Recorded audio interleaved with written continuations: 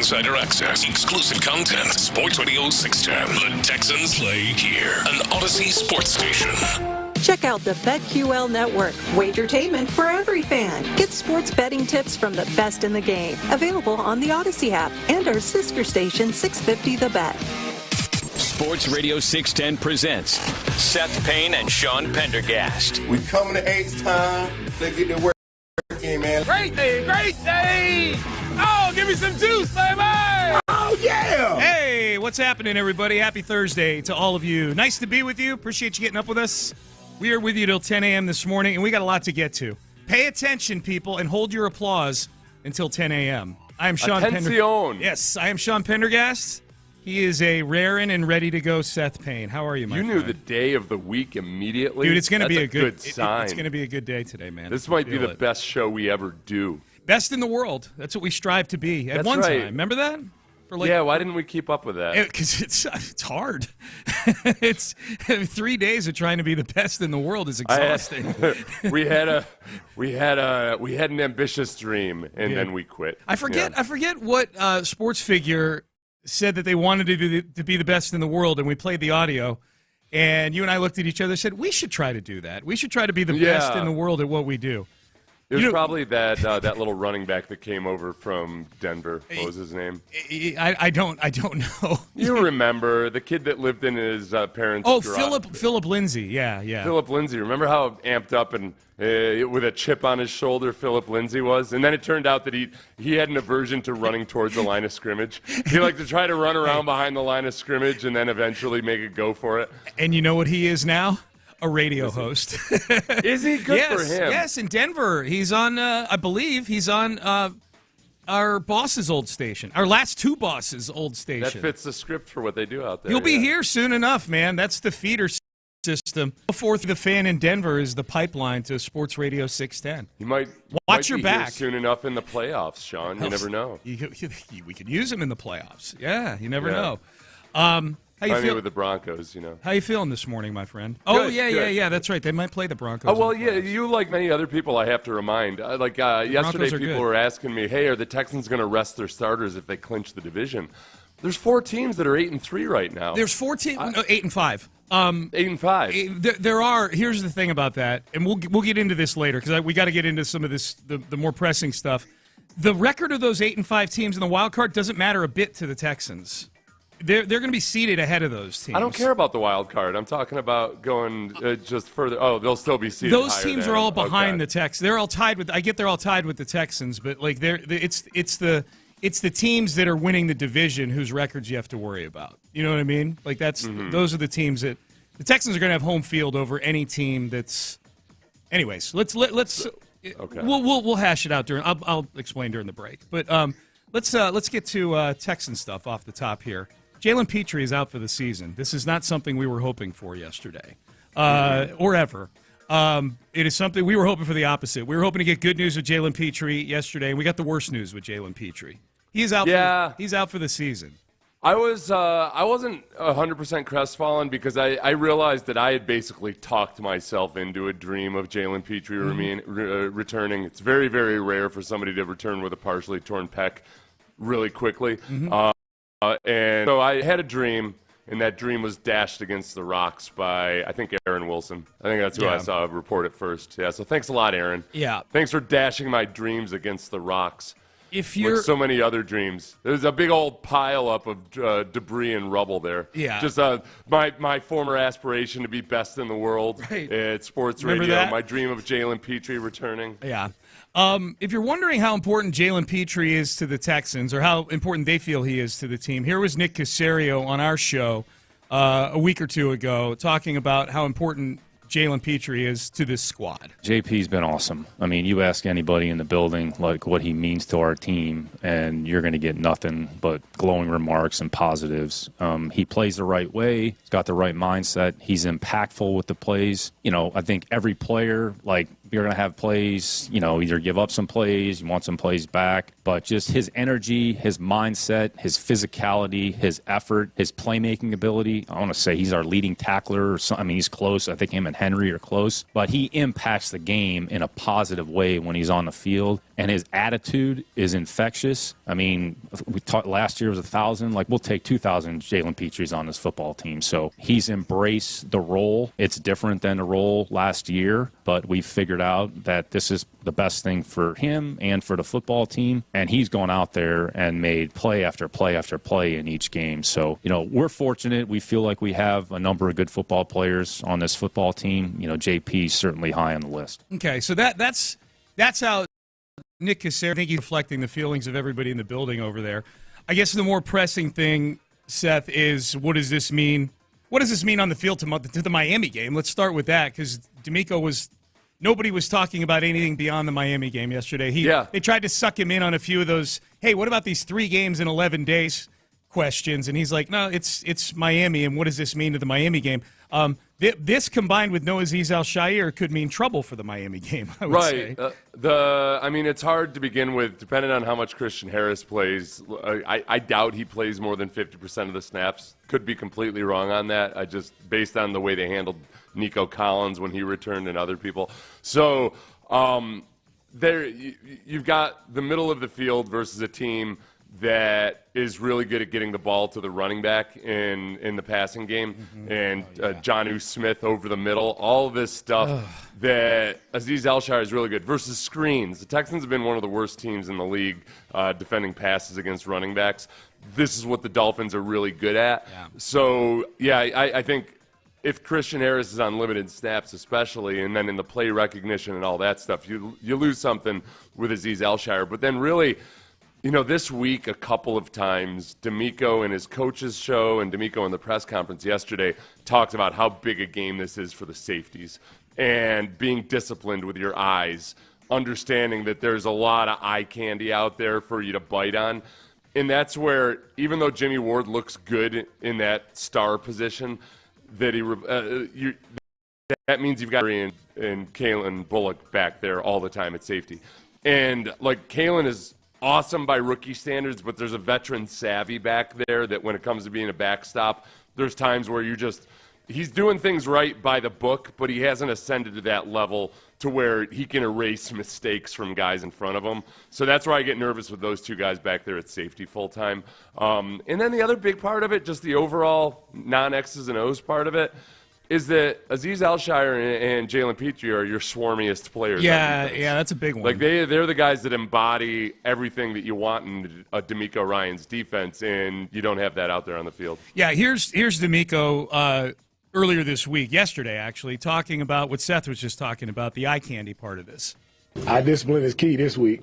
Even though the ball is out, they have a lot of eye candy, as we call it, a lot of eye candy, where they present things where a play is going one way and it goes to the other side. So everybody, you just have to maintain your discipline, make sure your eyes are in the proper place with the defensive call, with what we're asking guys to do. If your eyes are right, you have a chance to be right. But if you're seeing too much, then that's where you run into problems. So just ask our guys, see a little, see a lot.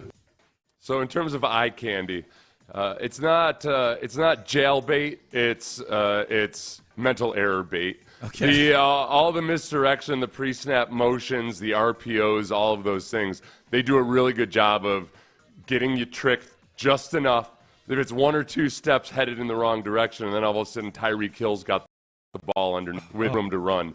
That's, and down in the red zone especially, that's where they can really get you with stuff like that. So if you look at the Jonnu Smith touchdown in overtime that clinched the game for them, it was a safety that should have picked up Jonnu Smith in the zone, but he was a step late on it. He had his eyes in the backfield, wasn't being disciplined, and Jonnu Smith comes wide open in the end zone for a touchdown.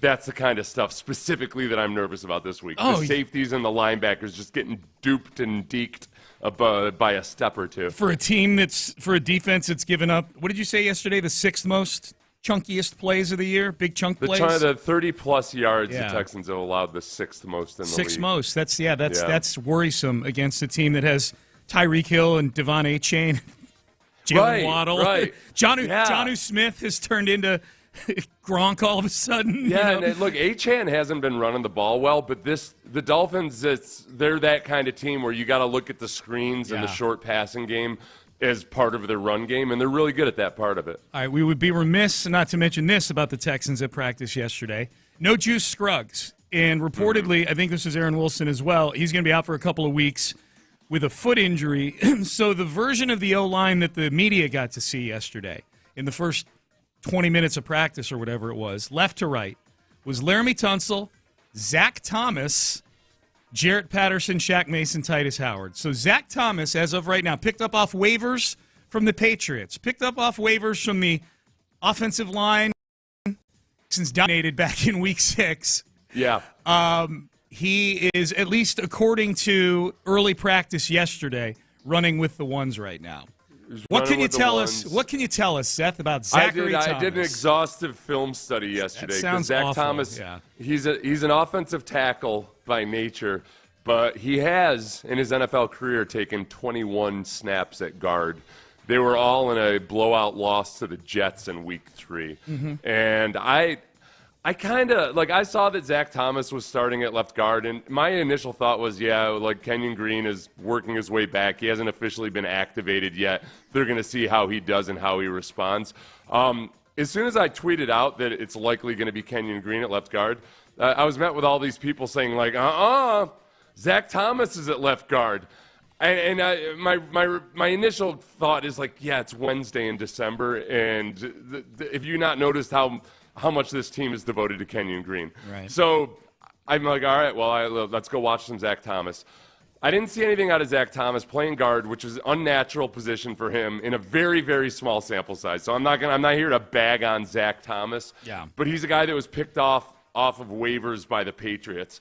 And I can see why the Patriots probably cut him, but I can also see why the Texans signed him. I thought he did some good things. I didn't really notice any physical traits that jumped out and impressed me. I don't think he's all that strong. I don't think he's all that athletic. He looked generally aware of what he was supposed to be doing.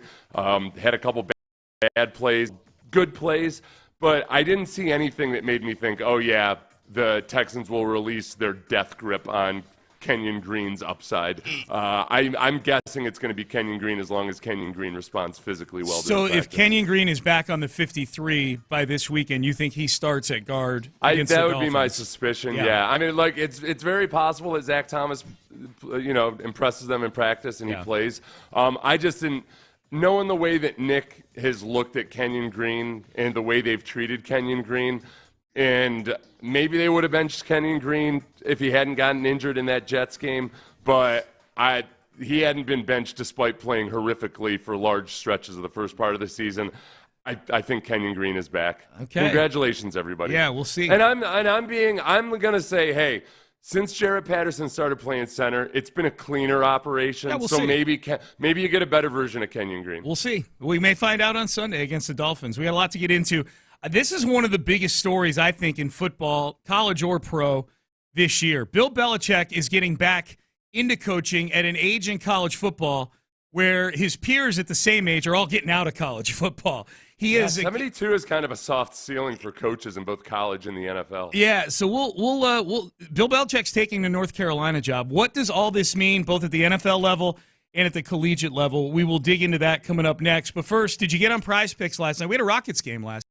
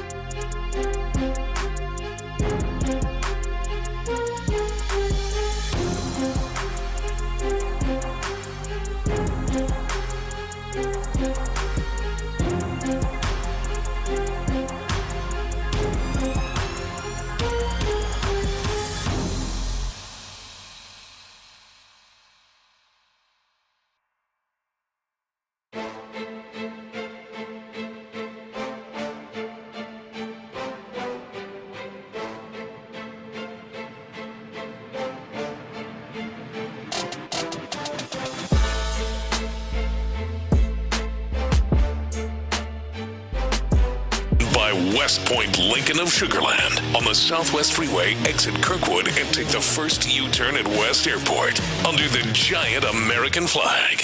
Live from the Twin Peaks studios, Sports Radio 610 presents Payne and Pendergast. All right, Payne and Pendergast with you. Bill Belichick is going to be the new coach at the University of North Carolina. And, man, if someone had told you that like 2 months ago, if someone had told you that, because this whole thing started a month ago even, like this whole thing started bubbling up a few weeks ago, like 2 weeks ago, right, with Belichick in North Carolina?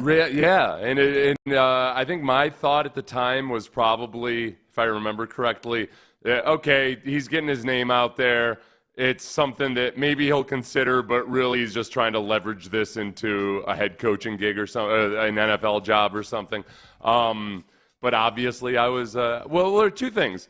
Maybe it started as that, but then as Belichick disclosed, NFL teams hadn't contacted him, and none of the big-time college programs were really going after him. So maybe it was something that started as like, okay, I'm gonna go take interviews, and then through a combination of nobody else being interested, and then UNC giving him $50 million over 5 years. Yeah. You're like, this is a real big boy offer. Okay. Yeah. Yeah, and there's probably something that appeals to his intellectual curiosity about it. Like, it's a new challenge for him. It's a new challenge, and it is also, I mean, there's a lot of different reasons why it could work out, just as it is with any coaching hire. Just in the same way slam dunk hires like Lincoln Riley don't work out, or Jimbo Fisher or whatever. It's just, more than ever in college football, everything's a huge wild card. You just don't know. And I think it's a really good move by UNC. They don't have a huge NIL game right now, and I think one way to reinvigorate interest from alumni is certainly this, but also, like Belichick's got his challenges in being that guy. Like, how do I go from being big-time X's and O's guys to now also my job is mustering up enthusiasm within the fan base and amongst the boosters? Yeah, you're right. The job of a college football head coach is different than an NFL head coach. You play a lot more roles as a college head coach. At least traditionally you do. I know now that NIL and the transfer portal have come about, that the structure of a college football organization looks a little more NFL-like to that point. Bill Belichick is bringing his old buddy Mike Lombardi in to be the GM of the North Carolina football program. We'll get to that in a second. But I think it's interesting. Now, North Carolina reportedly is beefing up its NIL spending as part of this. So they were at, I think, what I read, Seth, they were at $5 million. Part of this for Belichick, I think, wisely, is to say, okay, we need to spend more than $5 million on players. So they're like, look, if you're already spending $50 million on Belichick, then what is it to go ahead and quadruple your NIL expenditures from $5 million to $20 million? You're all in now, This is this is the crazy world in which we live. Just as it struck me yesterday, where basically people are saying, well, how is this professional football coach going to adapt to this college world where players are getting paid? Right. I'm like, what am I missing here? Like, okay, so he's going from a world which is named after professional football is named professional football because the football players get paid. Yeah. How is he going to transition to what is now actually professional football in the college ranks? Seth, how could he possibly be able to handle free agency in college football? How could Bill Belichick know better how to handle shifting casts of people who are coming and making their decisions based on money up against a bunch of college football coaches who have never dealt with this before? Right. I mean, that part of it makes perfect sense. It does. That's the part that helps make sense of, hey man, all the Nick Sabans, on the collegiate basketball level, the Roy Williams, the Jay Wrights of the world, all getting into their 60s and 70s, bailing out because this is a foreign creature to them. This is not the college football of my birth. This is a new animal. Belichick jumping in at age 72 or 73 or whatever he is it's fascinating, but it's much more understandable when you frame it that way. Like, okay, like for Belichick, like this looks a lot more like what I'm used to handling than than the previous version of college football does. All the things that Nick Saban said drove him from the game finally. The fact that it is way more like professional football right now. It in my mind, it makes Bill Belichick way more suited for certain parts of today's college game than any college coach, or many college coaches who don't have any professional experience. So, yeah, that part of it I don't think is as big of a barrier as I think you think at first blush. What would constitute success at North Carolina with Belichick as the coach? And just to give some context, they've not won an ACC champ since the early 80s. I mean, it's been a long time. Like, I think Lawrence Taylor was on the team the last time they won an ACC championship. He's 65 years old now. So they've not won a conference championship in a long time. Now, they've had very recent periods of spurts of success, where they've risen up and won 9 or 10 games. Look, Mac Brown was the head coach there twice. Mac Brown got the UT job back in the late 90s for a reason. He was really successful by North Carolina standards at North Carolina. North Carolina's had some recent success. They've put more guys in the pros lately. But what would constitute success? An ACC championship? I think, what they're playoff looking at appearance? Is the way they kind of framed it was that the way I can't remember which UNC official, but said, hey, look, Mac Brown took us from a team that was winning 6 games or so up into a team that a program that can win 9 or 10 games. Yeah. But then to get over that next hump, like to just be consistently a 10-game winner plus in the new system, this is what we need. We need that boost. Mac Brown had a really good thing going there at UNC in his second stint there until all of a sudden he got up around the age of 71 or 72. Yeah. So, so you bring in another 72-year-old. Yeah, Belichick, if you put those two side by side and say which one conducts himself more like a 72-year-old, it's clearly Mac Brown.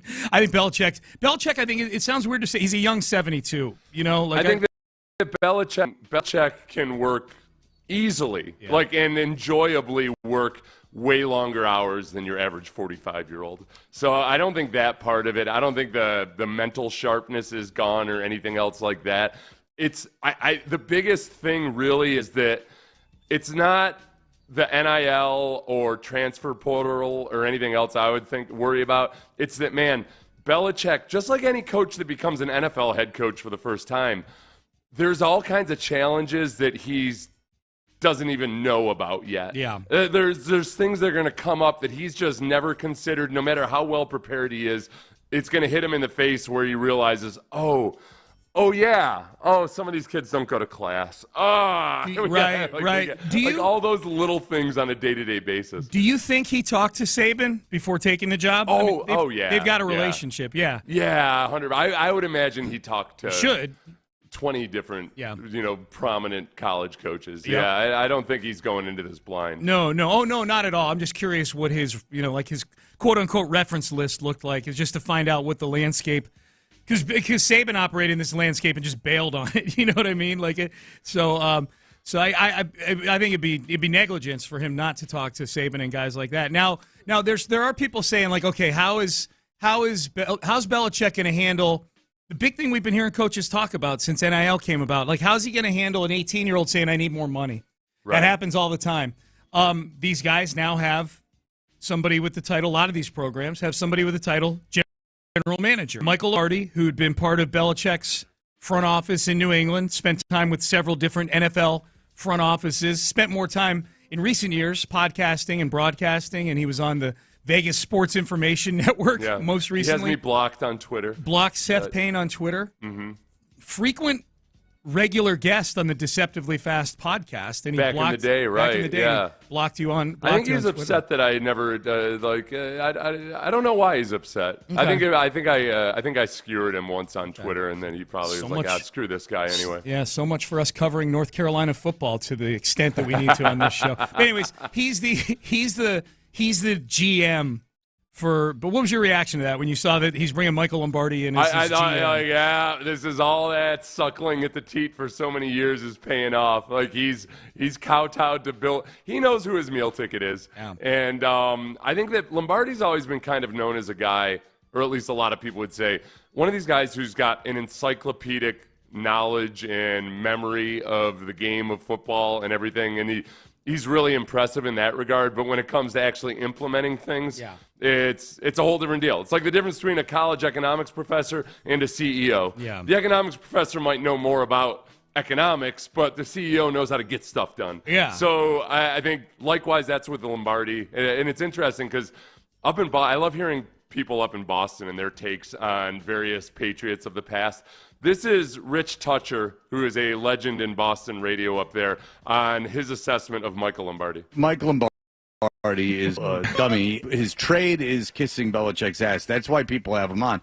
That's why Mad Dog has him on, is to coax him into kissing Belichick's ass so he can be ridiculed. I mean, and he doesn't realize it. And he continues to be arrogant. He's like the perfect comedic foil. If you were writing a comedy script, this is what you would want. A super arrogant buffoon that you can just keep bringing in and then turn around and make fun of to your friends. He's a buffoon. He's no different than like Beetlejuice. Like Beetlejuice would say he's going to kick your ass. He was smarter than you, and then you'd ask him to spell red, and he'd say ZTVVZ.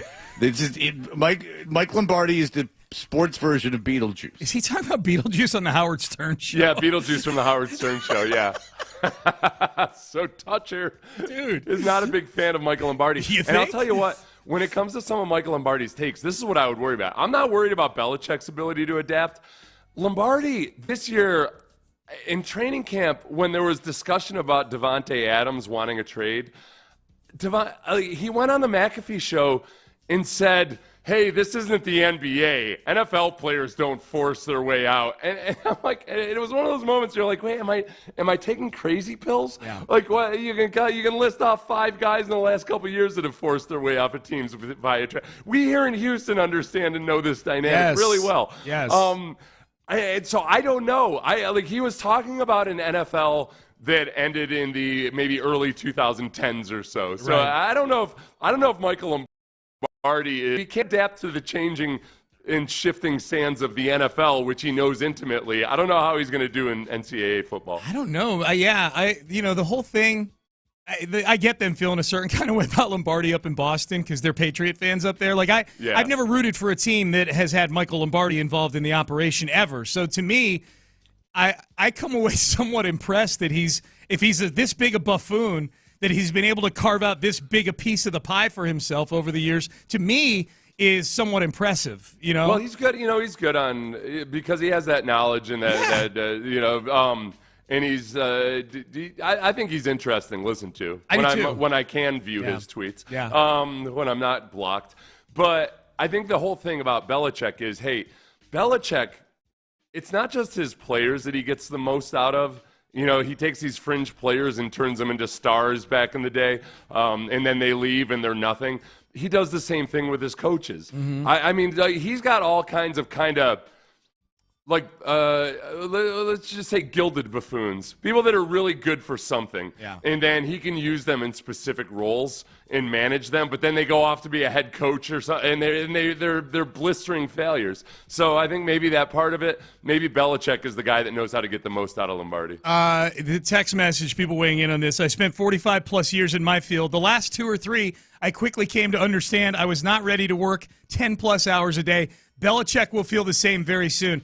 Sir or ma'am, very impressive of you to equate yourself that Bill Belichick has the same mindset as you. That everybody 45 plus years in their field at your specific age are going to feel the exact same way that you do in your field. Right. Yeah, and that's where I think people get it wrong. And this is the thing. When you look through it, your own filter, you think about, working 14 and 16-hour days. Wow, what a grind. Yeah. You got to remember, whatever Belichick's twisted version of love is, this is it for him. Yes. He loves it. Yeah. And I think there are a lot of people in a lot of professions that get to an age where they've just lost their fastball. They love to keep doing what they're doing, but it's not the kind of job that you can keep doing part-time or what have you. I know, I come from a family where, and I'll talk about the men in my family because I'll go back generations here, so mostly it was men that were working. Most of the men in my family, pretty much work until they die or they're physically incapable of working. And it's like they're farmers, they're carpenters, like the guys that they really love what they do and they don't want to stop doing it. Yeah. That's my experience. Like, I plan on working until I'm dying because I enjoy it. Yes. So I think that's where Belichick is. I think he just genuinely loves what he does. Yeah, if they fail at North Carolina, it's not going to be because Belichick doesn't feel like working. Like isn't, like that the grind is getting to me. They'll fail because it's hard to win at North Carolina versus Miami and Clemson, I don't think it ever feels like a grind to Belichick. I agree. I think it's just what he does, and he loves doing it, and he probably spent a year kind of jabber about power rankings and stuff, and he's like, oh, I got to get back to what I agree with. Yes, I agree. Twisted version of love. My twisted version of love. That'll be the title of his book. Texans back at practice. Astros rumors continue to abound. Rockets win a big game last night. All of that in headlines coming up next. Daisy French onion dips and Daisy ranch dips.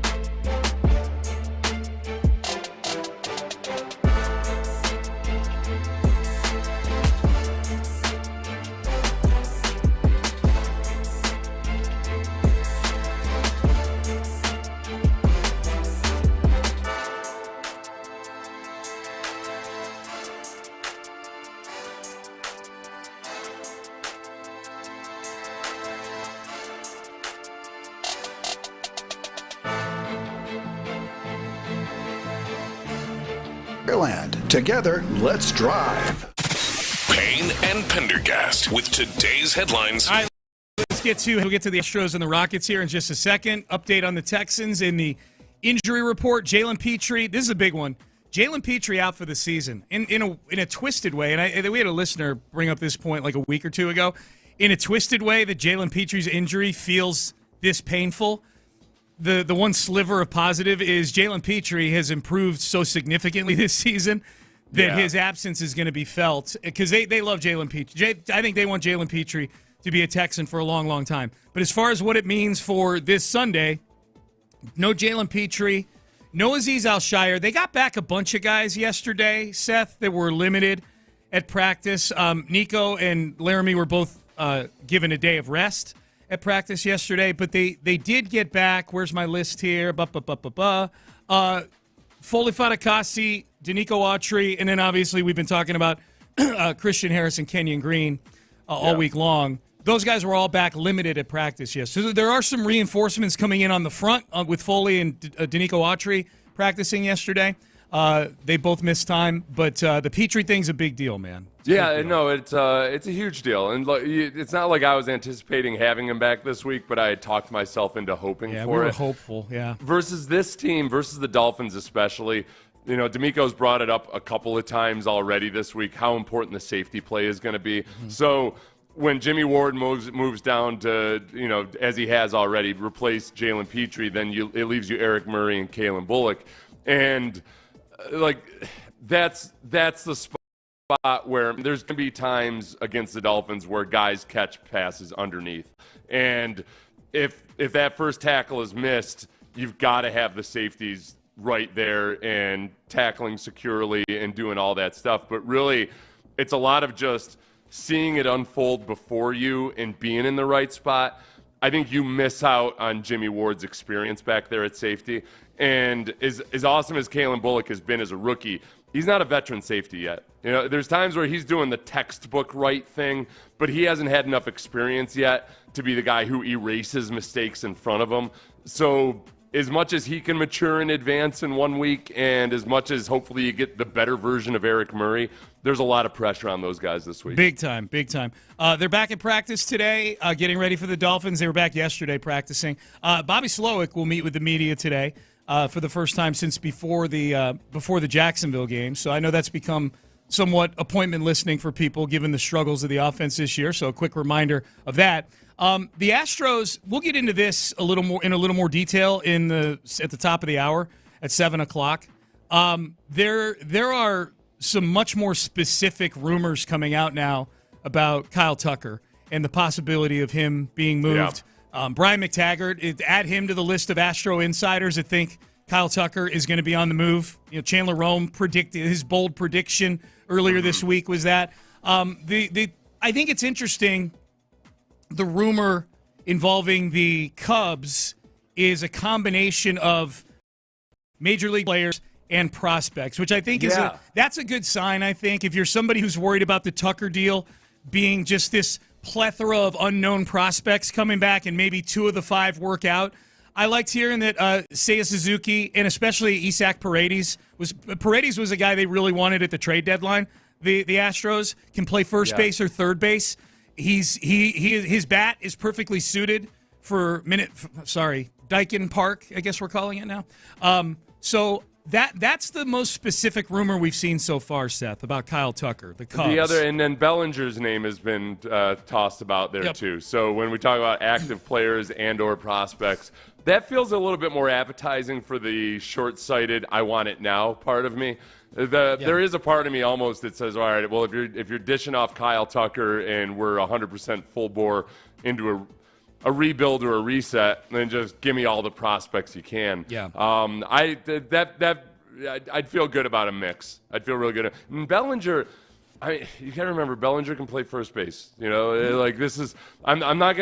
I got to try to let bygones be bygones and remember that, man, I don't want to spend the entire season rubbing my forehead over the first base position. Yeah. So that at least would calm something that's been a raw nerve for a lot of us. No doubt. And Paredes is under team control for 3 more years. Like that rumored trade fits more of what Dana Brown's rhetoric has been than if they were just to ship Kyle Tucker out for 5 good minor leaguers, that kind of. Now, there would be a player in the deal if it were to happen, so we'll keep an eye on that. The Yankees still in the mix for Kyle Tucker as well. This is how I know the NBA Cup is hitting with some people.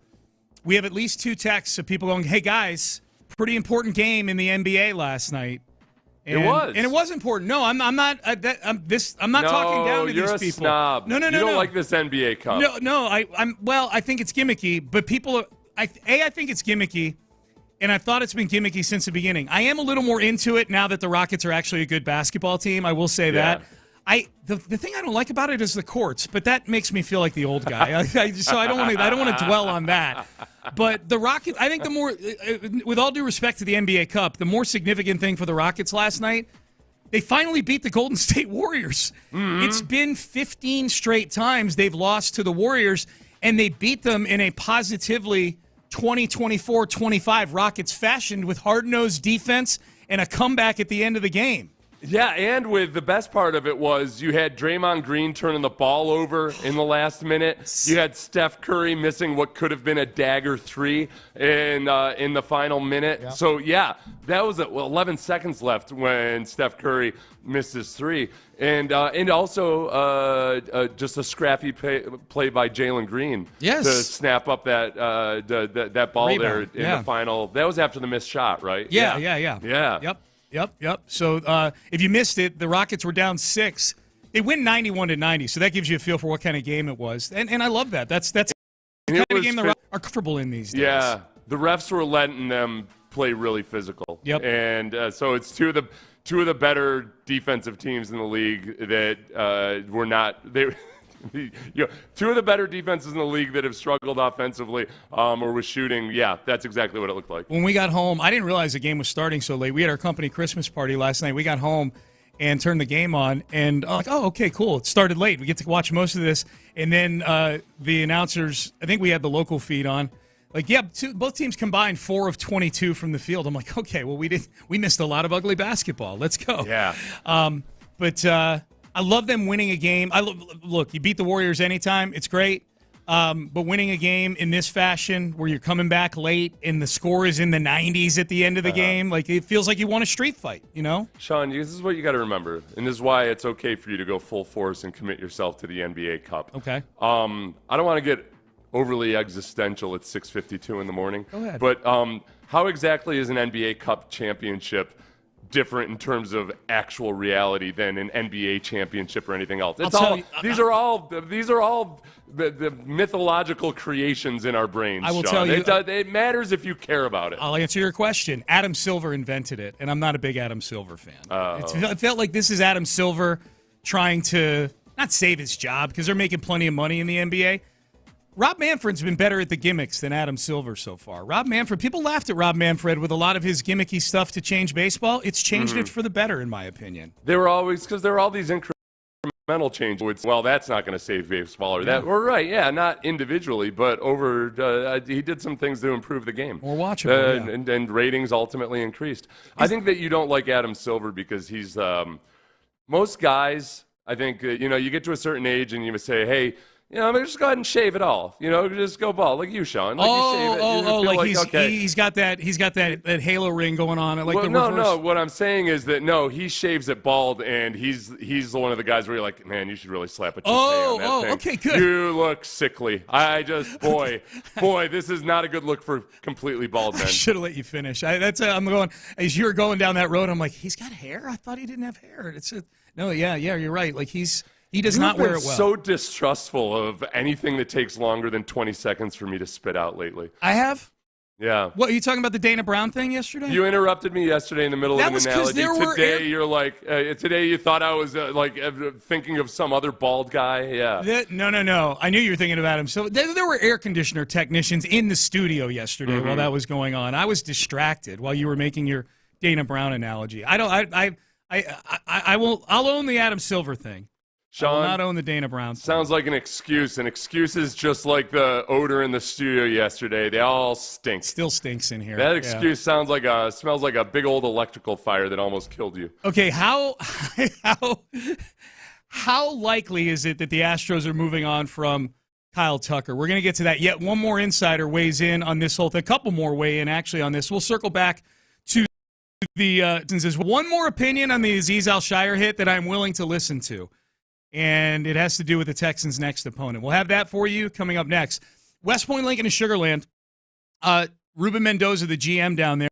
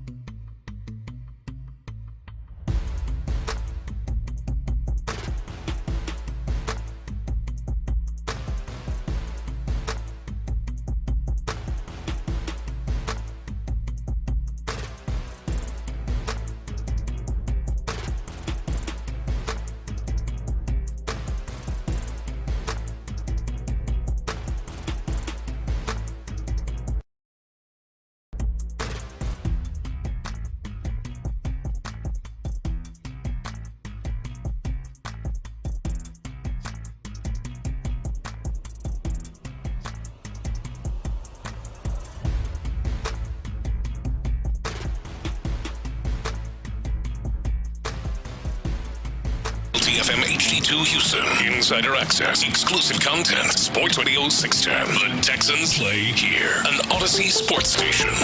Sports Radio 610 presents Payne and Pendergast. Get a few fans here, a few folks who watched the game last night, the Rockets game, and then watched the post game weighing in. I had not seen this. Steve Kerr, someone said crying like a little bee about the loose ball foul. We'll have that audio for you a little later this hour. I just watched it during the break. It is very fun to watch Steve Kerr be so distraught over this billion-dollar industry that's being ruined by these referees. We're the Warriors. Yeah. Well, that's what the heck? You're supposed to ignore moving screens and everything else, and it's just going. Yeah, not gonna lie, it's very enjoyable to watch Steve Kerr complain about anything. So, so we'll have that for you a little later on this hour as we welcome you back in 7 o'clock hour. Sean Pendergast, Seth Payne with you. 713-572-4610. The other big headline today we'll touch on, we hit it pretty hard in the 6 o'clock hour. If you missed it, Bill Belichick reached a 5-year deal. It's official now to coach the North Carolina Tar Heels. So we'll talk about that later in the show as well. We mentioned the Astros in headlines. Winter meetings ongoing up in Dallas. And the Astros have sort of taken the experts that I've seen, Seth, out there talking about the winter meetings on MLB TV and so forth. The Astros have taken a title that the reasons why they are getting this title, I don't know that I like, but they have taken on the mantle of the most intriguing team at the winter meetings right now because Bregman has worked his way to at or near the top of the available free agents with Juan Soto gone and Max Fried gone. The Yankees still having a ton of money to spend. Other teams that are very needy of an Alex Bregman.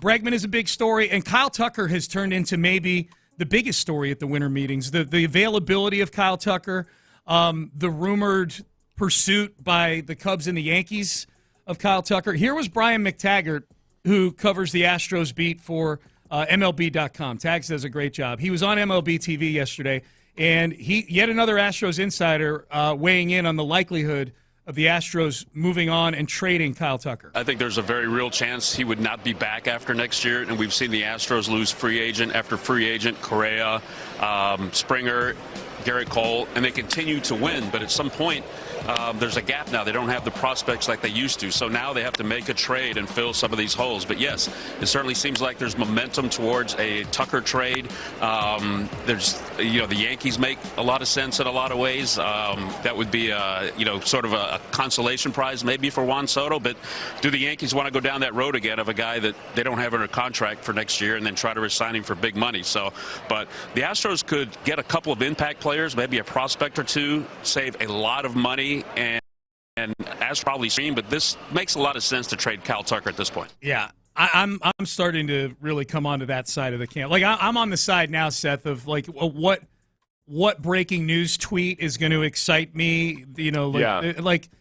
I'm very anxious I'm anxious for a Kyle Tucker trade because I do think it's the best thing for the Astros now. I do think this is what I sense. Just in the way I could see it going is that we're hearing more and more from Astros fans about, hey, let's remember Kyle Tucker hasn't done much in the playoffs. They do bring that up. Couple of years. It's coming up more and more, and I think that the transition into, in our minds, if Kyle Tucker goes within 2 months, it'll be that he was the worst player ever in the playoffs, and it's good riddance to bad rubbish, as Grandma Ev might say.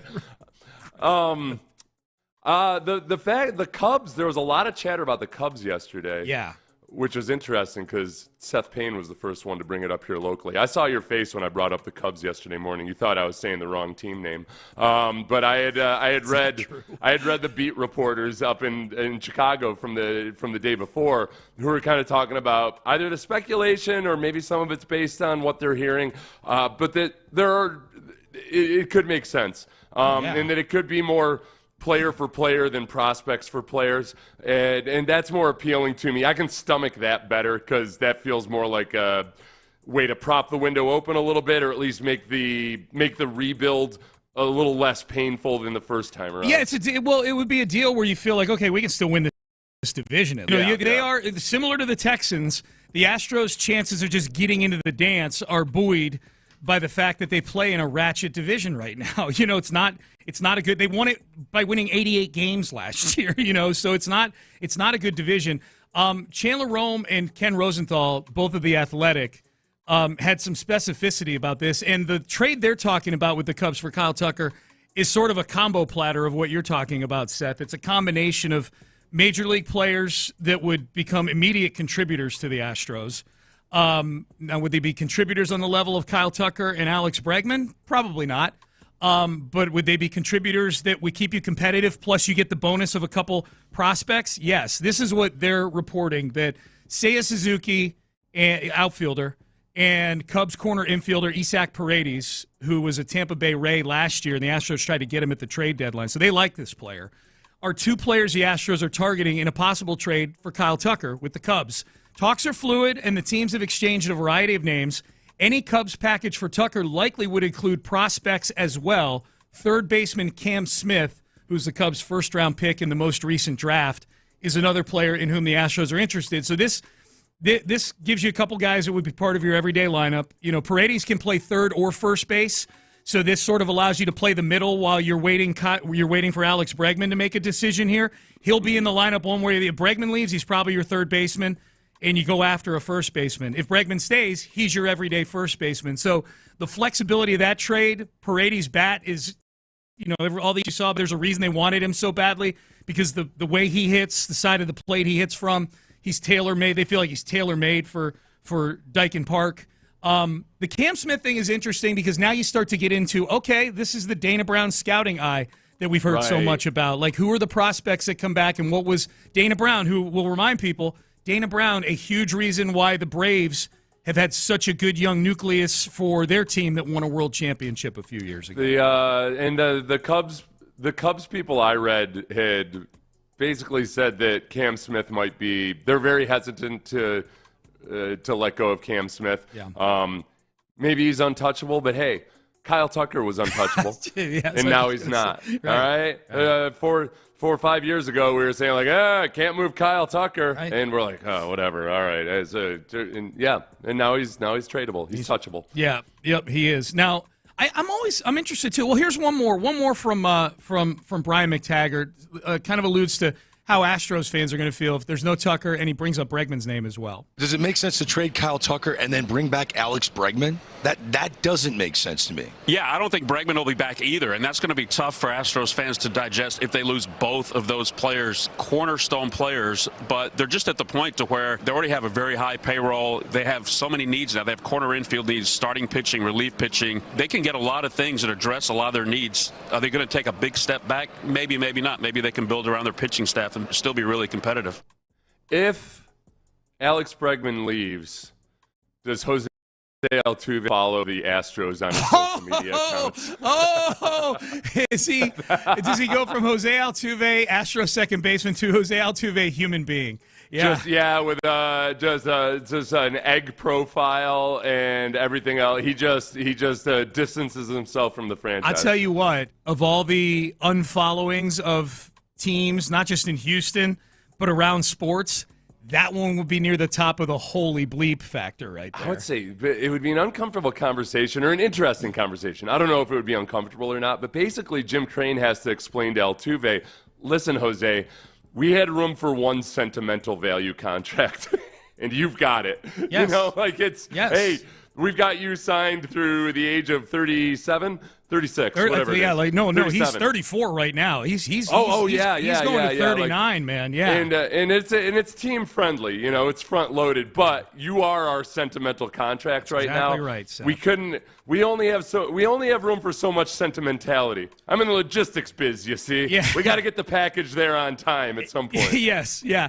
Everybody's assuming Bregman's gone. We've not heard anything from Bregman, and really not heard a whole lot from Boris as well. Scott Boris, Bregman's agent. Are people assuming he's gone? Well, I think Brian McTaggart, kind of in that cut right there, just said a lot of people. Yeah. I think there's a lot of. I think if we were to poll Astro fans, are you guys assuming? Do you think Bregman's staying? I think 80 to 90% would say, I think he's leaving right now. Yeah, I think it's weighted pretty heavily towards him leaving, especially I think he's percentage Yeah, I would have it 70% chance of him leaving. But Okay. 30% is still a pretty healthy chunk of hope in my mind. Is it? Okay, yeah, because I don't know, man. When money's involved and the Yankees are involved and teams like that, I feel like they've got a lot of control over that percentage right now. The Astros are dug in. This is where they're stopped at 6 years, 156. I feel like the Yankees, too, in like a desperate lunging for some kind of acceptance or at least excitement from the fan base, they might do it just knowing that their fans will think they just pulled off the biggest coup of the century, and they're really sticking it to the Astros now. Dude, what if they wound up? Okay, I'm going to back up. I'm going to pose this rhetorical question. Well, that's not rhetorical. I want to ask you this, but I want to play this cut first because we've been talking about Tucker to the Cubs. Joel Sherman covers the Yankees for the New York Post, and he talked about the Yankees' pursuit of Kyle Tucker. Look, I think there's a little fallout from the Soto situation in a few different ways. One of them is once he gets 765, I think the Astros kind of knew they couldn't sign Tucker anyway. Jim Crane has really held the line at about 6-year contracts and not going to the very top of the market. And I think it's pretty clear now Kyle Tucker is going to get probably no less than $300 million as a free agent next year. No one would be surprised if it starts with a 4, and you know what happens with the frenzy once teams start negotiating. So I think they know they're not going to have him beyond this season. And by the way, they got a 3-month look last year when he had a shin injury of what it looked like without him. By the way, they had in the American League during those 3 months. So they know there's another way to go. They're trying to maximize this. They're thinking first base, third base, and pitching. The feeling you get when you talk to folks is that Tucker is very likely to move when we don't know. The Cubs are a very dynamic player here. They might be the leader, but the Yankees are certainly interested. Okay, the whole Tucker, they caught fire with Tucker out. They were the best team in the American League. That's all well and good. That was also when Alex Bregman was on the team and catching fire. Bregman had started to get out of his annual slump at the beginning of the season. Yeah, you could parlay your way into thinking like, hey, they were fine for these. Look at this sample size of when they didn't have Jordan or Tucker or Bregman, and they were fine. Yeah. No, dude, the long season. The outfield man. was Dubon, Chaz, and whatever they were running out at right field at the time. They were signing guys off the street to play right field in August. No, that's not a desirable thing. This is what I was going to ask you, and that's why I wanted to play the audio of Tucker being in the mix for the Yankees. That's a thing. Yeah. How is it going to feel? I hate doing this at 7:15 in the morning. There's people in their cars. How is it going to feel if, and this could happen, if Alex Bregman and Kyle Tucker both wind up on the Yankees? That's where I think that's where sentiment would change a lot compared to when various other free agents have left. There's very little ill will towards Carlos Correa, other than the whole thing was longer and more dramatic than it probably needed to be. But George Springer, even Garrett Cole, who went to the Yankees, I mean, that was more based on the way he left after the final game of the World Series, more so than anything else. There's explanations for all of those. Yeah, I don't think people really. We like to make fun of Garrett Cole's, Kermit voice and everything. Sure, yeah. But he's largely defended the Astros when it comes to the being better than everybody else scandal. Yep. I think both of those guys, both Bregman and Tucker, going to the Yankees, and I know it would be a trade for Tucker, but still, I think people would then feel like, oh, USOBs. Okay, this is how it's going to be, huh? I hope so. All right. I hope so. All right, I'm we here go. for that, yes. Yeah. That's and that's where you just wish it was the version okay, so now you got to go fight the fight at some point against these guys on the field, and that's where I'm like, I just wish they were leaving the 2019 version of the Astros, not this version of the Astros. The whole thing about Tucker is he's not going to get a Juan Soto-like deal. But, I mean, I don't think the Yankees make another trade like that for a guy on an expiring contract without committing in their minds to, hey, whatever it takes, we're retaining him next year. Yeah, dude. I'm amazed how many people that cover baseball nationally that are bringing up the Soto trade and how the Yankees got jilted and they thought they had him for more than a year and he goes to the Mets. And that they'd be real scared to make a Tucker trade. Very few, if any of them, are bringing up the possibility of the Yankees and Kyle Tucker, or whoever Kyle Tucker gets traded to. But in this case, the Yankees signing him to an extension, negotiating an extension with him. No, they can do that. That's a possibility. and I almost feel for the Astros if they're trading Tucker, they're going to be looking for a return on that trade that is at a level where Tucker is almost going to have to be committed beyond this season to whoever they're trading him to. You know, because he's devalued by only being on a 1-year deal, albeit a cheap 1-year deal. I mean, it'd only be $15-20 million bucks, but he's devalued because of the lack of a long-term commitment right now. And then the other dynamic in all of this is just interesting is the Astros were the third highest payroll in baseball last year. Mm-hmm. It's not like Jim Crane is afraid to spend money. There's just limits when you start getting up beyond the CBT where it's they're different universes. There's just he can't spend that kind of money that the Yankees and the Mets can get away with. The Yankees, Mets, and Dodgers are operating in a different universe than everybody right now. Well, and this is the first time, Seth, that he's had a lot of bad money on the books. You're right. That's why it didn't feel like the third highest payroll because so much of that payroll was dead money or guys on the injured list. Yeah, guys injured or guys that were injured. I mean, I was thinking more about Abreu and Montero who weren't even on the team by September. But you're right. Like they're paying a lot of guys to rehab Tommy John surgeries. I'm looking at the 2030 salary, the payrolls. In 2030, the Mets are the second highest payroll. What is it? In 2030 at $105 million. They're spending what the Astros were spending on their team in 2013. That's how much they've got allocated for 2030. Right. The Padres are the highest right now. Yeah, they've got some long-term deals on that. They've got big money deals, yeah. Xander Bogaerts, Fernando Tatis, they've got some guys that are signed to 13-year deals. Guess what? Do some quick math in your head and guess what the Astros payroll is in 2030. 0. Yes, yep. They are tied at 23rd for the lowest pass.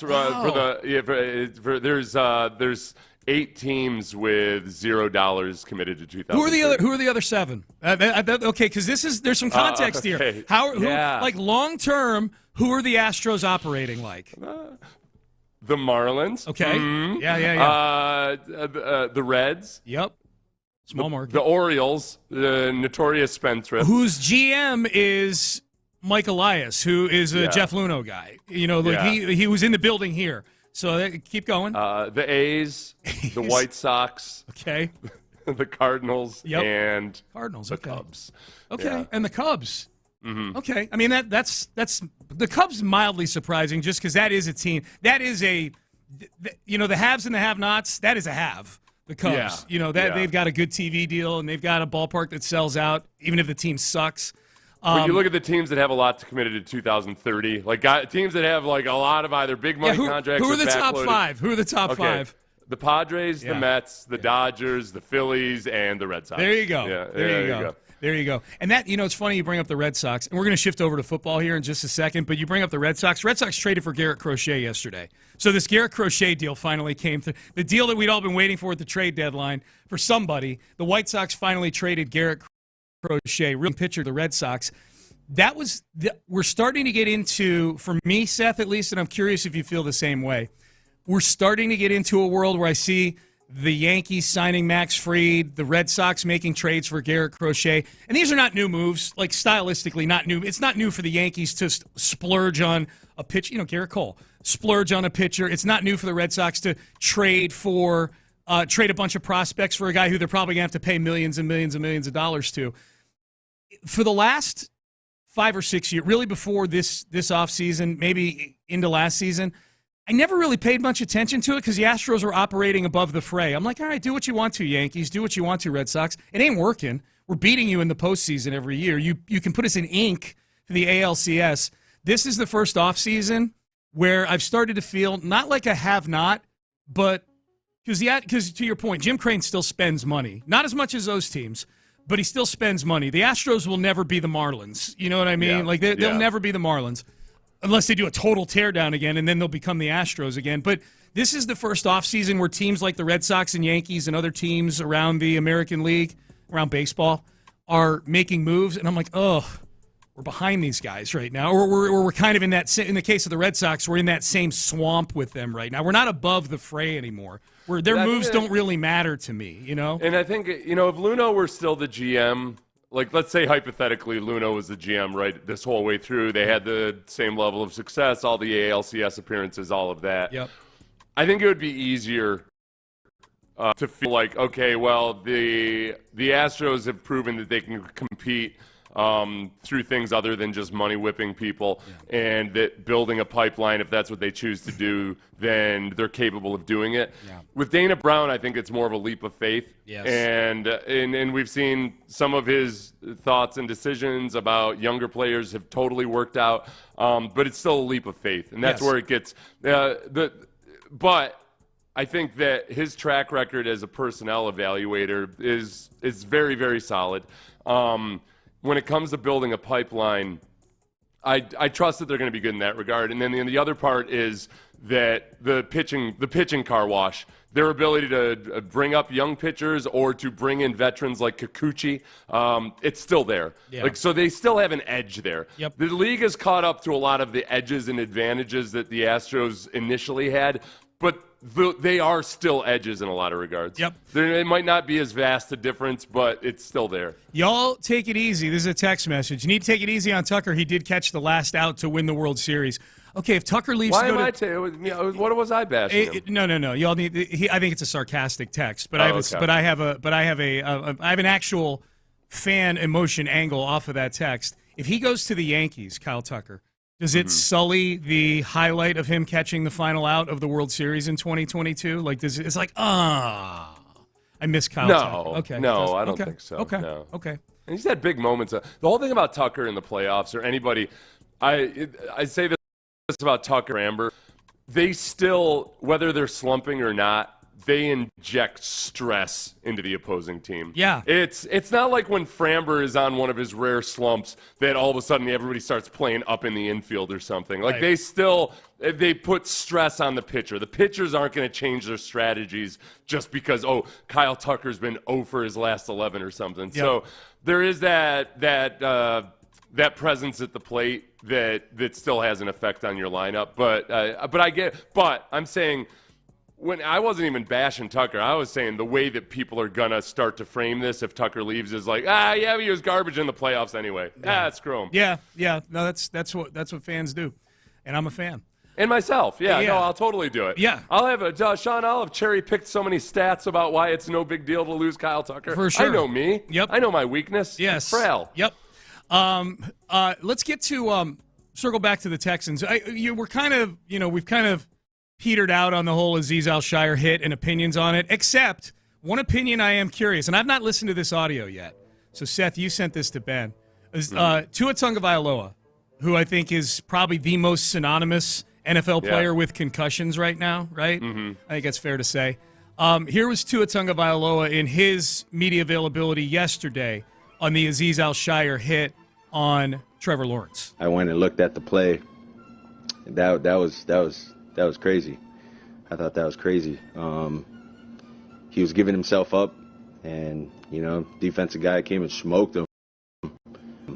And, then again, I don't know the reaction time with being a defender, trying to go and make a play on a guy. So, I don't know all the logistics with that, but I felt like he did have time to sort of, even if he was going to launch, he could have launched out of the way, knowing that Trevor was giving himself up.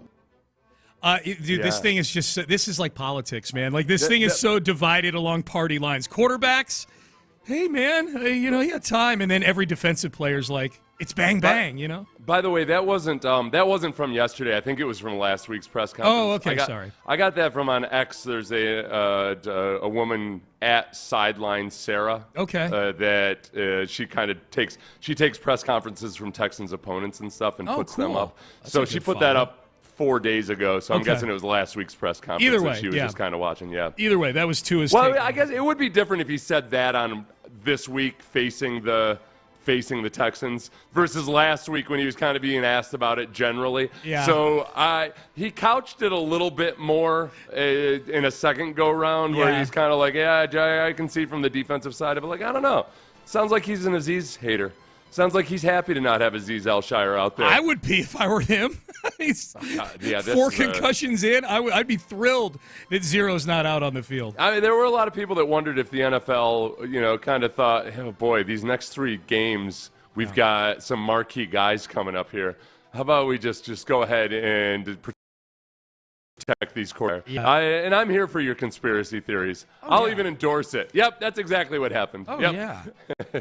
Hey, man, part of me is like, okay, we got a guy that's that big a problem for the league that he's got to get suspended for 3 games just to keep everybody safe. Yeah. That's the bad I guess however good that might make you feel. Yeah. It sucks not having Aziz it. Al-Shire actually. I'd rather he not be field. suspended for sure. I'm just. I do think just listening to D'Amico during his coach's show with John and Mark. This will not be the last Aziz Al-Shire. There's going to be moments and incidents just because these are the kinds of plays that D'Amico he wants guys. He wants guys who play like Aziz Al-Shire and play like Jalen Pitre. That means that you're going to have some borderline questionable plays, and every now and then you're going to step over the line. Yeah. So I would say, get used to it. I don't think Aziz Al-Shire is a dirty player, but I think he plays with a level of passion and ferocity that maybe isn't suited to today's game in a lot of people's minds. Do we need but that's who D'Amico wants. No, it's totally true. That's the type of player he's looking for. Do we need to get used to, do we need to budget for 4 games worth of suspensions every year with Aziz Al-Shire? Is that what you're saying? Do we need to brace ourselves for the league coming down on him more? No, I think just target? the Texans. No, not Aziz Al-Shire. The Texans themselves. The defense. Yeah. I'm saying even when Aziz Al-Shire is gone. I got you. What did I screw up there? You looked very confused. No. When you said that we need to brace ourselves for another Aziz Al-Shire, I thought you were going to say another Aziz Al-Shire something. No. Just like Aziz Al-Shire as the paradigm for the kind of player that you want. I got you. I want guys that are kind of line steppers. Yeah. I want guys that are playing right up to the edge of legality. Yes. And every now and then, when you're playing up to the edge of legality, you step over a little bit. Yeah. You know? I want to give equal time. We gave a quarterback time on Aziz Al-Shire, and you know what? I missed Jadeveon Clowney. Clowney opined on the Aziz Al-Shire. If it were anybody else other than Clowney, I would say, Clowney, no, we're done Clowney, with it. whose most famous hit probably would be illegal today. I don't even know. It was probably helmet to helmet or something. Dude, that is a great. Well, the helmet came rolling off. Looked like the dude's head came rolling off. Which we know, if the helmet comes off, it doesn't matter if there's actual helmet to helmet contact or not. Right. You get flagged and fined for it. No doubt. You could hit him in his belly button, and they're like, "Oh, clearly a helmet to helmet contact." There's no place for that in today's football game. That hit was in 2012. As I'm listening to Clowney, we'll play Clowney here in 2 seconds, but as I'm listening and watching this video of Clowney yesterday, I'm like, Clowney is in year 11. Felt like they drafted him 2 years ago, the Texans. But anyways, here was Clowney on the hit. They don't look out for the defensive players. They don't look out for offensive players. You see that around the league. They let us get cut. They let the big man come around the edge and run up on the littlest people on defense, the little cornerbacks, so you can't cut no more. The game is made up for the offense to score points, and we know that. But as a defensive player, you ain't trying to go out there and hurt yourself also, so you play at a full-speed game. It's a full-speed game. So when he run around the corner, if you're not out there, so you really won't understand what I'm about to, how it go. We playing full speed. We're not trying to hurt ourselves. Definitely not trying to hurt him, but we're trying to win a game. So he playing at a full-speed pace. To me, it was a bang-bang play. I don't think he was trying to hurt him. But Trevor, he's 6'6", sliding. Even if he got his legs down, his upper half is kind of up. He's a big guy sliding, but like I said, I think he's just playing at a fast pace. I've been there in that situation before, so I kind of understand where he's coming from. It's just something you don't want to happen. I hope Trevor okay, and I think he's a great player, the guy that hit him. So I just hope he can come back all right too. All right, so he was nice there at the end. I love the part where he goes like, "Man, the dude's 6'6". It's a good point. Yeah. I mean, it is. It's what all these quarterbacks have said about when you slide. Your head is the last thing remaining. Yep. And if a guy tries to, because we've seen this so many times, that's why it was driving me insane when people were acting like Aziz was trying to hit Trevor Lawrence in the head, even though he didn't hit him in the head. If he tried to take his forearm out of it and tried to if at that last moment he realized, oh crap, and he tried to sail over him, we see this all the time. You end up hitting the guy and you hit him in the head, and then all of it. So I don't. Once he committed to the hit, he did about as best as he could as far as making it a clean, illegal hit. Yeah. Is that he tried not to hit him in the head. If he tried to sail over him, he would have hit him in the head. Yep. Did you see the Joe Burrow story about his house getting broken into while they were playing Monday Night Football this week? Only from I've seen mention of it. I didn't dig into it at all. Yeah, the big story from that was the big story from that one was the person, quote, watching the house. And I don't recall her name. I'll look it up. I'm sure you guys will text in. but she's a swimsuit model, and she was the one that called 911. Olivia Ponton. Olivia Ponton. She was the one that called 911 because she walked into Burrow's house and there was a bedroom window broken and the bedroom and other parts of the house claims, at least, were ransacked. Yeah. But she was listed in the police report as an employee of Joe Burrow. She's employed by Joe Burrow. She's employed by Joe Burrow, the SI swimsuit model who happened to be watching at his house and watching everything. Right. Okay. Yeah. All right. Do we think that she actually is not involved with the incident? I think she does work for Joe Burrow, but I don't know that I would list it as employee type of work. You know, I don't know. I always assume when a professional was it during the game? It was during the game. During the game, yeah. You know, this happened to Mahomes and Kelsey a couple weeks ago. Yep. And whenever it happens to professional athletes, I always feel like it's probably an inside job. Now, people do know where these guys live and everything, and obviously they know when they're not available and everything. Yeah. But I think most burglars also assume that these guys have pretty good security systems. And I think when it almost always sounds too easy. Yeah. Like, all right, wait a second. So I feel like it's probably an inside job.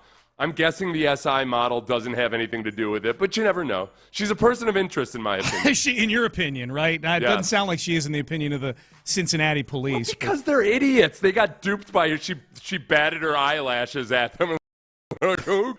Sorry, ma'am. I love how you're Can you sign this? Can you sign this, please? I love how you have Olivia Ponton's picture on the wall of the police office right now, along with like a few other suspects.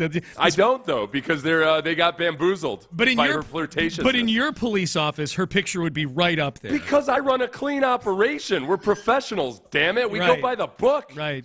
All right. Yeah. Meanwhile, I got all these Cincinnati clowns going around messing up the crime scene because they're trying to get autographs and pictures with the model instead of investigating and sequestering and sealing everything off, man. Yep. No, that's fair. That's fair. You're very passionate passionate This is how John about Ramsey this. ended up under scrutiny for so many years. Sloppy work at the beginning. Tua was asked about this at his availability, and this was yesterday, so I've got the chronology on this one correct, about the Joe Burrow break-in, because there are some rumors out there, Seth, that these are all connected, that there's this sort of this group out there that's not just the Kansas City thing, that they're targeting athletes. Yeah. That they might be, it might be the same group. It might be the same group. There's talk of that out there. That's badass. I bet they work for a security That's company. a 30 for 30 right there, man. Well, usually the armed it seems like every documentary I watch about an armored car robbery, most of them have an inside element to it. Yes. It's the people that know the routes, know who the slack ass is back at the home office, all that stuff. Yeah. Yep. So they either work for a security company or something, or maybe they work for Ring. Ooh, the doorbell company. Oh, man, that would be something. Here was Tua. Tua's not super nervous about it because he's got muscle. I have personal security just because my house had gotten broken into, not necessarily my house, but one of my cars. And so it's a little too close for my comfort with my family being in the house. So we got personal security to take care of all of that when we're on the road. We got someone with my wife, got, someone also at the house, surveying the house. So just to let that be known, they are armed. So I hope if you decide to go to my house, you think twice. He just flat out, he might have pulled up one of those gun owner signs. He just opened up his jacket to show off his gat. The sign they show people on their house where there's a gun owner and they've got a picture of the gun and everything. He basically just went like this and flashed his gat to everybody. He showed what he was holding. Don't step to me, all right? The funniest part. What if he just tapped his waistband? Yeah, I like that. The funniest part of that cut, Ben, play the very beginning. Ben knows the part because I saw Ben double over. I have personal security. Just because my house had gotten broken into, not necessarily my house, but one of my cars. Okay, stop right there. Yeah, there's not big necessarily my house. Did Tua, before he signed his first contract, did he live in his car? That's what I want to know. Did he get his car and his house confused at that point? This sounds like a politician that claims that they were, flew into a war zone or something. We're like, wait a second. You were in Topeka that weekend. Right. One of my houses got broken into. Well, not exactly my house, but my car. That was a beach house down the Ben. Play Jags lady. He did. In Miami. In Miami. And I was in Miami with my new beach house. Well, it was a couple minutes from the beach. This is my car. This is actually my car. This is well, that might actually be I was true. living in my car in Miami. Okay, that one, Jags lady, that may or may not. Yeah. That's okay. So that's the thing in Miami is you lie about about house-related topics. I'll tell you what, man. If his security detail is like 350-pound Polynesian dudes, yeah, it's worked on me. I ain't rolling I know. that dude up. Nope. Dude, that is muscle. Yes, yeah. That is muscle. All right, Payne and Pendergast with you. That 350-pound Polynesian guy. It's like, man, I would love to have dinner at his house, but I do not want to make him angry. No. It's just like, yeah. Whatever it is. Boy, that is just a gentle giant. Ow! Yeah, Ow! right. Ow! Whatever he feeds us is going to taste amazing. Trust me. Yeah. We will tell him it tastes amazing. Okay, so Payne and Pendergast, we had a few people text in after we talked about the Rockets in headlines. Hey, guys, did you see Steve Kerr's press conference? Anytime we can get Steve Kerr complaining about the officials, we play it on the show. Steve Kerr's tears are coming up next. Kirk Holmes, no tears.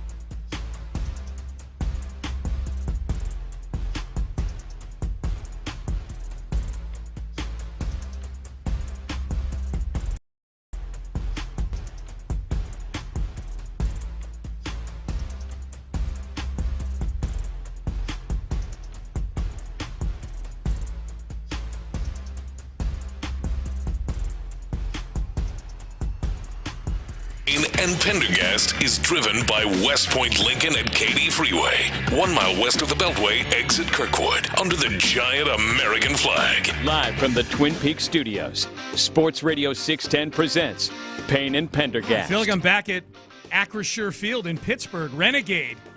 That was kind of fun when they played Renegade at the beginning of the fourth quarter, Seth. I'm not going to lie. At the Steeler game?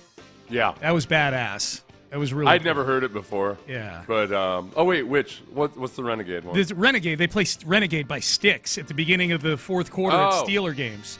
And everybody waves their terrible towels. And it's There's one thing I've realized I'm generally unaware of is you've done this a few times where you've brought up, like, oh, yeah, they play that song at this stadium. Yeah. And it'll be at stadiums where I've played, like, many times. Yeah. I'm like, oh, okay, I guess. That's good. Yeah, it is means you're focused. Yeah. Focused. Yeah. Dialed in. Yeah. Unaware of my surroundings. Yeah. And I don't know Lost in the tunnel beneath the stadium. That might be a new that might be a new tradition. I'm not totally sure. I just know it was a thing. People are like, oh, everybody around us, like, because they only play it. Apparently, they only play it if the game is still kind of within reach. Like if it's a blowout, they don't do Renegade for some reason. Is what I was told. told. It's a rallying call. Yeah, at the beginning of the and you never know. It's always in the second half, but you never know when they're gonna start playing it. You know. Renegade's slow build, like, oh, mama, I came to... Oh, that's Renegade. Yeah, okay. yeah. And then it builds to a crescendo, and then, bam, the music Ben was just playing hits. Yeah. I went to a Styx concert. I like Styx. Yeah, my sophomore year in high school, I think. At Darien Lake. I think they're still out there on the nostalgia circuit right now. It was, yeah. I don't think it's any of the original members or what. I don't know. Who knows what it is? Who knows? But it's, yeah. You just want to bring back memories of your junior high dance where you kidding me? Sticks? Hell yeah. Your butt poked out backwards to disguise your shame and all that. Yeah. Yes, you're grabbing her at arm's length on her shoulders to slow dance with her. Yes, your butt stuck out because No, because, we didn't have. We got away with a lot of our junior high dances. Thinking back on it now, I don't want to think too long about it because that's kind of creepy. Okay, but yeah. I think our junior high dance monitors were out smoking weed in the back. Oh, for sure, they were smoking for sure. Yeah, it was all. Yeah, it was Even if it was just a cigarette. Steve Kerr was upset last night after the Rockets beat the Warriors 91-90. If you missed it, the Rockets were down by 6 with a little over a minute to go in this game, and they had a nice comeback. Fred VanVleet hits a 3. Draymond turns the ball over. With 27 seconds left in the game, Şengün gets a bucket, so now it's a 1-point game. Steph Curry misses a step-back 3 with 11 seconds. I'm kind of giving you the play-by-play here because they climbed back in this thing doing what are very 2024 Rocket-like things. It was really cool to see. One of the top defense things in a game that was really scrappy and really physical. Yep. And that's reflected in the score. Yes, and reflected in Steve Kerr's comments because – ultimately, the play that provided the winning points for the Rockets was what I will admit is a very marginal call, foul call on Jonathan Kuminga when he landed on Jalen Green, both of whom were diving for a ball on the floor after Steph Curry missed his 3-point shot. Yeah, and scrambling, and the ref calls a foul in what had been a very physical game. Steve Kerr, not happy. Ball situation. 80 feet from the basket with the game on the line. I've never seen that. I think I saw it in college one time, 30 years ago. Never seen it in the NBA. That is, unconscionable. I don't even understand what just happened. Loose ball, diving on the floor, 80 feet from the basket. And you're going to give a guy 2 free throws to decide the game when people are scrambling for the ball. Just give them a timeout. Give them a timeout and let the players decide the game. That's how you officiate, especially because the game was a complete wrestling match. They didn't call anything. Steph Curry got hit on the elbow, plain as day on a jump shot, just clubbed right on there, no call. So you've established you're just not going to call anything throughout the game. It's a physical game. We're going to call a loose ball foul on a jump ball situation with diving on the floor with the game on the line. This is a billion-dollar industry. You got people's jobs on the line. Oh, it's $1 billion industry. They built us a new stadium. Last I checked, Rockets win. Scoreboard, 91-90. This is, I'm going to credit for this, Sean. One, Aziz Alshire. You know what they cited? You know what they cited in the report? Forearm to the head and neck area. That was the difference. It was the head and neck area of an unprotected Jalen Green. Jalen Green. An unprotected, So I think that they watched, these NBA officials have been watching, they watch the NFL too. They've been watching all the shouty shows talk about all this and how dirty a player Aziz Alshire must be and all that. Yeah. So they're like, oh, Kuminga, he's just another Aziz Alshire. I'm going to put an end to this right now. Right. Thank you, Aziz. Thank you. That'd be funny if they suspended Jonathan Kuminga for 3 games for his foul on Jalen Green. Cite the precedent of the NFL. Of the NFL, yeah. There was no melee afterwards, so they'd reduce it to 2. Yeah, right. I don't know, man. I just love listening to Steve Kerr be sad about things. Look, he went on for another minute after that. We could have played the whole thing. He went on for another minute babbling about this foul. Look, the foul was marginal.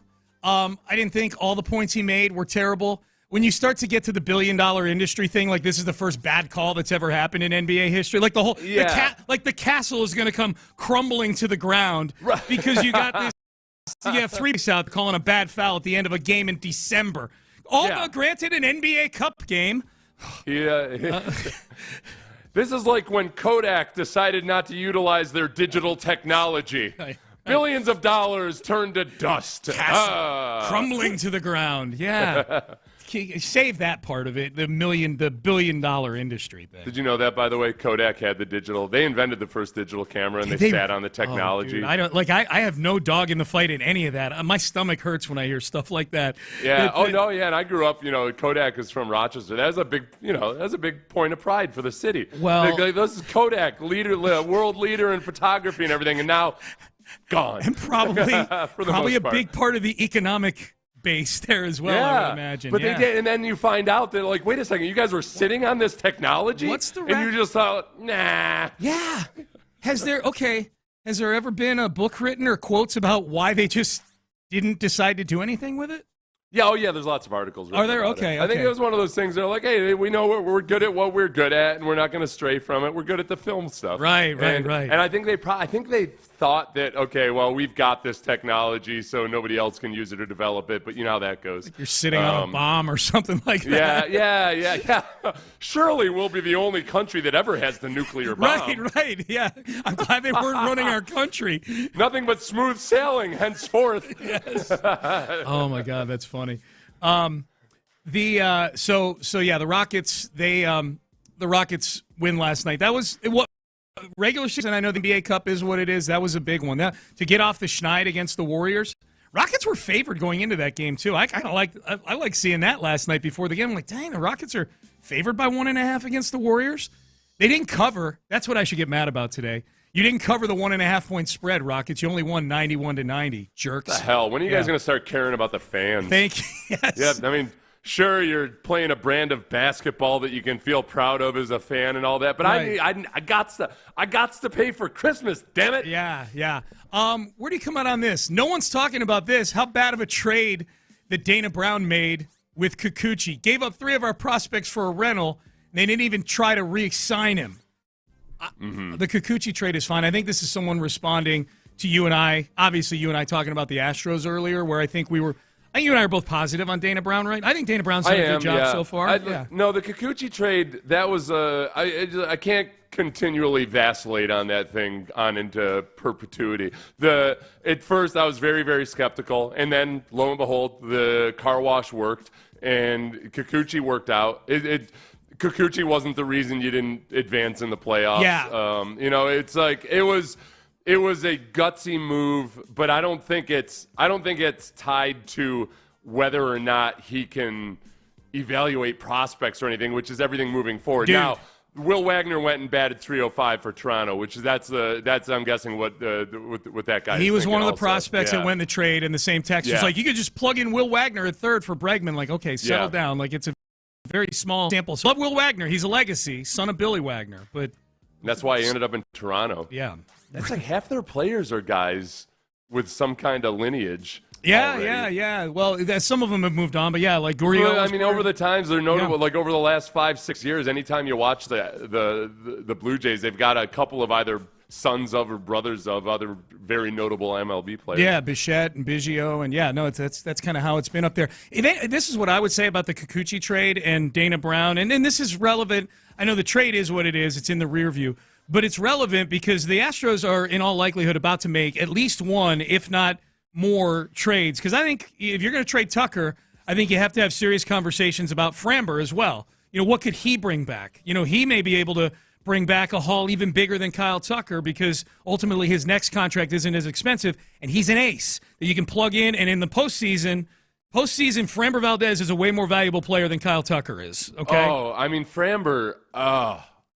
He's got the exact same ERA as Garrett Cole over the last 5 years. He's a really good pitcher. This is what I would say about the Kikuchi trade, though, in terms of framing it about Dana Brown.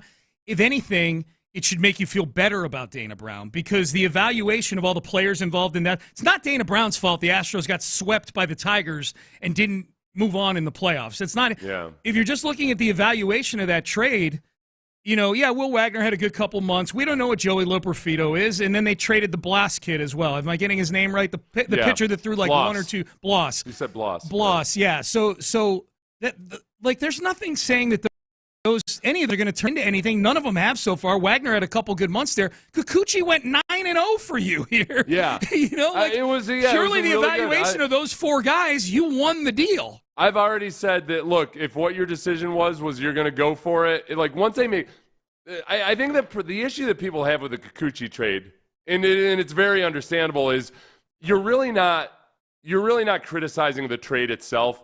You're like the actual trade value and everything. Mm-hmm. What you're actually criticizing is the aggressiveness in a year that didn't yield postseason success. Where you were a marginal team, Yeah, okay, so that's what you're upset about. That a lot of you, some of you otherwise, but and that's my same token is like at the time I said, all right, look, I'm not going to hindsight this. I'm going to say, if it works out and Kikuchi goes through the car wash and he does really well, then okay, yeah, that was a good trade on the sum total of it. It just didn't work out for the team's success. But I thought how Dana Brown was able to get a World Series caliber pitcher into the fold by giving up some prospects, I thought that was a completely legitimate trade. If anything, it should make you feel better about Dana Brown and his ability to evaluate. All right, D'Amico Ryans was asked yesterday about the one thing that makes Nico Collins special. He backed up a comp that we had on this show. He's also asked about the chances for one of his players winning some hardware this year. We will have that for you coming up next. Hey, you're looking for a brand new Chevy? Right now is the best time to do it at Bayway Chevy.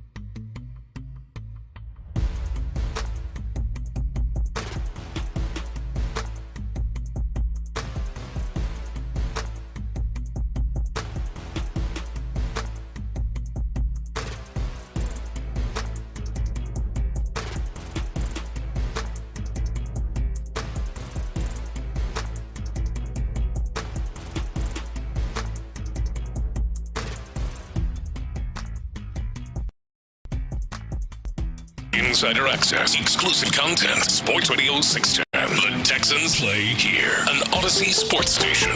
Sports Radio 610 presents Payne and Pendergast. The Belichick to North Carolina story is a fascinating one. We will get to that in the next segment. Texans, Dolphins on Sunday, noon kick. You can hear it right here on Sports Radio 610. Seth and I've got you for Texans Countdown in what will be a cool, and I'm seeing possibly rainy atmosphere out there on Sunday for the tailgates. Yeah, big chance of rain on Sunday. But we'll be there, 9 a.m., doing our thing up on the stage outside the stadium. Unless it's heavy rain, then we get driven inside. Yeah. If it turns into an issue, then yeah, we. But it's not that Sean and I can't handle it. It's that the electronic equipment. The electronics and the canopy that's over top of us as well gathers water up there, which turns into a very tense situation for people that are standing around the technology. Yeah, it's like whoever designed that. Whoever designed it, didn't design it with an incline with the water, rolling off here. So let's get to DeMeco Ryans and the Texans. I had a comp for DeMeco Ryans last week, and you look at the way he plays, the route tree, the way he conducts himself. I say he conducts himself, just like he's got some dog on the field, but he's very soft-spoken, doesn't have those diva tendencies. Andre Johnson was the comp. I had a lot to this team, and the role is extremely similar to what Andre was back when Andre was the guy on this offense. He was the guy, the head of the snake you had to stop. Here was D'Amico Ryans. He was asked, what's the one thing that makes Nico so special? Just one thing? Oh, it's just so hard. The one thing that makes Nico special, I would say, this, like, just character-wise, just he's humble. Like, he's about the team. He's not a give me the ball guy. Like, he's humble in his approach daily. He's a hard worker. I have to give you more than one. But the humble is the one that sticks out the most to me. Everybody understands hard worker, speed, athleticism, all those traits. But the one thing that sets Nico apart for me, just being around the game for a while now, just seeing how humble he is, he really reminds me of another humble guy who's around here for a while, and that's Andre Johnson. That's a lot, man. That's a lot to put on the young guy's plate. You are this era of Texans football, Andre Johnson. Right. Yeah. I think that, you know what, it wasn't a nuts for nuts comparison. It was the humility that he pointed out, and just go about your work, do your job. Very Belichickian. Belichick would have loved Andre Johnson. Oh God, yeah. Yeah. Or Nico obviously Collins, he would have loved that, but especially because of the way he had kind of a Patriots way about him. Yeah, I think Nico likewise. Yeah, I just don't worry about any drama with him. No. I can't imagine. I don't think it's in his persona, which is cool because his persona on the field is that he wants to actually take your soul, drive over you with a pickup truck. Yeah. But he's kind of not wired. In the off season, when he talked about how he wasn't really thinking about a potential extension or anything like that, I believed him. Yeah. He just genuinely seems, and this is where the advantage comes in, I think sometimes. Man, sometimes it's nice when a guy isn't a first-round pick. Yeah. And also doesn't have a gilded path laid out in front of him his rookie year. Yep. Nico had to come up through the ranks a little bit and face some adversity, both from the team he was on, his injuries, all of that. So I think he still feels like he's proving himself. Yeah. And even this year, it's unfortunate because it was injuries yet again, but still, he's averaging 100 yards per game receiving, but yet isn't a league leader so he's still not going to be at the end of the season. He's going to end up not being in those lists of the top several receivers. I think he very much wants to get there.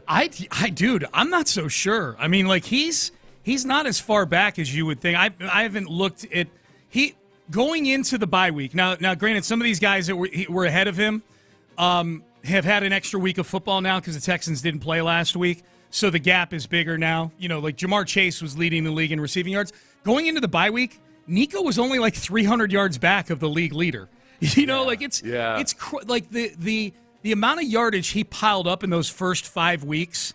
And really for him, it was only like 4.5 weeks because he was gone by halftime of the Bills game. The hamstring was pulled.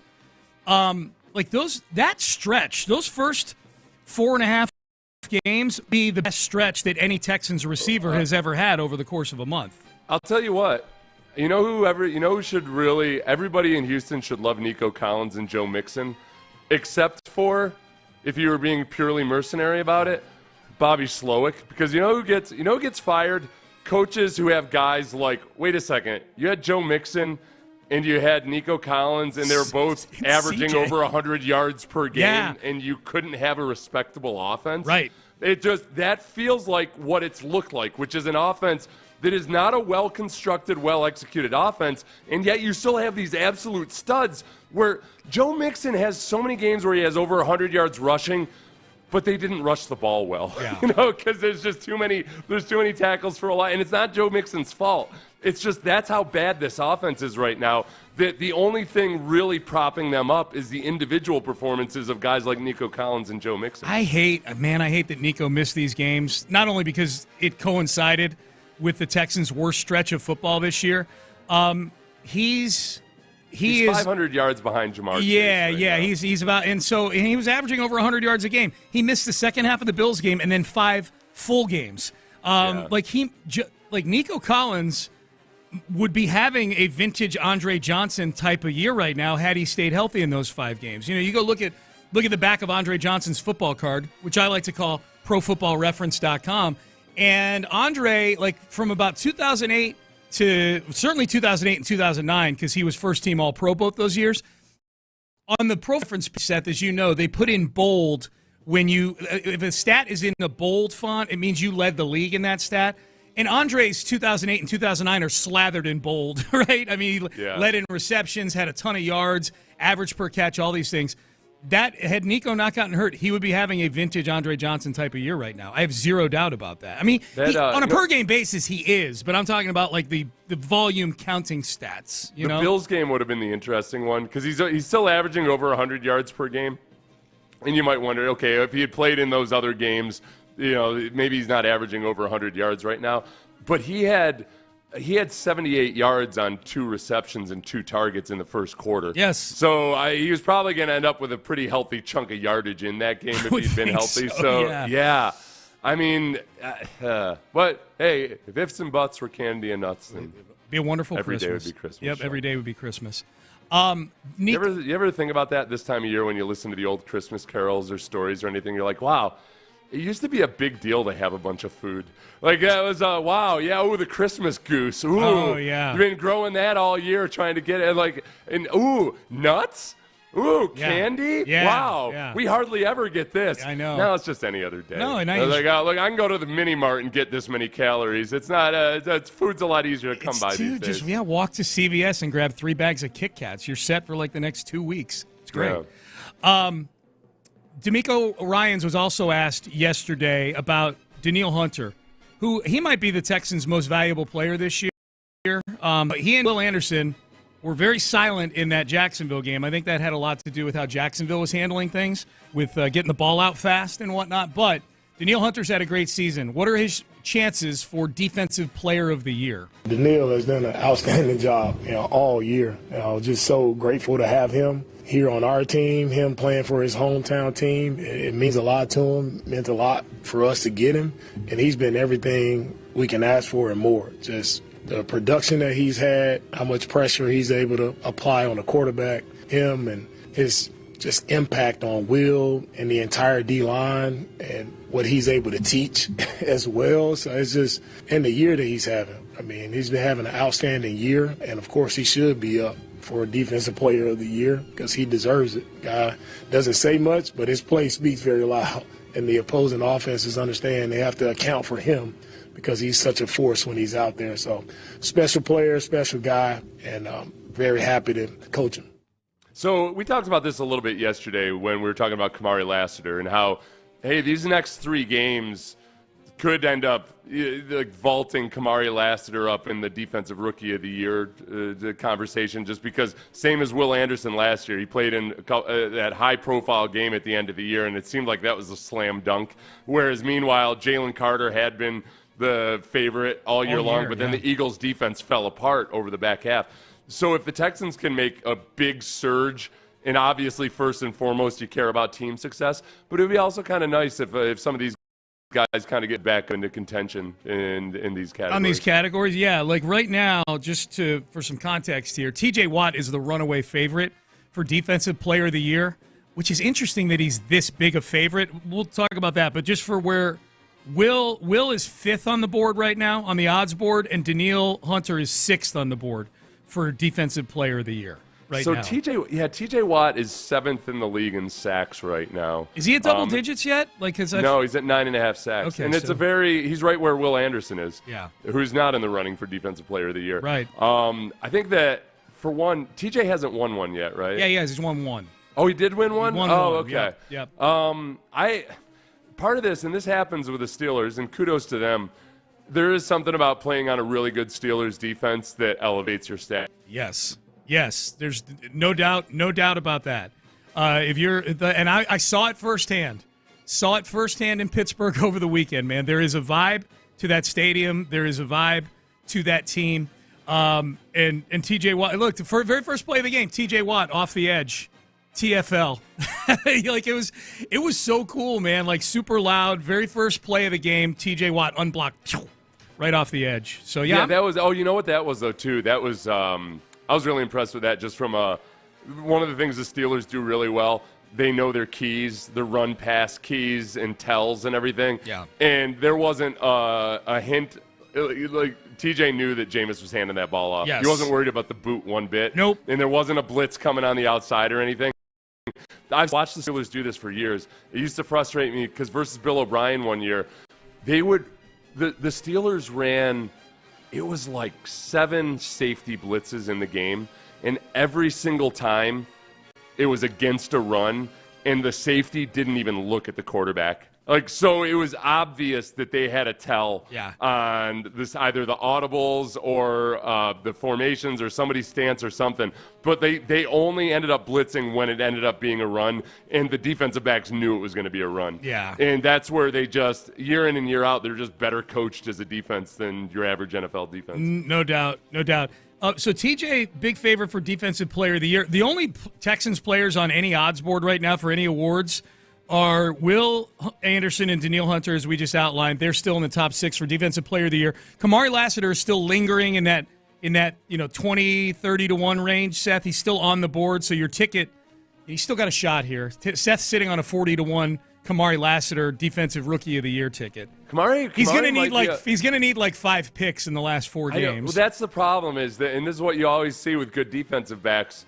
Early, they get a bunch of interceptions earlier in their career, and then teams stop testing them, and they don't have a whole lot of picks. The Hall of Famers, it's almost to a man. You can look at their stats over their career, and it's not because they get old. It's like in the prime of their career, they're not getting that many picks. Yep. And I think Kamari and Derek are the top, I think, 1 and 3 in the league in terms of opposing quarterback completion percentage for QB rating. And all when targeted, they're at the very top of the league. Kamari might be a victim of his own competence in terms of Rookie of the Year because people tend to go for the bling. Yeah. They want a rookie that's got a bunch of interceptions. No doubt. Yeah. They don't watch all the games, so it's the easiest thing to do. Which is I get it. Yeah. I get it. Yeah, but it is like if you're actually a genuine then the Texans defensive backfield is about average in terms of QB rating. Yep. They're not going after Kamari Lassiter. They're not going after Derek Stingley, but there's plenty of other targets to go after. Yes. Does it feel like Josh Allen should be minus 450 to win the MVP right now? That is not really. That is a clear-cut favorite right there. Yeah. I don't think that he's head and shoulders above Jalen Hurts. So you got Hurts in there. The order on the in terms of like the actual production on the field. Yeah. And the teams are about the same. Bills are 10-3. I think the Eagles are 11-2. Josh Allen's odds actually improved off of a loss. Like he was so good in that Rams game. He was minus 275 going into that Rams game. They lost the game, but it was 44-42, and Josh Allen was what kept the Bills afloat in that game. He had 3 passing touchdowns, 3 rushing touchdowns. They moved him to minus 450 after a loss. There's only 8 guys left on the board. Josh Allen, Saquon Barkley, Lamar Jackson, Jared Goff, Patrick Mahomes. This is in order. Sam Darnold, Jalen Hurts, Jordan Love. Sam Darnold, 6th on the MVP board right now. I hope Saquon Barkley gets it. Something different? Yeah. And I think their pen swung a little bit back towards the running game mattering more. Yes. Just these defenses that have been built to stop the pass, they can be exploited if you run, especially if you have a running back who's a good receiver out of the backfield. And I don't.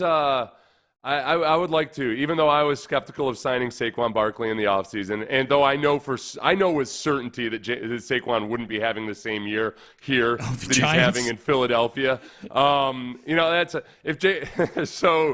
I would be all for that. The NFL has swung back more towards the run game being important, and it's a different look than it was back in the 90s and early 2000s, but I think it matters a lot more than it did a few years ago. Is Bill Belichick going to North Carolina? If you missed it, that's a done deal. He signed a 5-year deal to be the head coach of the North Carolina Tar Heels in college. Is it a big FU to the NFL? That's how it's being categorized by some.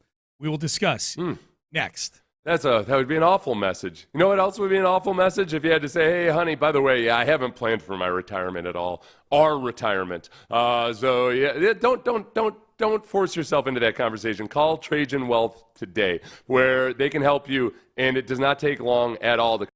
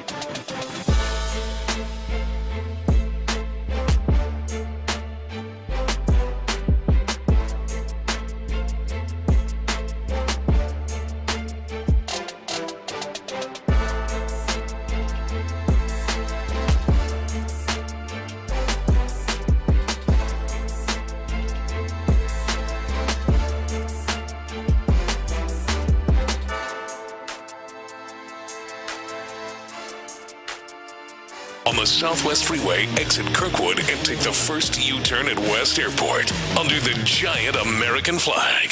Sports Radio 610 presents Payne and Pendergast. Belichick to North. And Paul Feinbaum was just on ESPN, college football expert, focused on the SEC, but his opinion matters to people. And he called it, this is the biggest seismic shift maybe in college football history. Belichick at age 72 or 73, opting into a world of college football, Seth, opting into an ecosystem that seemingly every other head coach with his degree of notoriety and his age have been opting out of. You know, guys 73 are getting out of college football now because it's so different than what they were steeped in and what they've come up through.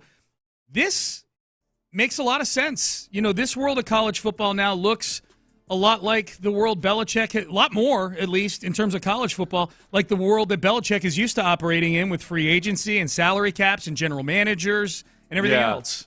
It feels, in a lot of ways, and a lot of the discussion, especially from people who really know college football, I think they're too wrapped up in their own world to really understand and realize how much things have changed. It's like they're still evaluating, like, what's the best sail ship to buy long after steam engines have taken over. And it's a new world. Like, your old expectations, steamboats, not steam engines. Right. I think that there is no actual guidebook for what a college coach looks like in this day and age of NIL, but it is, step back and look at it, and basically a lot of people are saying, well, how's Belichick going to manage college football with this and that and the other? I'm like, well, yeah, like everything about college football right now is a lot more like pro football. Belichick might be way more prepared for this version of college football than a lot of guys who have spent their entire lives in college football. Totally. And you know who's really good at signing players to short-term free agency deals? 1- and 2-year contracts? William Belichick. The Patriots. Yeah, Patriots. That was what they did. People thought that they didn't use free agency much. They actually used it a lot. It was just for non-marquee signings. They just like Nick Caserio has done.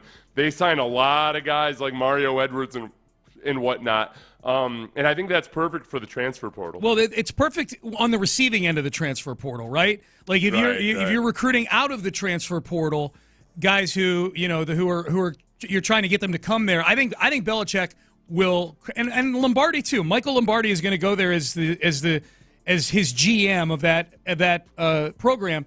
And say what you will about Lombardi, but I bet a lot of the kids these days know him from seeing podcasts and videos and things like that. Yeah. He is a name and a face that shows up on the internet quite a bit.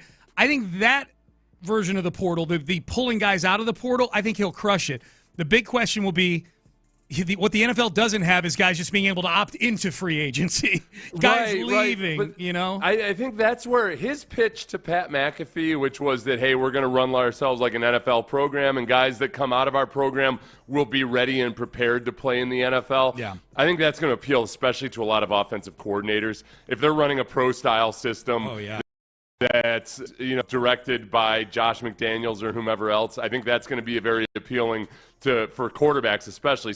So for quarterbacks that I would say on average, like whatever the spectrum is of, okay, guys who are concerned about their future versus guys who just want the quick payday right now. Yep. There's more quarterbacks, the good quarterbacks, the guys who are going to be good in the NFL, probably have that mentality of like, oh, wait a second, this is a good spot for me. Yeah. Maybe it's less money, but ultimately I might end up making $50 million more as a number 1 overall pick if I go to play for Belichick.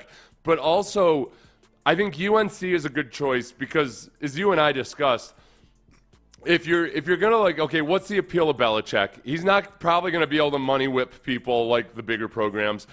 His personality does not seem like a natural recruiting personality, but the kind of kids that go to UNC or Stanford or some of those other schools that are more academically prestigious, there's a cell above there's a cell there on the academic side of things. And I think you've got an ability to attract and retain those guys. And some of those guys might find Belichick's his pitch a little bit more appealing. Yeah. That's what, when Harbaugh was at Stanford, Harbaugh basically said, look, these guys might not be the same as all the 5-star recruits and everything, but they're kids that just will compete their asses off. Yeah. And they're going to be able to handle things mentally, perhaps, and game planning that's above and beyond what a lot of the 5-star recruits football factories can do. So let's turn that into an advantage. I think Belichick will go that route with Yeah, and I think he's going to get good players. Like, you're right about Harbaugh, but there are guys that fit that category of being a really good football player that also want what you talked about. And Harbaugh was able to turn that into, like the selling point. Like, yeah, you're a great football player and you're an academic guy as well. And this is a place you can come do both of those things. I don't know how much of the academic part with Belichick that he'll sell. He kind of alluded to it with the McAfee quote, like that they can come get an education. But the part about getting kids that want to come in and compete and then get to that next level, I think is gonna resonate strong with high school kids. The kids that go to a lot of the kids that go to places like Stanford or Ivy League schools or whatever else, I think there's a tendency, because those are kids who have done well academically. Yeah. There's a maturity there that's, it's not better or worse or anything. I think they're just wired a little bit differently. Mm-hmm. So that pitch is the total package. Well, remember Davis Mills going to Stanford, where he declared early and just like his father had said, hey, you get a chance to go to Stanford, you go to Stanford. Mm-hmm. That's the kind of it. And he was the number one high school recruit that year. That's right. Like, to me, part of that, I was almost like, God, if you're just, no, man. Like, I want a guy that's all about just winning a national championship. But those are the kinds of guys I think that you can attract. Like Richard Sherman, would probably be the best example of a guy that was an incredible NFL player, but also he'll tell you he went to Stanford. Oh, yeah. To Stanford. Yeah. Like, some of the appeal you can get for some of those guys, I think that's something he can lean into that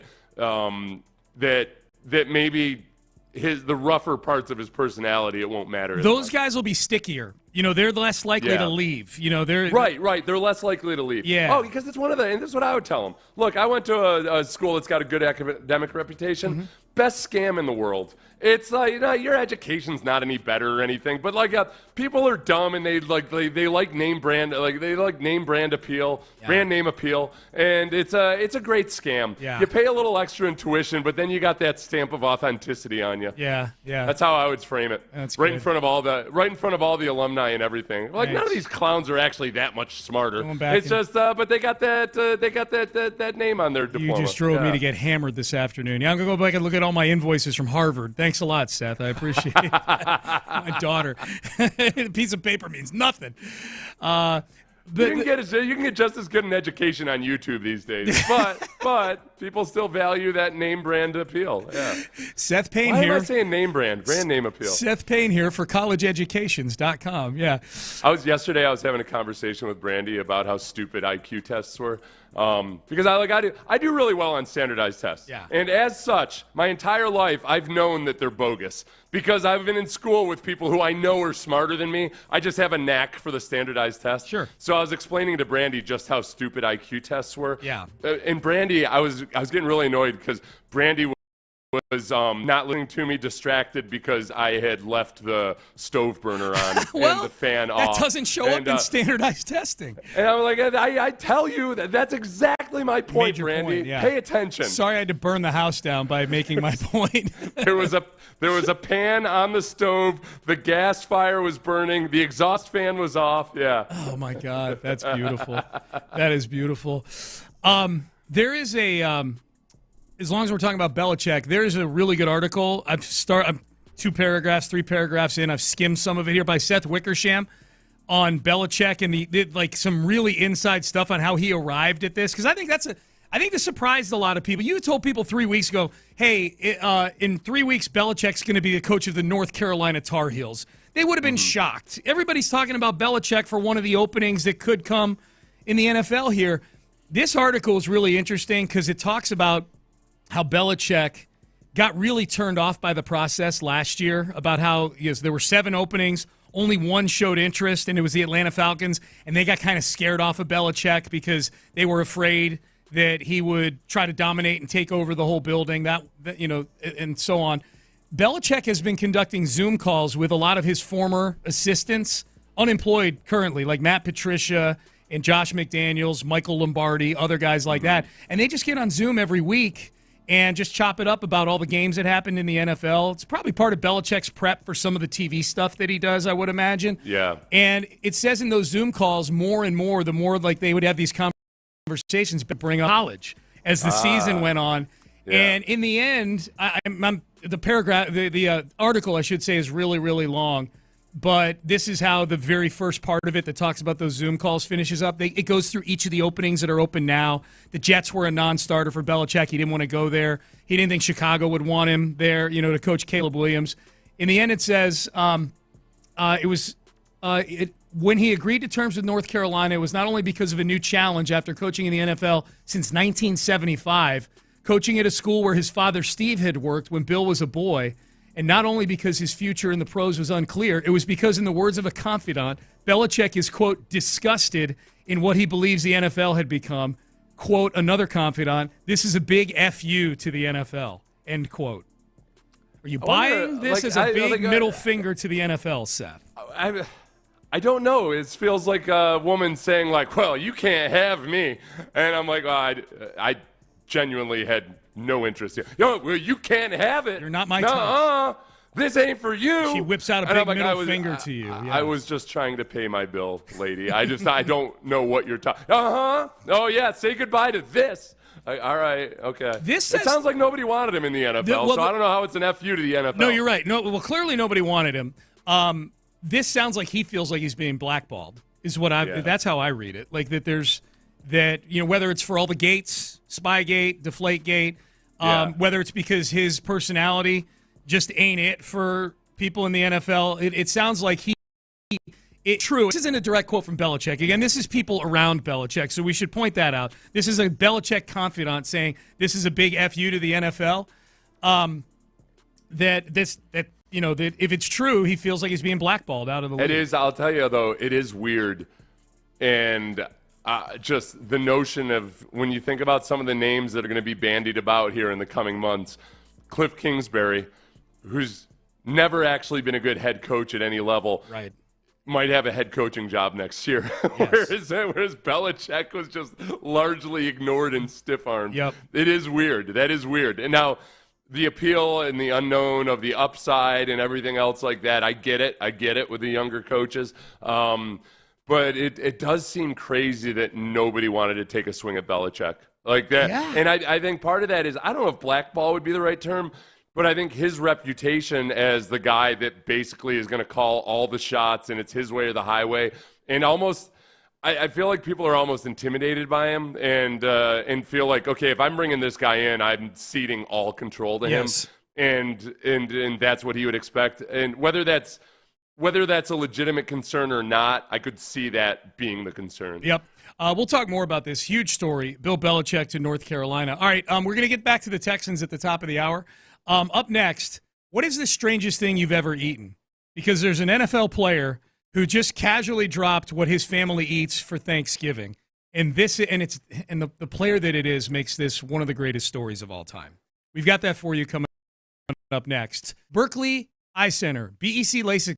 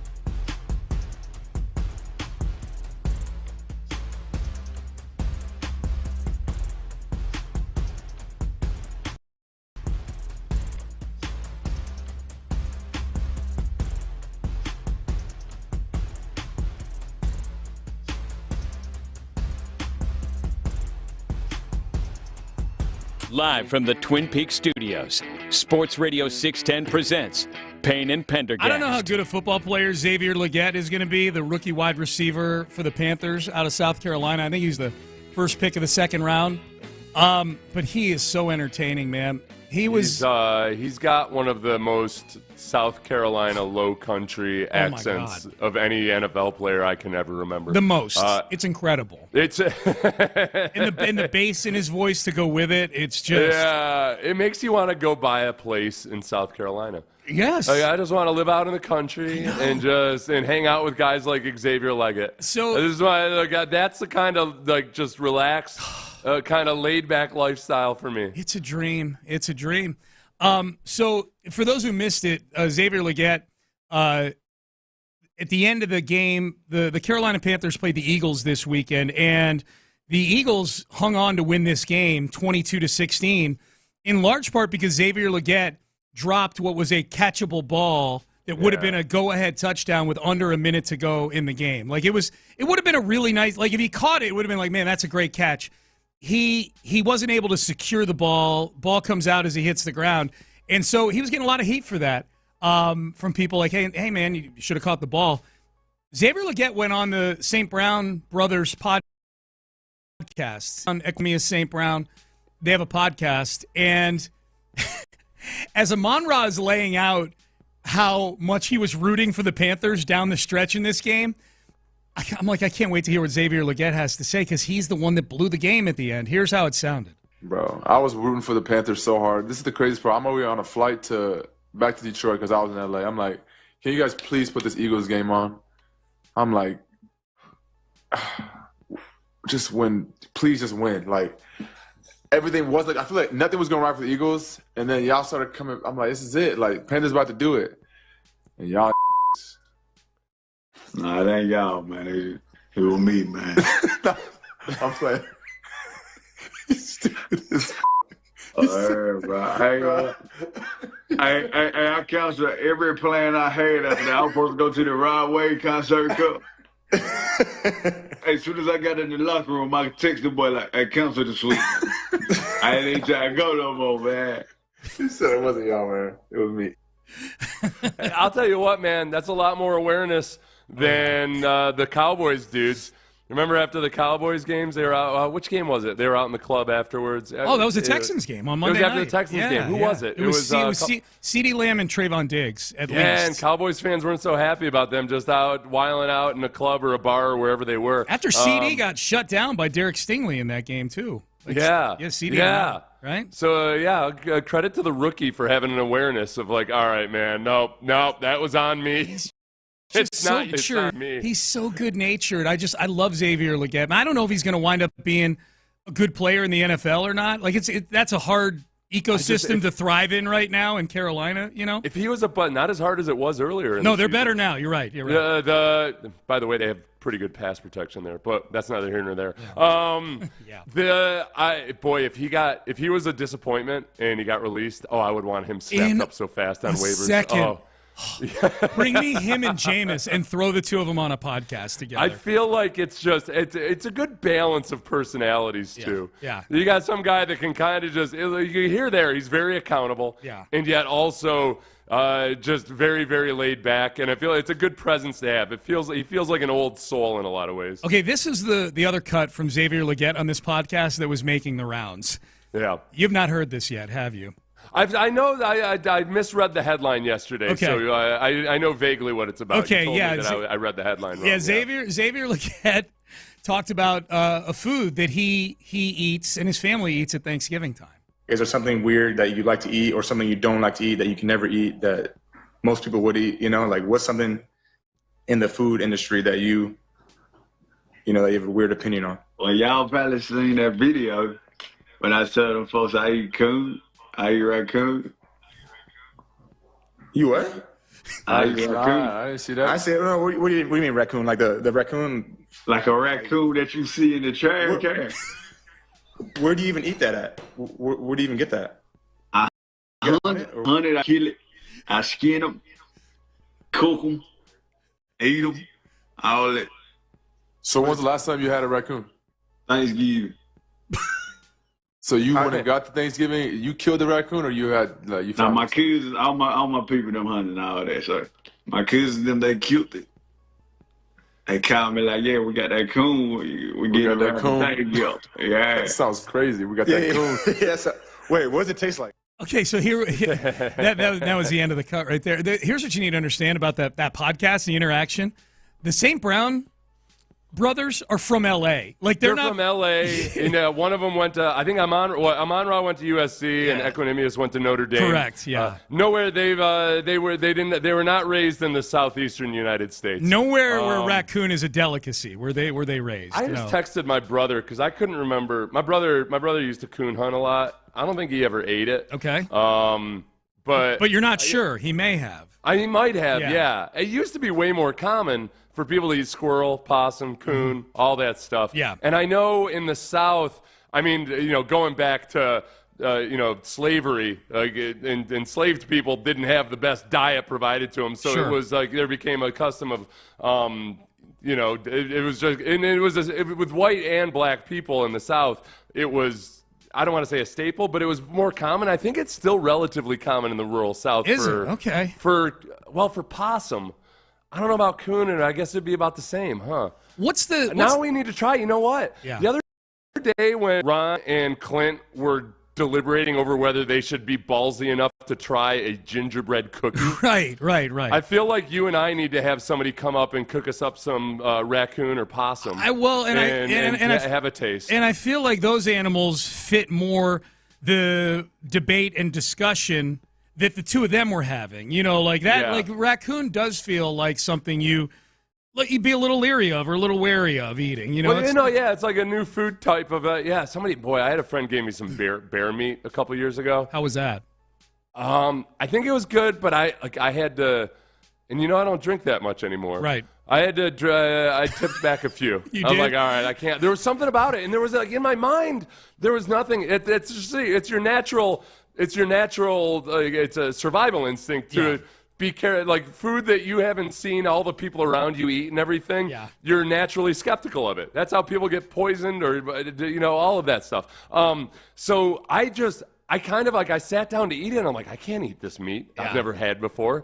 It's bear meat, but I can't. It didn't help that the guy, he told me the story about how he had to drag the bear over through the woods for 18 hours before he could get it back. And I'm like, so I cooked the hell out of it. Okay, I got a buddy of mine, Ivan, is texting me. Ivan's a good friend of mine. He's from South Carolina. And he says coon is a country thing in South Carolina. We've all tried it at a minimum. In rural South Carolina, it's a delicacy. Yeah, he's from there, so I trust. I think his, it's still, yeah. I think it's still pretty. I don't know if common or not, but it's not unheard. Still, do you have anything that you eat that the majority of people? I'm not saying something as rural as shooting a raccoon and skinning it, but do you have anything you eat whether you go to restaurants or you live a rural lifestyle at times. There's probably stuff you've killed or someone near you has killed that you've eaten. Yeah. Do you have anything that fits in? The closest thing I have is I love alligator and I love octopus. That's the closest thing that I have. No, I don't eat it. I mean, deer is the only thing, and that's no big deal. No, you can buy that at the convenience store. That's right. So venison, but my father-in-law makes really good venison stuff. So I guess I have I've probably got more venison dishes that I like than the normal person, but that's about it. I've never had squirrel. No. I might just go kill a squirrel today and eat it. Okay. But I don't want to clean the squirrel. Don't always you have, turn me off. Can't you bring it? Doesn't your father-in-law do stuff like that? Doesn't? Oh he? Yeah. Bring it to him. He can clean it and then eat it over less there. Than a man Say I'm bringing dinner over. Just bring 4 dead squirrels over to his house. Yeah. I think they're tacos are coming, burritos or whatever. Pizza. No, I got 4 dead squirrels. Clean them, pops. Yeah. I was never cut out for farm life growing up. I knew it wasn't going to stick with me, partly because I'm just way too squeamish about stuff. Yeah, I was going to be a crop farmer or nothing else. Yep. I can't. I used to have to help my grandma clean the chickens. We used to kill our own chickens and everything. And oh my God, every time I never got used to it. Cleaning a chicken and I'm getting nauseous just thinking about it. Yeah, Seth's like a husk of corn. That's the only thing I'm going to skin. Now there's something about a raccoon that I find more appetizing than a possum. Okay. Possum is just an yeah. There's just something about a possum, and maybe it is because you see them around the trash and everything, but you see raccoons around the trash. He just said that, yeah. They're just so damn cute, though, that I just want to eat it. Oh, my God, raccoons? I'll send you some videos. Look up raccoons washing. You say I'll send you some videos? Yes. Look up raccoons washing sugar cubes. Okay, I'll do it during the break. Because raccoons are very clean at that. They are. That is true. They are very clean. All right, coming up next, Jalen Pitre done for the season. What does this mean to the Houston Texans? And weigh in on the text page. The weirdest stuff you eat, 713-572-4610. But first, Dr. Ben Salem.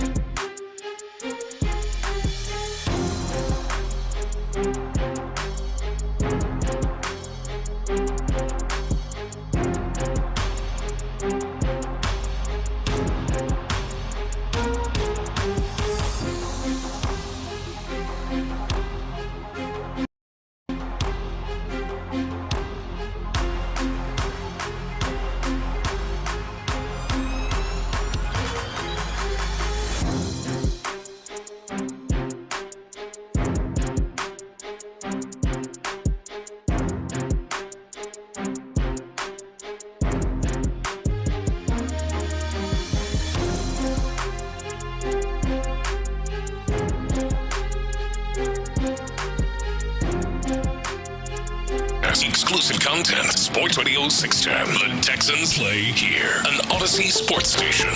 Sports Radio 610 presents Payne and Pendergast. Some good texts, man, on the heels of Xavier Legette talking about eating raccoon for Thanksgiving. Raccoon's getting a lot of love on the text page and on my personal bat phone right here from people who've eaten it before. So it's pretty good. Raccoon. We don't have that many people who have eaten possum. No. I thought I saw one. It was further down on the text line. But yeah, raccoon's getting a lot of love. Rabbit, squirrel getting a lot of love too. So squirrel. I feel stupid for never having eaten a squirrel because they're all around. You know. Yeah. They're just it's just so plentiful. Just grab it off the tree. If I were into squirrels. It would almost be like, oh, I'm into Twizzlers. Right. You know? Like, I can go grab Twizzlers anywhere. I could go grab a squirrel anywhere. That's true, because my ex-wife is from southern Louisiana, so I've spent a lot of time down there. My ex-father-in-law liked to take my kids frogging. You go out on out on a boat in the dark at night on the bayou, and you're just scooping frogs out of the bayou, and you're sticking your hand in there, and you're scooping frogs, and you come back in the boat, and there's 200 frogs in the boat. And frogs can be a good. I love frogs' legs. Frogs' legs is a good delicacy as well down there. But frogging as an activity, could we maybe create like a squirreling club and just like go around River Oaks grabbing squirrels off of trees and things like that? You know, go around some of the neighborhoods where there's squirrels. There's an ordinance against it. You know? I thought you were going to say. I thought you thought there might already be a club that's doing this, and I would squirrel club happily join. Yeah. I don't know. But we're way too snobbish in the number and types of meat that we. I might only be eating 4 mammals currently. I just it's like it needs to be more. Right, it does. How many mammals are you like? How many different types of mammals have you eaten in the last year? I've eaten a cow. Yeah. I've eaten a pig. Yep.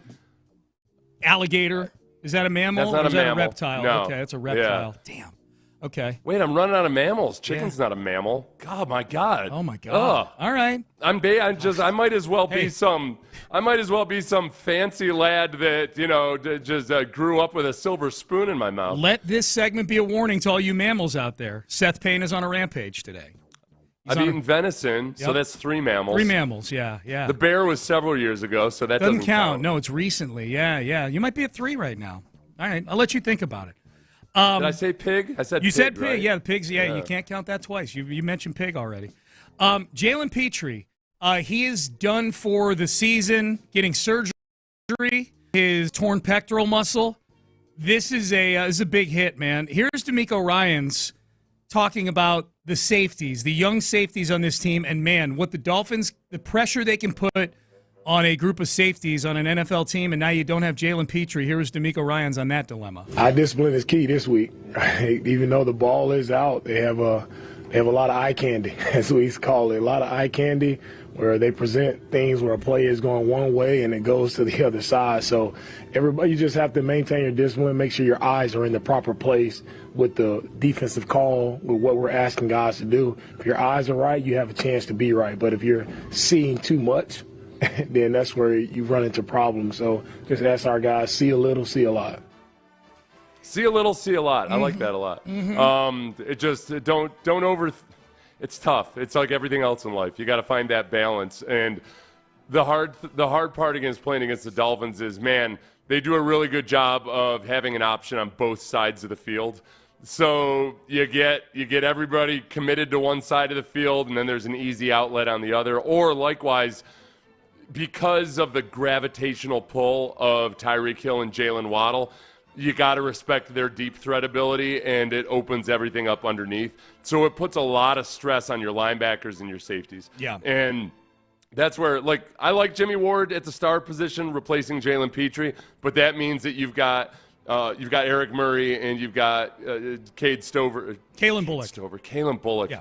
Man, I went 3 months without making that. Remember, right after the draft, I was doing Cade Stover and Kalen Bullock screwing it up all over the place. You've had a good run, yes. Kalen, it was good while it lasted. He had a good run. And I love Kalen Bullock and the way he's played, but he's not a veteran safety yet that's seen everything and can kind of anticipate. And the job of a safety, a lot of the times, is to erase the mistakes that happen in front of them. Yep. That's where Eric Murray, and when you look at some of these 30-plus yard gains that the Texans defense has allowed, a lot of times it's come with safety play being a little bit off. Hey, there's Eric Murray again. Hey, there's 23. So, that'll be a big deal. No Jalen Pitre. Now, they did get some guys back, the Texans. Foley Fatukasi practicing, limited, but practicing yesterday. Danico Autry, limited, but practicing yesterday. And, of course, we've been talking all week about Christian Harris and Kenyon Green back and practicing. Neither of those two have been reactivated to the 53-man roster. I think the hope is certainly with Christian Harris that is the case, that he will be activated soon. Here's D'Amico Ryans. Here, we got a couple cuts here. Let's start with D'Amico on Christian Harris being back. Having Christian back, just having his presence back has really been helpful for everyone. Like, everybody's excited to see him just back out on the field, his energy. Everybody understands his playmaking abilities, sideline to sideline. Like, Christian, he's an explosive player, dynamic player for us. So, it's encouraging to see him back. He's had a long road, hasn't played football in a long time, so it'll be a process of getting him back rolling. But it's encouraging to see a guy who's been out for such a long time, dealing with an insignificant injury that's taken, a long time to heal. And most and foremost, proud of the work that he's put in to make it back, even at this point in the season. So we'll see where he ends up towards the end of the week, but he's doing really good. You know what? I didn't know if there was maybe a Freudian slip there or not, or if I just didn't. It felt like he said an insignificant injury, which is that ended up being significant. Yeah. But it sounded like he said I think he was saying I think he said the word "and," but which should have been it. But anyway. It felt like it should have been an insignificant injury. Yeah, right. It was, and yet it ended up being like Kyle Tucker, an insignificant injury that turns into something much, much longer and probably really frustrating. Like, it's super frustrating when you have something like that. Everything with this one sounded like there were a lot of twists and turns. Like, there were fits and starts. Like, there were times they thought Christian could be coming back, and then, there'd be two steps backwards. I got to imagine if the way they've handled this injury, Seth, if he's good enough to be back out on the practice field, that he's good enough to be back in a game on as meticulous and careful as they've been with this. Yeah. I got to imagine that getting him back out on the practice field, it's not going to be 2 more weeks of practice now, I hope. You know what I mean? They were treating him with the utmost caution. I thought that maybe the interesting part of it is that they had him on that initial opening IR. It's like a special designation of injured reserve. But then after that, and I don't know what the rules are, maybe they couldn't have put him on IR again or not, but I wonder how long they've kind of been in touch and go mode of, okay, we don't know when this is going to respond. Yeah.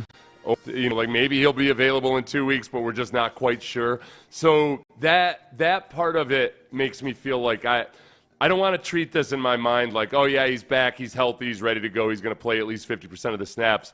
I think they're probably, as Caserio talked about on the GM show with Mark and John, they monitor these. Like Kenyon Green and Christian Harris this week, they're going to monitor them, see how they're moving in practice, look at the GPS stats, all of that, and how they feel the next day before they make a decision on how much he plays on Sunday. Yep. Now, we've not seen any Christian Harris interviews or clips yet, and I'm guessing that's because he's not back on the 53. They had open locker room yesterday. They'll have it today and tomorrow as well, where the media can go in and talk to players. I thought this was the most interesting cut from open locker room yesterday. This is Joe Mixon talking about going against the Texans last year as a member of the Bengals in Week 10, I think it was.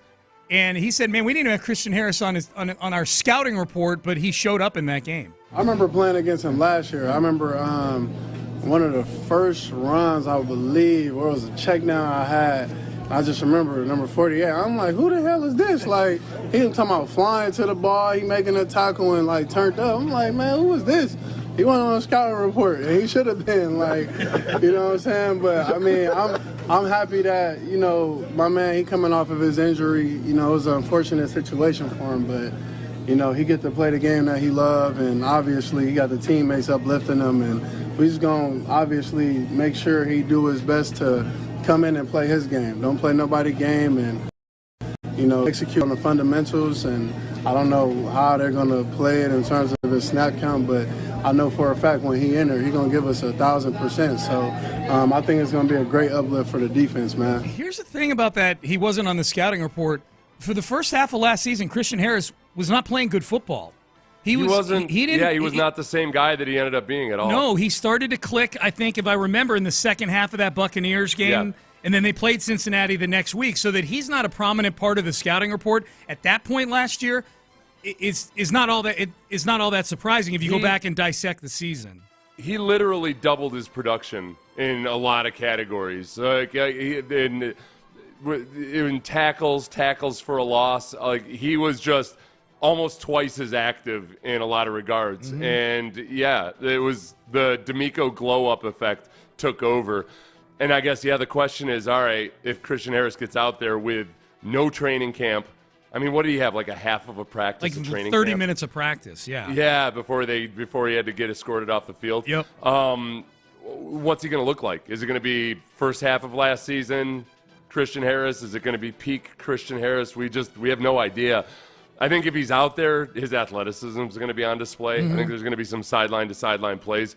But it's also, man, when it comes to being shaking the rust off and everything, the Dolphins do a really good job of putting guys into mental binds. Yeah. So your reaction time, you take one false step, that's enough for them to create a window for somebody to catch something and turn it upfield. So, yeah, we'll be dialed in on Christian Harris. People on the text line, Seth, are asking, I think they're trying to help you come up with a few more mammals so you can get a lot of people bringing up lamb and goat. Have you eaten either lamb or goat over the last several months? Lamb or goat? Not in the last year, but I've had both of them. But I need to reintroduce it into my diet. Yeah. I feel like I might be in danger of being malnourished. I'm not getting enough variety in my mammals. Yeah, you got to shock the body sometimes. I looked up a list of different mammals that people eat, and a lot of them do not appeal to me at all. I will not be eating dog anytime soon. This is around the world. No, not any type of dog. No, dogs are beautiful horse creatures. I just can't do. Who? Horse is very common in a lot of countries, and I just couldn't do it. Oh, bison! I've done bison plenty of times. Okay, yeah, bison. Bison's a good one. Now we're getting recommendations on where the fattest squirrels are in Houston. Herman Park has the fattest squirrels. Someone is texting. Look, I was kind of joking about going around squirreling around town, like scooping squirrels and throwing them into a basket. They are much harder creatures to corral than docile frogs in a bayou at night. But I appreciate the recommendation. Herman Park has the fattest squirrels. We're getting some recommendations, Seth, on the 5-star squirreling places. You could eat squirrel that's been fed by the loving hands of toddlers and school fellow children. Houstonians, yeah. Yeah. Houstonian-fed squirrels. Those are the best kind of squirrels, the ones that are Houstonian-fed. Venison I've had. Venison. Domestic cat I have not. No. Okay. They're not going to happen. Yeah. Would you eat a donkey first or a horse first if you had to choose? I don't know. Just surprise me. Neither sound great. Yeah. Kangaroo? Would you eat a kangaroo? Kangaroo is kind of a delicacy, is it not? I'd eat that. Probably not. Probably not in Australia. I'd eat that before a horse or a donkey. It's funny, like how different people from different countries view their animals that seem exotic to us. Like kangaroos are just a giant pain in the ass to Australians. We're like, oh my gosh, look at the majestic marsupial. Yeah. We're like, it's in Winnie the Pooh. Come on. Yeah. Monkeys are a big deal to us. Yeah. But you go to places where monkeys are a pain in the butt to a lot of people in a lot of countries. They're the mosquitoes of their places. Yeah. They're mischievous. Yeah. They're mischievous. Yes. Had a couple people asking where I got my Free Aziz T-shirt. You see my Free Aziz T-shirt I'm rocking today, Seth? I see it. To match your sign. My buddy, I see your virtue signaling. Good for you. My buddy Garrett, Houston Stressens at Texans Commenter is he's got these. Does he have to pay a royalty to Aziz for something like that? That I'm aware of. I don't know. Oh, okay. Yeah, that's. I always wondered how it works with the T-shirt company stuff when you're using somebody's. It's a good question because it feels like all the local we have a lot of really good local T-shirt outlets here that do a lot of really cool team stuff. I don't know. I'm not sure what the answer is to that, but I'm rocking this T-shirt today, man. Free Aziz at Texans Commenter if you want to hit him up. We should get a. We should get our own apparel line for Payne and Pendergast. I actually talked to Garrett about that a little bit yesterday. Like it's easy to get something like that off the ground. Oh yeah. Oh yeah. No. Yeah, I have no doubt that it's easy. No, it's super easy to get places that like drop ship T-shirts. Yeah. And everything. And they get their cut.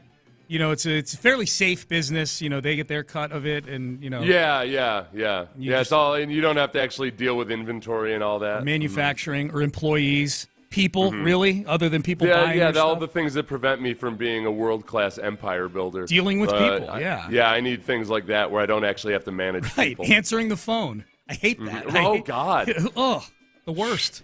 Dealing with complaints? Yeah. All I can think of is you as a kid. We're a corporation. When Seth was working for his dad, working the customer service phones. My dad and the business was spiraling downward, and I was the only person in the office at the age of 15 manning the phones, taking calls from disgruntled people who had invested tidy sums into his my father's 1-900 business. And your response to them when they complain, what did somebody ask you? Someone's like, are you even a real company or something? Yeah, are you even a real company? Yes, we're a corporation. I don't know why. In my mind, that was all like, I had no idea how you became a corporation. I thought it was like I didn't know that you could just, now you can do it online. But back in the day, whatever, go down and file with the courthouse. Oh, my God. All right, how we feeling? How we feeling on this Kyle Tucker thing? Too many insiders. If you're someone who owns a Kyle Tucker jersey, you might want to get that one ready for a swap out. If we were to believe the insiders that we were hearing right now, yet another insider seems to think the Astros will be moving on here from Kyle Tucker. We'll see. We'll hear from him coming up next. Hey, if you have been injured in an accident that was not your fault,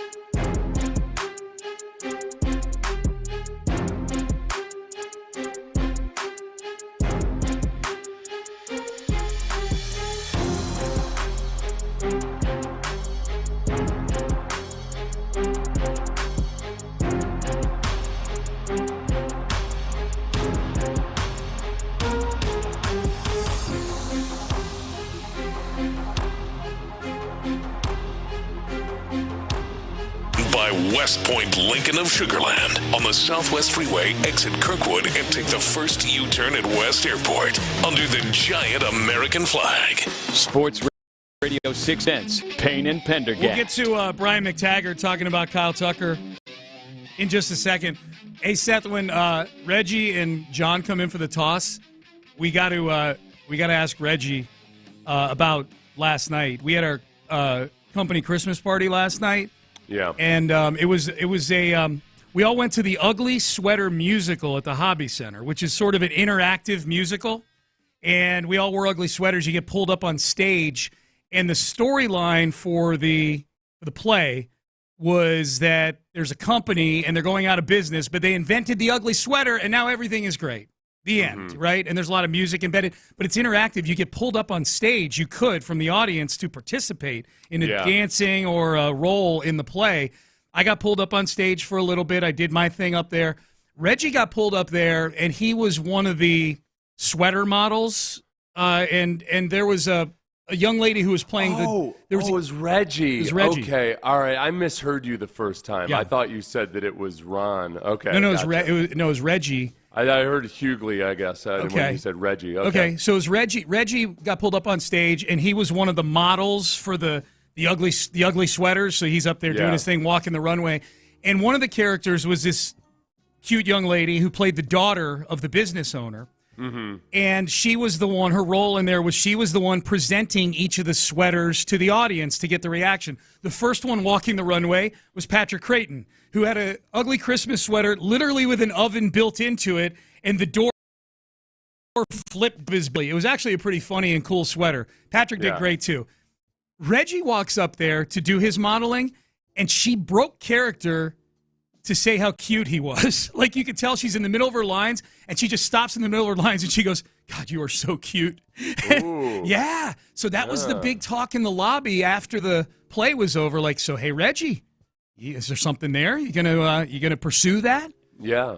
She's the boss's daughter. In the play, she doesn't marry up. Oh. In the play, yeah. Whole fiction versus reality. I know. Thing. Okay. It's a little Inception thing going on there, yeah. She's actually quite likely dirt poor. The exact opposite. She's an up-and-coming actress in Houston, Texas. Yeah. You're not okay. So okay. She's not cute the though, man. Daughter. Yeah, she was cute. Yeah. So we'll have to we'll ask Reggie when he comes in. That's the team. But it was a great shout out to Hobby Center and to everybody putting on that play. Ugly Christmas Sweater musical. If you're looking for a really fun thing to go do this holiday season with some people, it was really cool. Are you sure that was genuinely her breaking character, or was that part of like a scripted breaking of the fourth wall? As you know, I am pretty good at being able to discern between a work and a shoot because of my wrestling background. I can tell. You're certain it wasn't kayfabe that she was saying he was cute. I don't think it was kayfabe. I think it was a shoot. Not that he's not cute, but no. In that moment to break character. In front of a crowd, in front of an audience full of people, right? No, I don't think it was a work. I think it was a shoot that she thinks Reggie is cute.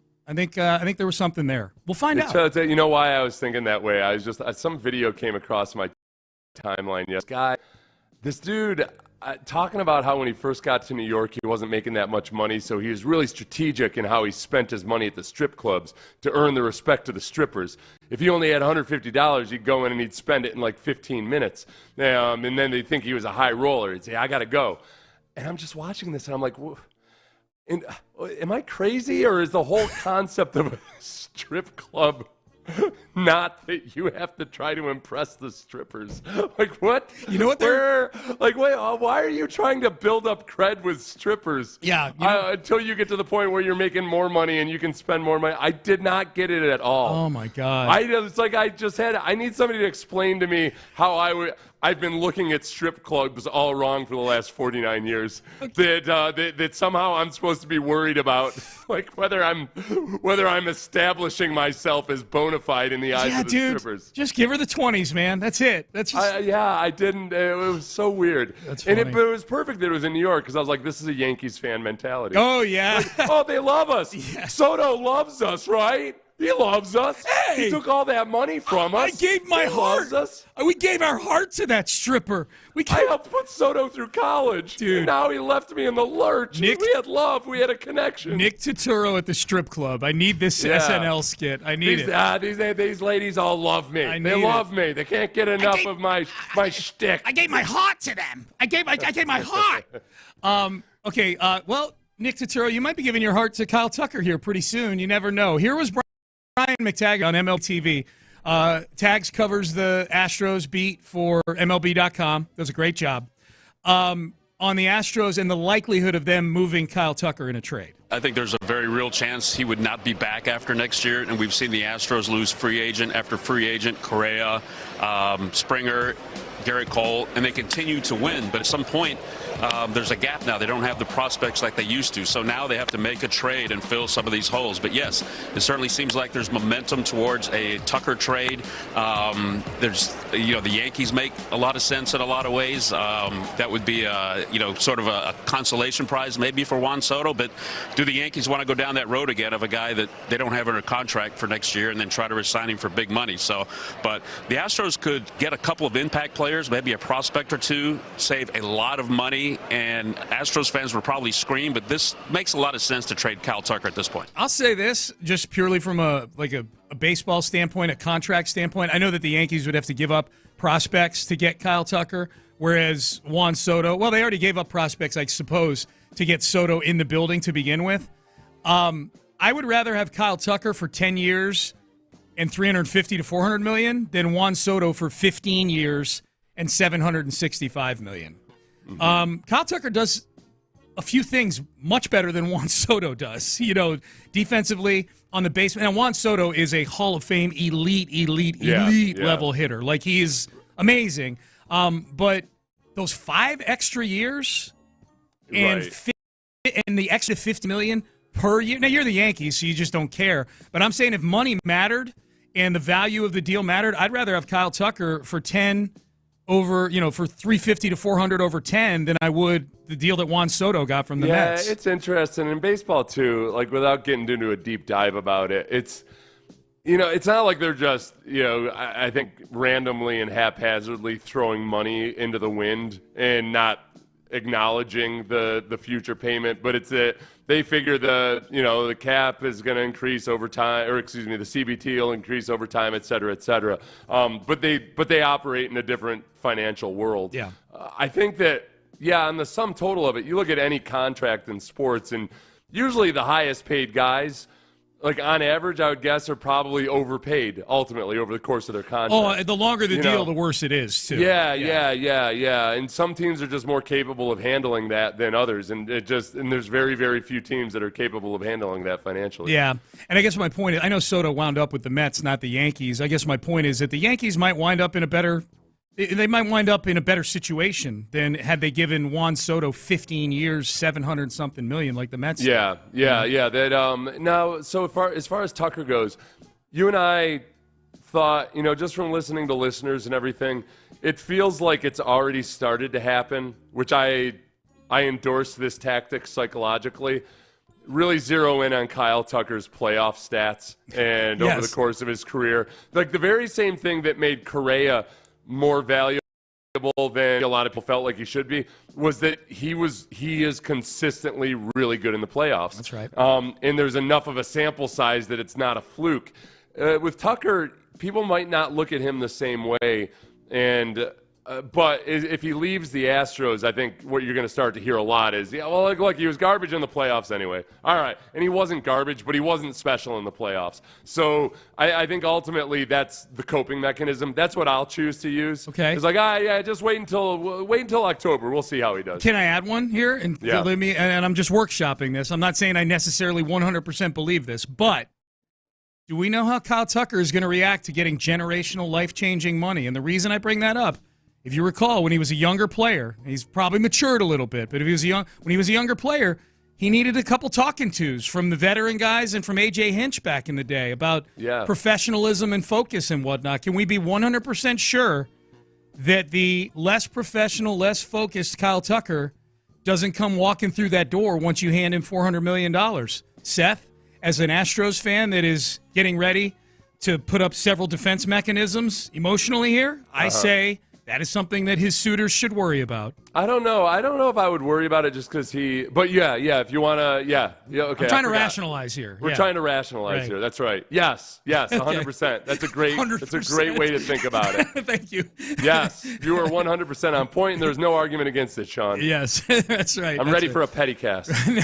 Now, if there were an argument against it, you were hypothetically about to make one there. So go ahead.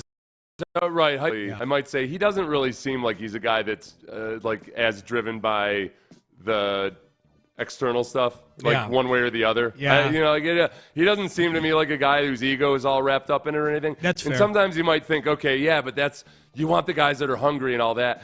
Sometimes the guys that just kind of cruise on through and work hard, but not like extraordinary effort or anything. Those are the guys that end up being really durable. They're not, they're not necessarily fighting through all that. Like, so the sum total of it is that I don't actually think that that'll be a concern. I think he's just going to be the same guy regardless. Kind of like Joe Flacco when he celebrated his big contract by going to McDonald's. I feel like there's a little bit of, you're right. There's an Applebee's trip in his future after he signs that big extension. We're going to do it up big and go to Applebee's. Yep. One more from Tags. Astro fans talking about how Astro fans are going to feel if it's a Bregman and Tucker offseason with both guys going. Does it make sense to trade Kyle Tucker and then bring back Alex Bregman? That doesn't make sense to me. Yeah, I don't think Bregman will be back either, and that's going to be tough for Astros fans to digest if they lose both of those players, cornerstone players. But they're just at the point to where they already have a very high payroll. They have so many needs now. They have corner infield needs, starting pitching, relief pitching. They can get a lot of things that address a lot of their needs. Are they going to take a big step back? Maybe, maybe not. Maybe they can build around their pitching staff and still be really competitive. Okay, so the prevailing opinion seems to be that Alex Bregman is going to leave in free agency. I do wonder if they made a trade, Seth, like the one that was rumored yesterday that Chandler Rome and Ken Rosenthal had with the Cubs, where you get some established leaguers at key positions for the Astros. Outfield, Seiya Suzuki, who's got 2 years left on his deal at about $18 million per, something like that. He's got $38 million left on his deal for 2 years, so $19 million per. Isaac Paredes, who can play first or third base. In this case, he'd be playing first base because I'm going to bring Bregman into the mix here. And then some prospects that help kind of fortify your future, depending on what that looks like. If Alex Bregman is still at all evaluating the Astros, like not just the contract, but what his chances are of winning here, trading Kyle Tucker on the surface would seem to make you a worse baseball team in 2025 and in the future. But if you're getting guys back that here in the short term are, Paredes, you're going to have under team control for 3 more years.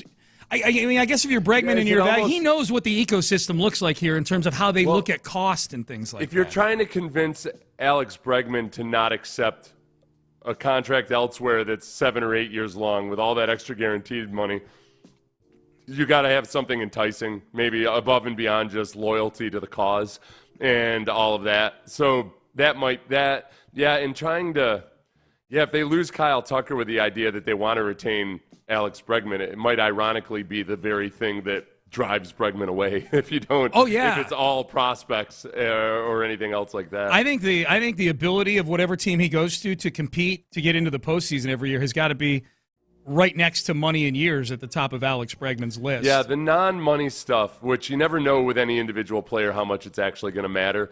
I like that. That part being because Bregman knows, I think he appreciates. He's such a baseball nut. He appreciates how rare this run has been. Yeah, and it's not so simple as just hopping off the Minnesota or Toronto or the Yankees for that matter and winning a World Series. Right. I think there are players that are like, I want to play in L.A. No, I want to play in New York. I don't know that Bregman is one of those guys like where the city matters to him. The guy spends all his time at the stadium and in batting cages. You know what I mean? Springer, of a personality type and everything. I know they've got much different personalities, but I feel like Bregman and Springer are kind of just almost there's a purity to them where I want to believe maybe there's a naive part of me that believes that there's these guys are just a little bit different than your run-of-the-mill professional athlete. I don't know. We'll see. Bregman news coming down hopefully in the next several days here. We'll see what happens. All right, final segment coming up. The Rockets, you know what, text page, I'm with you on this. About as big a regular season win as the Rockets have had in the last several years last night, and made even better by the fact that the opposing coach basically cried at his post-game press conference. We'll relive the crying coming up next. Daily and Black. One thing you probably don't want to relive if you've had damage.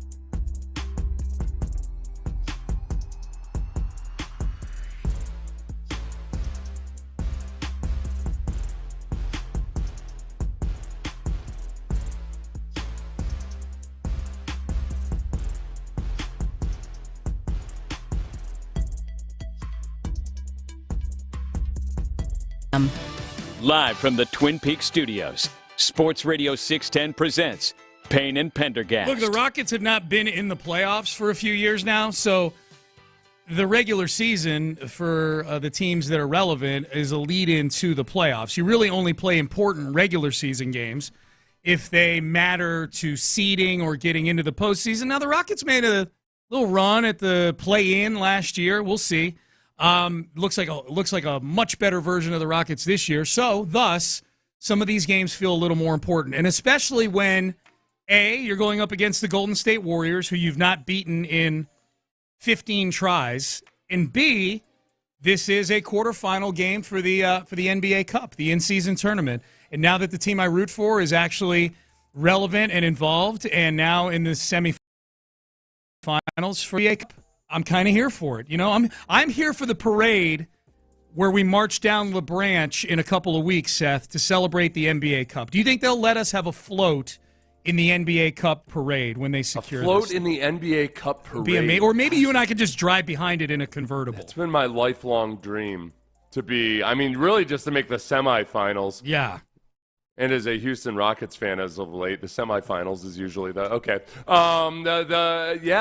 NBA Cup semis, but then to actually snatch the trophy, ring, what is it? I don't know. That's a good question. I don't know what it is. Yeah. To grab that medal, NBA championship award that I've dreamed about forever. Yes. Yeah. Oh my gosh, yeah. Yeah. We'll be lined up in the parking garages there, just like the Astros parades. Yes. It's going to be amazing. This is the furthest the Rockets have ever made it in the NBA Cup. I'm guessing you know since it's called the NBA Cup that it's a cup of some sort. Probably a cup. Yeah, it'd be great if it was like a coffee cup, like a mug. Like, here you go. But in all seriousness, really cool win last night for the Rockets. They beat the Warriors 91-90. They were down 6 with 1:16 to go. Looked like it was going to be same old thing. Van Vliet hits a 3. Şengün gets a bucket. Meanwhile, Draymond's turning the ball over. Steph's missing shots. And then at the very end of the game, after a miss by Steph, there's a scramble on the floor for the ball. Ball's bouncing all over the place. Jalen Green dives on the floor for the ball. Also a good thing to see. Jalen Green getting dog-like out there. And Jonathan Kuminga kind of jumps on top of Jalen Green in an effort to get this loose ball. The ref, what had been largely a street fight of a game, 91-90 was the final score. They call a foul on Jonathan Kuminga. Steve Kerr, whose Warriors have never gotten calls through the years, through all these championships. No, certainly never against the Rockets. No, never against the Rockets either. You're right. Here was Steve Kerr after the game. Ball situation, 80 feet from the basket with the game on the line. I've never seen that. I think I saw it in college one time, 30 years ago. Never seen it in the NBA. That is, unconscionable. I don't even understand what just happened. You know, loose ball, diving on the floor, 80 feet from the basket, and you're going to give a guy 2 free throws to decide the game when people are scrambling for the ball. Just give them a timeout. Give them a timeout and let the players decide the game. That's how you officiate, especially because the game was a complete wrestling match. You know, they didn't call anything. Steph Curry got hit on the elbow, plain as day on a jump shot, just clubbed right on there, no call. So you've established you're just not going to call anything throughout the game. It's a physical game. We're going to call it a loose ball foul on a jump ball situation with guys diving on the floor with the game on the line. This is a billion-dollar industry. You got people's jobs on the line. Okay. Real quick, I should have set it up a little better. When Jalen Green was fouled with a few seconds left, the Rockets were down 1. So that Jalen Green stepped up, made both free throws. Yeah. Game over. So that Kuminga went to the head and neck area. It wasn't just a scramble for the ball. He went all Aziz Al-Shire. Yeah. Except that this was one where he could have, unlike Aziz, who had to make a split-second decision, Kuminga, he set his sights on Jalen's head and neck area. Mm-hmm. And that's a no-no. So sorry, Steve, that we don't endorse your dirty tactics. Yep. Okay, I know that you want, or whatever your perception of wrestling is. Basketball playing clown. Oh, yeah, you don't know wrestling. Soft. You don't know AF. genuine toughness. I will say this: I was listening. I could listen to Kerr's arguments for most of that minute and 14 we had right there. Like, okay, you're the opposing coach. It was 80 feet from the basket. I have rewatched the play, and I'm like, all right, yeah, this is for a game where the score was 90 to 89 at the time. I'm like, yeah, that does look a little marginal. I admittedly didn't watch the whole game. I watched some of it. The part at the end where you start dragging in, this is a $1 billion industry. People's jobs are on the line. Like, what? Whose job, other than the official that made that call, is any closer to being in jeopardy based on that? Based on a poor call at the end of a December regular season game. Right, yeah. Like, the jobs are on the line. Like, what, are you going to get fired, Steve Kerr, if you lose that game to the Rockets? What the hell are you talking about? Jobs are on the line. Is Steve Kerr on the hot seat? Their record's pretty good this year. Jobs are on the line. Get the hell out of here. Who's losing their job from last night? Yeah. What, please tell me. Who's losing their job? I need to see pinks. Like, what the hell are you talking about, Steve Kerr? The only guy closer to losing his job from that whole thing is the guy that you're angry with right now, that referee. And I don't think he's closer to losing his job, but we know they grade people. They grade the officials and whatnot. So tell Kuminga not to go to the head and neck area after the officials have spent 2 weeks watching SportsCenter talk about what an evil person Aziz Alshire must be. Yes. You know, they've been brain. Your problem, sir, is with the sports media conglomerates that have just pushed and tried to paint Aziz Alshire as a villain until multiple NFL players came out and said, whoa there, Stephen A. Yeah. Pump slow your roll a little bit. Man. Steve Kerr. The NBA Cup it's almost looks like a chalice of some sort. Yeah, that's okay. I really want one now. Yeah, it looks good. It looks like it's a hoop. It's a basketball hoop. It looks like with the net kind of cascading down, and then it's like a bowl at the top of the hoop, right? Yeah, I hadn't even caught that. Because you can see You're through. An artsy type, Sean. Because you can see through. Thank you. Yeah.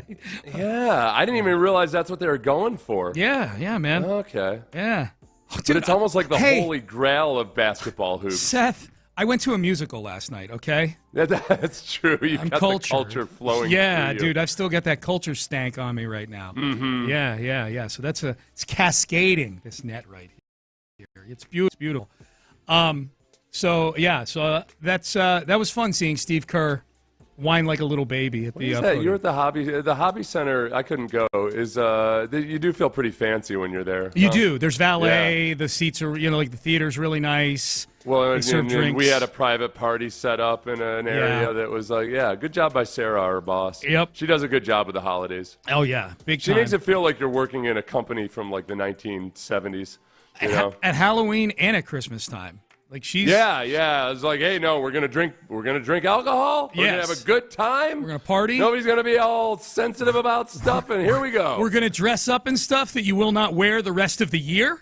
Yeah. Just this one day only, like a Halloween costume or an ugly sweater. Now I like wearing ugly sweaters throughout the holiday season, but there's a lot of people who I think at last night there were probably one and done with their ugly Christmas sweaters. It's so dicey owning a sweater in Houston. Yeah. You think about purchasing a sweater and you're like, you realistically, you got to kind of handicap, like, okay, how many times am I actually going to wear this? Because usually what I'll always have, over 50% of the time when I've tried to wear a sweater in Houston, I misgauge it. Yeah. And all of a sudden I'm sweating my butt off and I forgot that I'm wearing just a plain white tee underneath. And Yeah. So it, now, the sweaters that I have, some of them, they aren't like typical like wool, like knit sweaters. They're like, I think I showed it to Lopez. John Lopez is here. Reggie Atatula. You saw my Acknowledge Me sweater I had on yesterday. Yeah, it's a sweatshirt. It's a nice thin material. It's not bad, but it looks like a sweater. It carries itself like a torso. The worst part about any kind of novelty apparel purchase is that the majority of the time it's made out of like nothing but pure acrylic. Yes. And then especially in Houston,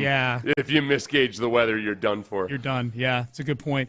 John Lopez, Reggie Atatula here as well. Reggie Atatula is the first person that I've ever seen at a musical. Mm-hmm. Now, granted, he was part of the show. He got pulled up on. A few of us got pulled up on stage. The MVPs of the pulled up on stage were Patrick Creighton and Reggie Atatula, in my opinion. I thought you were going to be early on, though. Like you had early returns. They didn't have you do a lot. I did, yeah. My scene was not very long. Yeah. Yeah, I was only up there for a little bit. Didn't give me many lines. You guys got to perform up there, and I saw something I've never seen before, which is one of the actual professionally paid actors or actresses break character. She sure did. To tell somebody on stage, in this case, Reggie Atatula, audience participant, how cute he was. Yeah, that was the talk of the town, wasn't it? That was the talk of the lobby afterwards for sure. Now, I conveyed this story, and Seth was wondering, okay, was it really, did she really break character, or do you think that tonight's show she's going to say the same thing to whoever's wearing the marshmallow ugly sweater outfit that you were wearing? John, you were there. I'm not going to ask you, Reggie, because you're the subject of this. Okay. You had eyes on this. Was that a legit breaking of character to tell Reggie Atatula he's cute? Not only did she break character, but I half thought, I as it was happening, I thought she's going to just like throw her arm at point here. I didn't think it was over. It's going to ruin the whole production. Yeah, she was gaga. Yeah. Okay, so that's the question. Is Reggie Atatula worth plundering your fleggling acting career? Oh, well, I don't know about all that, but I will say from the perspective of the person who had the statement made to him. Yeah. In that moment, I very much in my head thought, oh, we can stop the show right now. Like, we can stop whatever we're doing right now and get this addressed right here, right now. Thankfully, I had a little bit of couth, and I was able to keep it together. Was it eventually addressed? I can neither confirm nor deny. All right, you will have to listen to that's the question. A tease for In the Loop. The question of the day at 10:40. I get you guys hoarding that for your show. My original thought for the question of the day was, did you give her the old ugly sweater? But O-L apostrophe in front of it. The old turtleneck. Okay. All right. By the way, Seth, I did appreciate you defending my cuteness earlier in the program. I was very appreciative of such things. It came at a cost. I was accused of being a racist on the text line because when Sean first told me the story, in my mind I heard Ron. And listen, everybody, I'm not that racist. Okay, I know. I mean. He's like, everybody has their biases, you know. Hey. Two guys that I know pretty damn well, and all right, come on. Just accuse me of being a racist, but not that racist. It's probably me not enunciating enough where I said Reggie and you heard Hughley or something. Yeah, Sean's a drunk, and I'm kind of racist, but not that racist. Yeah, I mean, how much different would the night be in that situation? Well, you got a whole marriage situation. Yeah, exactly. I was like, everybody felt giddy to talk to me about this, and I'm like, I feel like that doesn't go the same way if it's Ron. No. Ron comes back and I don't know I don't know Ron's wife much at all or anything, but some women might accuse Ron of somehow being at fault in that situation. He comes back to his seat and he's just getting the icy glare. But Courtney was not there last night. She was not. She was not there. Okay, I think both of the fellas of the drive they went scooted over here after the show because show started I guess 6:30 was what was the time. I think we got going around 7. Yeah, but at 6 they're here getting the show done, and they had to scoot over through traffic and such to get over to the Hobby Center. It was good. It was a lot of fun. Boss lady picked up the drink tab for everybody. How about that? She sure did. I only had one. I felt guilty. I should have had more. I had 3. I should have had more. Of the jingle juice? 3 jingle juices. So you were nice. I was feeling good. My biggest thing was towards the end of the show, I had to go to the bathroom. Bad. Bad. I sprinted past you guys. Speaking of going to the bathroom, I want to take this opportunity to put our program director on blast. Because, the engagement part of this, right? I imagine not everybody's, excited about that, right? But typically people just try and look disinterested and hope they don't get called. He went to the restroom when they started picking. The second time when they were picking y'all, he pointed at me. He's like, this guy. And he wasn't even in there for the first Or somebody one? behind me. I think it was Parker. Man, that is. And I was trying to hide, man. I was like, some scumbaggery right I was like, hey, man, that's kind of nasty work. I looked out of the corner of my eye, I saw somebody pointing at me. I was the first one to get picked. Amy and I were sitting in the. Y'all were front row. We were front row. I know you are. As soon as the email came out. So I did love that. That was the hierarchy. You could tell who RSVP'd early. Oh, I didn't think about that. Yeah. So I was sitting in the front row, and Seth, there was a guy. There was one of the actors in the show was had to be at least 75 years old, maybe 80, and he was funny as hell. He was awesome. But at the part where they were going to get people to bring him up on stage, he comes right down the steps, walks right up to me. I'm front row, right on the corner there, and he looks at me. He goes, "Do you want to be a star?" And I'm looking at him like, This is how Boogie Nights started. Yes, I want to be a star. I want to be a great big star. How do you like I want to that? be a great big star. I want to get hooked on meth. I want to rob some rich guy. Staring in the mirror. I'm a great big star. I'm a great big star. Yeah. Can I get one more thing in before you Of eventually course. hand this Of thing course. I'm off? having fun. Did you have was there anything within you as a big wrestling fan that was hurt when she called you Spider-Man and did not recognize what your ugly sweater was I didn't about? catch that. Yeah. I had my Acknowledge Me sweater on. Oh, she thought it was Spider-Man. Yeah. Went straight over my head. Okay, so Right. I just brought that a grievance to you. My bad. Yeah, no, that's okay. Now I'm retroactively angry. Now I'm going to that show tonight just to give them a piece of my mind. I'm going too for other reasons. Sean, I wish I had Season told you tickets. this to be on alert for it, because I brought this up before and you didn't know what I was talking about. Did you happen to notice how efficiently the women's bathroom line moves at Hobby Center? Only because Amy and I went to the bathroom at the same time. Yeah. She was out way before I was. It's nuts. Yeah. I'm so fascinated by this. They are I've never seen, usually it's the exact opposite at any kind of public event. Women are lined up. The line just moves like at breakneck speed. Oh, yeah. And I'm fascinated by what goes on in there. No kidding. Except obviously I cannot go investigate. And one of those guys from the airport with the lights. Like, Yeah, come on, get in there. The unsexy answer would be they just have more toilets or something. Yeah. But I want to know if there's an operational thing going on. I asked Brandy, and I wasn't satisfied with her response. She didn't explain it well enough. I was like, no, I need a layout, and you need to show me how this works so efficiently. Okay, this is another reason for me to go back to the show with Reggie tonight. Let's go. Let's do it. All right. You guys enjoy the show? No, we just wanted to watch the women's bathroom line. That'd get kind of what we're into tonight. And Reggie had to see about a girl, like they say in Good Will Hunting. Yeah. And my friend Reggie's talking to a girl. I'm watching the women's bathroom line, taking notes. Seeing if she's coming out of the women's bathroom. My for Reggie, my emotional support, Sean. Yeah, that's it. Yeah. I'll wear a collar and everything, a vest. All right, Seth. Antibodies to you. Football Friday tomorrow. Antibodies and a turtleneck to you. Thank you, my friend. An old turtleneck. The old turtleneck. Apostrophe. Yeah. All right, we're done. You're listening to KLT HD2 on Odyssey Station. John Lopez, Reggie Atatula, Figgy Fig. They're in the loop and they start now. You're right. We start now. It is a Thirsty Thursday here in the Loop, Sports Radio 610. Hope you are having a good one and hope we can make it a better one. It's John Lopez, Figgy Fig, Reginald Atatula hanging out with you today. I have a strong feeling and honestly a fear that you will learn more about me today in a way that I really and truly don't want to. But you know what? We're going to do it anyways. Yeah. But that happens later. Right off the top, I got the NBA Cup fever, baby. Rockets, Warriors. Little bit. Rockets get a victory, 91-90, a streak of 15 losses in a row. How we feeling, Houston? I'm telling you, and I said this from the start, I was much more interested because it was the Warriors and it was the 15-game win streak and big names and all that. It even feels more so like that now that you beat them. And not only did you beat them, that it was that relevant and it was that hot of a topic from Charles Barkley to Steve Kerr after the game to just sort of the dialogue that's happening right here. I have always sort of raised, shaking my head at the whole NBA Cup thing. I think it's gaining a little traction. I think it's definitely gaining traction here. But really, let's just talk about the Rockets because to me that was elite defense. Yes. Like elite. At a moment in the game, I stop and I go, this feels like the best defense in the league. And obviously, I can take you to the statistics, defensive rating. They have the second best defensive rating in the league, second only to the Oklahoma City Thunder, which, they've consistently been pretty good over the last couple of seasons.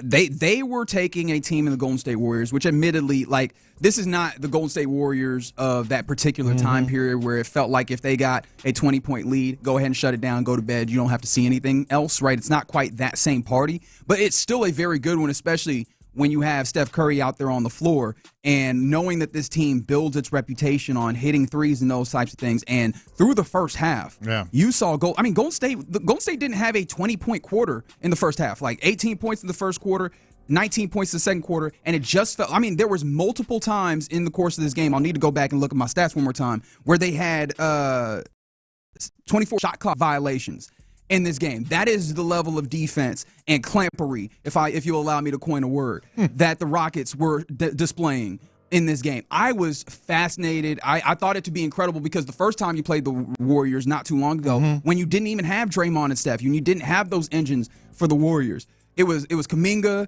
it was some of these other cats that were making it tough on you, and they were attacking some of the seams of this defense. I was thoroughly impressed by the defense in this, and it wasn't just like what they typically do where it's like, hey, everybody, kind of on your island. The help defense was incredible. The ways in which once the Warriors was able to actually force the Rockets into rotation, the rotations were pretty crisp. I was very thoroughly impressed on the Rockets defense on a level that you would like not with any curve, right? Not any, this is a young team and they're developing. No, it's just like flat out, this is a great defense. Well, and the other thing you mentioned, the rotations, the perimeter defense was ridiculously good too. Just how they got to the ball and closed out on people, and that's something that is as they always like to say is not just going to travel, but I think it's going to carry them a long way. And the reason is, that's the fewest points the Warriors have scored all year.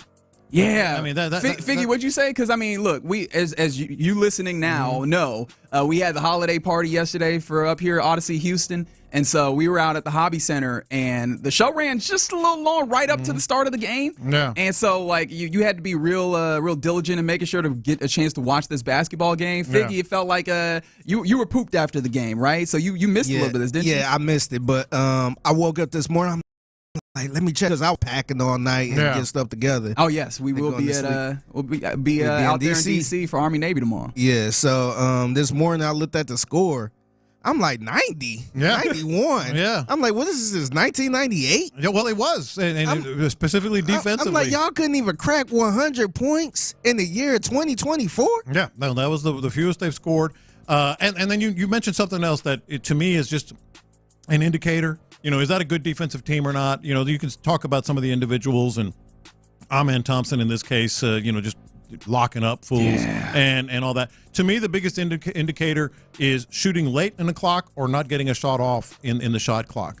The Warriors, how many times did they not get a shot off or were very, very late in the shot clock? I mean, that to me means effort. It means rotating. It means showing on screens. Blocking the guy that's diving into the lane.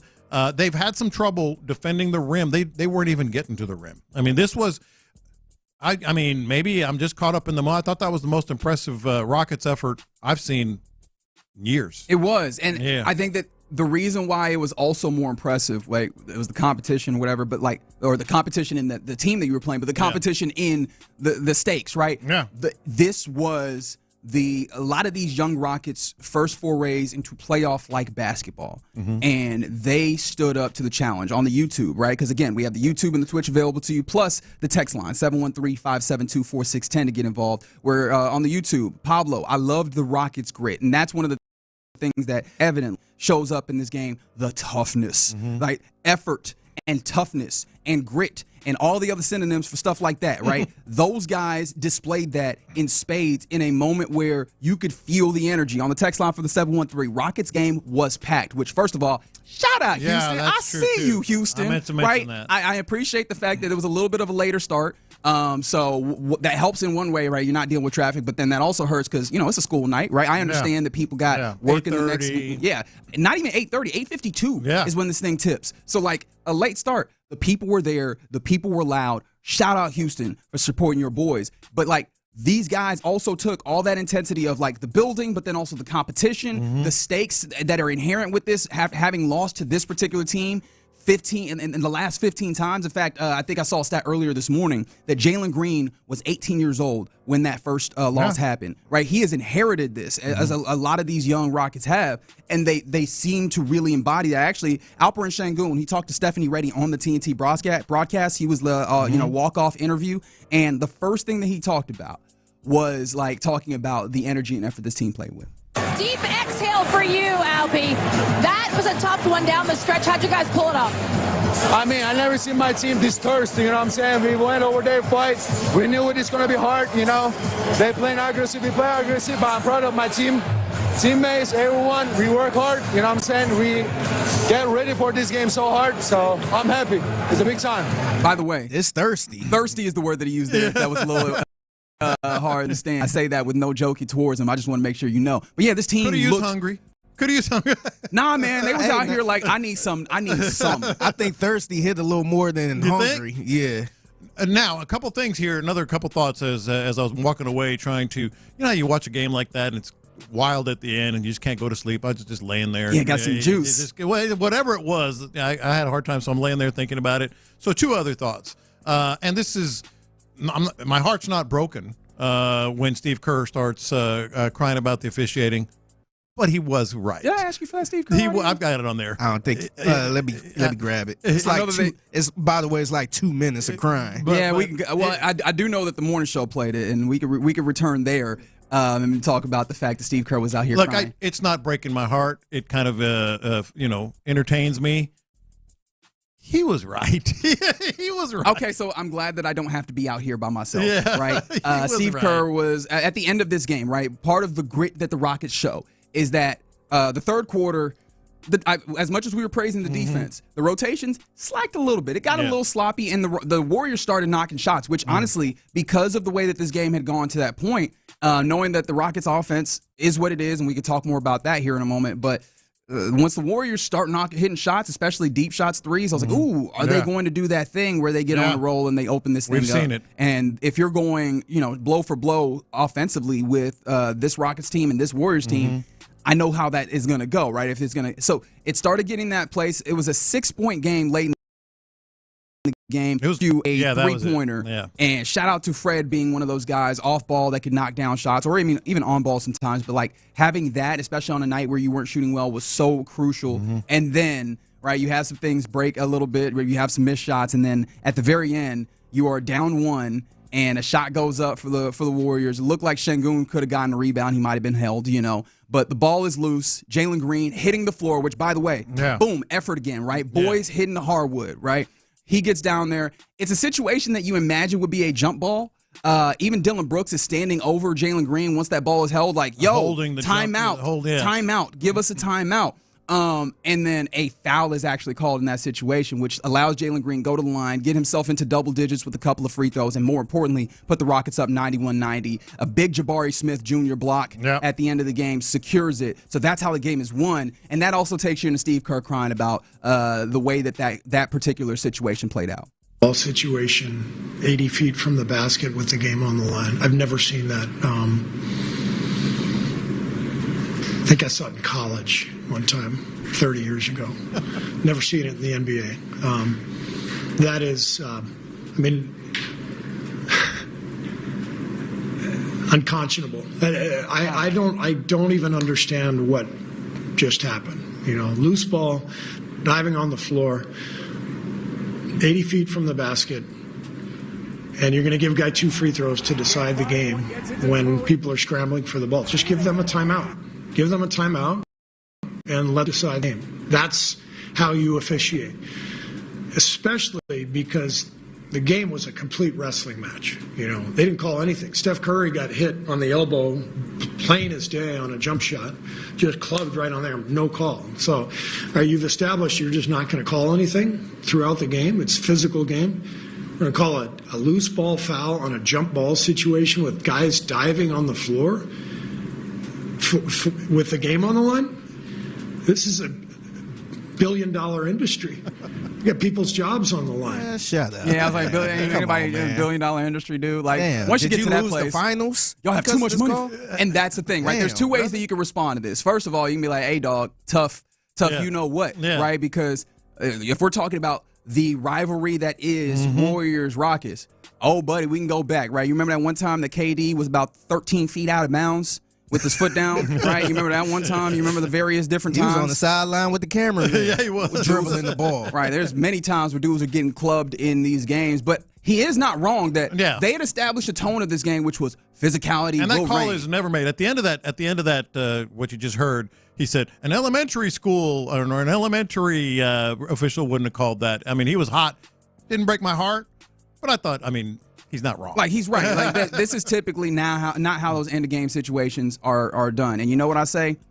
Blanket we ball. Yep, boo-hoo. Tough, boo-hoo. It be like that sometimes, bro. Cry me a river. That is, and especially in this. Hey, bro, your team put up 90 points. I'm not trying to hear it, fam. Yeah, you could point all around all the calls that should have been called. Because, it goes the other way. And I do think that he did bring up that Steph Curry thing, which did feel like complaining about that one particular call, but he is right that, hey, man, there was a lot of other things, and like this is where you have Nick Caserio talk about consistency, or any other team official being like, "Yo, we just wanted to fish a consistent game across the officiating all the way across the board." Mm-hmm. However, hey man, it be like that sometimes. How about you make a shot? How about you don't get blocked by Jabari Smith Jr. at the end, huh? How about that? How about also the shot that Jalen Green ultimately rebounds and leads to that foul? Mm-hmm. How about Steph Curry not take a hero ball shot to try and go night-night instead of actually getting a good look? That's what he does. But that's what I'm saying. Like, all these things factor in, and you're not going to get me crying about a foul called in an instance where it was a jump ball. And then the other thought I had as I'm lying in bed saying, why can't I go to sleep, was the Charles Barkley thing after the game. I think, do we have time for that? I feel like I want to come back to that. We can absolutely come back to it. Because I think it's a little meatier than the couple minutes that we have. I think he was not talking about the Rockets. He was talking about one guy. Interesting. Okay, that's a little bit of a tease that we'll come back to. But offensively, though, I did think, right, because I had a little bit of a mini passing thoughts at one point, and I wrote this down. I don't know that this team is truly capable of matchup hunting, right? It seemed like there was at various points where, like, Dylan Brooks would post up Steph Curry, because as we all know, having seen these two teams play a long time and just watching the Warriors play a whole bunch as we've had to when they keep getting into the playoffs and having all these primetime situations, whatever. That is one place where you go, oh, make that guy play defense. If for no other reason to tire him out, but also he a little, right? Like, and not just like height-wise, he's 6'3", but like hefter-wise. And put that in the basket. It just felt like they did not, like, they go and get that switch, and they weren't effective at consistently doing that. And, like, Alperen Sengun may be the best at this because of the post moves that he has, but that is something I wonder about. It's simultaneously a compliment and a concern for me, because it does feel like when you have to worry about matchup hunting is when you're talking like playoff series where you're trying to hit a weakness and you're trying to really needle at it, pick at a weakness of a team, right? But I also don't know that they're capable of attacking the weakness of a team on their offensive end, because I don't know that they have somebody who has that specialized skill. And in theory, that might be Jalen Green. That ties in with what we're going to talk about with Chuck. Yeah. So we'll circle back around to that, I promise, as we got 4 whole hours here in the loop on Sports Radio 610, as we always do. Appreciate you guys hanging out here. 281, great point that I would like to find a way to relay to Steve Kerr. Now, whose job was on the line there exactly? Exactly. Whose job are we saying? Was it who was about to get the old pink slip if that one did not go the right way? Yeah, fair enough. You're in the loop right here on Sports Radio 610. Coming up next, yesterday, we found out Jalen Pitre, significant injury, right? And he will get season-ending surgery. So the hope that we had that he might return to this team this year, now gone. Is losing Jalen Pitre possibly more significant than losing Aziz for 3 games? 713-572-4610. We'll discuss it next. All right.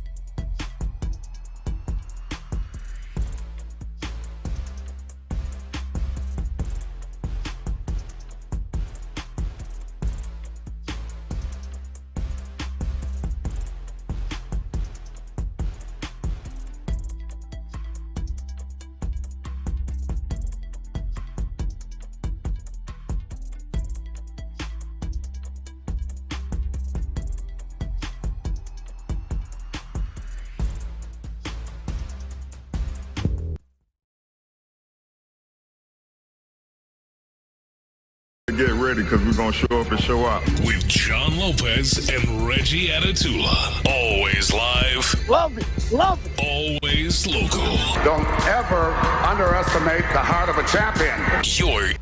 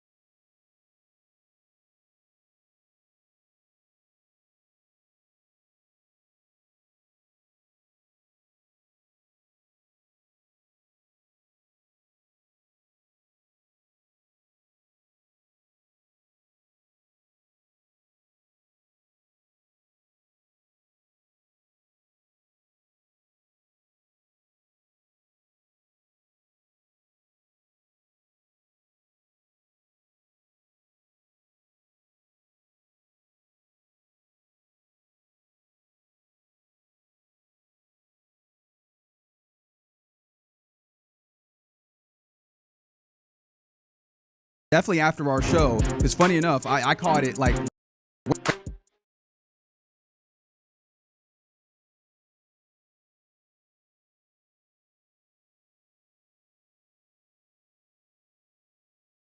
around his skill set for this Houston Texans team. He had that torn pectoral that was kind of listed as a shoulder. That's the thing that was very odd to me. But he has been, we had been knowing that he was going to miss some time. But the hope was that if he did not need surgery, that maybe this would be something that in a few weeks he could return, maybe play through some type of pain. I don't know if he get one of them needles or what have you. What the situation would be. We got official one of them needles.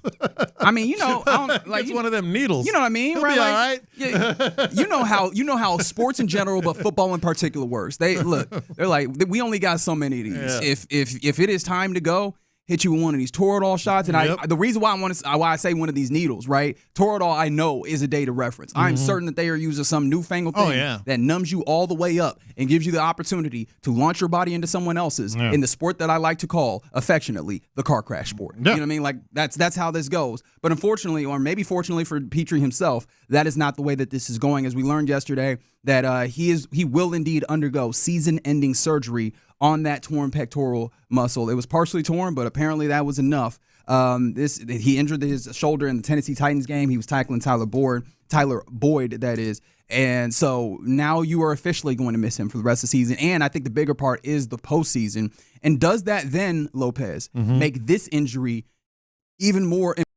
important, or more significant, rather, of a loss to this Texas team than Azeez Al-Shaair missing these next Well, three that's games? the question, and I think the answer is yes. I mean, when he hurt his shoulder, and we heard that it was we were talking about it on this show.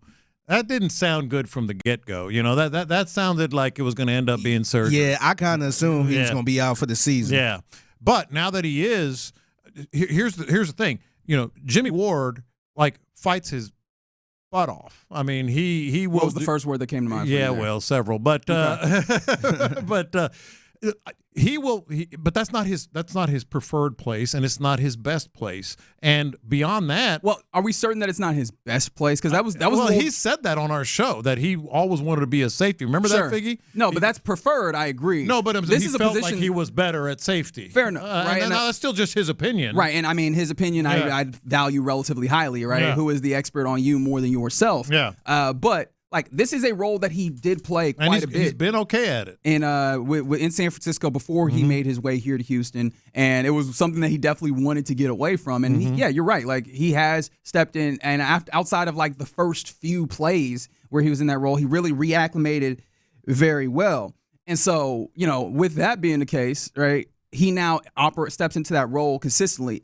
I am not as worried about the what the step down in ability or play is at that role, because we've seen him have some of that same physicality, some of that same read and react and trigger and firing off and getting into the backfield in some of the similar ways that Jalen Pitre did scares me is one of the issues that we've talked about time and time again is the depth issue, because you are that much closer to having to have someone like a Miles Bryant or like even a cornerback slide into that role. You're more likely, or you're closer also to having something happen with your safeties, because now it is fully, Eric Murray in particular, and then also Kalen Bullock. I imagine there's not going to be a ton of rotation. If there is, this is another kind of half step down or however much into that backfield that we know has the propensity to leave the possibilities of deep shots and explosive plays. Well, that's one of the two reasons that I'm landing on. Yeah, this is a more significant loss than Azeez Al-Shaair. You mentioned depth. That's one of the reasons. You're going to be without Al-Shaair for the next 3 games, but you're getting a guy back that can really play football when if he's 100% healthy. In Christian Harris, you've got To'o, who's been something of a surprise, at least against the run. Yes, and Neville Hewitt. You've got bodies out there that have played football this year outside of Christian Harris, but have played football this year and have played at those positions. At the safety position, you just touched on it. You got Jimmy Ward. Then what? I mean, are you going to be, are you going to be Miles Bryant? And then the second reason I think this is a bigger hit than Azeez Al-Shaair is, frankly, the matchups. Look at the quarterbacks you're playing in the next 3 weeks. Yeah. They can run the ball. Maybe they can take advantage of some linebackers and coverage opportunities. But those quarterbacks know how to exploit matchups. And we talk about it all the time. Is Jimmy Ward going to be in a position where they're not necessarily picking on him, but they're trying to take advantage of some of the ways that he's playing, or the safeties are playing, trying to help him, or whatever it may be, whether it's a shell or whatever it might be, how they are defending wideouts, because that's going to be a wideout that he's going to be covering. So I think the quarterbacks you're playing and the depth, I think Petre's a bigger loss. And I think also when you mention the quarterbacks that you're playing, right, those guys, I mean, Patrick Mahomes, historically, he likes taking those deep shots. He's had to, progress his game forward to where take what the defense gives you, be a little bit more surgical, matriculating down the field. Lamar Jackson loves a deep shot and opportunity to go over the top. And that's where it comes back to these young safeties, right? Yeah. They're going to need to make sure they're on their P's and Q's, because you could play a too high shell, or but if one of those safeties is kind of drawn out of place with a double move or whatever, that can really open it up. Which brings us back. Like, I would like to bring you back to D'Amico Ryans, the head coach of this team, a dude that I would trust to make these evaluations. This was him talking about how this is a big game this week for the Texans safeties and what is key for them. Eye discipline is key this week. Even though the ball is out, they have a lot of eye candy, as we call it. A lot of eye candy where they present things where a play is going one way and it goes to the other side. So everybody, you just have to maintain your discipline, make sure your eyes are in the proper place with the defensive call, with what we're asking guys to do. If your eyes are right, you have a chance to be right. But if you're seeing too much, then that's where you run into problems. So just ask our guys, see a little, see a lot. That's exactly what about. That's exactly you're. I mean, we're talking Tua, who exploits that a lot. Obviously, Mahomes and Lamar Jackson. And I mean, if you want to add to that, right? You mentioned the quarterbacks. We're talking Mike McDaniel. Yeah. We're talking Andy Reid, and we're talking. I mean, Todd Monken is kind of the odd stepchild out of these, but Todd Monken's offense has found a lot of explosives at the very least in this, and then of course you can add the running into it as well. But yeah, those guys are the guys charged with taking. It's what they do every week. Yeah. Where is the weak spot? Where can we confuse the defense? Where can we maybe put the defense in a bad spot? Those 3 things. Yeah, and weak spot. Where can we confuse them, and where can we make them play it wrong? And that's exactly what D'Amico's. You got to have eye discipline. I mean, he's talking about we cannot make we can't fall for any of their junk. Right, and 281 makes a point that I understand where you're coming from on the text line. I don't see them getting beat deep too much this week because Miami is going to get the ball out to his hands so he won't take hits. They got to be locked in on misdirection plays. Yes, and I think that's really what I mean is like the explosives are really the big thing. When I was talking about beat deep, that's probably more towards the latter 2 of this 3 games in 11 days. But the first one of those things is they get the ball out quickly, but they get it to guys in space. And if you're not in the right spots to come up and tackle, what should be maybe like a solid gain ends up being an explosive play, a really, truly explosive play, chunk play, or maybe even a touchdown if you're not in the right spot. And we saw that. What was that Eric Murray play where he gets got on the double move? It was emotion, too. That's another big thing. Right, and so those are the types of things that I'm concerned concerned with. I think that happens when you have some more of this motion and guys, the young guys back there without Jimmy Ward in front of him.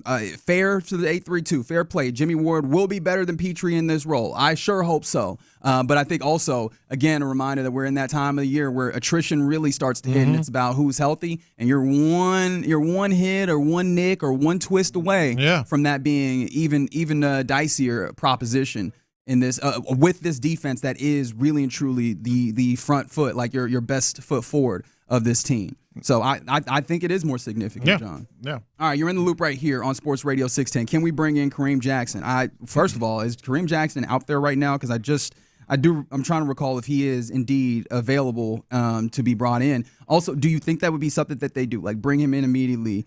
He is on the Bills, right? So, but if he was out there, someone similar, right, that you're like, he has a familiarity, what have you. Do you think that that's something they would do at this point? Yeah, I don't think they're going to bring anything in at this point. Figgy, got a question for you. What's up? Why don't you and I take over the tease for question of the day? Oh, okay. Yeah. Why don't you and I take over the question for let them have it. The tease here. Well, did he let her have it? Okay. All right. We had the Christmas holiday party or what have you for the office, and something happened, right? I got called on the stage. We will explain it, but there is a question that has to do. Yeah. How would you have closed the deal is the question that these boys want me to ask. 713-572-4610. They'll explain. Yes. Next. Fresh off their bye week, the Texans tackle the Dolphins on Kids Day, presented by Texas Children's. Hear all the action here Sunday, with pregame coverage starting at 9. Kickoffs at noon with Mark Vandermeer, Andre Ware, and John Harris on the call. Then Texans postgame as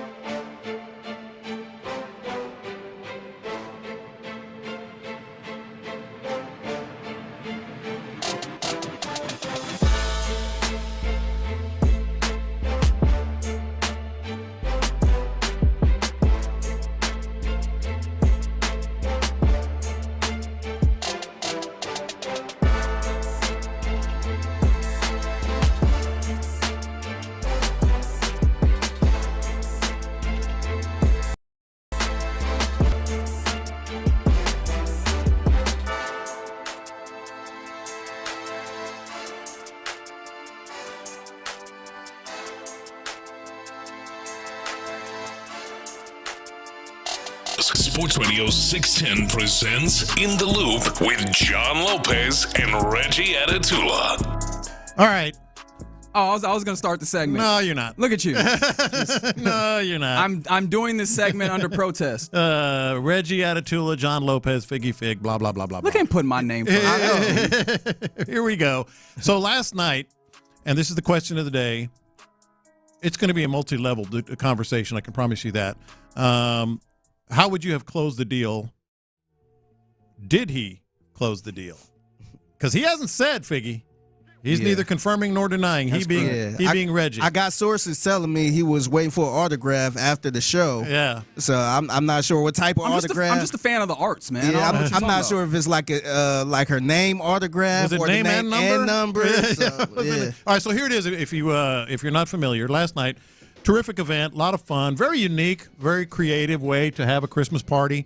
We went to the Hobby Center for the Ugly Christmas Sweater show. Musical. You were musical. there. Yeah. And we were all wearing ugly Christmas sweaters. By the way, we not going to slide by the fact that Lopez showed up like it was he did not Christmas have a in Christmas Hollis. sweater on. He had a Christmas jumpsuit, tracksuit. He looked like Tony Soprano. The sweater getting into the spirit of the season. I'm carrying my man put the taco meat out and everything, which was it was very disconcerting. Yeah. The women loved it. Anyway. Which women?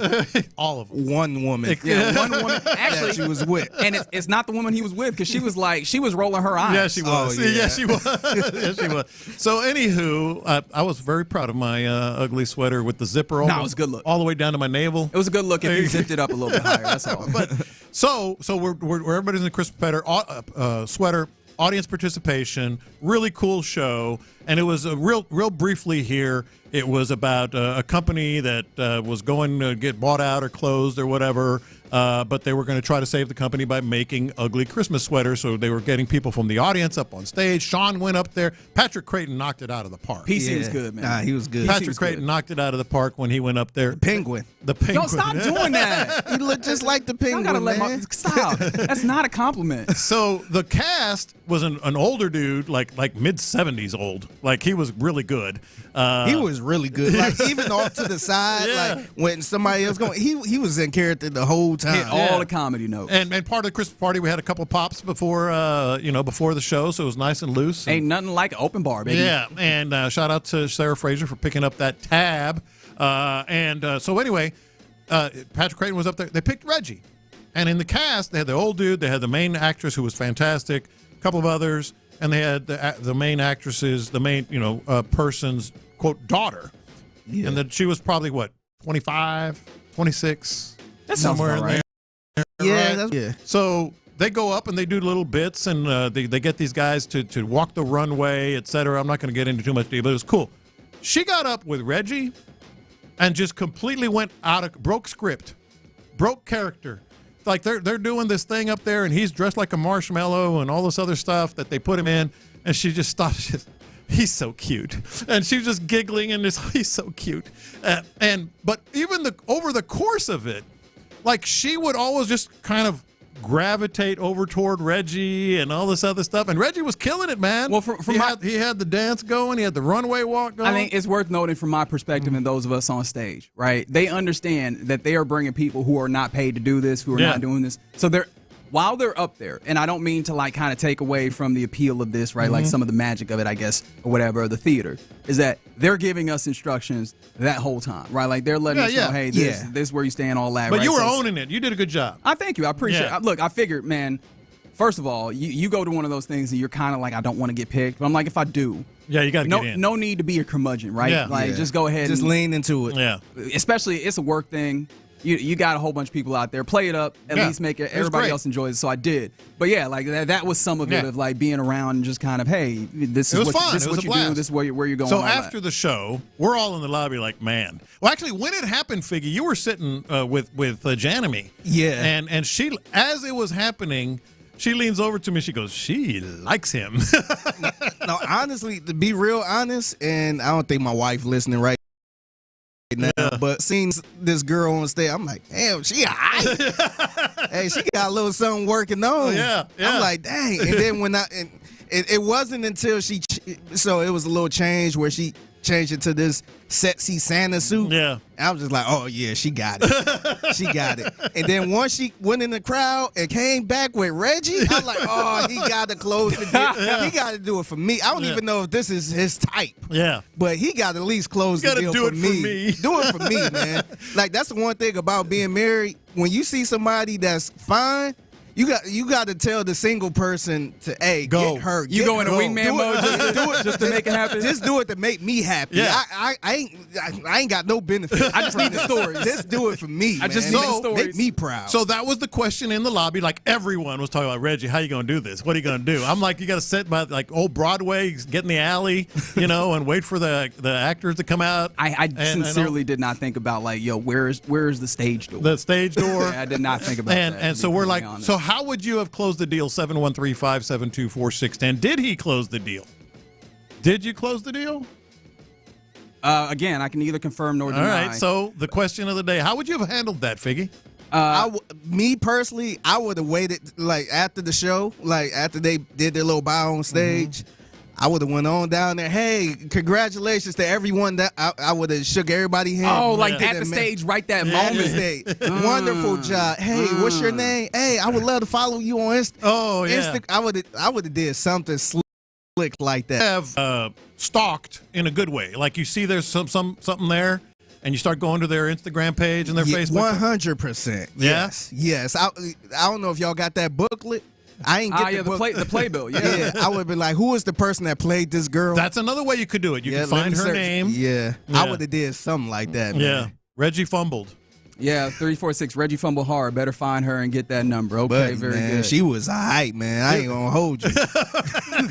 Yeah, so the reason why I could not do what you did, what you said, Figgy, is that immediately after, like, the show, we basically as a company had one section that was larger to ourselves. Some of the folks were in another section, but there was a lot of folks in this one section. So, like, once the show was over, like, I had a whole bunch of people big up in me as if I did the show or whatever, right? They were like, oh, man, it was so good. And then, obviously, a lot of people let me know that there's media out there, which is a little disconcerting of what happened there, because we wasn't supposed to have phones. We were supposed to turn your phones off, all you non-listeners, all you rule breakers at Odyssey, Houston. But, yes, a lot of that happened, and then we ended up – so, like, by that time – it was done. We all ended up in the lobby where, by the way, there was a young girl, right? And up front. Well, I don't know if up front, but there was a young girl out in the lobby that came up to me and she was like, I loved your walk. And I was like, thank you. And I'm like, why do I feel like I performed? Right? Like, why does that be the case? But yeah. It was a funny situation that happened too. So Brandon Scott was there too.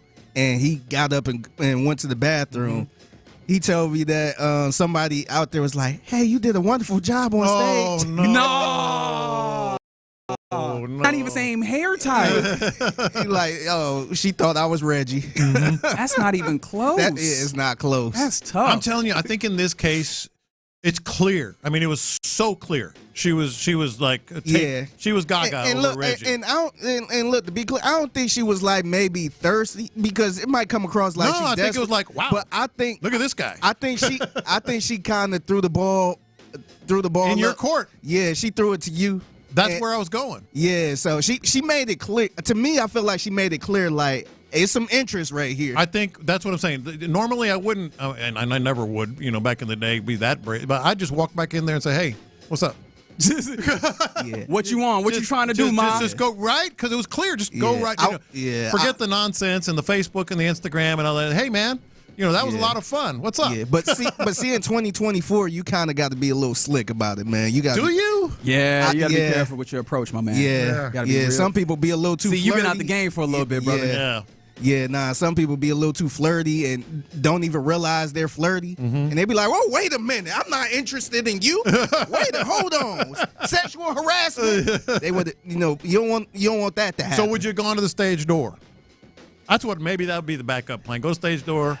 And just sort of strike up a conversation. Honestly, that's a little bold too, man. That's a little bold to do that. Bold. Yeah, because also, think about the perception. Like, you were operating from a place where she like. Thank her. Hey, thanks. That was a lot of fun. Yeah, but also, hey man, you walk out the door getting off your job, and all of a sudden, Hey, I was at the show earlier. Like that, I feel like that's a little disconcerting. Yeah, I was about to say. I mean, y'all haven't seen Players Club, but this is a scene in Players Club where the girl was dancing for this older guy, and the dude popped up at her house like, "Wait a minute, I thought you liked me." She was like, "Wait a minute, no, it ain't nothing like that." And he thought he had a relationship with this girl just because of a couple dances at the club. Yeah. So you don't want that type of situation. Okay. But I think the best thing Reggie could have did is probably just find her on Instagram and maybe be like, "Hey, you did a wonderful job up there." And But you can do that in person at the stage door. It's the same thing.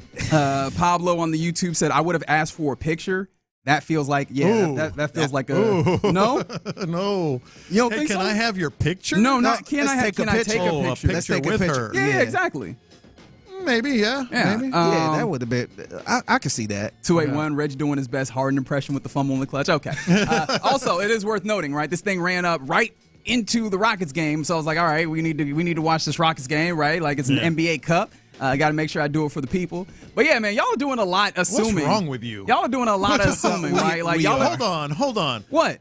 He had this great opportunity. Yeah, but the Rockets are starting. Yeah, man. NBA Cup, baby. This is important basketball. This means something to me. He said, forget these girls, man. The kids basketball, these days. The kids these days. I'm telling you. NBA Cup, man. Yeah, it sounds good, but I got to watch the Rockets. Yeah, man, absolutely. What the hell are you doing? being a real hoop lover. I watched the Rockets when I got home late. Yeah, and I did too. You can catch up. But yeah, y'all doing a lot assuming that like she liked me or whatever. Like I have it on good authority that you were cute line is in the script. Yeah, right. I wish I'd have saved the playbill because I'd look up her name, see if Reggie's followed her yet. Yeah, that's the best way you probably should have did it. Just, found her on social media and be like, hey, you did a great job. Appreciate that. From the 713, damn the NBA, I want the woman. Exactly right. And from the 346, don't blame the Rockets for that. Well, I like to think because I made sure to watch that game that they got the victory 91-90. I got to watch basketball. That's right. That's right. This is real. I got work to do. This is yeah. Shout out to the Isley brothers. I got work to do. 100%. All right, you're in the loop right here on Sports Radio 610. Coming up next, let's go around the NFL. Where is it? Bill Belichick really gonna go coach at college? Like for real? For real? We'll do that next.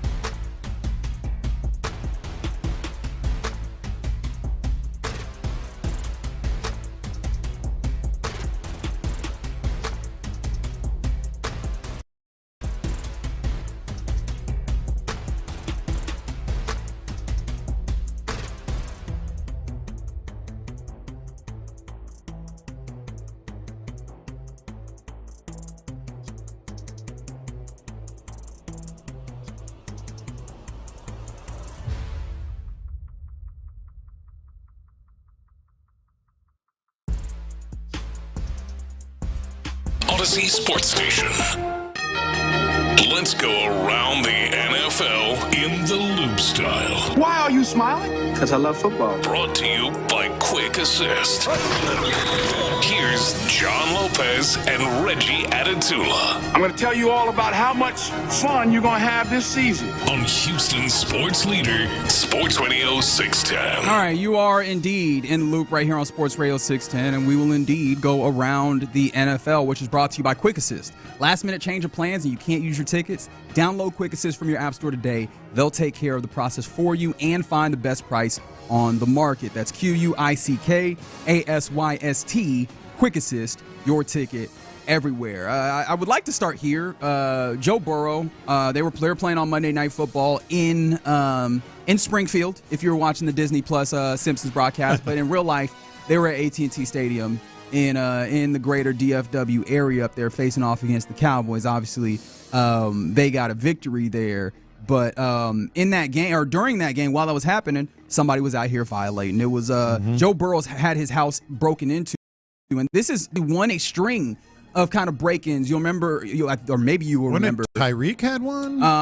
Yes, Tyreek's house in Miami, I believe, was one of those. But I vividly recall Patrick Mahomes, Travis Kelce's houses were broken into. This is something that the NFL has actually reached out to NFL players, letting them know that, hey, there apparently seems to possibly be a connection where people are scouting out when dudes are out of town and going and hitting their houses. They definitely. Oh yeah. Oh, Patrick Mahomes, he out of town, so let's hit up that crib. Like, that's one of the tough things about it. Like, your job tells people that you are not at the house, right? What are we supposed to do about this? You are not there. But yeah, Joe Burrow had his house. There was items stolen from it. It was ransacked, and yeah, it is a streak of burglaries. Now, the thing that has gotten that's gotten a lot of traction is that on the when it came to the police report, there was a model named Olivia Ponton or Ponton or however, I don't know how to pronounce her name, and I'm going to be completely honest, not looking it up in this moment. Yeah. But supposedly she works for Joe Burrow in some capacity. I bet she does. And I think that, look, man, the social media, this is where we get to be a little bit egregious, that we get into things that maybe ain't all of our business,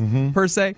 But let's do it anyway. People got in all the way in, and supposedly, according to Ponton, she reportedly said on the police report that someone broke into my house, noting that a bedroom window was shattered and that the room was ransacked and everything. Now, Joe Burrow, in his media availability, I believe this was yesterday, he started without taking questions. He immediately went and had a statement in which he said, "We live a public life, and one of my least favorite parts of it is the lack of privacy, and that's been difficult for me to deal with my entire career." He talked more about it, but then he really did start by saying, obviously everybody's heard what's happened. I feel like my privacy has been violated in more ways than one. Yeah. And way more is already out there than I want to be said, and that's all I'll say about that. So, he basically let it be known that, hey, man, y'all in my business right now, and I need y'all out of it. Well, I mean, it's on the police report, so it is public domain. This Olivia Ponton. This man, actually, we can look this up. Hey, so. It's a police report. Well, actually, it's a police report. It's out there, and yes, there is a certain amount of why you doing this, but.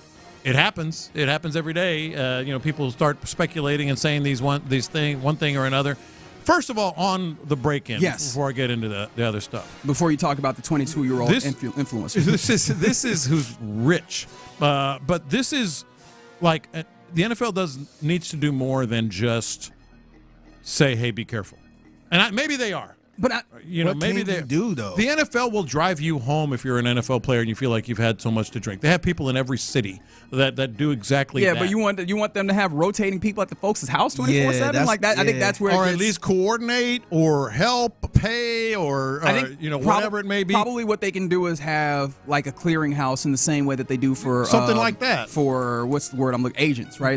Where they're like, hey, these are some agents that you can actually trust that won't go bad. Some security guys that have been vetted. Exactly. That know exactly what to do. Because I think Seth made a great point about this earlier today, is that when you think about it, and he likened it to heist movies, but he's not wrong in this regard, is that, hey, man, there needs to be a lot of these times, and it could be that there's some level of security there, and that people are giving them the what's it on how to get in, and then boom, here you go, right? Maybe that is, but yeah, it would be interesting to see. I just don't wonder. I wonder how far is your employer supposed to go on your private property and those things. But yeah, this story, all in all, and forgive me if you feel like this is a reach, it again makes me look at our society and like, yo, we are not in a good place. Like people, and look, I understand, right? They out here like maybe they feel themselves some level of Robin Hood, right? We rob it from the rich, so it's not that big a deal, whatever. But it does feel like again, doesn't make it right, man. People have that it feels like people have enough of that sentiment where maybe this is just like wanton. Hey, man, we just stealing, right? Maybe that's all it is. But it does feel like we have a lot of things, and yes, I am pointing it back to that one thing that happened in New York that one time, where it feels like we're hey, the people who are on the bottom of this thing. Yeah. It feels like they're getting they're getting restless. Well, but the other thing about this that is really alarming, I think Seth is right. There might be some sort of leak or some sort of info or intel or whatever it may be, but it is clearly a nationally organized thing. This isn't like just some dude, hey,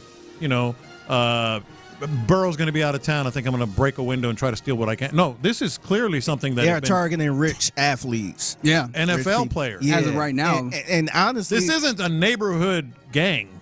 This is something organized. Honestly, this been happening for years, man. Mm-hmm. It's very known to be happening to rappers and stuff like that. So, I don't know a way around it, man. The only thing I could say is maybe do what Tua did. Shout out to Tua Tagovailoa, who was like, look, man, we going to nip this in the right here. This was him on the podium speaking to the assembled media about this because he wants to let you know what will happen if you try this around his crib. My house had gotten broken into, not necessarily my house, but one of my cars. And so it's a little too close for my comfort with my family being in the house. So we got personal security to take care of all of that when we're on the road. We got someone with my wife, got someone also at the house, surveying the house. So just to let that be known, they are armed. So I hope if you decide to go to my house, you think twice. Tua said, we keep that thing on us. Just so you know, they're packing. Yeah. And you don't want to hear that thing talk, is what he's saying, they're basically. packing. Yeah. That's probably the best way to handle it, to be honest. Yeah. That is tough. I do appreciate that he was like, hey, man, they broke into my car, and that was enough. He said, this stops here. Yeah. Right? Like, you get in the gate, and you get into the car, no further. Any more steps, and it is your ass. Yeah. Yeah, imagine him coming out of Walgreens and the back window shattered. He's like, oh, no, that's it. This is enough. Yep. I draw the line. Let me hire a security team. Yeah. I draw the line here. All right, so let's continue around the NFL. And this is this is a little bit deviated from the NFL, but I think we all understand, like, Bill Belichick is arguably, if not the greatest coach in NFL history. He is. I think most people would agree. And it is now confirmed that he is going to take that show on the road to, Tobacco Road, right? To Chapel Hill to be the next head coach at the University of North Carolina. And I have even less belief in what is. I'm less convinced about this than I was before, and I had a level of skepticism. That it would work, you mean? Yes. He is going to take, and he's already said, like, on Pat McAfee, he was like, if I take this, and now we know that he is taking this, that he is going to, like, it's going to run like an NFL team, and there's going to be development and all, and this is going to be a pathway, which now that I think about it, man was already Creighton, right? He was on Pat McAfee Creighton, like, basically telling these young boys, hey, if you come here, I will get you, almost on some, like, Calipari stuff, right? Because that's one of the things I did respect very much about John Calipari when he was at Kentucky, now obviously at Arkansas, is that he was like, look, man, I'm going to get you drafted. Yeah. Look, I understand. The game is messed up, right? We technically can't pay you right now. But what I am going to do is I'm going to make sure that you go and get paid where they can pay you big, right? You come here, you give me a year, and I'll send you to the league. And it feels kind of like that's somewhat of what Bill Belichick is saying. However, I feel like there's a level of hubris in this. And you want to know why I feel this, Lopez, as I realize I'm just, I'm just speaking and not No, because I've got the counterpoint for you. The thing that I have that makes me feel like, they're operating with a level of hubris here is that he has come in, and yes, I believe he is a year older or a year younger than Mac Brown. He's right in that same age. 72, right? I think, yeah. Mac Brown that has just left, right? And also Nick Saban right around that age, and he just left because he's tired of this. You know who he's hiring to be the general manager up there? Yes, I do. Who is he hiring to be the general manager? That would be Michael Lombardi. Michael Lombardi, an NFL guy, right? I don't know the fullness of his hires, but it feels like he's coming in, right? That hire makes me feel like he's coming in and he's like, and what all college folks have been doing all this time, I know how to actually do this. And buddy, right, if you think And I think one of the things he was talking about when it came to the end of his tenure with the Patriots is like something getting away from the crazy. If you think that college football is the place where you get away from the crazy, you got another thing coming. Yeah. This is an entirely crazy ecosystem that has only gotten crazier, and coaches are leaving this place now because it's gotten crazier. Well, if you think that you're just going to walk in because you've done all this on the NFL level, ooh, buddy, it's going to be interesting. Here's my counterpoint. Please. Because if I were a North Carolina football fan or a North Carolina fan, I would actually be very excited about this. And it has nothing to do with how many wins he gets on the football field. Okay. And let me explain that. Please. The first thing they did when they hired Bill Belichick is they went from $4 million in NIL football money to 20. And that's going to get higher. Okay. So whether he wins or not, $20 million, the amount of money they're going to be able to have and spend on recruits, that is never going to go down. Like, they're not going to say, oh, Bill Belichick lost, he's gone, let's take it back to $4 million. That ain't going to happen. They've got this. Ooh, No, it's not. Happen. No, it's not. Because, like, one of their big issues was NIL and organization and structure and all that. Well, he came in and somehow, before he even signed the contract, got them to go to $20 million. I don't see where North Carolina is going to, if he failed, let's say he goes, 7-5 and 5-7, and then he's out. They're still going to have the basis of a program that is taking another level. Here's the other thing he did. Are we pretending like North Carolina is one of these little sisters of the poor? No. But I'm saying, but they weren't spending on football, and now they are. You say spending on football, where's that coming from, right? That's not coming from the school. No. But I'm saying that's my point. Like, those guys, those big alums, those big businessmen that are part of the North Carolina that all of a sudden realize this is the only way to do it. Bill Belichick convinced us. They went from they more than quadrupled the amount of NIL money for football.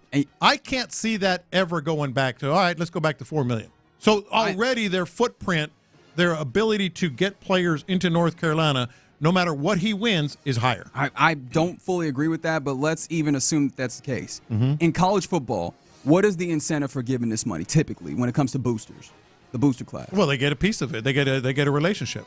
Relationship, and then what else does boosters typically have? Like what? Say so. Well, they don't have say so with Belichick. But that's the thing. Yeah. You gonna tell them boosters that they don't got say so when they put $20 million in the pot? They did. Like, these are all of the circumstances, and I understand say so and bringing in Belichick, but you don't think that somebody, especially you've been around a few rich people in your travels, you don't think that those people have enough a high enough view of themselves where they think like, hey man, I got something I could tell you. You should be doing this. But they're also angry, and they finally see a path to becoming an altogether different program, and I just can't see. I mean, that just doesn't happen in life. Like, we're going to raise our budget to $20 million, unless the company's going under, and college football's not going under. Yeah, but college football, and that's the thing is, I don't know how many things that you can place, that you can overlay on college football, and you're like, hey, that's nice and neat.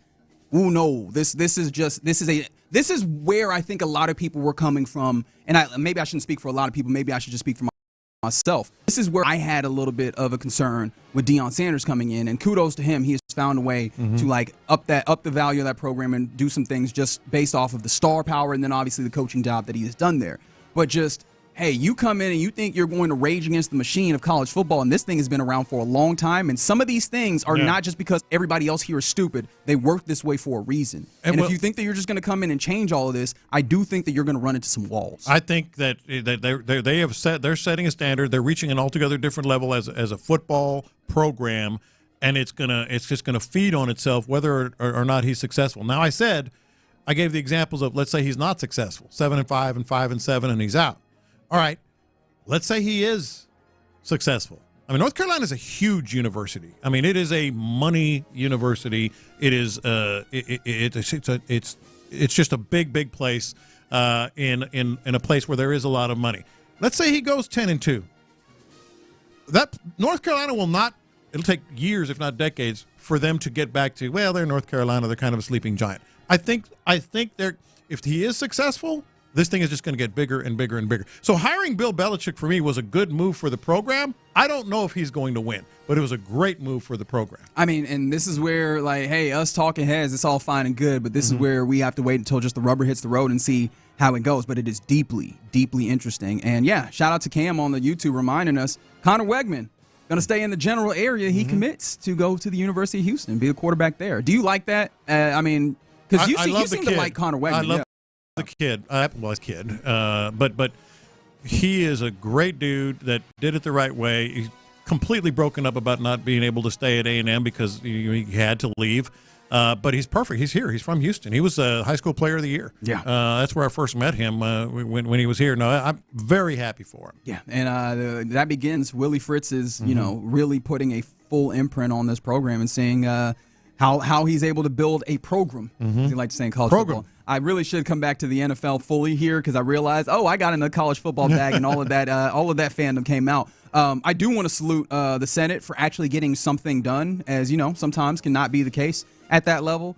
2 years ago, we know that DeMar Hamlin had that cardiac arrest on the field that was really a harrowing time. Watching that live, it was wild. And then obviously, like, getting back to playing football and all these things, right? Like that was all the conversation.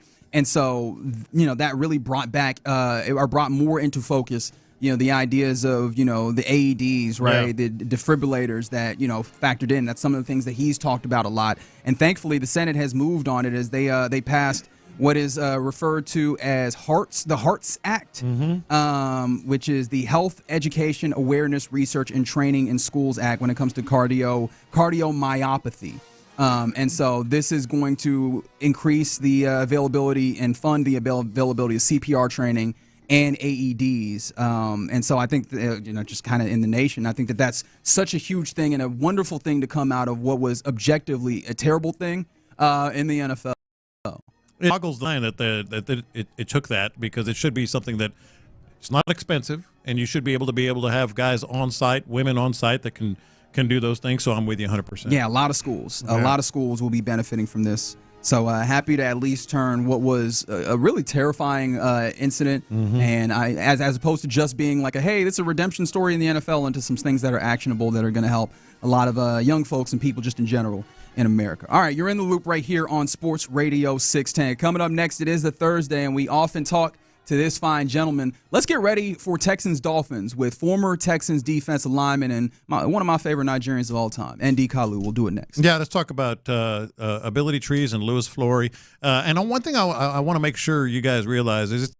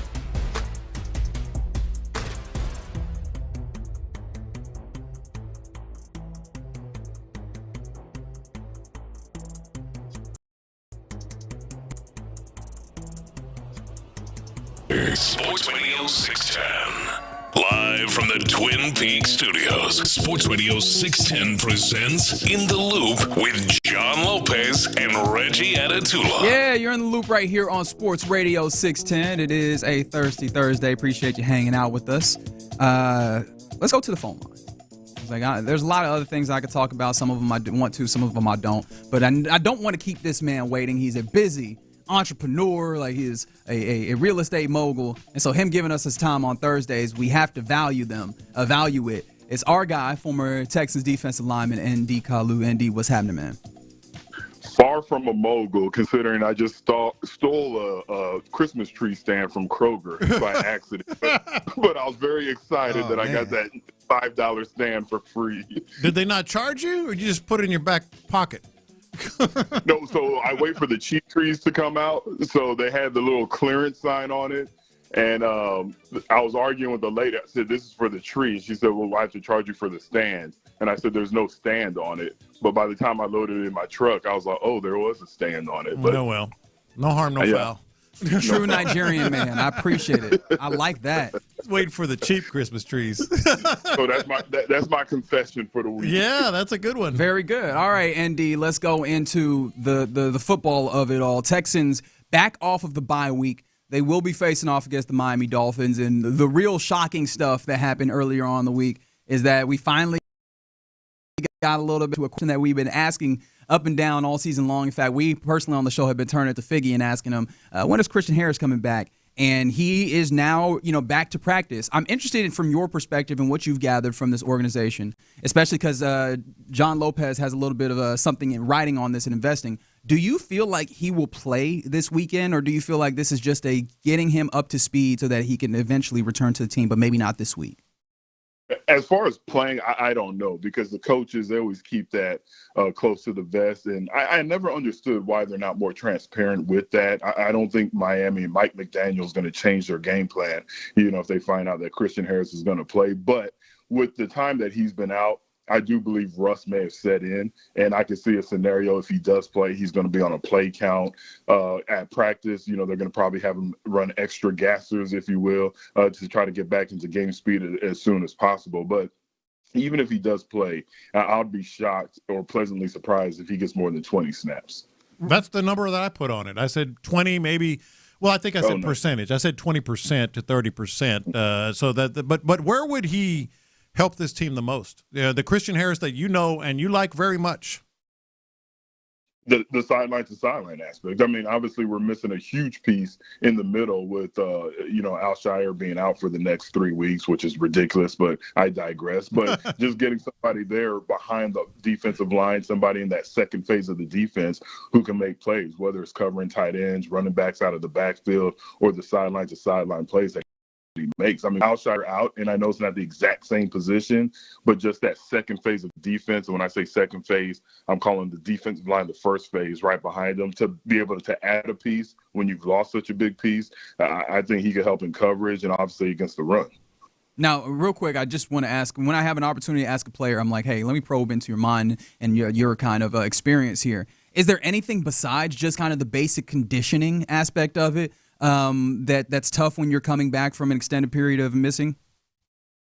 Yeah, just the whole reading and reacting, for a linebacker, getting comfortable with understanding the offensive lineman's stance. Because when you're a linebacker and you have to make the decision, am I dropping in coverage or am I blowing up the A-gap on a run? That's tough. So you want to make sure that you understand the pre-snap reads, the way the offensive linemen are set in their stance, the tips that the quarterback may be giving you, the depth of the running back. A lot of times you can tell if it's going to be run or pass by the depth of the running back. So just kind of getting into that thought process and being able to make those decisions at the blink of an eye.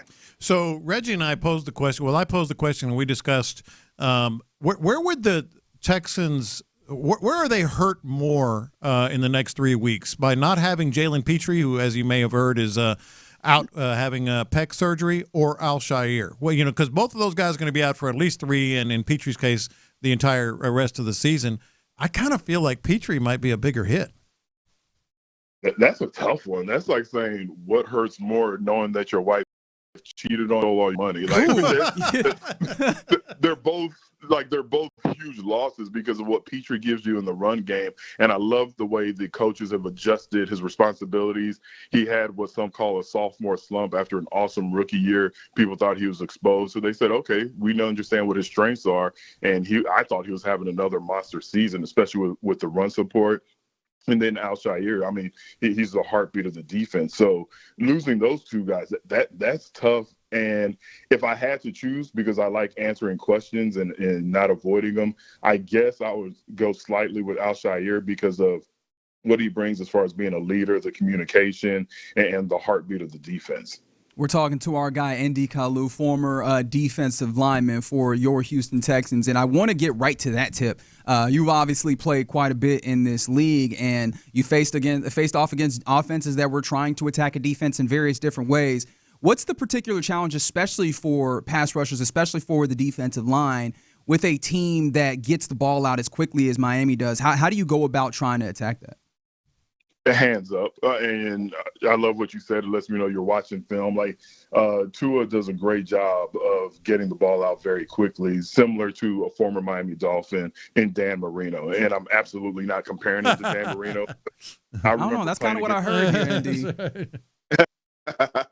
In that one little aspect, because I've had the opportunity to play against Dan Marino towards the end of his career, and all I remember is I was having one of my best games as far as one-on-one against the tackle, but it didn't matter because of the quick release, because Dan Marino was just releasing that ball so quick. So Will Anderson, Danielle Hunter, these guys up front, Mario Edwards, they have to make sure that they continue to do what they do as far as their one-on-one matchups, but you have to get your hands up. You have to get in throwing lanes. He's a little bit shorter, so you have to obstruct his view because he's not a guy that's going to get sacked. You're not going to have that 6, 7, 8 sack game against Tua because of that quick release, but you can still disrupt the passing game by getting those hands up and understanding where his passing lanes are.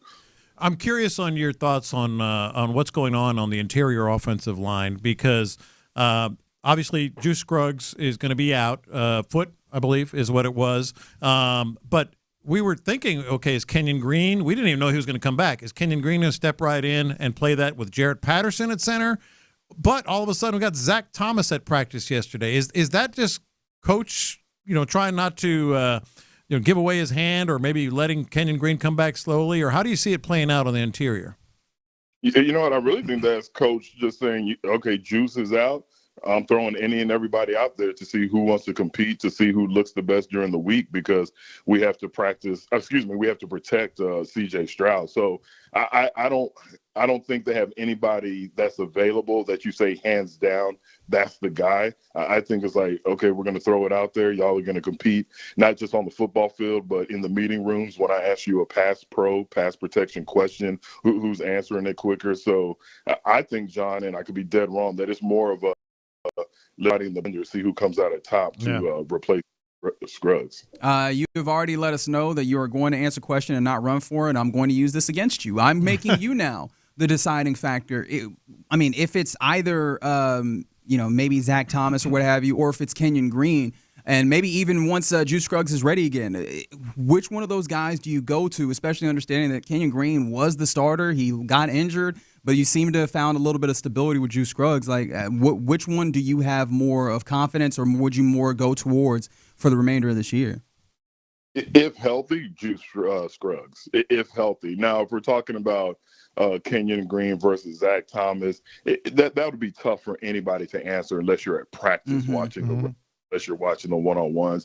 I feel more comfortable with Juice Scruggs. I want to see Kenyon Green. Anytime an offensive guard, I should say, is taken in the first 3 rounds, not just the first 2 rounds, I'm expecting them to be a legitimate starter in the league. When you spend that type of draft capital on an interior lineman, I want to see them, have that 10-year career. So with him being a first-round pick, and I know the pick doesn't matter in year 3. Heck, the pick doesn't matter as soon as the regular season starts of your rookie year. But I want to see every opportunity for Kenyon Green to succeed, or at the very minimum, be comfortable in saying that we gave him every chance and it just didn't work out. All right, one more for you here from me, Andy. Coming off a bye week, is it asking too much to say, okay, they're going to be healthier, they're going to be rested, they're going to have a better plan for things, and all of a sudden some of these quote unquote problems that we're seeing are going to all of a sudden get better? That's what you hope. That's what sounds good. That's the easy thought that, hey, they have 2 weeks to prepare. They're going to be in their playbooks. The coaches are going to be on the whiteboard. They're going to self-scout. You know, I remember Andy Reid would tell us that during the bye weeks, they would swap film with the offense and defense. So the offensive coordinator would give the defensive coordinator all the offensive film and say, hey, how would you attack us? And vice versa. So if they did all that, you do expect and hope to see a cleaner game. You expect to see different plays that maybe we haven't seen on the offensive side of the ball, maybe a little bit more aggressive with the play calling. But I don't think you just come back and say, you know what, we fixed everything. Let's go on this 4-win streak and go straight to the Super Bowl. I hope that happens, but yeah, of course. Yeah, that would be great. We're all pulling for a Super Bowl here at this point. Not just at this point, at any point. But what's your read on this game? Texans winning this one? Man, I'm nervous. They don't have to win. I mean, must win, John. Must win. It's not, but it's definitely not a must win. To me, the only time must win is true is when you're in the playoffs or you're playing in the game where you have to win to get into the playoffs. Like, that's the only time it's a must win. That's my guy right there. Oh, yeah. I've always thought that. But the thing is, for the perception, for the idea of this being a top-tier team, you have to beat good. And Miami, they're pretty much on their last leg. They pretty much have to win out. They're not going to win their division if they want to get a wild card. They do have a lot of talent, so I think this would be a very good win. So I'm putting money on the Texans, but I'm watching that game with a little bit of bead of sweat coming down my forehead. Does Mark Gastineau have is he legitimate in his beef with Brett Favre? I just saw that and I thought it was sad. Yeah. Like, as a guy who looks up to Mark Gastineau, who wanted to tailor my game after a guy like that, when I saw that interaction, I actually felt bad for Favre also. But I really feel bad with a lot of these greats, the NFL greats, like the Mark Gastineau, who it feels like all they do is hold on to the past and they can't get through it. We all knew that Brett Favre gave that record to Michael Strahan. I remember watching that game. I was still playing, and I was like, that's kind of, chicken bleep, the way it happened. And I'm a Michael Strahan fan. But to see Gastineau, and he was really hurt, and I get it, but man, you're Mark Gastineau. Like, the people that matter, that know football, they know about your greatness, and for it to really take a toll on him, I actually felt bad for him. Yeah, that was kind of the way that I felt as well. But yeah, that was a tough scene. Andy Kalu, always appreciate you giving us a little bit of your time. I'm going to drum up more shenanigans for you next week. I feel like I was a little light on the shenanigans for you, but we appreciate your time here.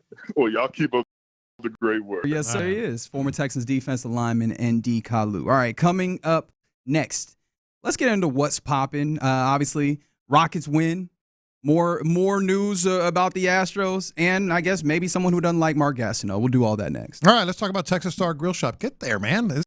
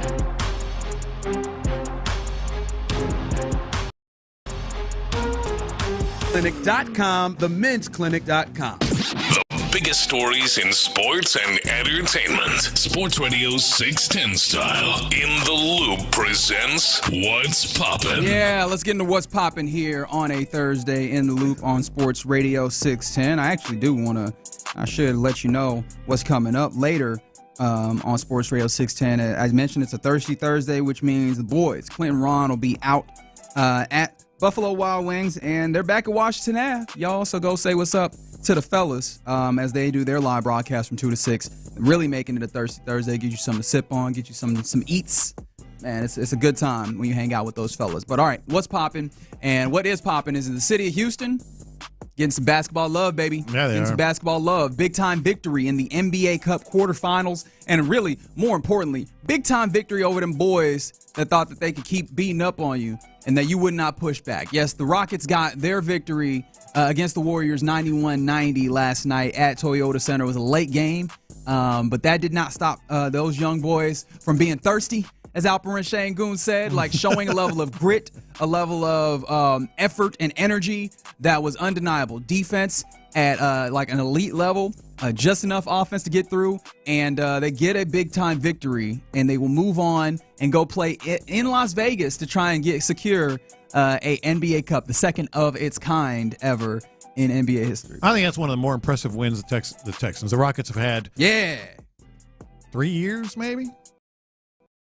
In the tenure. I think that this was a crowning achievement or like a big-time moment in the Ime tenure. I know that Tim McMahon wrote a piece for ESPN about this. I know Kelly Iko was writing a piece that was somewhat similar or just kind of speaking to that game. But Tim McMahon wrote a piece detailing kind of the Ime Udoka kind of effect on this team, the toughness, the determination that they show. And that was all super on display in that game against the Warriors, where a team that likes shooting threes, you had them in the gulag. They were in hell offensively outside of the third quarter where it kind of got a little sloppy for the Rockets, but they reined it in. I think one of the big things for me is like very few of these guys have played in a high intensity game like this. You have Fred VanVleet that's, kind of played for a championship. But other than that, like not a lot of guys on this team have that level of experience. And this was dropping them into the pool in the deep end in some ways. And they showed up and they answered the call with a resounding level of effort. And I was very impressed by that. Yeah, and I'm not even talking about that. I did get into. Oh, my bad. No. Look, I was out here writing soliloquies and stuff, and you're like, that's not even what I was talking about. I ain't even talking about that. No, I'm saying in addition to that, it's not for me. It's not necessarily about like NBA Cup. I'm not getting swept up in that. I am more than I thought I would. NBA Cup fever, baby. Yeah, it's not that, but I appreciate it more. But you had some stakes. Yes. You had some actual. You have to play and win this game to get to another level, another round, so to speak, and that mattered. It's not like the NBA Cup, but I think it mattered in that regard. And I thought it also mattered. Just you mentioned elite defense, like they couldn't even. This is the Golden State Warriors, man. Get off 90 points, 8 24-second shot clock violations. They couldn't even get off shots. 8 of them. They had 8 instances where the team did not even get a shot off in time, and they had a few more instances where they put up one of them real late ones just to get one up. 90 points is what they held the Golden State Warriors to. Incredible effort there. Yeah. Offensively, there's still some things, right? Like you still need to find a level of consistent offense. I'm going to be that guy right now. I have to apologize, I guess. Jalen Green with an effort where he gets to 12 points, a 5 of 15 effort for him. He was doing a little bit of cutting here and there, which I thought was interesting. But, yeah, you would like to have a little bit more consistency, especially in instances where you might need one person to go a little bit. But a person that I need to tip my cap to 100%, Jabari Smith. I was just going to say Jr. that. The thing that made up for it was Jabari Smith and Amen Thompson.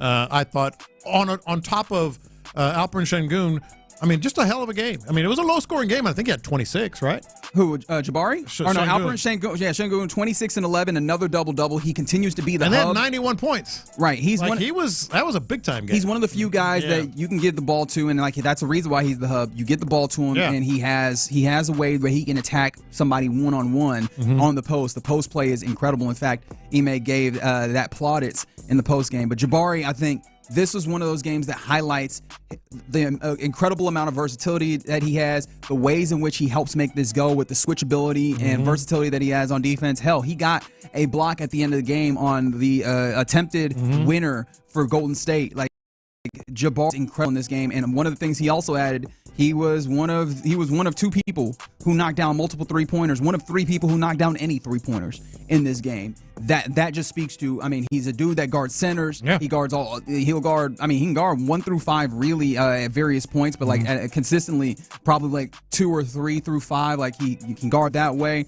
You know, he'll do anything that you need of him. He might not be a focal point, but when he gets an opportunity, he usually make the most of it. Really, salute to Jabari Smith Jr. in this one. Him and, of course, the rest of the fellas, all of them, get a big-time win, and they go to Vegas Saturday. They'll face off against Oklahoma City Thunder. The hits keep coming for them when it comes to NBA Cup play and high-level play for this Rockets team. All right, continuing in what's popping. More Astros news, kind of. I guess I'll ask this as a question. Are you where I am, where it just feels like Kyle Tucker is as good as gone?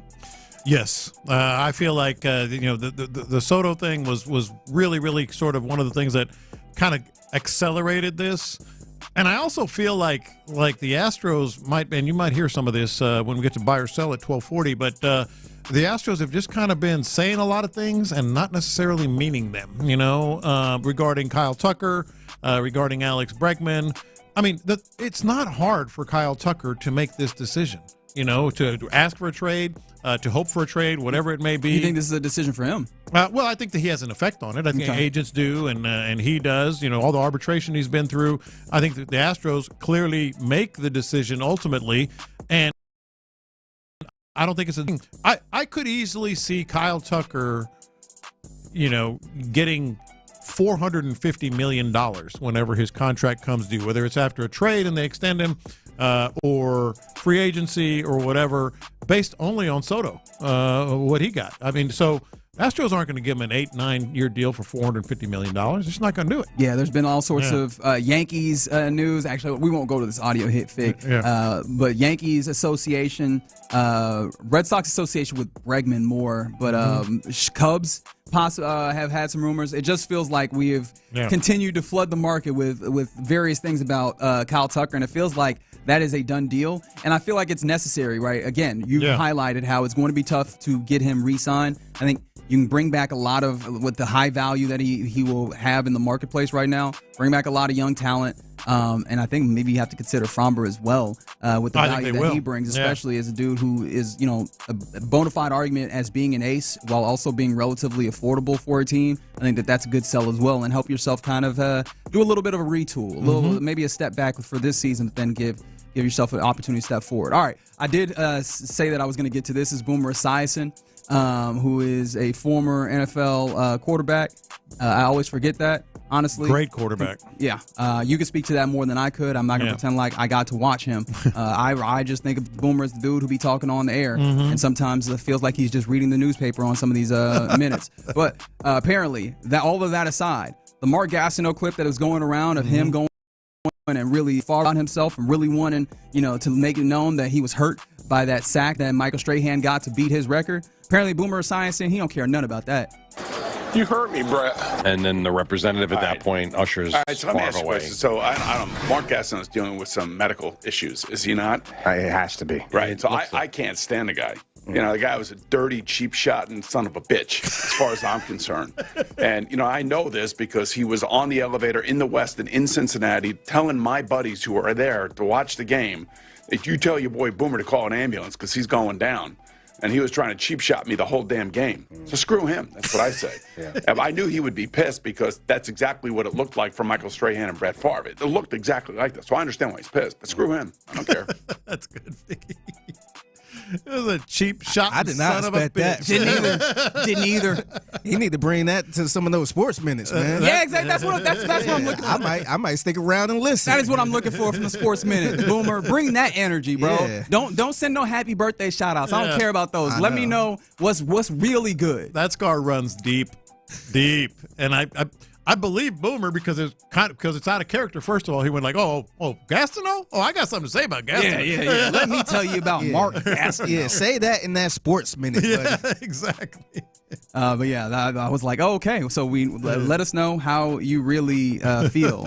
And someone did ask on the text line, considering the way that the Rockets played last night and obviously the offense and all those things, would you trade for Jimmy Butler and send Jalen Green and bench players? And all? I'm like, one, we kind of went through this. I don't know that Jimmy Butler's older. I don't know how much. I mean, I do think that he provides a valuable thing that you need, but it does. I don't know with the time window that you have with this youth, if that's the way to go.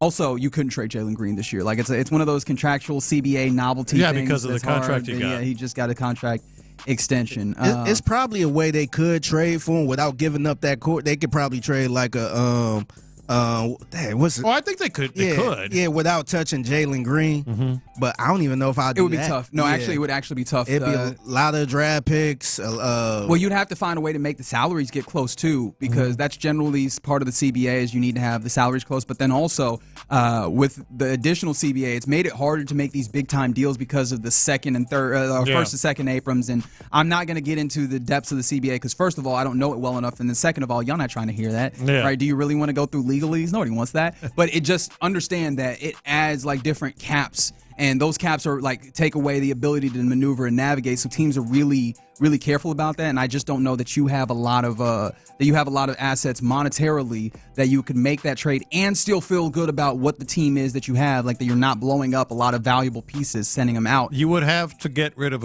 at least one or two valuable pieces. Yeah, wouldn't do that at all. Dylan Brooks, that's one of them. Which, it's a couple people on there that could make it. I seen somebody say they could make it work, but I don't know if Miami would accept that. Yeah, because the other person got to be cool with the deal. And you got to give you got to give Dylan Brooks a lot of credit. He is also factored into toughness, some of the consistency that you have found, particularly defensively on this team. Like he could be a little bit of I don't know what's the right word.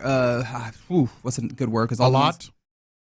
He could be a lot sometimes, is the way that I'll most. Go. But he's found a way, or not even found a way, because that feels kind of derogatory. But he's been a revelation at least for the expectations that I had on this team. So yeah, shout out to the Rockets again, man. I'm just so happy that they got that victory. Like it clearly meant a lot to him. Real quick, can you give me that Fred VanVleet? Because this was Fred VanVleet talking after the game, and I mean, this is a dude who's a veteran. He's one of the few dudes that's played in these high level of stakes. Listen to how giddy he sounds talk about this team. Yeah, for sure. I think that we felt like we were close last year. That's fun, man. I ain't had this much fun in a long time playing for something, playing well, and now we got more work to do. Was this a goal at the beginning of the season? Yeah, for sure. I think that we felt like we were close last year. Ultimately didn't make it, so we wanted to get it this year. We've been playing well, kind of start the season out, so it'll be a good test for us to go to Vegas and try to win some.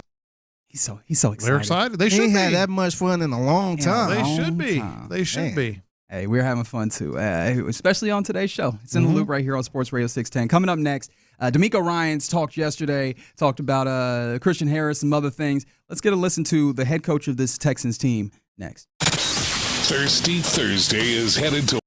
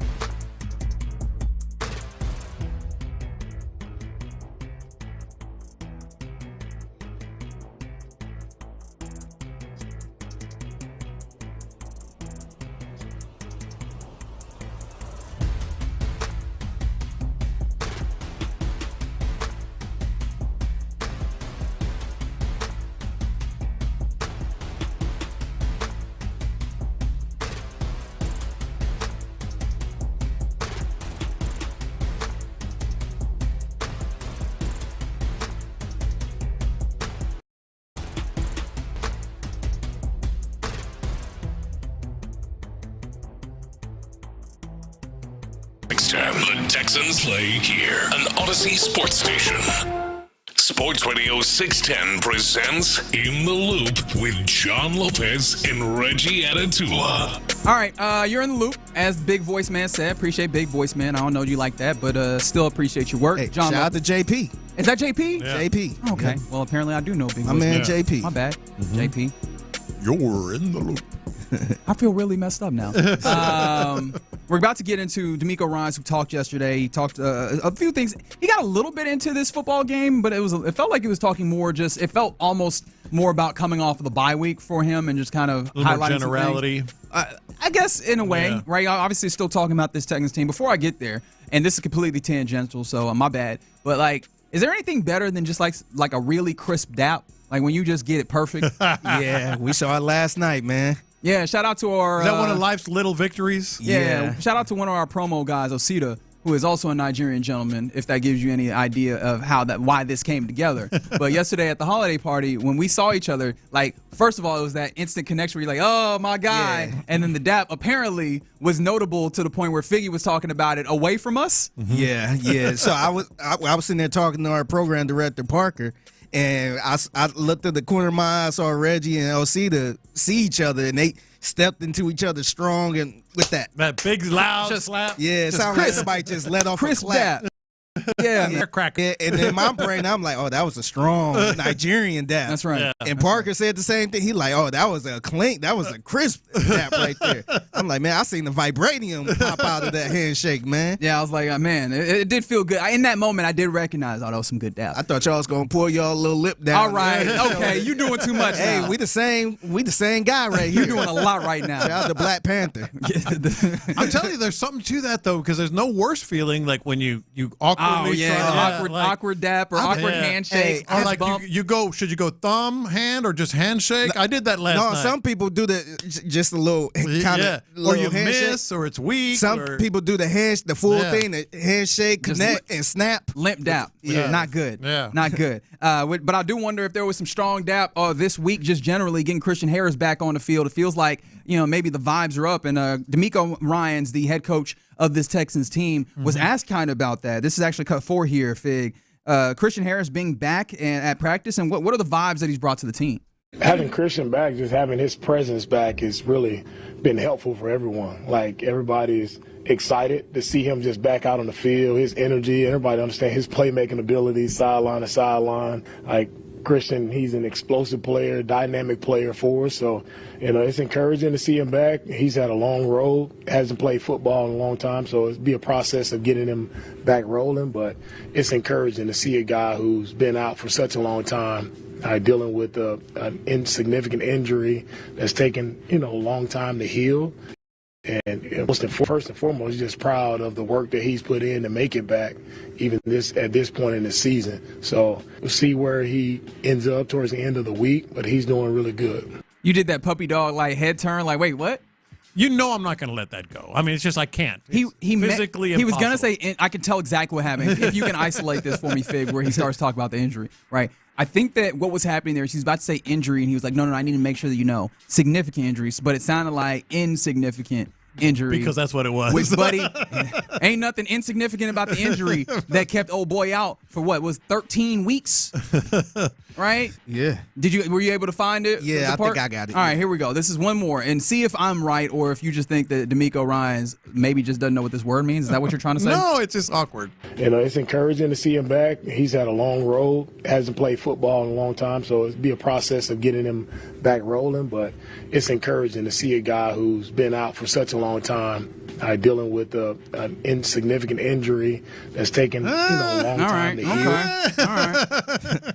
But I will ask, because you do have a bottle of very expensive wine on the line with Ron Hughley. I do. Based on seeing whether or not he plays this weekend. And, of course, Ron is on the side of I don't think so, and you're on the side of he will. Yeah. Did anything in what D'Amico Ryans said, it seemed like there was a little bit of caution really placed in there. Did that kind of change your feeling at all? Not that you're going to take your bet back, because we're not letting you doing that. No, I don't want to.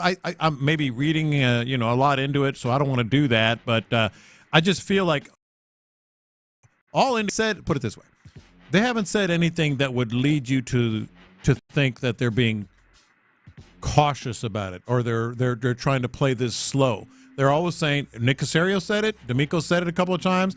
They're always saying, let's see where he is, whether it's Sunday or later in the week or whatever. So clearly they want him to play. Like, they want him to play. They need him to play.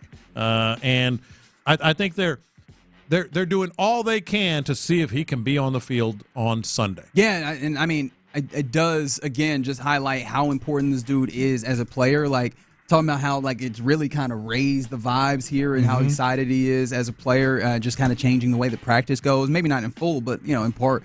Man, I can't wait to see this dude back on the field. We were talking to ND about the idea of, like, that side-to-side play that he brings to this. Like, it's going to be such a help for this team, for this dude to be back. I'll tell you what, I'll share that Camus with you and Figgy. Oh, when you win it? Yeah, because y'all have never had it, right? I never had it. I don't think so. Nah, I never had it. This is a confession that I have to make right now. I didn't know what y'all was talking about when y'all started talking about Camus. And maybe I am just an uncultured swine. That is possible. I was like, I've heard of, and this is, I guess, weird because this is somehow, I guess, maybe more highbrow. I've heard of Camus. Is that what we're talking about? Camus good. Like the writer? Maybe, that's good. I like Miscellaneous, Camus, a couple of others, and that's not an endorsement, but it's right at about $100, and I like it better than what's that one, Silver Oak. Okay. Yeah. Again, I didn't know what Camus is. Why do you think Silver Oak is very popular, expensive wine. I think it's just expensive. It's one of those. It's okay. But I'm very limited as far as naming. I know Chardonnay. I sometimes I go to the bars. Let me get the red wine. Yeah, red wine. What's your white wine? Yeah. And Moscato. Moscato. The sweet one. Yeah. Let me get the pink Moscato. Yeah. Oh, when you're feeling fancy. Yeah. I get it. Yeah. Let me get the pink Moscato. All right, Lopez. What kind of wine do you think Danielle Hunter is? Because D'Amico Ryans is out here stumping for Danielle Hunter in a way that it doesn't feel like D'Amico does a whole bunch, and maybe that's me misreading this, but he was asked about Danielle Hunter and maybe getting consideration for Defensive Player of the Year. Danielle has done an outstanding job all year. Just so grateful to have him here on our team, him playing for his hometown team. It means a lot to him, meant a lot for us to get him, and he's been everything we can ask for and more. Just the production that he's had, how much pressure he's able to apply on the quarterback, him and his just impact on Will and the entire D-line and what he's able to teach as well. So it's just, in the year that he's having, I mean, he's been having an outstanding year, and of course he should be up for Defensive Player of the Year because he deserves it. Guy doesn't say much, but his play speaks very loud, and the opposing offenses understand they have to account for him because he's such a force when he's out there. So special player, special guy, and very happy to coach him. Totally agree with everything that D'Amico said there. I feel like either the Texans or his friends or himself kind of need to do more to him out there, out of his not shell, but out in the public, maybe get to know him a little more because like you're thinking the personality aspect of this, as opposed to just kind of make sure that Danielle Hunter's name is visible. No, personality and name and brand and marketing him because he's a badass but because he's just sort of goes about his business, he's not flamboyant or demonstrative a whole lot.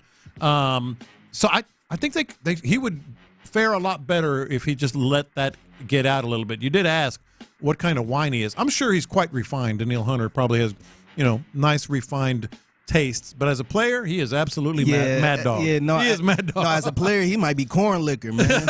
Hey, yo. He's some corn liquor. Nah, there's definitely some refinement in there. He hit you with the Euro step. No, I'm saying he is refined, but as a player, when you watch him, I think he's mad dog. He's corn liquor in a fancy bottle. I'm sorry, you call someone mad dog, and I think that's fighting words. I think that's you're insulting them when you say MD 2020. Come on. You see what I'm saying? You hear this? Man. Yeah, but that's crackhead juice. But they call it mad dog. He said crackhead. Oh, God. Nah, we can't play my man. I'm sure he probably has better. I'm sure he has a better wine room than I do. But I'm just saying, as a player, you know what he is? He's a blue MFer. Remember those blue MFers? I do not. Mm-hmm. They real sweet and they good, but they'll knock you on you know what. Is that like one of them little buzzball type things? Well, I think they used to sell. It was like a mixed drink. I think they used to put everything in it, like kind of like remember the Incredible Hawks, which is pretty much. I stayed away from that. I respected myself. It's pretty much hypnotic and Hennessy. That is exactly what it is. That's what it is. Yeah, that's what it is. Yeah. Yeah, and nothing. And he's a bad dude. As you could tell by the name, it turns you into something foul. Yeah, right. Probably. But yeah, maybe that's what he is. Credible Hawk. Danielle is absolutely on the board for Defensive Player of the Year. Him and Will Anderson, oddly enough, or maybe not odd, same odds all the way across at various. Oh, you places. have them in front of you? I was just curious. I have them. Now, various places obviously have different odds. I'm gonna look for the best odds, I guess, and I guess that would come from DraftKings if that's the case. Plus 1,700 for both of them. I'm sure you could guess who has the best odds at Defensive Player of the Year at the current moment. TJ? Yes. Yeah. Who I have just only learned in this moment. His name is Trent Jordan Watt. Did not realize that. Had never looked it up. Trent Jordan Watt. Hey, I'm going to start calling them Trent. Yeah. Hey, Trent. Yeah. Who else is on there? Justin and Trent. Justin James Watt and Trent Jordan Watt. Yeah. But yeah, he has the best odds at minus 22 or minus 220. Mm-hmm. And then you have Patrick Surtain has some shorter odds there. Xavier McKinney is in that same space with Will and Danielle. Do you think that these guys are like, if you had one of them as opposed to the other one, that their odds would be better, or is this just like they're both playing at such a high level? I don't think so. Because it feels like they're both playing at such a high level that the recognition is earned on both accounts. Yeah, I don't think so in this case. I think they're really benefiting from each other. It's one of the reasons Danielle Hunter wanted to come here, that he got here. I mean, Danielle Hunter. See, the other thing about him is he had 16 and a half sacks last year. Correct. And no one put him in the same breath as T.J. Watt or all these other guys. And that's why I wonder, and this was going to be the secondary question I was going to ask you. What is it going to take for him to climb those odds and possibly have more consideration? I think what I'm saying, it needs to be a combination of keep playing like that and get your brand, more well known. I mean, it might help. I'm sure it does help that he's in Houston now and not Minneapolis. I think that helps. And this 3-11 will be an interesting stretch as well, because this is going to be visible, including the Beyonce games I like to call it, Christmas Day on Netflix, with about 34 different announcer-type people on Netflix. Like, there's going to be an opportunity to be really prevalent. But it's tough, right? You talk about these teams, and I mean, even just the team that you're playing this week. We were just talking with ND, like as a defense, as a staff record label and crew, like you're not going to have an opportunity to get the gaudy numbers up. And so I do wonder if you get more of these primetime games, as we've seen. What have the primetime games look like for this team, anyways? Like they've been some of the ones that have been a little disappointing in front of company. Like having some of these more prevalent games or ones that people are more likely to pay attention to, it might be helpful to have opportunities for these guys to go off in front of the nation to maybe bump those odds. I think that does it, and if he had, if he'd had a lot of the buzz around him and some of the things that he does, commercials and such, like others, I think he'd be up there a lot more too. Can you give me D'Amico cut 11 here? Because I mean, this is they're headed to this stretch. They're finishing out the season with these final 4 games, and D'Amico was asked, "What things must the players do to finish off the season right?" Yeah, the one thing that we have to do, Kim, is finish. Right? We have to finish the right way. We've been close in a lot of games. Games have turned out good for us and not so good. Right now, down the stretch, the most important part, it's all about how you finish. Right? It doesn't matter how it looks. It doesn't matter what the score is, or how much or how less the score. It's all about how do you finish that game and finish it the right way with the win. That's the only thing that matters now. Is get into December, January, it's meaningful playoff, really football, and every game matters, right? The importance is heightened every single week. So you have to be, of course, be on the details, but it'll be about the team who finishes the right way. Those will be the teams that win. That's a cliche in coaching. That's the thing that I thought as well, and I was just like, I am interested. Like, what exactly does that end up looking like for this team? Because I don't know that. Well, I was like, does it feel like that's kind of an effort kind of conversation? Like, hey, make sure you're giving full effort towards the end, or just like do whatever is necessary to get to the finish line. Is that feel like what we're speaking of? Because when he's harped on this a lot this year. I'm like, okay, what does that in actuality look like for this Texans team? I feel like it's a cliche in coaching, but I also feel like it's more relevant in these next 3 games. Just simply because of the level of competition you're playing, the quarterbacks you're facing, and the fact that you have not finished games, especially offensively. We know about the big drought scoring a touchdown in the second half and all that. So it is a cliche, but those things they become real because they're real. Yeah, and I guess it's generic enough that it fits all the facets of the team and every rest of the team can apply it in different ways. There'll be a real hope to see how it's applied to the offense. I think obviously that is the very particular thing for the seeing if they can create something in the run game, if they can score consistently. As you mentioned, right, not just in one half or the other, as we saw a little bit of a flip last game, right, all those things. But, yeah, finish is a little generic, but it does hit the note. It does. For everything that they need. All right, you're in the loop right here on Sports Radio 610. Somebody said 3-0, then rest against the Titans. Yeah, no, you definitely need to make sure. That would be great if you did finish in that way, at least beating up on these teams. I guess I would be okay with resting against the Titans in that circumstance. But you got that 12th win, man. Have the Texans ever got to they got to 12 before, right? Gotten to 12. Yeah, but will it matter? Well, I mean, if you're getting to 12 wins, it will matter because you're moving up in the situation. And right? you'll have beaten the Chiefs, No, I think that you definitely end up not being a 4th seed. You give yourself a better opportunity of getting a nice matchup in that first round because we know Chiefs, beat the Ravens. The AFC's looking pretty tough right now, right? Like if you have the opportunity to move up to like 3 or 2, and you can get maybe a 6 or 7 seed instead of that 5, that could be really, really helpful. When it comes down to this, or just moving out of the bracket with the Kansas City Chiefs to getting away with it All-Stars, and maybe you find that they don't get away with it before they get to you, right? Like all those types of things would be great if you could get some level of finish out the season the way that you want to. All right, coming up next, about the time where we get to our lunchtime confessions, and just looking ahead, I'm sure that we're going to talk about more things I don't want to. We'll do it next though. Ready? Fresh off their bye week, the Texans tackle the Dolphins.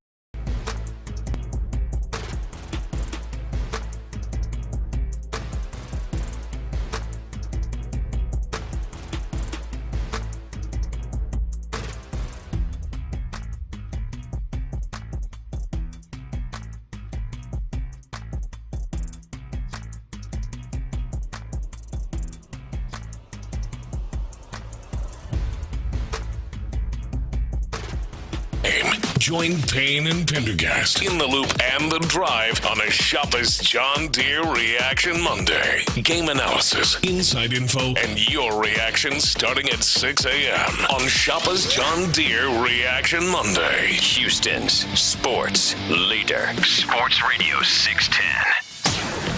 Sometimes it's sports, sometimes it's not. Whatever it is, Reggie and John are keeping it real. It's In the Loop's Lunchtime Confessions on Sports Radio 610. Watch this.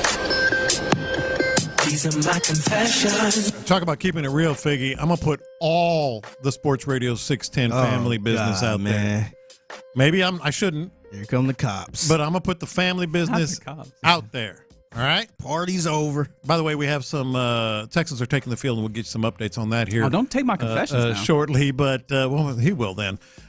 So if you weren't listening earlier or even in the morning show discussed this, I'm quite sure the afternoon show will discuss it as well. Will they? Yes, they will. Are you kidding me? Is B. Scott in with the afternoon? Do his appearance on Thursdays. Ooh, well, yeah. So he might be at the Buffalo Wild Wings at Washington Ave, where they'll be hanging out for Thursday. There might be a little bit of something happening out there if Reggie shows up. Here's what's happening.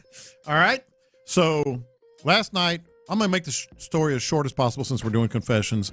An actress, a singer in the musical that we went to go see as a Christmas party wanted every part of Reggie. Like she wanted everything about Reggie. Am I wrong? The way that you said that, I don't know how to respond. She to was that. all about Reggie. It was a little tricky because she was in actress mode, but I don't know if she was acting. Yeah, it was part of the show. It was an interactive part improv where they brought. But how would you describe it, Figgy? She was taken. She was quite taken. I don't know if it was a little improv. What'd you call it? Improv? No, improv. Or whatever. No. Yeah, maybe she just kind of threw that line in there herself. She wanted her some Reggie. And so that was obvious. I have it on good authority that's a part of the script. So we started doing a little investigative work during the breaks. Got her name. I'm not going to mention it. Went to her Instagram to see, what she was all about, helping Reggie out. That's what we do here. I see Reggie out of Tula. Helping Reggie out. Get out of here. I see immediately that Reggie out of Tula followed her. Cool. Okay. Next name on that list that followed her? Brandon K. Scott. This is nasty work. Bro. This is very nasty work by you. Bro. He saw what he was there. He was there. So? He was supporting, man. And we got to support our people. My guy Brandon is also a fan of the arts. What is wrong with y'all? Brandon might have been the only. Now. Hey, Brandon might have been. Hey, I'm a fan of the art too. I gave her a follow too. There you go. Yeah, come on. We But appreciate art. B. Scott was like, come on. He's trying to undercut Reggie. I don't know what you're doing there. I don't know what you're doing there. First of all, B. Scott got a whole lady. So first of all, they married? I don't know what you're doing right now. I don't know their situation like that. But second of all, B. Scott might have been one of the few people in our contingency in our group there that had been to that theater at the Hobby Center before. Like, he's a man. He's a man of refinement of art, man. Yeah, has he followed the actress that was hitting on you? I didn't go and do all that work because I was not out here digging my nose and stuff. But come on, B. Scott. You know how I feel about you, brother. What is that supposed to mean? I love you. He's a fan of the actress. He's angling in on the woman that was. Wait, that's what okay, I think you're putting a little too much. You're putting too much weight. Yeah, I don't know about that. You're putting a little too much weight on a follow. Sometimes the follow is just, hey, man. And sometimes it's not. Like to see you on the time. And sometimes it's, hey, DMs. Wow, that's yeah. I don't know if he's shout out to B. Scott on the YouTube. My lady, he said my lady lived with me. Lopez is insane. See, look at that, blowing up my man's spot. And she might be a listener too. Yeah, she might be. And I apologize. Oh, she is a listener. See, now look, you're gonna have to have him answering questions. All I'm saying is sleeping on the couch. Yeah. If you were investigating this for someone and you see.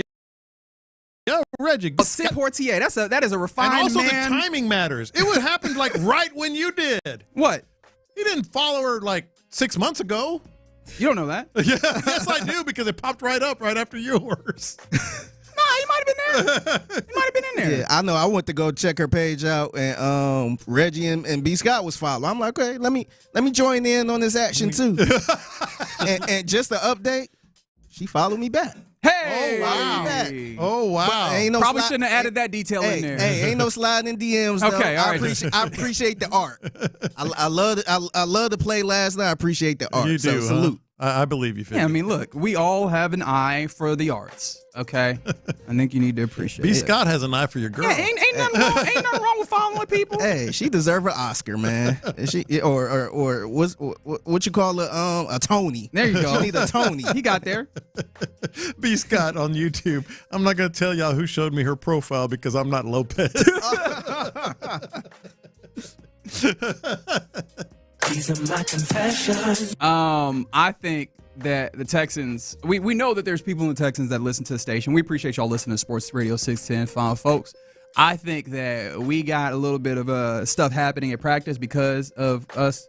Now, everyone who is expected to be at Texas practice is obviously the people that are injured are not going to be, but Robert Woods made his way back after having Wednesday off as a personal day, as it was listed. No Juice, who's expected to miss time. No Jalen Pitre, who obviously is having season-ending injury. But all the other folks are there. However, I don't date for you on offensive line because they did not show offensive. They didn't line up in offensive line during the media period. They're not even showing the offensive line. What that makes me think is that they heard us being like, "Oh, yeah. Zach Thomas could do," and they were like, "All right, we got to cut this out. We can't show them nothing no more. This is why we can't take y'all nowhere." Yeah, that's what the Texans just told us. But see, if you hear from D'Amico, they don't pay attention to the outside noise, man. Man, the outside noise is the outside noise. We focus what's inside. So right, he ain't paying attention to what us numbskulls talking about on the radio. D'Amico's can't be right. D'Amico's going to make an appearance on Buy or Sell as well, based on something along those lines. Ooh.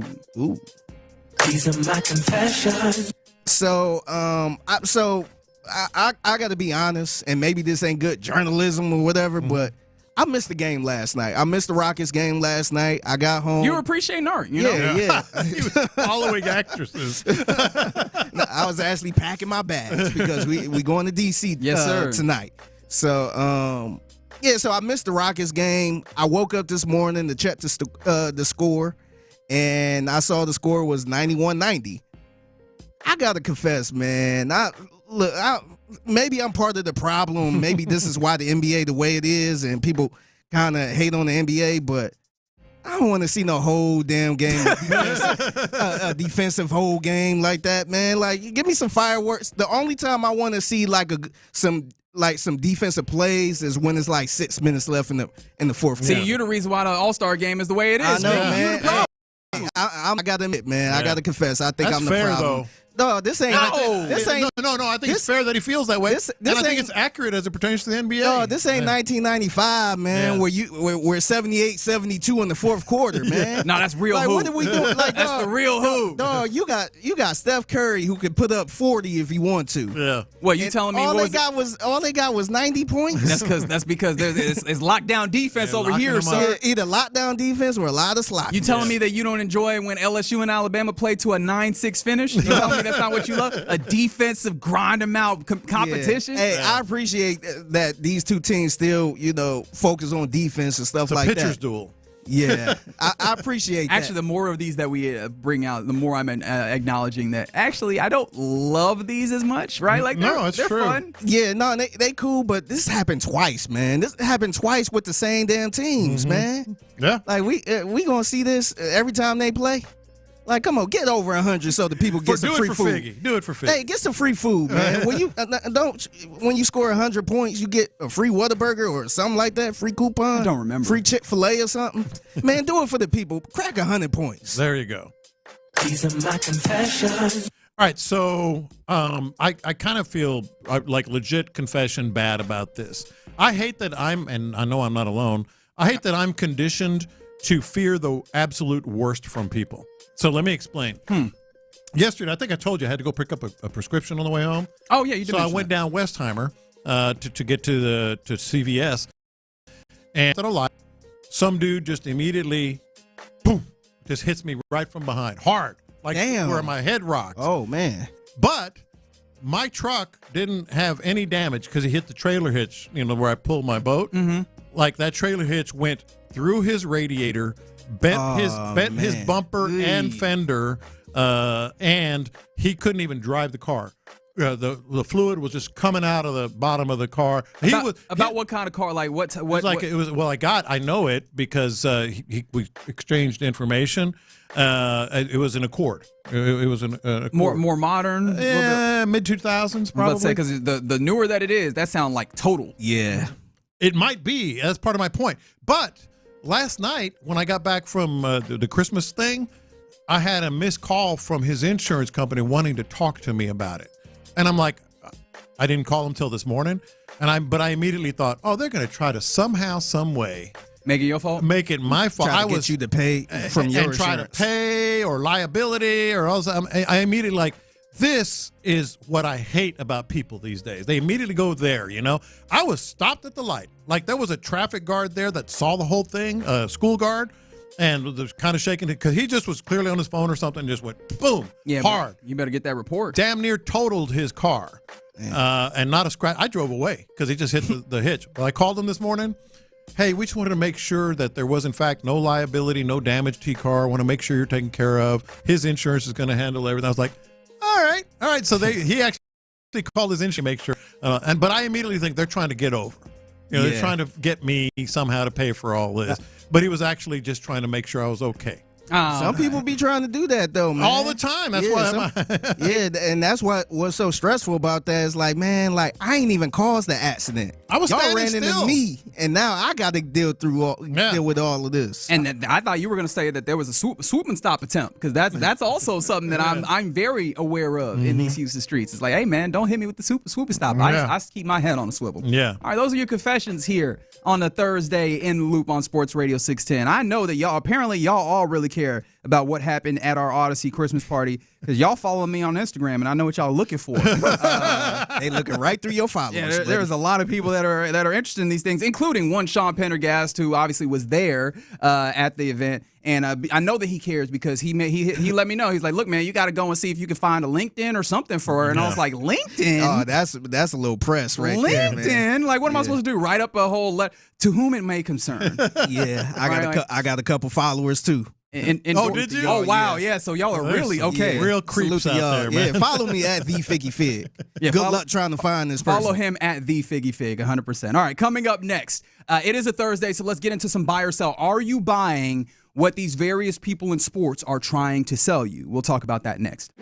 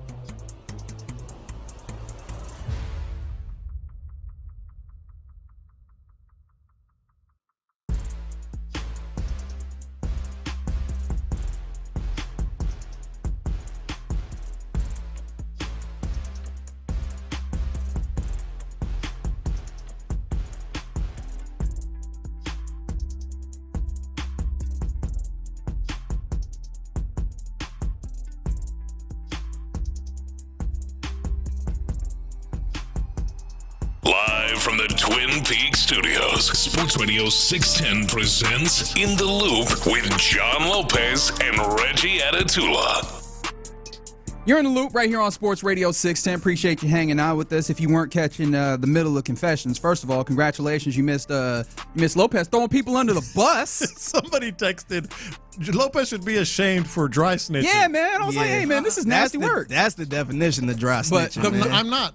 The more important part. I'm not ashamed in the least bit. That is pillow talk. I thought it was funny. Yeah, but the more important thing. Patty. Not even the least bit. The more important thing, a little bit of notes from practice. Not a ton to report because as of right now, it feels like the various things, and it's just people that are expected to be at practice are at practice, including Robert Woods, who missed yesterday with personal reasons. But Juice Scruggs, we knew was not going to be out. He's supposed to be out maybe for a couple of weeks or so with a foot injury. Jalen Pitre, who we learned yesterday, is getting season-ending surgery for that partially torn pectoral. And so those guys aren't there. But everybody else, including Foley Fatukatsu, got back to practice yesterday. Kenyon Green, obviously. Christian Harris is one of the big ones as well. All of them at practice. But we also didn't get any level of we didn't get to see anything on the offensive line during the part of practice that is available to the media. Also, Nico Collins out there as well. Very good. So he's practiced both days this week. Yeah. So it looks like, hey, man, the bye week might have served this Texans team rather well outside of, obviously, the couple injuries that you're talking about there. All right. Now it's time to do what we like to do on a Thursday. Let's do a little buy or sell. Lopez is going to give me a few of these, and you, listener, 713-572-4610 if you want to play along. He'll give us some various situations in sports and see if we want to buy or sell what they're trying to tell us. All right, so let's start locally here. First of all, as we kind of scan the horizon of the sports world here, D'Amico Ryans. So D'Amico Ryans had his availability, and he will have another one today, and I think he does. Are they going to do? No, today is, remember, Thursday is coordinator. So either way, hey, I bet everybody's excited to talk to these coordinators. Yeah, at least one of them. Yeah, for sure. So D'Amico said during his availability yesterday, I don't even know the clinching scenarios. He says that he doesn't know the clinching scenarios. Now, obviously, if the Texans win and the Colts lose, they could clinch the division this weekend. That is correct. Yeah, he says he doesn't know. The magic number is 2, which obviously includes Texans wins and or Colts losses. So if the Texans win and the Colts lose, boom, AFC South champions in Houston. Yeah, no, I'm selling that. I'm selling that, right?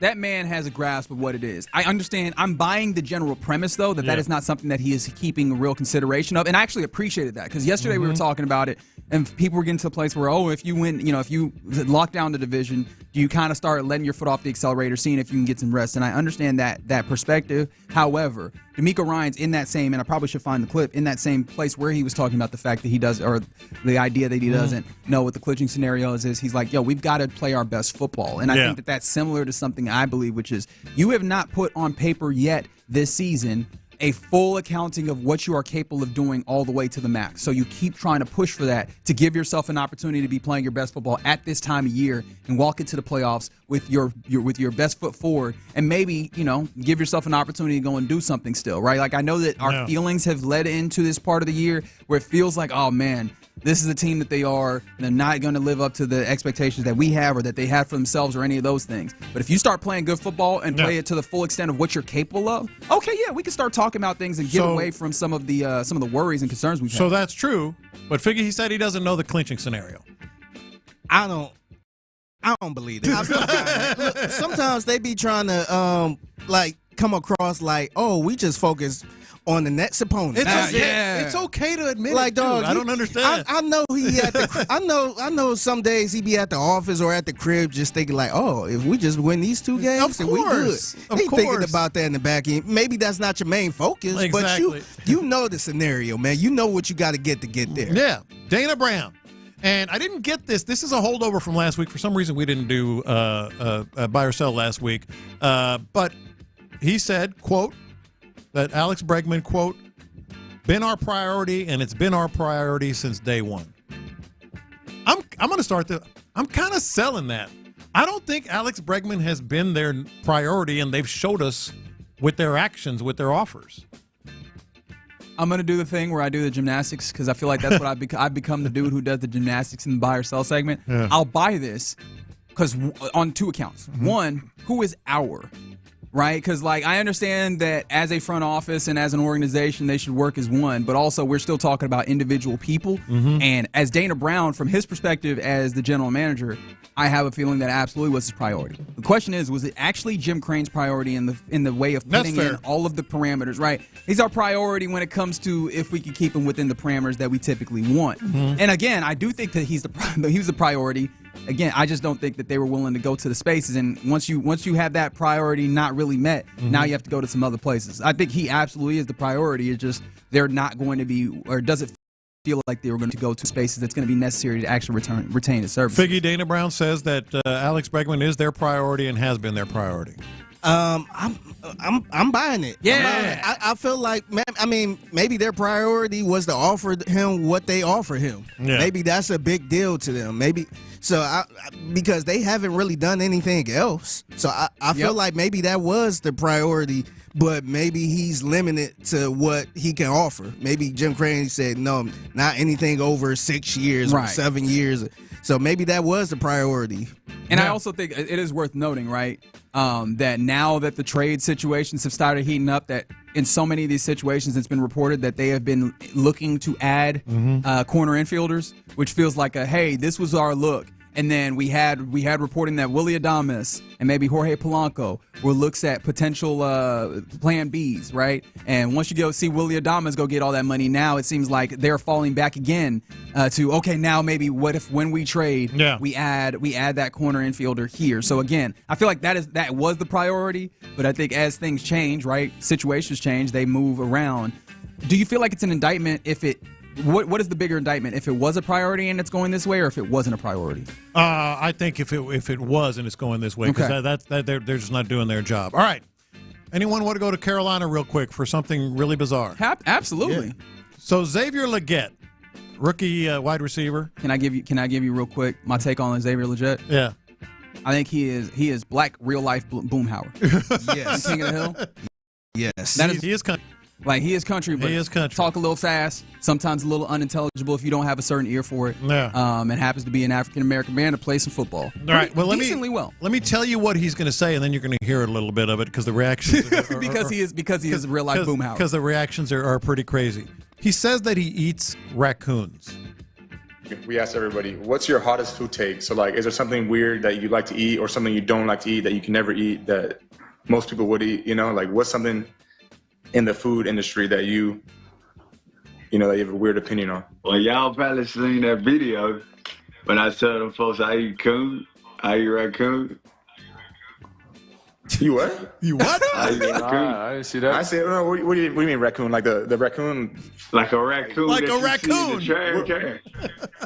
Where do you even eat that at? Where do you even get that?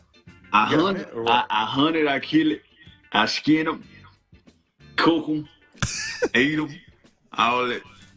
So when's the last time you had a raccoon? Thanksgiving, baby. That's Who right. doesn't? That's part of the spread.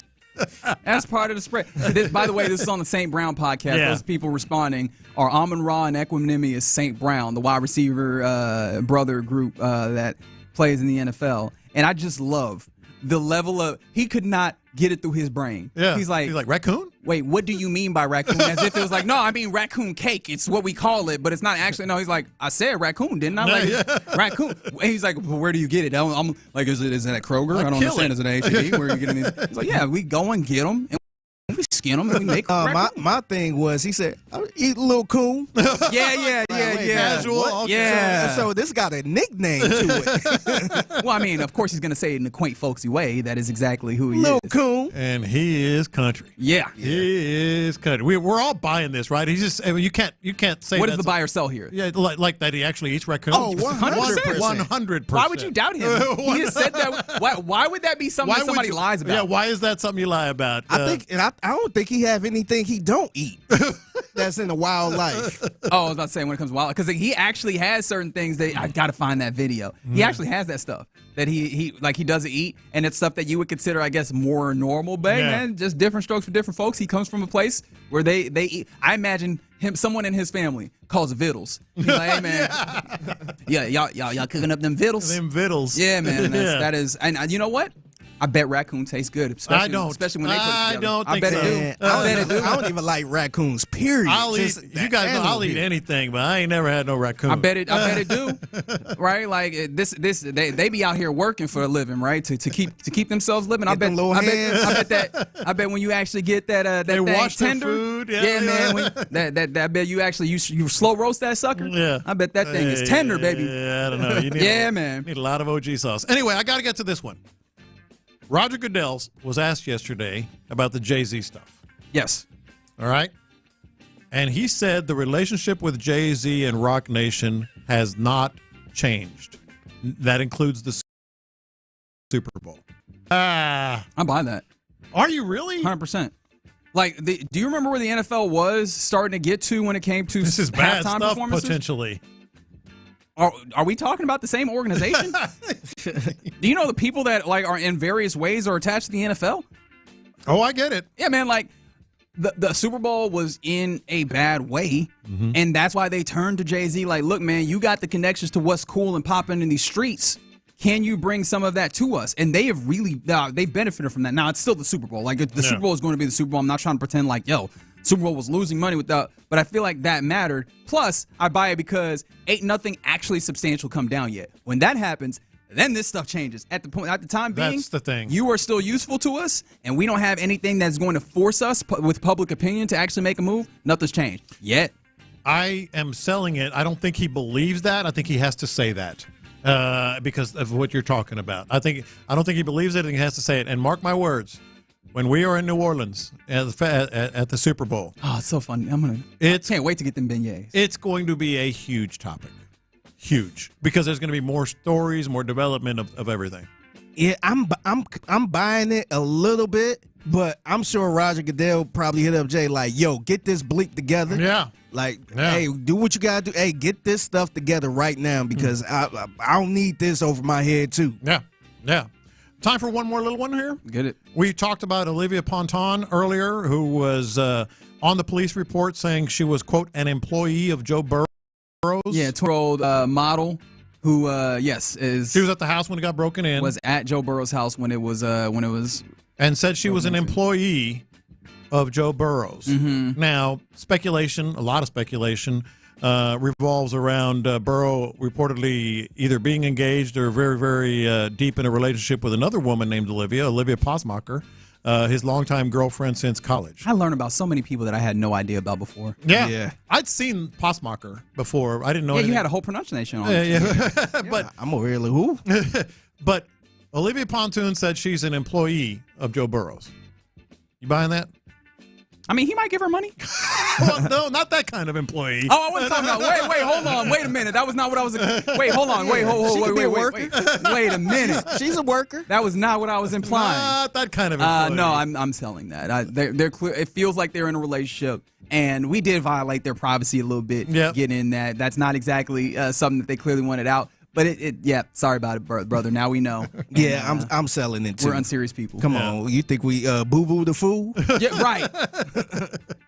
So that's a little buy or sell here in the loop on Sports Radio 610. We got a lot of reporting coming in on the text line, 713-572-4610. From the 832, raccoon is delicious. Put it in vegetables. 979, raccoon is pretty good if you prepare it right. And we got real advanced scouting here from the 713. They said raccoon is greasy and stringy and very lean. So the only way to really eat it is like in a stew, and it's still not that tender. All right. Give me some raccoon stew then. Man, I thought I'd try just about everything. I'm here for it. If somebody bring some up to the station, we'll I don't try. know. Like, hey, man. Put it in the kitchen. Like, for real, Put the camera right there. This is not something where, you say something cute for the radio or whatever. I will eat some raccoon stew if you make it. Like, real talk. Somebody bring some up to the station. We put it in the kitchen there and see. Don't say anything. Oh, yeah. That's how you have to do with things like this. Like, I remember I had an aunt that we took to one of these restaurants. Mm-hmm. It was like, hey, and my mom was like, would you like some jumping chicken? And she was like, sure. And she ate and everything. She's like, so what is that? It's like frog legs. And she turned green. But it's like, hey, that's the only way you're gonna eat it. Yeah, that's how I got my wife with John's chili. And she will never forgive you. Yeah, she don't trust John no more in the food. And honestly, considering the way today's show has gone, you shouldn't either. All right, coming up next, let's actually do a little advanced scouting in some ways. What problems do the Dolphins pose? And also, what did the Jets do to give Miami's defense some problems? We'll get into that next. The Drive.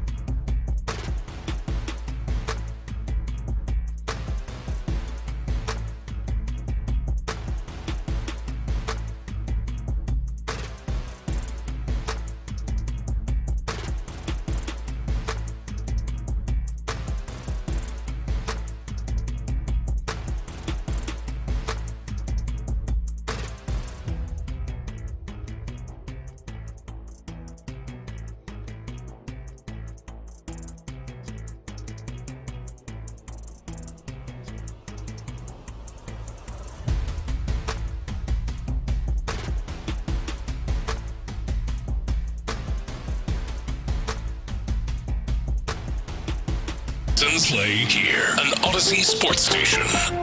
Sports Radio 610 presents In the Loop with John Lopez and Reggie Atatula. Yeah, you're in the loop right here on Sports Radio 610. John Lopez, Figgy Fig, and Reggie Atatula. A lot of fun on this Thursday. And maybe it's because we're about to hop on a plane. We'll be broadcasting live from the District of Columbia, our nation's capital, as we get ready for one of the most anticipated Army-Navy games in recent history, as Army wins the American Athletic Conference, first conference title in 134 years. So excited to go out there and kind of see the sights and the scenes of that. We'll bring you that tomorrow. You'll get some fun later today, and you should probably go out and enjoy the fun with these fellas. It'll be the drive out on a Thirsty Thursday at the Buffalo Wild Wings on Washington Ave, and they'll be joined not in person but on the phone by Henry Toto. At 2:15. So definitely a little bit of appointment listening there for you to hear from one of the linebackers in a core that's going to be very watched in this upcoming game versus the Miami Dolphins. That's actually one of the places that I think you have to look at and the Dolphins kind of pose problems to. So let's kind of talk about that. What problems do the Dolphins pose, and what did the Jets do to give the Miami defense some problems? Which side of that would you like to start with? I think we've mentioned what Tua likes to do in terms of attacking a defense, but the Jets on their defense is very intriguing to me. Yeah, so okay, I again preface this by saying I ain't no Seth Payne, I ain't no Clint Stoerner. I did not play anywhere near no NFL. However, with whatever I can possibly bring and what I've kind of been able to suss out, these are some of the things that it felt like the Jets did against Miami last week in a game that went to overtime. The Jets were able to put up 26 points in that game against me. So not trying to put it up there like they did incredible, but this was not a great game for the Miami Dolphins defense, and obviously that is something that you would like to replicate, making the Dolphins not have a great game in this one on Sunday. So one of the things that just to fully evidence how good of a game it was for the Jets, Aaron Rodgers threw for over 300 yards, which I'm sure you're like, okay, so he had a good game. That was the first time he did that in 35 games. When I saw that was wild. It literally dates back to December 12th of 2021 when he was still playing in Green Bay and they played against Chicago. Like, literally, it took playing against the lowly Bears for him to put up 300 points, and he hasn't any time since. Now, of course, he missed damn near all of last season outside of 4 snaps. But still, that's a lot of snaps that he has, had where he had not put up 300 yards. He did it against this Miami Dolphins defense. And part of the way that he did that, he got the ball out quick a lot against this Miami Dolphins defense. Like they had some issues, the Dolphins did, with some of their read and react and being disciplined. And tackling really is the big question, or is the big thing for them. Tackling has been a problem. So he got the ball out quick in some instances and allowed the playmakers that team does have, because I mean, they have not been good. The Jets have, and I guess it's funny saying that considering that you went up there and lost to them. Sorry to bring it up, but you know what I mean. Yeah, no kidding. Yeah, my bad, dog. But yeah, that team hasn't been that great, but you still know that they have great players. Like Garrett Wilson, great wide receiver. Like, you still have Devontae Adams there, right? You still have some talented players there. And he got the ball out and let those guys work in space. And if there's one player, if not a few players you think of on this Texas team, who is that player? That would be Nico Collins. I feel like that's something. Like, I know that's already something that they do is get him the ball on the screens, right? Get him the ball over the middle of the field, right? In especially when you get him man, you get him man coverage, put him in the slot, and just have him win to the inside. That is something that the Jets did, specifically with Garrett Wilson. Like, they lined him up in the slot, and the Dolphins were not doing well. They were losing in man a lot, and so that was one of the ways that the Jets got after them. Now, the Dolphins also had penalties that extended drives. There was a lot of third down conversions by the Jets, and some of that was a little bit of Aaron Rodgers magic, which that does bring some things up because, one, are they going to have penalties again, the Dolphins? We don't know. But then, two, is C.J. Stroud going to be able to do the magic where he extends plays, but not just does that, but puts the ball on the money when he needs to? Because that's been something that's been the one place where I was like, okay, well, this definitely feels like a sophomore slump. All the other things, you can talk about pressure and everything, but when you saw C.J. missing in a way that it felt like an anomaly is the word I was looking for, that's the thing that's a little concerning. But if he can get back to doing some of the CJ things where he's putting the ball on the money, it felt like this Dolphins team, at least of late, has not been playing good on third down and has been allowing some of those things to get going. That's why this is such an important game for C.J. Stroud, because the short answer when you were talking about what did the Jets do to give Miami's defense problems, I immediately thought, well, Aaron Rodgers had a game. I mean, the short answer is that you laid everything else out. But C.J. Stroud needs to have a game, because if you don't do it now against the Dolphins, who are susceptible, and coming off a bye week, that extra preparation, that extra rest, you're going to have to really start thinking, all right, kind of what I asked ND. I mean, can it really happen? Can you really flip a switch and all of a sudden change kind of the angle, the direction you're going based on just an off week and kind of recharging? Yeah. I mean, I think sometimes you can, but Andy flat out said, no, I mean, you can maybe get a little better, but I think a little better would be great. This is a big game for C.J. Stroud. Can I throw one more thing out at you? And I know one person in particular who would love to see the Texans try and replicate some of what the Jets were able to do against the Dolphins in this way. And that would be Mark Vandermeer, because the Jets did a lot of dump-offs to running backs and allowed the running backs to attack them. Again, this was a team that was not tackling well last week. Yeah. Will that continue into this game? I don't know, but if they're not, getting the ball to Joe Mixon in space and allowing him to go to work, I think that would be an interesting proposition, and that is something that Mark Vandermeer has been pounding the table for, more screens and those types of things. And to be fair, this team hasn't really executed those very well. Yeah. That requires a level of precision and choreography that this offensive line hasn't pulled off often. But if you do, it does look like there could be a reward, particularly in this game. Well, and you also have to have more than Joe Mixon doing it, because obviously you can do some of that with Ogunbowale, but I think this is where, and I've been talking about pounding it. I've been saying this for you've been talking about what? Pounding it. I've been saying this for several weeks now. I think Nico Collins, more screens, more passes, more receptions behind the line of scrimmage. I think that's where they can do it. But it still comes back down to C.J. Stroud and Bobby Slowick. Is that a big adjustment that they made with the off week to maybe really recalibrate, rethink about things and how they're going to attack these with the shorter passing game? So that's the idea of what you do, or that one way, right, against the Dolphins defense. But clearly the headline is the offense, right? That offense has gotten the ball out quick. They've got guys that work in space, and two of those guys, their names are Tyreek Hill and Jalen Waddle. Caserio does a great job giving you that game on Tuesdays, letting you know, hey, this is the breakdown of the team coming up, and he did the similar thing this week. This is cut 7 here, Fig. What makes the Dolphins wide receivers, Tyreek Hill and Jalen Waddle, so damn problematic? They're fast, time speed, and they play fast, and they play with urgency, and they both have a combination of speed and or short space quickness. So they can get away from the defense. Waddle can get away from coverage the line of scrimmage. Tyreek transitions with the ball in an instant after the catch. So their ability to accelerate with the ball when they get into their hands, to play at their speed, that's what I would say is as taxing as anything else. And you see it. I mean, they both had over 100 catches or whatever it was last year. It was a lot. This year with 2 out, a little bit different, but you've seen over the last however many weeks, they've made a significant impact on the offense. And let's just remind everyone that over the past 4 weeks, Tua has been doing exactly that, 78% passing completion percentage. That is probably, we can talk about what the Texans are going to do against and maybe exploit the Miami defense. That Miami offense, that is going to be really, really big, with Tua being so accurate. Sorry, I should probably have my microphone on. Plus, I also, you talk about that, right?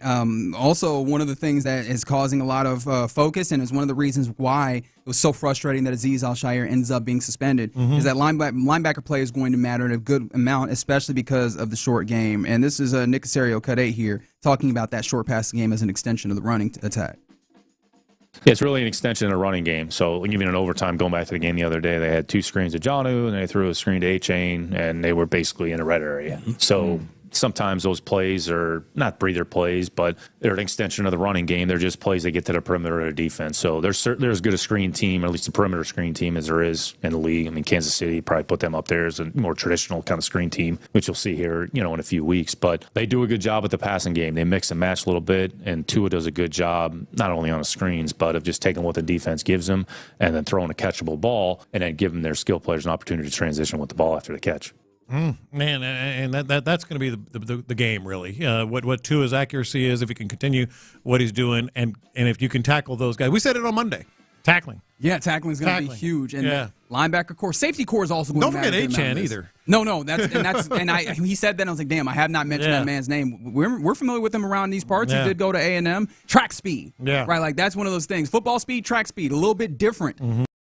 In that regard, he got the former, I guess I put them that way, as in addition to it. So, yeah, that's going to be something that matters to the linebackers, one of whom you'll be able to hear at 2:15 on the drive, Henry To'oTo'o. He'll matter. Neville Hughley will matter a good amount, right? Because we've seen him kind of acquit himself well, having to come out. You're leaving out a name. We've also seen a little bit of And then for your benefit, you got to hope that Christian Harris is involved there, because that's one of the key things that he does well, is that lateral movement and being able to go and meet guys. Mm-hmm. That is where you meet speed with speed. And if he is available to go and play a decent amount, he helps you meet some of that speed with some speed. Absolutely. I think that's one of the big factors in him getting back on the field, and why I think he will be back on the field this week.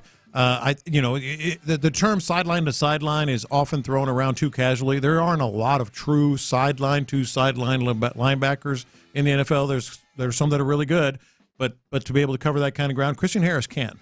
Christian Harris can absolutely do that, and that's at a premium against the Dolphins. Yeah, but we'll see if he can go. He did practice again today. Ron's going to ask him. Ron's going to ask Henry To'oTo'o. So, first question: who lined up next to you today? He might. That's a good question. Hey, who? When you look to your right and left, who was there? He might. I do find it interesting. Okay, so like when it comes to the linebackers, concern level on having to guard those kind of the short passing game that really works almost like a run game, with or without Christian Harris. Well, To'oTo'o, that's a problem. If he's had a good streak of games here, mostly in the run game versus the run game, and Neville Hewitt plays with kinds of heart, and I know that sounds like a backhanded compliment. It definitely does. But he's not a great cover guy. He's been a little better this year. It truly is like, yo, Christian, if you can go, we want you to go. Would be helpful, but it's, even if he can go, as has been mentioned, there's probably going to be a snap count. I don't know that you can just have him out there consistently. So it's still going to be incumbent on those guys. Jimmy Ward obviously playing in that spot that Pitre does, bringing the physicality. And then the safeties coming up and also making hits, while also having good eyes and making sure that they don't get got over top as well. So all of those come into play, and that was another thing that the Jets kind of did. They did attack over the top some.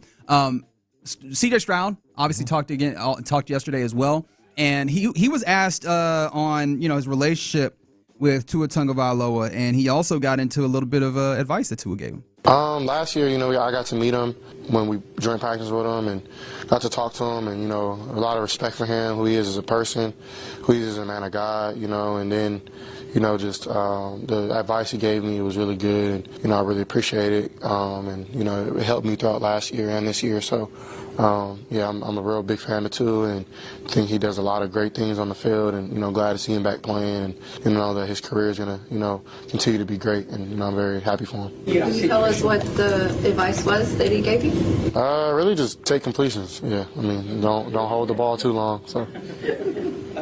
I'm good with that. This feels like a great week to implement that. I'm good with that right there. All right, this feels like an absolutely great week to implement that. For a few of the problems that are posed by this Dolphins team. I'm super excited to see what this looks like at noon on Sunday, and you'll be able to hear that right here on SportsRadio 610. In fact, we back at home, baby, so all that stuff is going on. You'll be able to see Sean and Seth at the southeast corner of the building starting at 9 a.m., as you always do right here on your home of Houston Texans, Sports Radio 610. All right. You're in the loop right here on Sports Radio 610. Coming up next is about the time where we hand it off to our guy, Figgy Fig, for Figgy's Mixtape. Figgy, what you got? Yeah, so yesterday I talked about the black movies that black people get upset if you never saw it. Mm-hmm. Today I'm going to talk about the non-black movies that people get upset if you never saw it. Yeah, let's talk about the Godfathers and all the other sorts next. Thursday Night Football.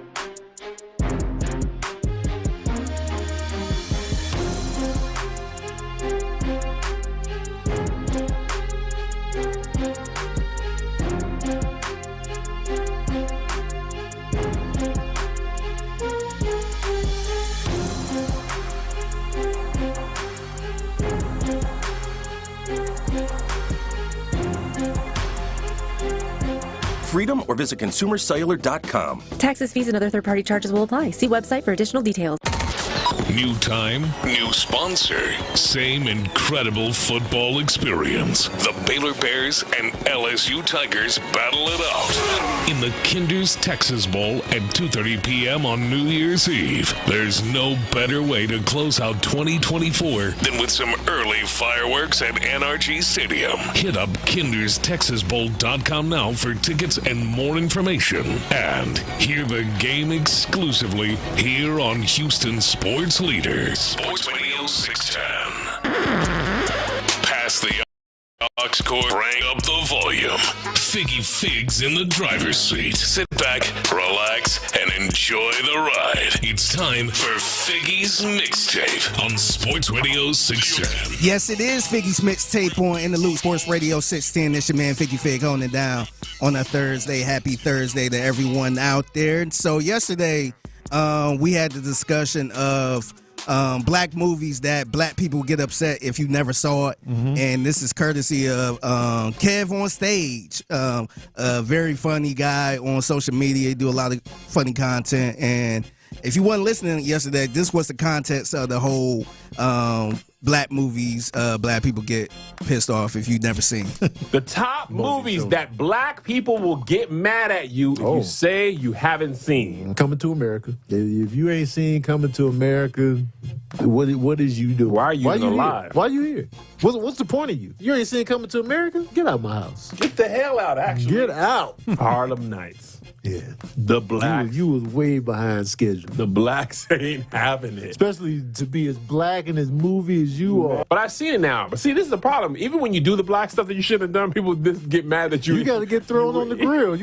Got to get thrown on the grill, and you know what? I decided to be fair. All right. Let's go non-black movies that people get pissed off if you never seen, and I'm probably gonna be guilty of a lot of them. So I got a quick little list. If you know if it's any movies, popular movies you never seen, text them in 713-572-10. I just got a list of movies. Okay. I saw some of these. I haven't saw all of them.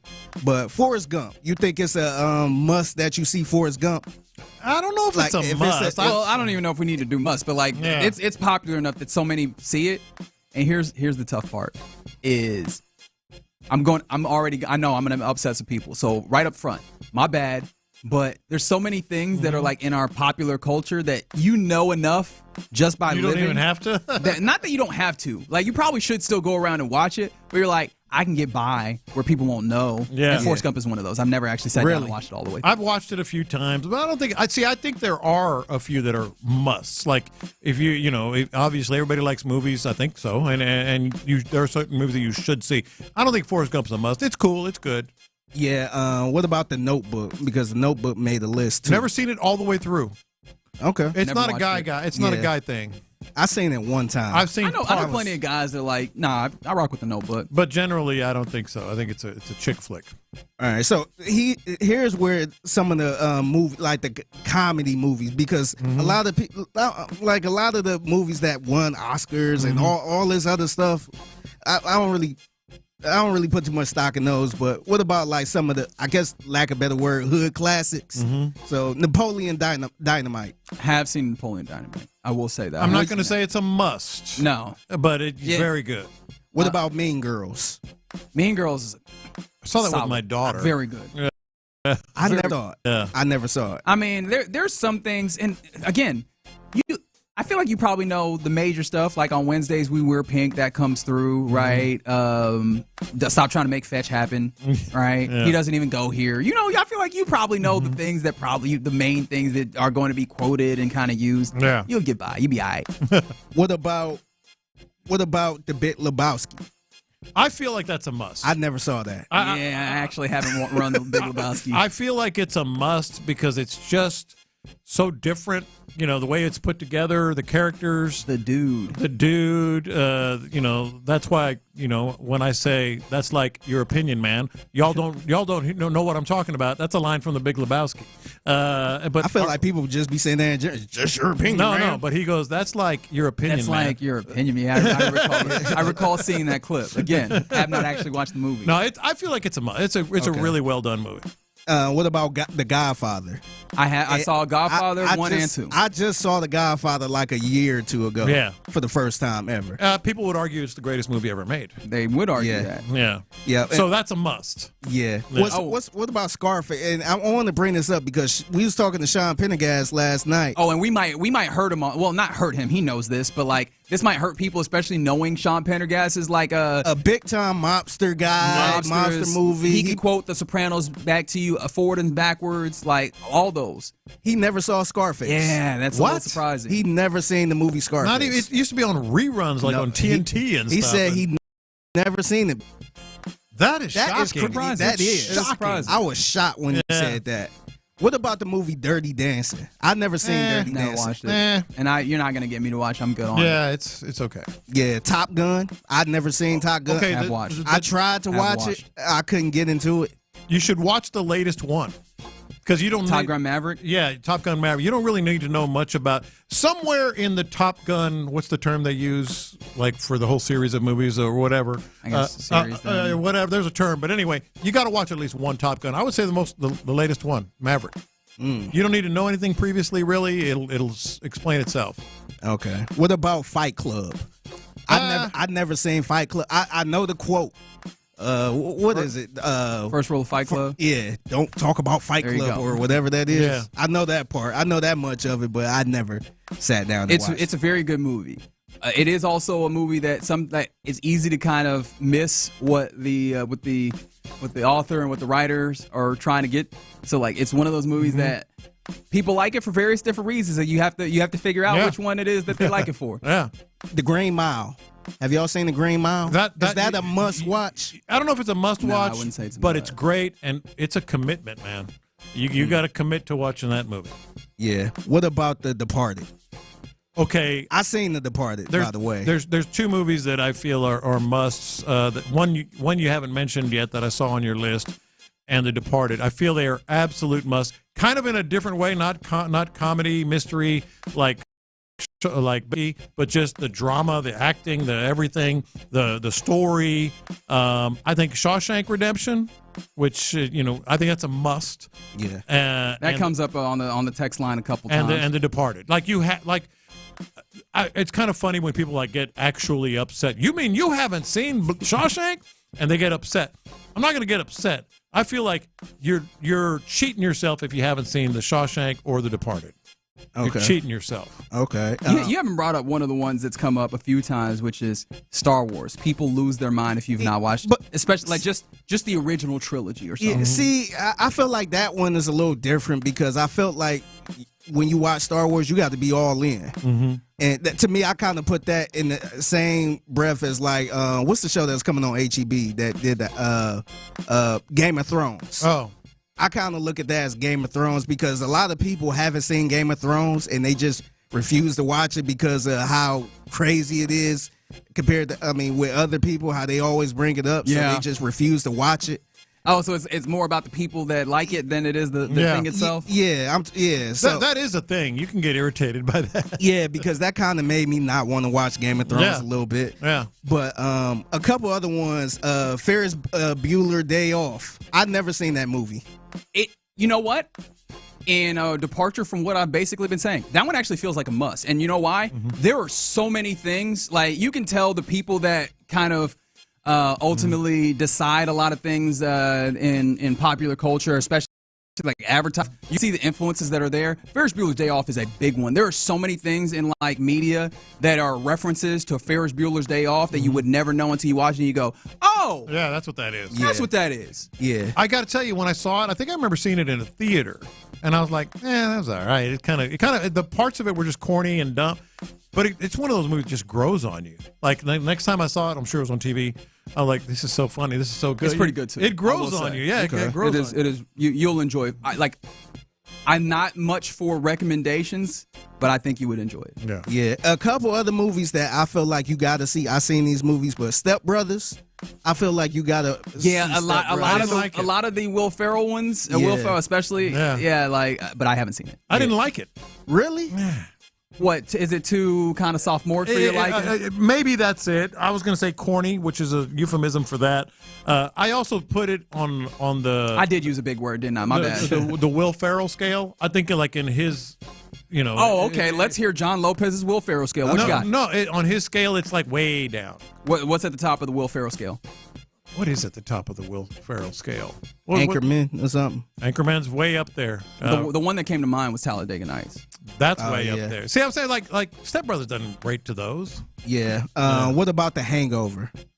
I love it. I mean, I don't know. I think you got to see The Hangover. Have you seen it? Yeah. So I seen all of them. I think you got to see The Hangover. If you haven't seen it, you got to go watch it. There are certain scenes that like are truly just laugh out loud, not LOL, not like laugh out loud in The Hangover. Yeah, and the last one, I feel like this is one of my favorite movies. By the way, you got to see The Breakfast Club, man. Mm-hmm. I think that's a good movie. That's another one that I feel like is very popular in like the zeitgeist, where it's like, oh, so much of stuff references back to this, and that's why it's probably a problem that I haven't seen it. Mm-hmm. Yeah, but those are a couple movies that I feel like you got to see. Oh, there's so many ones. That Talladega Nights came in, like we mentioned. The Other Guys, the one that they say is funny. Now we're just in the Will Ferrell era of these things. Yeah, Will Ferrell. I mean, nothing Field of Dreams.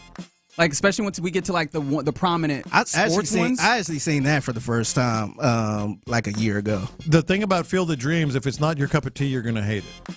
Because it's kind of just fantasy, What do you think is they are in like the sports realm of movies? The ones that are like, yeah, you just kind of have to watch this. Field of Dreams is up there. I think Hoosiers. You and I have had this discussion, and that's why I didn't say nothing. I just smiled. He's never seen Hoosiers. I think Hoosiers. And you can't make me. It's top 3, maybe top 5 sports movies ever made. Just because of everything, that you can imagine, from the acting to the actors, Gene Hackman and all that stuff, to the story, to the fact that it's based on a real story, all that stuff. People said Rudy, and you can actually pass on Rudy, in my opinion. It was all right. It's a rerun on TV movie. Also, go back and actually learn about like the real Rudy. It really ruins the movie for you. Mm-hmm. And maybe if you don't want to have your movie ruined, don't do that. Oh, Usual Suspects is actually one of those movies that you need to watch. But yeah, if you don't want your Rudy ruined, I guess don't look it up, but do. It's interesting but stuff. do. The Mighty Ducks, good answer. Mm-hmm. So many answers. I wish I could get to all of them here on the text line. Well, I guess here, any given Sunday when it comes to... Oh, Remember the Titans. That's the one. That's that's the sports one you have to watch. The Natural comes up. Sandlot comes up as well. Bull Durham. Those all feel like they're right in that space of like the sports ones that you have to watch. Yeah. And Hoosiers. If you say so. All right, you're in the loop right here on Sports Radio 610. Appreciate you hanging out with us on a Thirsty Thursday. It's indeed that because Ron and Clint, they're getting ready to have a broadcast for you out at the Buffalo Wild Wings on Washington Ave. They'll also, in the course of their broadcast, they'll talk to Henry To'oTo'o at 2:15, so all of that's coming up. But before we hand it off to those fine fellas, is Charles Barkley right about these Houston Rockets?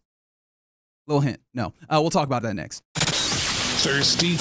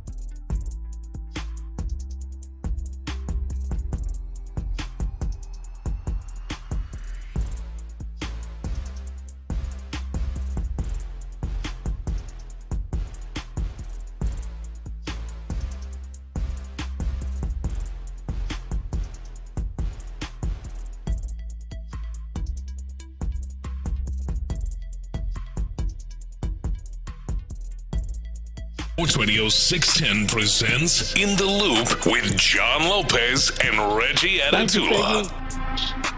Yeah, you're in the loop right here on Sports Radio 610. It is a Thirsty Thursday, which means Clint and Ron are out on location. They are actually at the Buffalo Wild Wings off Washington Ave, so go see them fine folks there. You know they never come empty-handed, so there's definitely gifts. Get that. I'm sure they'll tell us about that. Out there. So, yeah, go say what's up to the fine fellas. They'll be talking to Henry Toto at 2:15 of your Texans. Now, I want to give one more salute to the Houston Rockets getting a big-time victory over the Golden State Warriors 91-90 in the NBA Cup quarterfinals at Toyota Center. Again, salute also to the city of Houston showing out, being there, being loud.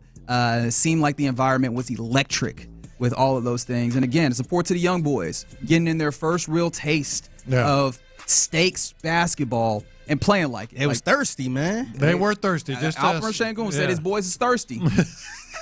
We'll take it. They were, though. They played like it. They got down on the floor. They got the basketball. They rebounded the ball well. Like, they did all of that. Got a little sloppy at times, but, yeah, no, that they played really good defensive basketball. The offense, again, needs to take its steps, but that's the progress that this team is taking. And I guess that is what Charles Barkley was trying to get to, as this game was on TNT, so you get inside the NBA. And this was Charles Barkley's assessment of this Rockets team after that big-time win against the Warriors team and moving on to the semifinals of the NBA Cup. This is what he had to say about your Rockets. They don't have any idea how to play basketball. Play good defense. They play the game strictly on talent. Like, they should have won that game by they got so much more talent than the Warriors. But that's one of the reasons I say they got a great record. They're not ready for prime time because the refs had to give them this game tonight. They got a bright future, but, man, they're going to have to discipline. They're going to learn to take care of the ball. They're going to have to learn shot selection. And all of that to be said for a team that has like 3 guys under 23 in the starting lineup. But sometimes it happens faster. Like, you ask Kenny and Shaq, like, sometimes it comes together. Like, they got a lot of talent, and they can't play like they used to be. Like, they relevant. They got a terrific coach. Now they got to learn, like, we got to take care of the ball. We got to stop taking bad shots. Like, Jalen Green, he almost had 9 points again, except for those 2 free throws. Like, but, hey, they got a lot of talent, Ernie, but, man, they're going to have to learn how to play basketball. All right, so I know this is probably going to be different from the way you guys heard this, and you can. I've seen people like, well, Charles Barkley hates Houston and all that stuff. He's still mad about everything. I think that there's something to what he was saying, but not the way that it came across. When he said they don't have any idea how to play basketball, that's the quote that's getting the big run. Yeah. That's where he started. That was the thesis statement that he put on wax. I don't think he was talking about they. He kind of talked around what he was really getting at until he finally said the name. I think Jalen Green right now probably drives him nuts. Jalen Green did not have a really good scoring game last night at all. Charles Barkley and really everybody on that show, they are all about the superstar carrying the load, the big-time scorer carrying the load. Yeah. Are you that guy? That does end up being the you do. conversation How many point. times have you heard them talking about postseason or Steph Curry, blah, blah, blah. Yeah. Chris Paul has to, blah, blah. James Harden has to. I think what that's all about is because there's no way Chuck, and he said it in a way, there's no way that Chuck thinks that this team is not really good at defense, a lot better than anybody expected. I think he's just frustrated because Jalen Green is doing it again. Yeah, but say that, man. He did. He mentioned his name ultimately. He goes, man, he almost had 9 points. Because, like, again, it's a young squad. They do need to work on making sure that they remain disciplined. But they're fairly damn disciplined for the youth that they have. And, obviously, you see the difference. That's one of the reasons why Fred VanVleet is important when it comes to turnovers, because he is one of the guys that orchestrates the offense without a lot of turnovers. Like, those things I understand. But to come out and, flatly say this team doesn't know how to play basketball yet, I feel like that's a bridge too far, especially when you consider that they are so damn good at communicating and playing defense in a league where that has become more and more difficult. Like, you can see it, man. Yeah. And he knows that. Yeah, they still need to work on the full brand of basketball that they're trying to get to. And some of the stuff is some of it is personnel right now because obviously the shooting is part of it, them not being able to shoot at a high clip right? I think that they're 22nd in field goal percentage in the league, and also like 18th in just attempts generally at shooting threes. Like those things, I think factor in.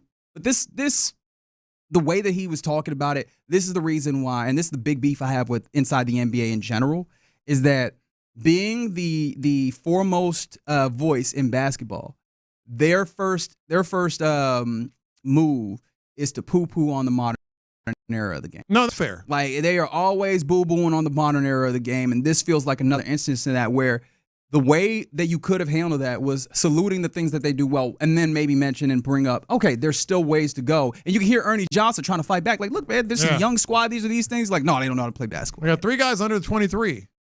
Yeah. I just think I think he kind of thought he was in the barbershop at this point, because that's the show. It seemed like it seemed like he was in the barbershop. Like, man, yeah, they won, but they don't know how to play basketball. They got all this talent, which they do. They got a lot of players, Amin Thompson, all these players that got so much talent. Back in my day. Yeah, but they just don't know how to use their talent. But I think what you guys are saying, I agree with. I think it also runs parallel to what I'm saying.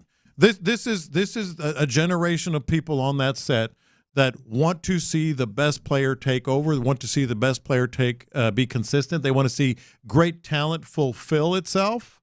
And I think it's just frustration. Like, man, they're really good. And he said it. They have a great coach. They're playing great defense. They're doing all that. So why is this so frustrating to watch? I think it's because they're not seeing what they want to see consistently anyway from Jalen Green.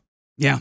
So yeah, I was real disappointed in that, but also I shouldn't have been too shocked. Like, that is kind of the way that that happens. But man, after such a hard fought game where they were able to, they didn't quit as well. Like, there was opportunities for them to let go of the rope late in the game. 90-81 late. Yeah, and they managed to get through it. And so they'll play on Saturday against the Oklahoma City, probably on their way, if not already, in Vegas to give themselves opportunity to get ready. This has just been a fun time.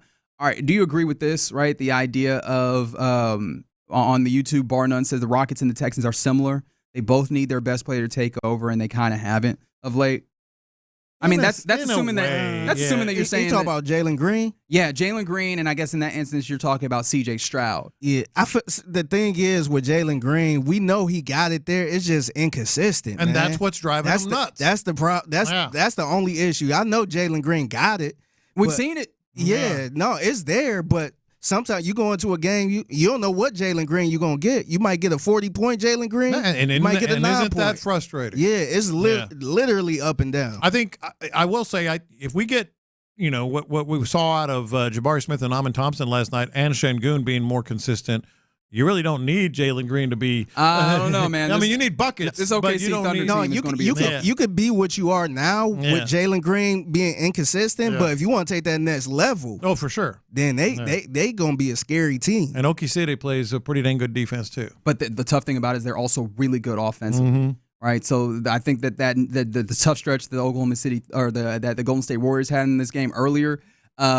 It's a little harder to make that happen all the way around because they have multiple guys that are ball handlers that can get downhill, a lot of shooting ability, and so rebounding, all that, man. That is tough. Yeah, and you know what? This might be the answer. 7-1-3. Just Jalen Green needs to dunk on Curry. Just do that once for me. Just let's see if we can exercise some things that way. And Juan, me and you are beefing now. Reggie just mad because he missed on the lady to watch the Rockets do that. All right. Okay. I see what you're doing. And Ocho says the Rockets and UH are the similar ones. Both are defense only teams. Yeah, UH is an interesting place too. They're going to keep cooking, but early on, lost some tough games to some really good teams. I think lost one to Auburn. I'm trying to think what was the other one that they lost. Alabama and San Diego State, I believe, the 3 losses that they have thus far. But if there's one thing I believe in, it's Kelvin Sampson's ability to get those guys straight and going in the right direction. He's got that Ime influence too, or Ime has his, one way or the other. Yeah, they are both kind of similar in their coaching styles, and like they demand what they demand, and this is the standard, and this is what it has to be. They could be really forward with it, but that's what it is. And so, hey man, Houston sports are in a good place. They are. Obviously you want to see it take the next level, but Rockets have been quite the surprise, man. I was actually thinking of some players, because this is where I got the idea on the Jalen Green thing, like that frustrate Charles Barkley like Jalen Green seems to, in my opinion. Zion, right?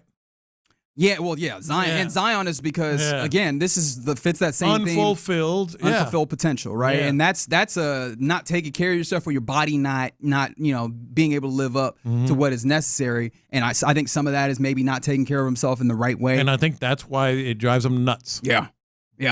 No, Juan, I'm messing with you. I know it's all love, brother. I'm not. I was just joking. It might be beef though. With these gentlemen out at the Buffalo Wild Wings. I guess in that instance it's poultry because it's chicken. But it might be beef with these gentlemen as Clint and Ron join us because we're still trying to see what this Christian Harris thing goes, man. Like that expensive bottle of wine still on the line here. Fellas, what's it looking like? Yeah, I mean, I got to be honest with you. I'm not really feeling great about this. I'm very surprised. I'm going to hold out hope. We'll see about this as the way that Joe Mixon is talking. It may just be a few snaps here, but he's going to be out there. So we'll see. We'll see. I'm still holding out the thought of what D'Amico has said in the past about, hey, we want to at least have these guys out there practice for a little bit, and we never want to go too early. And as much time as he's missed, you certainly don't want to go too early right now. But they sure as hell ain't talking or acting like it's even up in the air. So yeah, I agree. I want to ask you, gentlemen, this question I asked Lopez earlier. Yeah, you're right. And I don't like the tone that you take right now, sir. You're around some nice chicken wings and some beers and everything. I know y'all got gifts to give away. Let's come with some good energy here, all right, my man? Come on. But like, what is the concern level like if Christian Harris is not able to play, considering that this Dolphins team gets the ball out quickly, they like attacking that middle of the field? Like, where are you guys sitting on that? Look, I mean, I'm concerned whether he plays or he doesn't. Mm-hmm. I mean, this is I think when you talk about, there's one thing to have, play a young quarterback that has no idea what the hell he's doing. He don't know his tail from a hole in the ground, right? And then you get into these quarterbacks that you know exactly where they're going to be, but they're disciplined and they process at a high level. And then you get these athletic guys that you pocket, yada yada, right? When you bump up against a team that has a quarterback that is a perfect fit for what their identity is, and that identity, it's a counterpunch to what your defense likes to do in terms of pressure, getting the ball out quick, having creative quicks, creative screen game, and having guys that can make you miss in a phone booth. That's the matchup of this game. I mean, I'm concerned about all of the underneath coverage guys playing in space and tackling in space, and that includes the linebackers that you mentioned. Whether he plays or not, I'm concerned about that part of the defense. All right. Thank you, John. I appreciate that. I mean, we've been talking about that, and it's just you made me more concerned on that. Well, I mean, look, I thought the word concern around probably too freely. I mean, I'm not concerned. I am. To me, that's the matchup. Can our corners, nickel defenders, and linebackers, can they hold up against a team that is literally built and their identity is attacking that part of the field, right? The quick game from the line of scrimmage to 10 yards beyond the line of scrimmage, and their quarterback is in that particular skill set, he's as good as anybody in the NFL at. And quick. They love the middle of the field, quick timing. Yeah, that's where they live. And there's concern about 8-chain getting matched up. Hell, there's concern about 8-chain getting matched up against Christian Harris. Christian Harris have been playing every single day. Well, they just by design they take Danielle Hunter and Will Anderson by design they take them out of the game. Right. They take them out where they factor far less than the guy that won't sit back there and hold it and stretch the field. So, but if those linebackers can cover down, if them corners can cover down, then those guys up front can eat. Then that's when the Houston Texans can get a 2-score lead and a 3-score lead and really put the pressure on them. So that's what happens to the Dolphins if you watch. I mean, it's either a close game or they get lopsided quick. Right. Fellas, I want to make sure to salute you. I thought y'all both were strong out there with the ugly sweater. Oh yeah. You know what? I can't. Reggie think he's slick. What happened? Say, hey, John, you know this. Clint, you know this. Reggie gonna say, "I want to salute y'all on your ugly sweaters," because Reggie know that he was the star of the night. So Reggie knows if he brings up the ugly sweater party, we gotta bring up the star of the night. So he just threw that out there. Listen, Reggie, I done done that a bunch of times. Reggie, we know you got a W. I sure hope you stayed late enough to see if there was another W in store. If you know what I mean. I'm just telling you, as I said to you, young man, as an elder of yours. I would just have made sure that was just not a part of the play. And just like, I understand if that was a part of the play, I get it, and I back off. I wasn't convinced that was improv and that wasn't real. And if I were you, I would have checked up on it. I mean, I wanted to check up on it on your behalf. Ron, you would have checked up on it? I would have in my circumstance. On your behalf. Ron don't check up on nothing, Reggie. I did. I don't even know if you are aware of what happened there, Tyler. Yeah, isn't there, but I'm aware. Because you sure would have checked on it too. I heard a story. I just that's the whole thing. I was perplexed the rest of the way, thinking, is this a part of the play? I almost went down a rabbit hole, Lopez, to go and find other plays that they were in to see if that's a line that's normally in it. I'm just saying, if I were you, Reggie, and I'm not jealous. I got a beautiful wife at home, family at home, baby. I'm just saying, we living our lives through you. Ain't that right, Figgy? Ain't that right, Figgy? That's what I said. I'm telling you, man. Do it for me. I'm just telling you, do it for her. I don't even know if that's your type, but do it for me. That old shapely Santa got Ron worked up. I'm just saying, had I been in Reggie's position and she said, you cute, oh, hold on, we just stopped traffic right here in that whole damn play. I wanted to. I wanted to be like, look, the show stops right now. Let's talk about this. I got my phone on me. Is this something that we need?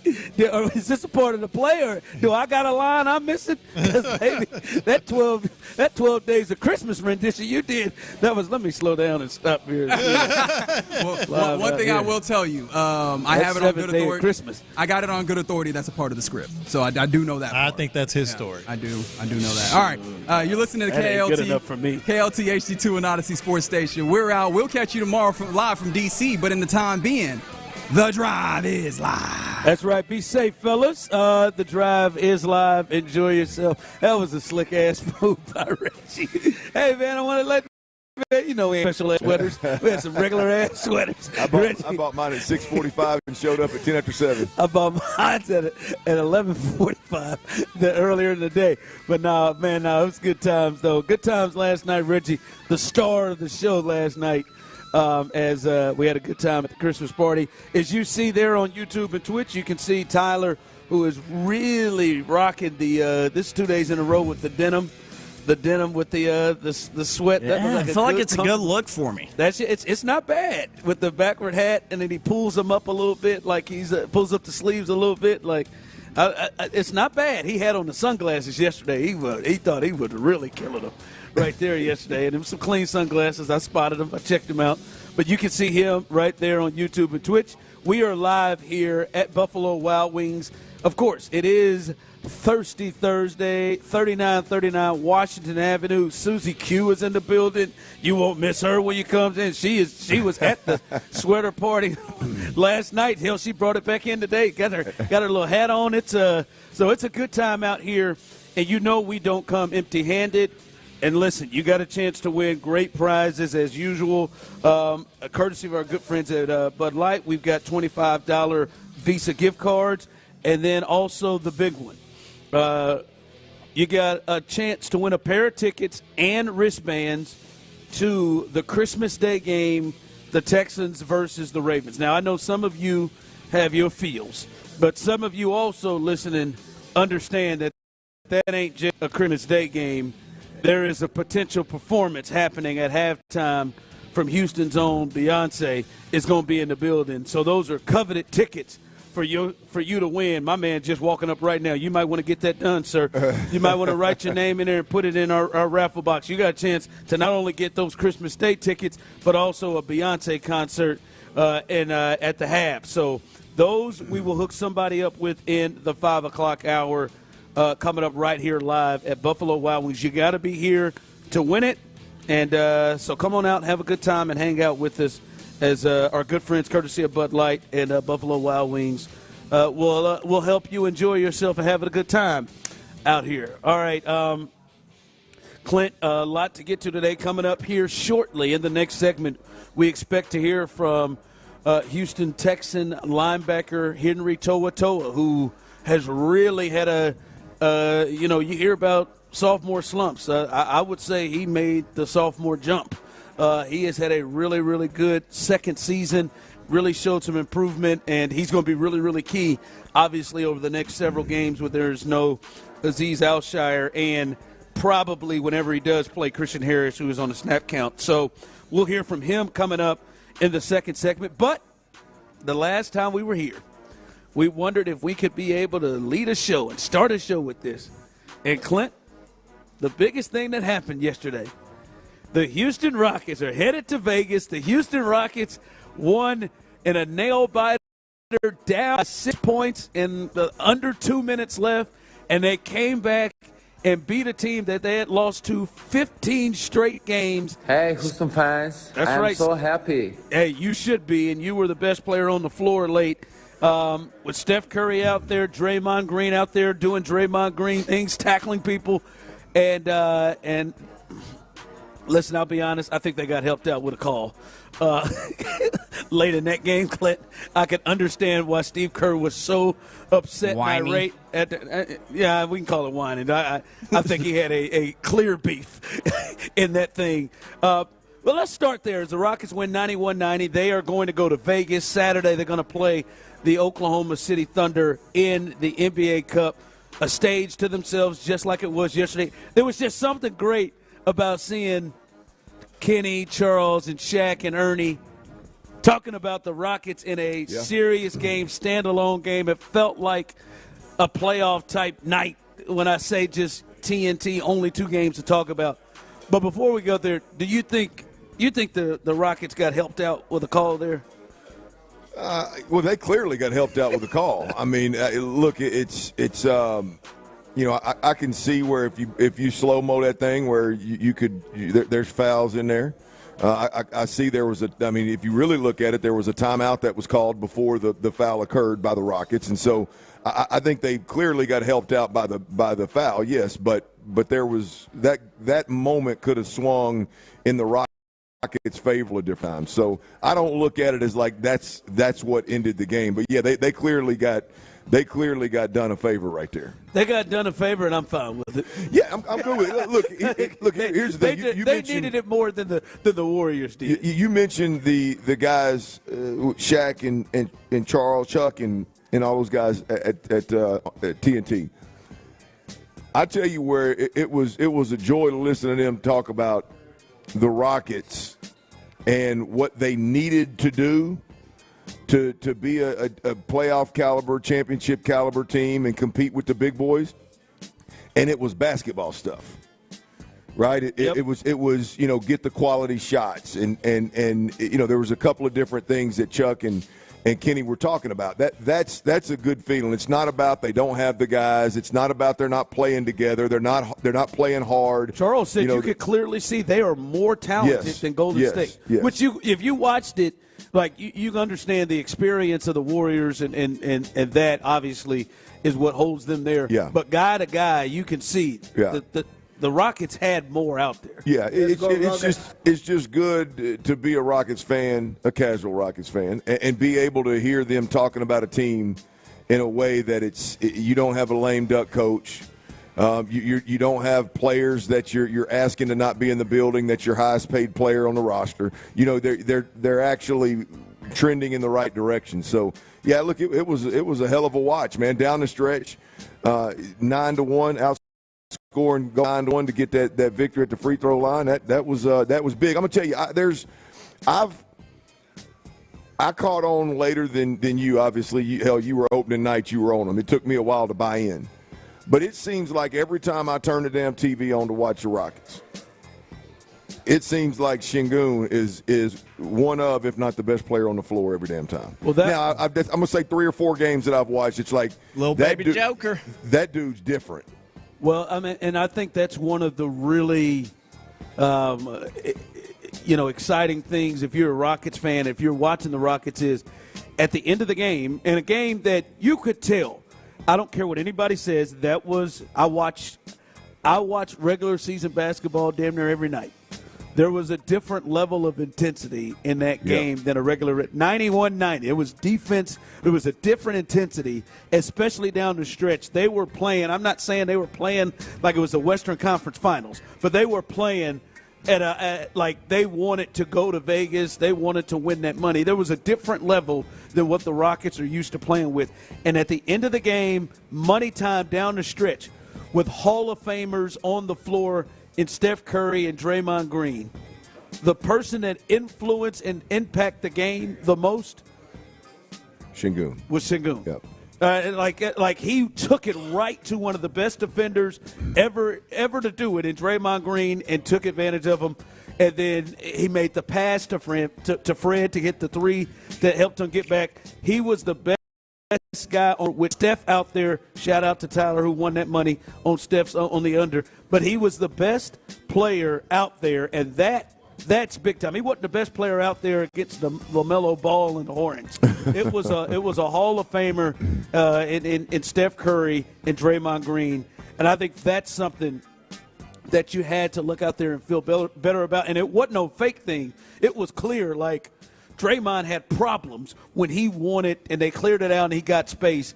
And, I mean, he just took it to him on that lay-in to get it down by one to make it 89-90, and it was just easy. So that was a really, really, really big thing to see that he could do it in a spot like that as well. Yeah. Jalen Green was off, but he, that was clear that he was the best guy on the floor late in the game. So big for them. They will take on Oklahoma City coming up in Vegas. And by the way, to me, this is why I never look at officiating. To me, like it's got to be a whole lot. I'm never one to blame the officiating guy, because I think Ime Udoka could have gone off about, like, I don't know how Draymond didn't get a flagrant foul. He just reached out and grabbed Sengun from the back, pulled him down by his shoulders. They went to the replay and reviewed it and said, common foul. Or horse collar, huh? I mean, it was a horse. I mean, there was no play on the ball, and so that could have been. So officiating, to me, it generally nobody to me gets the fair thing, yeah. like, because that was utterly ridiculous. So it all evens out, to be honest with you. All right, coming up as we are live here, Buffalo Wild Wings, Washington Avenue, 3939. Come on out, hang out with us. Your chance to win tickets to the Texans and Ravens game and other prizes that you'll have a chance to win. All you got to do is fill your name out, put it in our raffle box right in front of us. But come on out, have a good time. We'll be here till 6 o'clock. And coming up next, we expect to hear from linebacker Henry Toa. You don't want to miss our interview with him. That's next. Before we do that, I got to tell you about Verlo Mattress.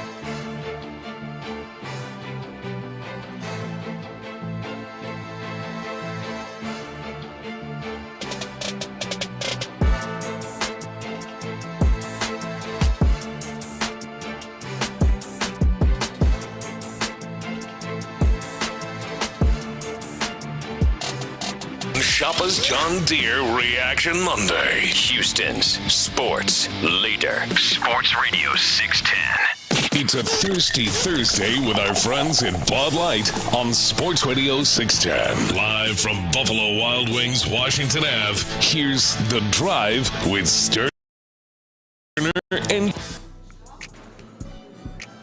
All right, welcome into The Drive, a little Thirsty Thursday as we are out here, Washington Ave, 3939 Washington Avenue here at Buffalo Wild Wings, and we will be here, The Drive will be here till 6 o'clock as we're hanging out here on a Thirsty Thursday. Remember, you got a chance to win multiple prizes, including in the 5 o'clock hour, a pair of tickets to see the Texans take on the Ravens Christmas Day, and that means Beyonce as well at the half, so you have a chance to win those tickets. That's right. And if you missed what the Texans put out there in terms of promotion, that all white, that cowboy hat, swing. So, but maybe that's not what you're looking for. But you got a chance to win those tickets. You got to be here to have a chance to win those. So get on out here, as we'll be here till 6 o'clock.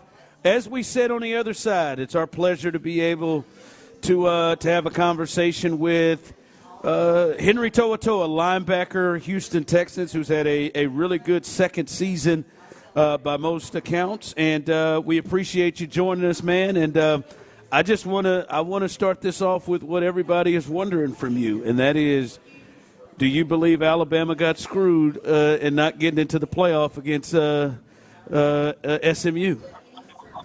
Hey, that's funny because I don't know. I ain't got a good take. I'm biased, so I'm gonna say they did get screwed. But Alabama had a lot of a lot of games in their control where they been in that situation. But I'm a roll tide guy for life.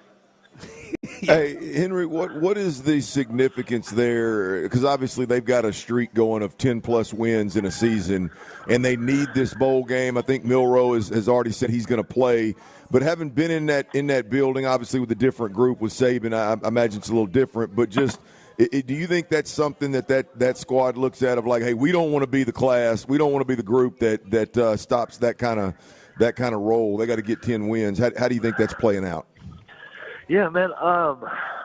Honestly, I think they're just looking at it from perspective that they're just trying to uphold the standard of Alabama football. When we were there, it was never about how many wins we got, about who we're playing. It was always about just upholding the standard of Alabama football. So I'm pretty sure those guys and the coach staff do a great job of relaying that message. But man, yeah, I didn't even know about that stat. I ain't gonna lie. But I just know they're doing a really good job of just trying to uphold the standard of Alabama football. Henry To'oTo'o joining us as you all get ready to come off the bye week and face the Dolphins. As I said, man, a lot of people talk about, hey, that second season for NFL players, that sophomore slump, that issue there that could happen in the second season. It feels like for you, you've really taken off, and and you're making a bigger impact in year two. From you, start to finish, getting into this season, what do you think's been the impact or the reason why things have shifted so much? Yeah, I think, man, the biggest thing was just this offseason, me being able to just, one, get away from football for a little bit and then spend time with my family, and then two, just the offseason training that I did. Being able to spend time back at home with my dad. My dad's my lifelong trainer. Spending time with him, spending time with my coach, Coach Wine, and then coming back here and just grinding, man. I give a lot of props to having a great vet Aziz in our room. He's really taken me under his wing to be able to show me the ropes, show me the ins and outs, and how to become a better football player, and how to take care of my body and how to be a professional. Aziz has been huge for me on that part. But man, we got a great room of guys that we feed off of each other and build confidence off of each other. So I honestly think it's just that confidence part where I feed off the guys in our room, and I think we do a really good job of that. All right, is Christian Harris starting? How much is he going to play? Hey, man, Christian's going to go out there and do what Christian does. Christian's going to be Christian, and Christian's going to be that dog we all know. Yeah, but is he playing in the game? I just say this to you, Henry. I got a bottle I got a $100 bet bottle of wine on the line, and I thought they give him a week. I thought they give him a week to practice first and then put him back out there. But he sure looks like he moving like he gonna play. Christian moving, that's not my room. That's not my call to make. But Christian, Christian's gonna be Christian when he's out there. Whenever he's out there, Christian's gonna be Christian, and he looks great to me. My lifelong teammate, but he's gonna be Christian, man. Talk to us a little bit about the matchup this week, man. I think I look at Tua and the offensive scheme, the offensive identity for Miami as the biggest challenge for that first-level defender, if you will, linebackers, corners, nickels, the way they play ball so fast in between the line of scrimmage and 10 yards beyond the line of scrimmage. I think one of the biggest things is the strain that they put on underneath cover guys. Just your thoughts on that and what Miami offers or what Miami brings to the table for the linebackers and the underneath cover guys in particular. Man, the good thing about the thing about their offense is he gets the ball out so fast. I think it's the fastest time in the NFL. He catches it and throws it quick to his playmakers so that they're able to make plays on their feet. They're really, really fast. But man, we just got to do a good job of doing our job, being patient and being able to make the plays that come our way. We'll have some opportunities. So when those opportunities come, it's just about making those plays. But man, that offense is a great offense. They're explosive. You have one miscue, man, those guys is running for 60. So we just got to be doing our job. They're a great offense, and as a second-level players, we just got to be patient and do our job. Henry, how do you approach a game mentally when the opponent's quarterback is Tua? Obviously, we know his history with the concussion issues. Like, I think if you're a human and you got a damn heart, it's impossible for that to not be at least on your mind when you see him, whether he's walking in the door of this Buffalo Wild Wings or he's playing the back position opposite you. How do you guys handle that, approach that? Is it out of sight, out of mind, or what's the thought there? I think you just got to be able to take whatever he gives you. Obviously his history, but it's just playing ball, man. Nothing more, nothing less. It's about just diagnosing him and what his favorite things are to do on the field, and just go from there. It's just ball, how we all know. But really, really got to take the time to get to know him, what he likes to do, what he doesn't like to do, and I think we'll be perfectly fine. Henry To'oTo'o joins us, linebacker here for the Houston Texans. And Henry, obviously, we know over the next 3 weeks you guys are going to be without one of your leaders on the defensive side of the ball, Azeez Al-Shaair. And this isn't the first time that you guys have had to deal with him not on the field due to injury before.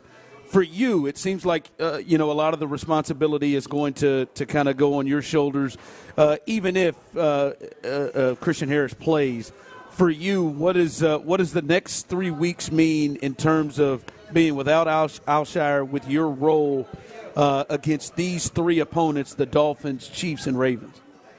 Yeah, man, these are some big-time games right here. This is what you live for. But I was able to follow Azeez and see what Azeez does for so long. So now I think it's only right and my opportunity to be able to go out and show that I can, run the defense and run the show, and be able to have the guys depend on me to give them the calls and get everybody in the right position to make plays. So I do that. So I think it's a great opportunity for me, these primetime games coming up. So I'm excited for it. I know my family is, and I know the guys in that huddle on that defense and the coaching staff trusts me. So I'm super excited about it. All right. Henry, we appreciate you joining us, man, and good luck this weekend. Big game. This is a big 3-game set coming up to get through, and you got a chance to win the division, and we hope that you guys are able to have some success this week against the Dolphins. Appreciate it, guys. You guys have a great one. All right, that is Henry To'oTo'o, linebacker there for the Houston Texans, and as you said, Clint, there's, when you think about the Dolphins and you think about the speed that they possess, your mindset generally goes to the perimeter. But they live in the middle of the field. They live. There's so many times, and I just watched their game against the Jets, And so many times, 10 and 17 are in the middle of the field with linebackers is the closest guys to them. So many times, Jonnu Smith is there also as a speed guy as well. And it's going to be big, as you were just talking to him about it, that the linebackers, the guys in the middle of the field, be able to hold up and do what they need to do to keep them from making huge plays. You know, Ron, the what makes Tua, like, it's easy to throw the quick game and screen game outside the hashes, right? It's, to me, what makes Tua so successful in this league and such a threat to lead this explosive offense is exactly what you said. Throwing the football over the middle of the field from both sides, like in tight windows between linebackers, and you've got to process and diagnose that in a split second. You don't get to sit back there and look a linebacker one way and have a flat route pull the other linebacker towards the sideline, and then there's this big, nice window you can just lay the ball in. He's processing that pre-snap, of course, but like it's within a second after the ball is snapped. He's deciding where he's throwing it, and it's the stuff over the middle of the field in particular that I think makes him elite. Like there's there's guys that'll pick and choose. There's guys that'll take advantage of mismatches, and then there's Tua, who does it every week against everybody, and it's their identity. That is there's going to be some serious pressure on the linebackers this week, and I don't think the answer against this team is man-to-man defense in any way, shape, or form. Oh, really? I don't think. And so when I say that and say that out loud and I'm thinking about it, it's like, okay, how long and rangy are these guys in zone coverage? And how much have they had to do it? Well, I mean, I think they've done it a lot relative to their career, but I mean, it's just when you look at Henry To'oTo'o, now you don't want him chasing a tight end 20 yards down the field in man either, but when in zone, how quick can he close a window, right? When you look at Neville Hewitt in zone, how quick can he close windows, right? These guys all have good instincts, so they actually play it better than you would think. But when you're bumping it up against this squad, this offense, whoo, man, now you got Jimmy Ward. Does Jimmy Ward move as good as he did 5-6 years ago at that nickel position? Christian Harris would be the one that could do some damage, assuming he's fully healthy and ready to rock and roll, and he's reading and recognizing things, at a normal clip, at his normal clip, which is elite. We'll see. It's going to be a hell of a matchup. I think that is the matchup of the game, and there's not even there's not a close second. Like, that is the matchup. Their offense, particularly their pass catchers, including their running backs, against our, essentially first line of pass defense, not our rush, but our pass defense. That's going to be a hell of a battle to watch. The more that we get through this week, the more I feel like I'm gonna have to buy that bottle of wine. Yeah, I mean, the signs are pointing towards him playing. Yeah, I mean, the way I was see, that's what I was gonna have to. I was gonna try to present it to Henry a certain way. Who you think is in a better shot right now, in a better place right now? The way he said, he looks good to me. He's moving around. He looks good to me, and he's gonna do what he do. Yeah, he's going. And then, I mean, when you watch the tape now, I will say, multiple times I watched Nico Collins look good, catch balls across, and they still held him. A couple of times we watched Joe Mixon running, jumping, and that one time that Friday he practiced, and they still held him down, and he didn't go. So, but to the point you're making is the importance to have those guys in the middle, the speed to close things down. I mean, there's nobody better on their team that does that than Christian Harris. Yep. And when you watch the videos that we've seen of him, he is moving really well. Well, it's just such a beautiful thing to watch, right? I mean, if you're a football head and you enjoy, like, just schemes and all different schemes work, right? But when you get the right guy pulling the trigger and the coach, the play caller, commits wholeheartedly to that identity, I mean, it's like everything they do is designed to stretch a defense from sideline to sideline with all of the speed, with the wide receiver screens, with the outside runs, with all the different jet sweep motions and everything. They're trying to stretch you sideline to sideline. And then the quarterback is the best in the game at standing up, processing it, getting the football out within 10 yards of the line of scrimmage. So how do you defend all of that? To me, it's interesting that it doesn't work better than it has. Now, obviously, he hadn't been able to stay healthy. That's a big part of them being able to make a run. Obviously, the cold weather is really, really tough for this crew, which makes sense for Miami. Living in that weather, you're all year long, and then having to play in weather where guys got frostbite and they're getting their toes cut off. But it is a beautiful work of art when it's rolling. Yeah, and they had it at times against the Jets rolling. Been rolling pretty well here of late. Tyreek Hill had really been held down a lot, and last week was his best game since the first one. 10 catches, 115 yards.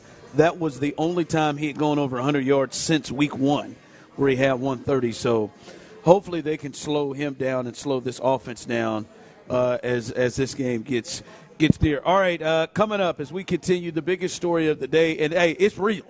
We're watching press conferences in here, and that is Bill Belichick. He is now the head coach officially of North Carolina, and I got one discussion point here with this situation, and it feels like that he is paying the price for one move, and should that move be taken as big as it has been taken clearly from NFL teams? We'll discuss that coming up next.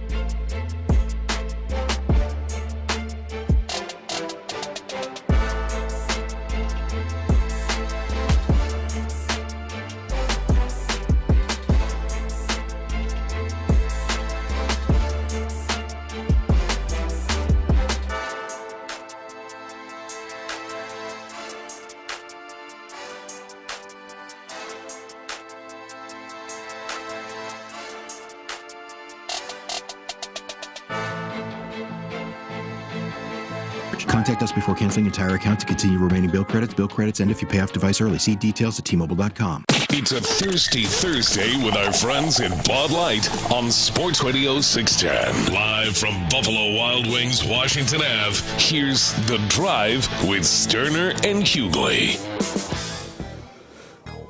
That's right, here live, Buffalo Wild Wings, a little Thirsty Thursday. Hey, you can come in the holidays.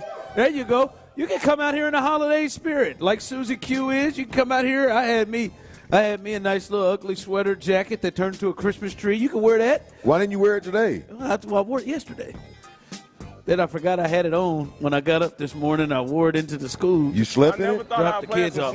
No, but I slept in it? No, I get up to go walk bare. So I grabbed the closest thing that's warm. So I put it on, walked him around the corner so business, and I just left it on. And I kept on going. I forgot. You sure you didn't sleep in it? I had a therapy session today. Forgot I had it on during that, too. He said, wow, Ryan, you look real festive. I said, oh, damn, I forgot. Let it snow, let it snow, let it snow. I forgot that I had that on. But no, man. No, come on out. It's a good time. We'll be here till 6 o'clock. All right, the biggest story, it's official. When we got in here, we saw a press conference happening. And by the way, Clint had to comment like, this is the best we can do in that North Carolina press conference. What are we doing? Rough start. I don't know where they were. They looked like they were in a golf locker room or something. I don't know where they were, but equipment storage room or something. I'm telling you, man, it was in the distance. But shoulder pads in the background. But Bill Belichick, just in the press conference, knew he was taking a step down from the NFL. But Bill Belichick is the head coach. It's official. They've introduced him at North Carolina. He's brought in Michael Lombardi. Michael Lombardi has already talked about putting together a player personnel department. This is college player personnel department, which I'm not going to say that's not happening in some schools, but they are really going to turn this thing into like an NFL program. But the part that I want to get from you and the people that interest me is, all right, clearly I like we've had conversations of, wow, I don't know if I'd hire Bill Belichick. I am still surprised with Adam Gase getting multiple opportunities.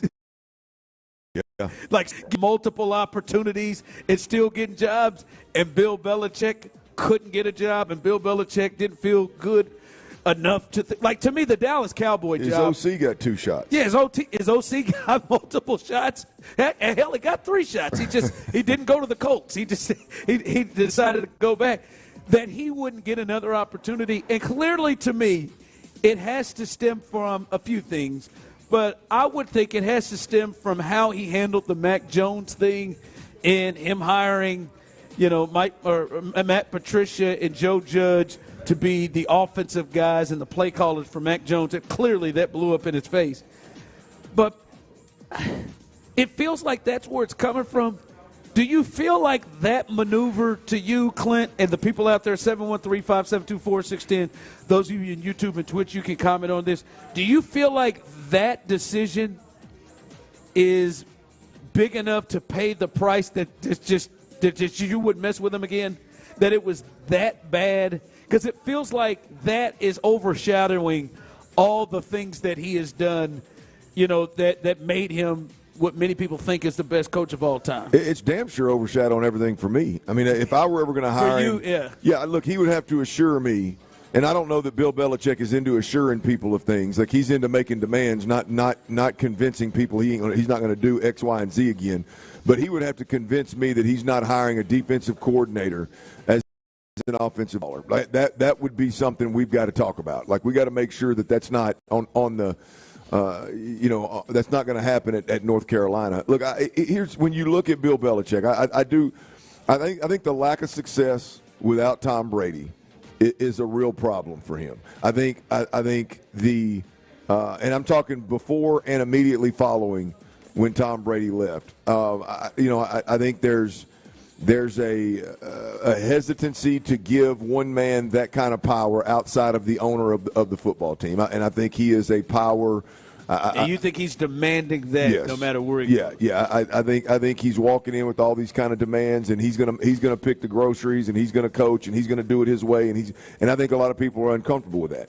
I think, and understandably so, why it's not, not that a bigger program wouldn't hire him, but it's a middle of the pack to bottom half of the ACC program that needs something to take them to the next level, needs something that's gonna get their boosters ultimately to pony up the $20 million for NIL that you need in college football to compete, and so North Carolina needs him more than any other pro team or any of the blue blood football programs need Bill Belichick. So I think it's a combination of several things, but I think Bill wants to be pursued and wants to be told yes and wants to be given all the keys to everything and full power. And I just don't know how many people in the college world or the NFL world are going to be willing. Yeah, maybe it is the power thing that's taken more precedent than anything else. Although I still believe, with his history and success, I am just still shocked that nobody just said, "All right, hell, man." Yeah, yeah. I am too. Like that he felt like he had to go there. I think it was a horrible move. I mean, it ruined Mac Jones, because if we talk about immediately when he left, if you remember, what was it, the first year or two? He was a Pro Bowl alternate. Yeah, they made the playoffs. They lost to Josh Allen and the Bills, but they made the playoffs. Cam had come there, and it's like when he lost Josh McDaniels is when it really blew up. And I am surprised that NFL teams didn't say, all right, I know that was bad, but we have the belief that Bill will understand and learn from that, and that Bill, all the years leading up to the point where he made that attempt to put Patricia in judge, that all those, he can go back and be that guy. Especially Josh McDaniels doesn't have a job, so you would think if I'm Jacksonville, I'm all right, let me go get him. Let me he'll bring in Josh McDaniels. You got Trevor, you got your quarterback. Yeah, let me that. It is. I don't know. It's weird to me. He is paying. It would almost feel like on the field he is paying such a price for that move in particular, that teams are like, nah, man, I'd rather hire an offensive coach who failed before in Raheem Morris. Well, look, I don't, fair or foul, I mean, if you and I sit here and have a conversation about Bill Belichick, the conversation can't be had without talking about Matt Patricia. Can't be had without talking about the lack of success with Brady, as you said, Mac Jones, Cam Newton, all these quarterbacks that rolled through there and ultimately died on the vine. If you and I have that conversation, I would like to think that higher ups at the university level or guys running a pro organization would have the same concern. Because it's leaned more on that of Mac Jones and that than, hey, I know he didn't do this without Brady, but you remember that one year he went 11-5 with Matt Castle? That used to be a big calling card for Bill Belichick. Is, hey, he had Matt Castle went 11-5 with Matt Castle, and they didn't make the playoffs that year. I need to go back and revisit that AFC to figure out how 11-5 didn't get you into the playoffs. But that part we've forgotten. It's like that part that many people have forgotten. Somebody texted in and said that I think it's maybe how he has treated people in the NFL throughout, that nobody wants to deal with him. I've heard the narrative that Robert Kraft is really kind of swinging his weight around to other owners, like, hey, man, you don't want to mess with this dude. You don't want to mess with this dude. So I could see it. The thought, I don't know, where there's smoke, there's fire. I firmly believe that's the case here. The documentaries that that I've watched, I think it's easy to read between the lines that somewhere along the way that Belichick will pretty hard on Kraft from a standpoint of either pick me or pick Brady. Kind of that was never a comfortable situation. This never is a long time down the stretch. In that second run for Super Bowls, I don't think they were ever comfortable and kosher, if you will. And that kind of thing. I would imagine if you're an owner and you want to hire Belichick, you'd call Kraft. Yeah. Man, what am I dealing with here? Yeah, and I don't know if that's an ally for Bill. Yeah. All right, coming up as we continue, somebody's trying to get me on that troll job.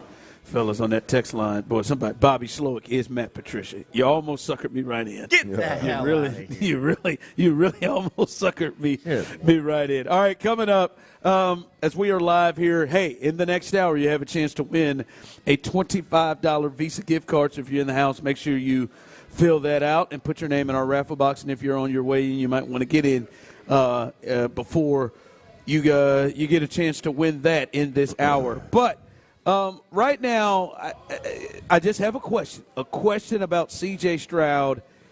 And would it be best if he were a game manager? Is that the best chance for the Texans to win right now with this team if C.J. Stroud was more of a game manager? We'll discuss that on the other side. All right, we got the Baylor Bears and the LSU Tigers coming to town to NRG Stadium to battle it up in the 2024 Kinder's Texas Bowl. Tickets are on sale right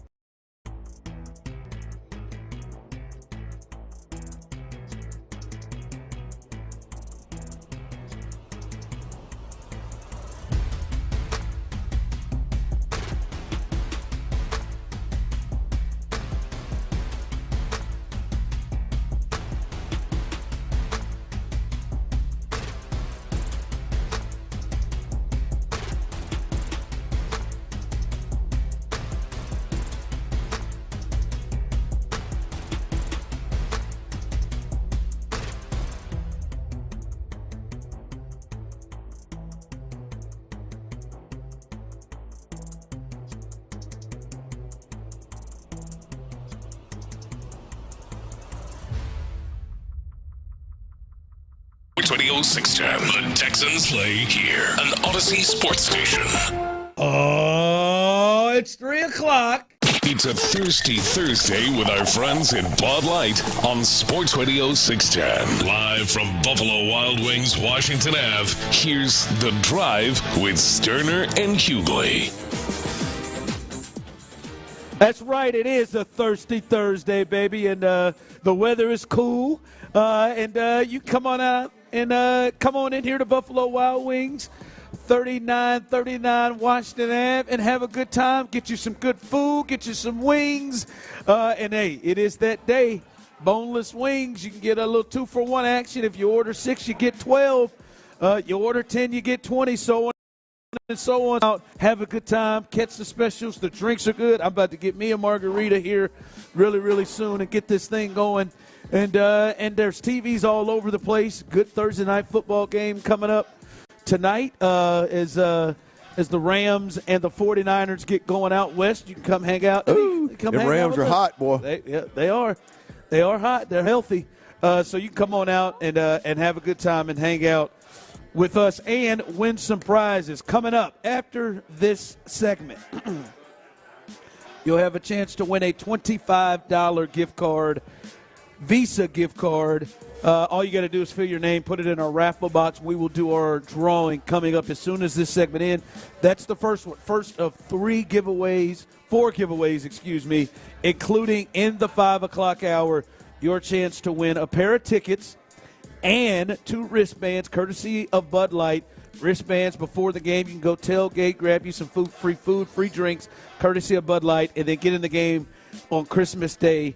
Maybe the biggest home game of the season, as the Ravens will come to town to face your Houston Texans, and Beyonce performing at halftime. So you have a chance to win those tickets, right? Look at Susie Q. That's a hell of a pour. I don't know what kind of red wine she got over there. That's a hell of a pour right there. But you come out, have a chance to win those tickets. All right, I threw this out because I've been wondering this, looking at the numbers, and really what I was inspired by, Clint, is I've been maybe one of the hottest teams in the league, and that is the Philadelphia Eagles. And obviously they're having their issues right now, but they've won 9 games in a row, and the biggest difference in that time frame, Clint, is Jalen Hurts. And in particular, Jalen Hurts not turning the football over.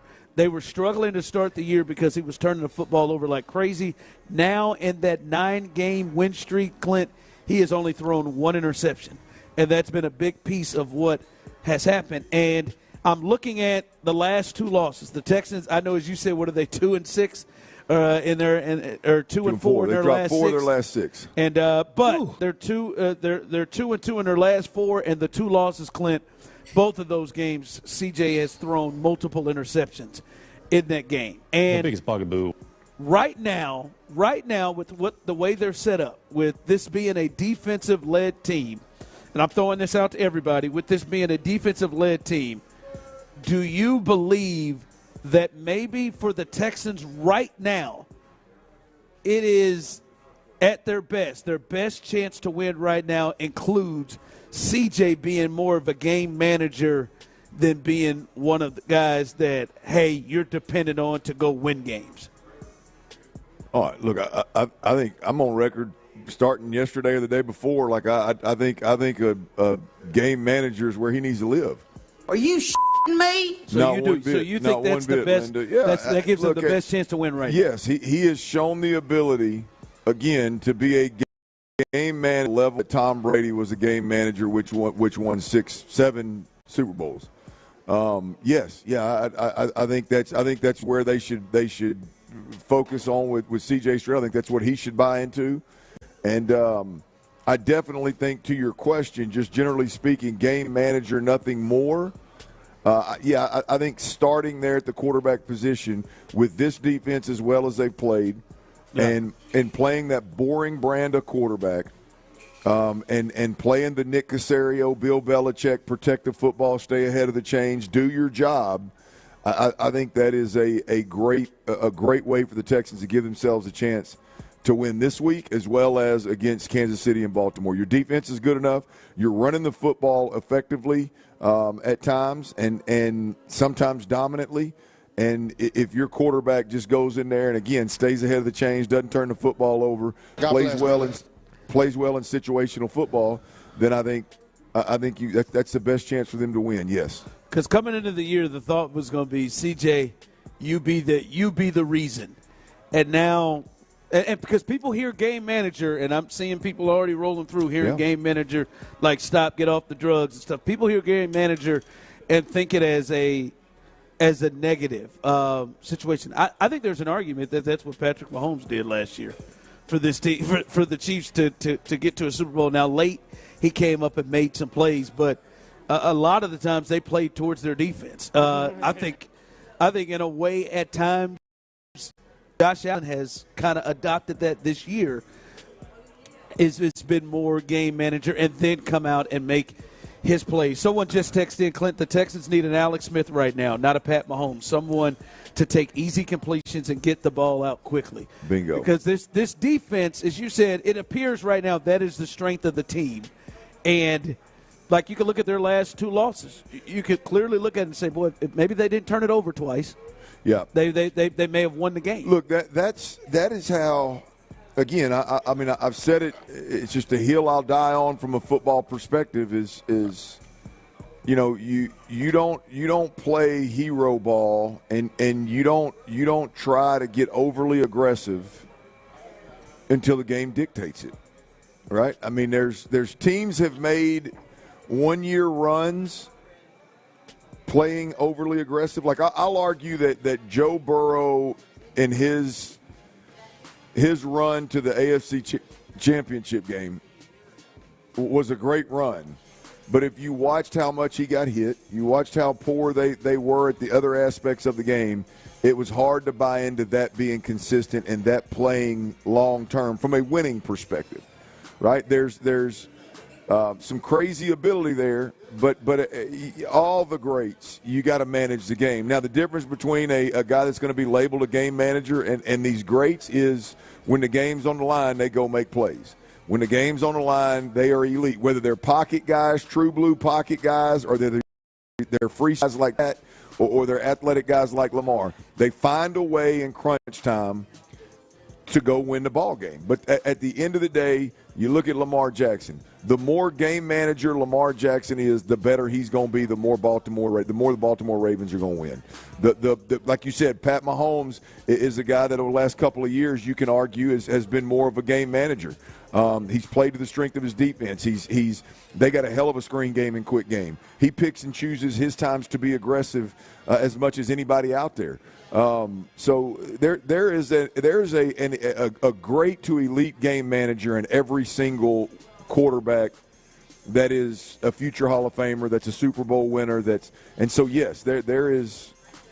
That needs to be the focus. I'll argue that it has been the focus since about the Detroit game, but that needs to be the focus moving forward for C.J. Stroud. I will be highly disappointed if we're talking about being aggressive and all these weapons we have and stretching the field and not just doing what we've seen C.J. Stroud be great at, which is stay upright, protect himself, stay ahead of the chains, and separate because you're just on your details more than the opponent. Text line coming through. This is crazy. We are not going to beat teams like the Dolphins, teams like the Chiefs, teams like the Ravens with him being a game manager. He has got to play at the same level of those quarterbacks. I disagree. I disagree that you can't win without it, and I think it's unfair to expect him to right now to think C.J. Stroud is going to go out there and play at the same level of Lamar Jackson, Josh Allen, that crew, week in, week out. I think you hadn't been watching Texans football. Like you just hadn't been watching. When you talk about the quarterback making plays on his own, which end was he looking from? And answering the bell in big moments and overcoming some shortcomings of an offense. He has done it at times this year, but I don't. He hadn't done it even remotely close to enough to think that he's going to go out there and play on the same level as those guys. It's my opinion. For what it's worth, I just don't. I think your defense is lights out. you got to play to your strengths. Like I said, you're running the football well. If you're running it well in the first half, boy, lean into that. Protect the football, play good defense, and you look up, let them make the mistakes. Let them throw 5 turnovers. Let them throw 5 interceptions. You just execute at a high level, and you'll separate by double digits. Yeah, because like I said, they're 2 of their last 2 losses. Obviously Tennessee, but the one against Detroit really jumps up to what you just talked about. Let them throw 5 interceptions, and it's the 2 second-half picks, right? If there's like a thought of, hey, protect the ball. Let's get out of here and just make sure we don't make the mistakes to help these other teams. Maybe they win those games, and maybe pick and choose when you're going to be aggressive and when it makes sense. Or as you said, when the game dictates that you have to start to be more aggressive. Somebody here text in. Sadly, I do. Sad, but I think manager is the way to go until they get somebody that really knows how to develop quarterbacks on this level, just in my opinion. Well, look, the developing quarterbacks is interesting. We just watched this exact crew that you're referring to put a quarterback out there and develop him well enough to have the best rookie season I've ever seen. Is Slovic losing it? Statistically or style of play. So it's, for me, it's hard to go the developmental route. I think it's, there's just right now there's CJ struggling. There's some things that have become obvious, and he's got to develop through, mature through, and play through, and hopefully he comes out on the other side, smelling like roses like he did as a rookie. Yeah, and like I said, we can understand why some of the things that's hurt him, that's gotten him to a place where it's hard to say, hey, go win it.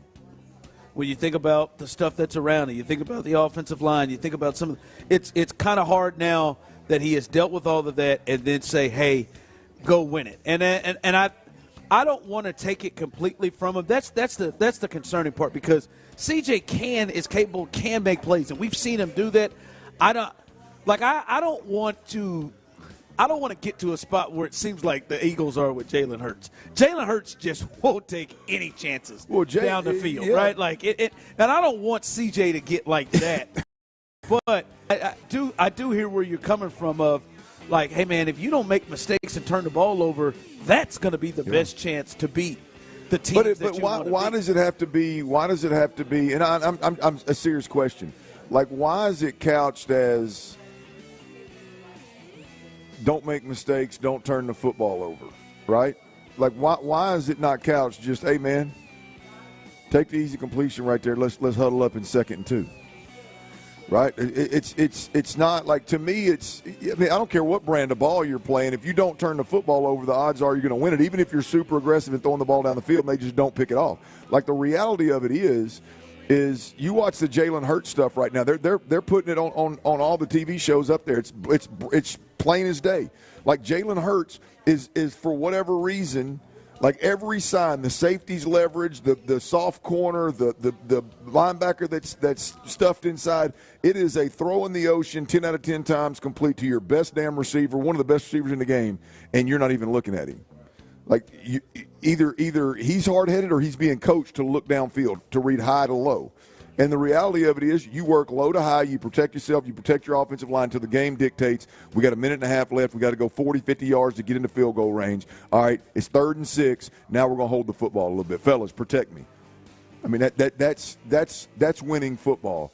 And the dropping back and throwing low percentage balls, or dropping back and trying to get that deep throw when there's 2 safeties deep from jump, that's losing. It's going to get you beat. Now, and so we can put a negative spin on it, and the world puts a negative spin on it because nobody wants to talk about a game manager in a sexy fashion. But the reality of it is that's the brand of quarterback that's going to keep the Texans in the playoffs. This other crap, you're going to get coaches fired. It's going to be Justin Herbert last year versus this year.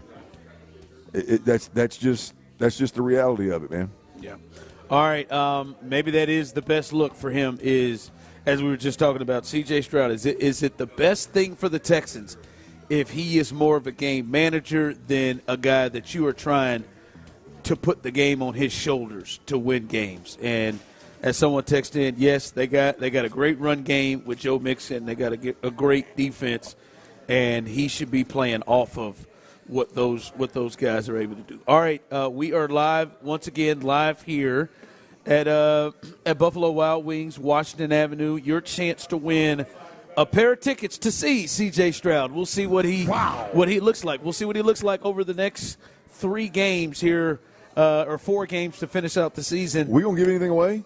We're gonna hook somebody up coming up in the next segment. As soon as this segment ends, we're gonna hook somebody up with their first chance to win a $25 Visa gift card. So if you're in the building, all you got to do is sign and put your name in our raffle box, and you'll give yourself a chance to win. So that is coming up very, very soon. So you don't want to miss out on that. Also, by the way, 5 o'clock is your chance to win a pair of those tickets to see take on Ravens and see maybe see game manager C.J. Stroud, game manager. Why does that have such a negative feel to it? Because it's like you're submitting to not doing your absolute best to go out there and ball out. Like, that's what it feels like, you know? You don't do so. Do you have an issue? Like you're settling. Do you have an issue with C.J. Stroud becoming a game manager? If he's truly what I think and thought he was in his rookie year, you don't want to see that. No, a franchise quarterback ain't no damn game manager. Put the ball in his hands, go win it. Yeah, that's just me.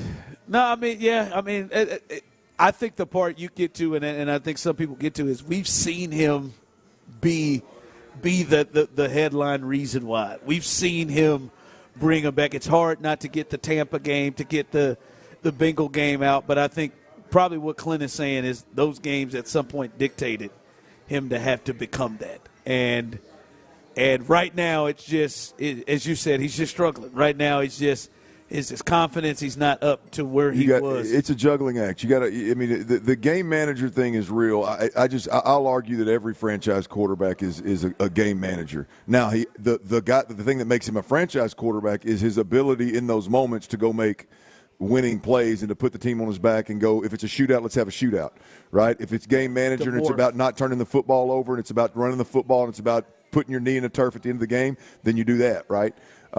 He's clearly got to do some special things. Now, there's no doubt about that, right? There's no question about that. The problem is you got to pick and choose when you do those things. You can't go out there at the NFL level and go balls to the wall and try to do it from jump because you got a bunch of weapons and then wonder why your offensive line can't hold up. Yeah, my thing is I just don't want him to get to a space to where Nico Collins is running down the field the way that A.J. Brown is running down the field sometimes, and he just don't pull the trigger. Yeah, because he's thinking about, there's a risk there. I don't want to see him get into that, and that's why it's almost scary to go and tell him like that we draw back from him. Well, that ain't happening. Yeah, no, it's not. No, definitely ain't. Definitely. All right, coming up, we'll fill you in a little bit on some of the injury stuff with the Texans. Let you know who came out and practiced again, and does it look like this is crazy? 2 coaches, I think, may be on the hot seat, even though, Clint, they have made the college football playoff. 2 coaches may be on the hot seat. We'll discuss that coming up next. But before we get there, fellas out there,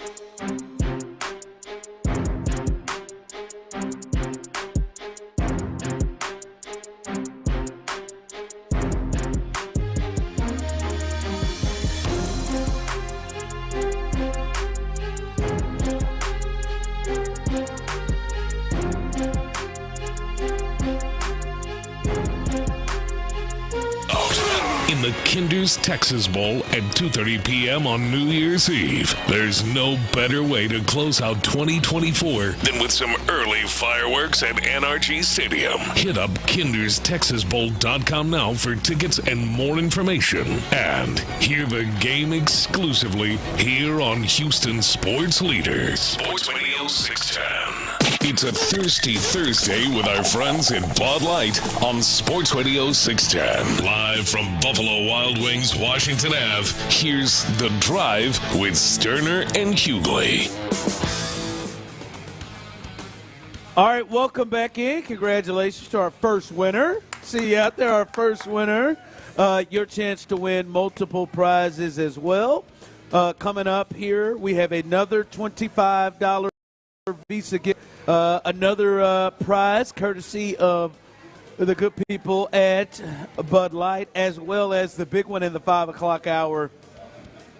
You will have a chance to win a pair of tickets to see the Texans host the Baltimore Ravens. That includes the Beyonce halftime show as well. You can win those.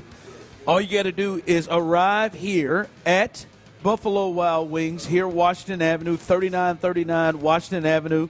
Hell, Clint might throw the ball to you. Now, if he throws the ball to you and you throw it back to Clint and you miss him by 5 yards, you will get judged. But that's all right. He Clint threw a curveball back at me. He might walk in. He sure almost took my damn sign out. Well, I thought you were still standing there to catch it, but you had just walked off. I had walked off, man. I think you were scared of the ball. I think the ball. I think you saw it come in your direction, and you dodged it. No, I'm gonna go up and try to get it. Now, I'm trying to get my feet in too. But no, come on out, have a good time, give yourself a chance to win those prizes. All right, Clint. As we look here, and the Texans have put out their injury report. The Dolphins as well. Obviously, no surprise that did not participate. Jalen, Pitre, who we saw was announced he's going to miss the year, and then Juice Scruggs, who's going to miss a few weeks. But Foley Fatukasi, second time out, full practice. He is out there. Kenyon Green, second day in a row, full practice. He is out there. He may have to start this game. Christian Harris, linebacker, with the calf. We just talked to Henry Toa. He really didn't give us much. Friday, we even asked a follow-up question. He still didn't give us much. But Christian, limited participant, along with Foley and Kenyon Green with that calf. And then Joe Mixon, rest day for him, which we've talked about it before, Clint. We are fine with rest days for Joe Mixon with his age and how much he's running. He probably needs some as well. Did not participate for the Dolphins. Clint, both their tackles. Kendall Lamb, who has been starting at their right tackle, and then Armstead, who's their best offensive lineman. He didn't participate. That's 2 days in a row. Odell Beckham didn't as well. So that is the injury report for both the Texans and the Dolphins, Clint. Yeah, I mean, look, the Joe Mixon's name being on there is not a concern if it's just when it's just rest. No problem with it at all. I can live with this injury report right here for the Texans, Ron. The list isn't as long as it can get late in the season. Several guys are rest, and a couple guys returning, whether it's limited or full. A couple of guys returning is good news. Yep. Only DMPs are guys that you knew weren't going to play. Juice Scruggs, who's going to be out for weeks, and then Jalen Pitre, who's just going to be out for the year. So. Yeah, it looks like, and it does look like everybody on the list you would give a real shot to play. Like you think there's a real opportunity for those I hope guys. For your sake that Christian Harris didn't. I don't want you to buy a $100 bottle of wine, but you're right. It's looking like he's going to play. But that is the latest there. All right, hey, college football playoffs. The bowl games are about to start up this weekend, but the playoffs start up very, very soon. And it's crazy, right? 12-team playoff. You make it to the playoff. You're like, all right, hey, man, we made it. We're in. You're a coach. I think there's a lot of coaches who made it in this 12 might get more money. They might get an extension. They might get more. I think there's two coaches, Clint, that might be on the hot seat. Who you got? I think Ryan Day at Ohio State and James Franklin, both of them have probably lived in the top 5 all season long. And James Franklin, who made it to the Big Ten championship game and lost to Oregon. I think both of them have made the playoff, and I think both potentially are on the hot seat. Oh, my God. I honest to God, I think if either one of those guys lose in the first round, and that would be Ohio State losing to Tennessee, and then Penn State losing to SMU. The Ryan Day problem is he's struggled in big games, and he can't beat Michigan. And it doesn't matter if Michigan's good or bad. Doesn't matter if Jim Harbaugh's there or not. Don't matter if Michigan's cheating or not. He can't beat Michigan. And then James Franklin just can't beat good teams. Like any team that is ranked at all, whether it's at Happy Valley, on the road, neutral, he can't win big games. And I think both of those universities would be looking big time to themselves saying, hell, we can't win these games. Hell, North Carolina can get the best coach. Damn it, maybe we need to make some changes. So I think James Franklin and Ryan Day, Clint, could be in trouble if they lose that first game. Yeah, I think the Ryan Day thing is probably magnified significantly because of what you mentioned, the Michigan game. How did they lose at this Michigan? Losing to Michigan, I think, is a problem if it costs you a chance at a championship. Now, it's a problem, like I'm talking about at the head coach level, right? I think it's a problem if it keeps you out of a 4-team playoff, which it would have had they not expanded the playoffs. So to your point, you go to a 12-team playoff.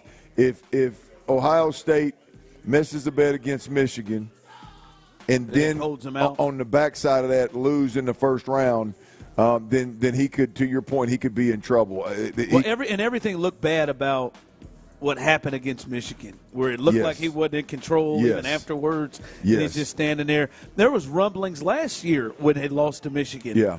That it might happen. Well, and Michigan not being a national championship contender this year hurts as well. But I think, to me, James Franklin is the one that is on the hot seat. He's on the hot seat now. He's for damn sure if they don't win in this. They don't beat round. SMU. Yeah, I don't know. They got a pretty good path to begin with to get to the Final Four. SMU, Boise. Champ Slice said Franklin out on the hot seat. Penn State is just happy to be there. I don't think. That's an interesting mindset. I don't think they are. I don't think that's a mindset, but I don't know like that. It seems like he has been on the underachieving radar for 2-3 years now. You know what I mean? Fair or foul, it just seems like that's where he's living. And so I don't know how an early exit via SMU, who just jumped into Power 5, I don't know how that doesn't I got to look it up and cause find some real problems. Like his record against top 5 teams, and usually that's Michigan and Ohio State who he has to play. Yeah. His record against those teams, they're just god awful. God awful. He is just, he just doesn't beat them at all. I don't know if he has. I don't know how many times he's beaten Ohio State and Michigan, and he's been there a while. So, look, Penn State and Clint, you know it. A lot of these organizations, that's what I should call them, but a lot of these programs think they're bigger than they are, right? Like Nebraska doesn't think that they're the Nebraska that we all look at them to be. Well, they think Tom Osborne's still there. Yeah, right. they do. So I think Penn State probably thinks they're still. Penn State's biggest problem is Oregon jumping from a Pac-12 no respect conference into yours and does something that you ain't been able to do. Indiana in your conference does something that you hadn't been able to do. I think Ryan Day's got a little bit more to hang his hat on. I just don't know what James Franklin's argument is to stay if they do decide to make a move. Yeah. All right, coming up, Sunday's game for the Texans, I think in some form or fashion is going to come down, and we're going to learn a lot about this particular player. This particular player for the Texans Sunday, we're going to learn a lot about. We'll tell you who that is and discuss that coming up next. All right, listen.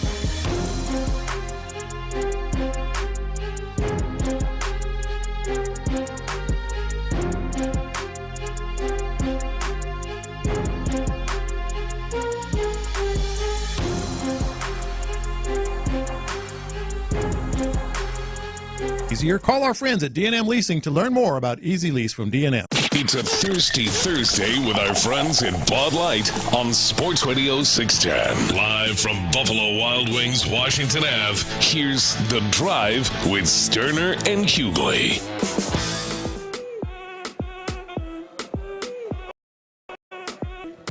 Welcome back into The Drive. Stoerner and Hughley, as we are having a good time here. And you can join us. Come on out as we are live here Thirsty Thursday here at Buffalo Wild Wings. The Bud Light girls are out. There we go. I see you. Hey, ladies. There you go. There it is. There you go. And they got some things they can hook you up with, so make your way on out here. Not to mention you can win prizes as well, including tickets to see the Texans and the Ravens, but you got to be in the building to be able to have a chance to win those tickets. And courtesy of our good friends at Bud Light, not only do the ladies come out and help us have fun with you, courtesy of Bud Light also, you got a couple of wristbands that you can use for tailgating. You can get some free food, free drinks as well if you win those tickets to the Ravens and the Texans game coming up on Christmas Day. So all you got to do is put your name, write your name, sign your name in our raffle box right there if you're on your way in or if you're in the building, and you give yourself a chance to win a pair of tickets. All right, as we continue rolling through here, Clint, I really think we're going to learn a lot about Kamari Lassiter in this game. And I think Kamari Lassiter has played at a really, really, really strong level, especially as a rookie. You can clearly see the difference from when he's in the game and when he's available and when he's had to go out. And you can see the guys that have come behind him, and there is a clear difference, and he has been a huge, huge player for this team. He's aggressive. He's played physical. And to be honest, Clint, we have not seen, not to say it has not happened, we've seen it some, especially lately, but for the most part, we have not seen him just get beat and have struggles with big plays as much as maybe we potentially thought that could be something that could be an issue for him. He's done pretty well. Now, the last game he played against Jacksonville, we saw some plays that he gave up, some that actually turned into big plays, and some were just miscommunications or misconnections between the quarterback and the receiver. This week, Clint, more times than not, he's going to be facing and lined up across from guys like Tyreek Hill, guys like Jalen Waddle, and this quick passing game, and we're going to see him be put in situations where, hey, how is he going to react? How is he going to look? Is he going to be able to hold his own and hang in there, or will it be struggles? I think one way or another, Kamari Lassiter will factor in this game. We'll be talking about it one way or another where, hey, he really came in and stepped up and was physical with these guys, or, there was some struggles, and that was a play Texans had taken advantage of. But I think he is a huge piece to this game. Oh, I agree wholeheartedly with you. We've had several Derek Stingley Jr. games this weekend. I mean, this year. Yep. And where he's shadowing a receiver, or he's the guy. If you take this one wide receiver out of the game, then it changes the dynamic of the entire offense. That's not the case with Miami. Some would think that Tyreek Hill would be. But they've got other pieces that do very similar things that are a big part of this offense. And so I would argue you put too much weight on taking Tyreek out, you're playing into their hand, and they're going to distribute the football accordingly. I think this is a game where the defense and the secondary stays in a coverage. They stay in a shell, probably a quarter shell where you got some split safeties, but they're a little bit shallower than normal. And you got corners that can decide, do you want to press and get physical, or do you want to start 5 yards off the ball and eyes in at the quarterback and try to jump some routes, that kind of thing. You can play with it. And therefore, with that said, I think the Dolphins are going to be able to get whatever matchup they want whenever they want it, a lot of the times. And that is going to put the pressure on all your underneath defenders. And when I say underneath defenders, I'm talking both corners, your nickel defender, and your linebackers. It's going to put a lot of pressure on all those guys. But you're right, Ron. The one that I think has played well, hadn't been gotten this year really much at all, if any. I think I would think that this is going to be a game where we find out more about Kamari Lassiter, because that downhill, physical, in-your-face style should play well with trying to take away this quick game, the screen game, fighting through blocks and things of that nature. Or is this a game where between Waddle and Tyreek Hill, they get the best of him? We'll see. It's and I'll throw this out to the people, 713-572-4610. Those of you on YouTube and Twitch, those of you riding in your cars or at your office or sitting in Buffalo Wild Wings, you can just yell it out. You don't have to text it. When you think about Kamari Lassiter in this game and the matchups, Tyreek Hill, Jalen Waddle, what you've seen of him this year, he is a still on the board to be a defensive player, rookie defensive player of the year. Like he's still in the conversation with that. So he has had a good year. When you think about him in this game, what's your feeling? Are you like nervous, like, oh, I don't know about Kamari Lassiter in this game against these guys? Or are you like, hell yeah, bring this thing on. I can't wait to see his physicality get to him. Because there's one thing that I've seen with this Dolphins team, which was where I think is a place where Kamari Lassiter can really have and make some hay. Like, as I've said earlier in the week, when you are playing fast guys like this, the tendency is back up and not allow them to or to try to protect yourself from their speed. I think it is punch them, hit them in the mouth. I mean, jam the hell out of them right there. And I think that is Kamari Lassiter's strength, is his physicality. I mean, I watched L'Jarius Sneed last year just jam Tyreek Hill into the ground to just to screw up their whole timing and their routes. And I think that's a big thing, as you know, this quick passing game. A lot of it is Tua is depending on Waddle and Hill and Smith to be in their spots at a specific time to let the ball go. And I don't think backing up is the idea. And that's where I think Lassiter has a chance here. His physicality jams and just trying to get him off there. And, hell, I'll be honest, Kamari, I wouldn't mind a couple of penalties. I'm all right with a couple of illegal hands to the face. I'm all right with a couple of little, hey, I touched him up a little bit past 5 yards just to show the physicality. Hell, they can't call every last one of them. So to me, that's how I think he kind of wins the battle or competes the battle, is uses his physicality. Because if it's a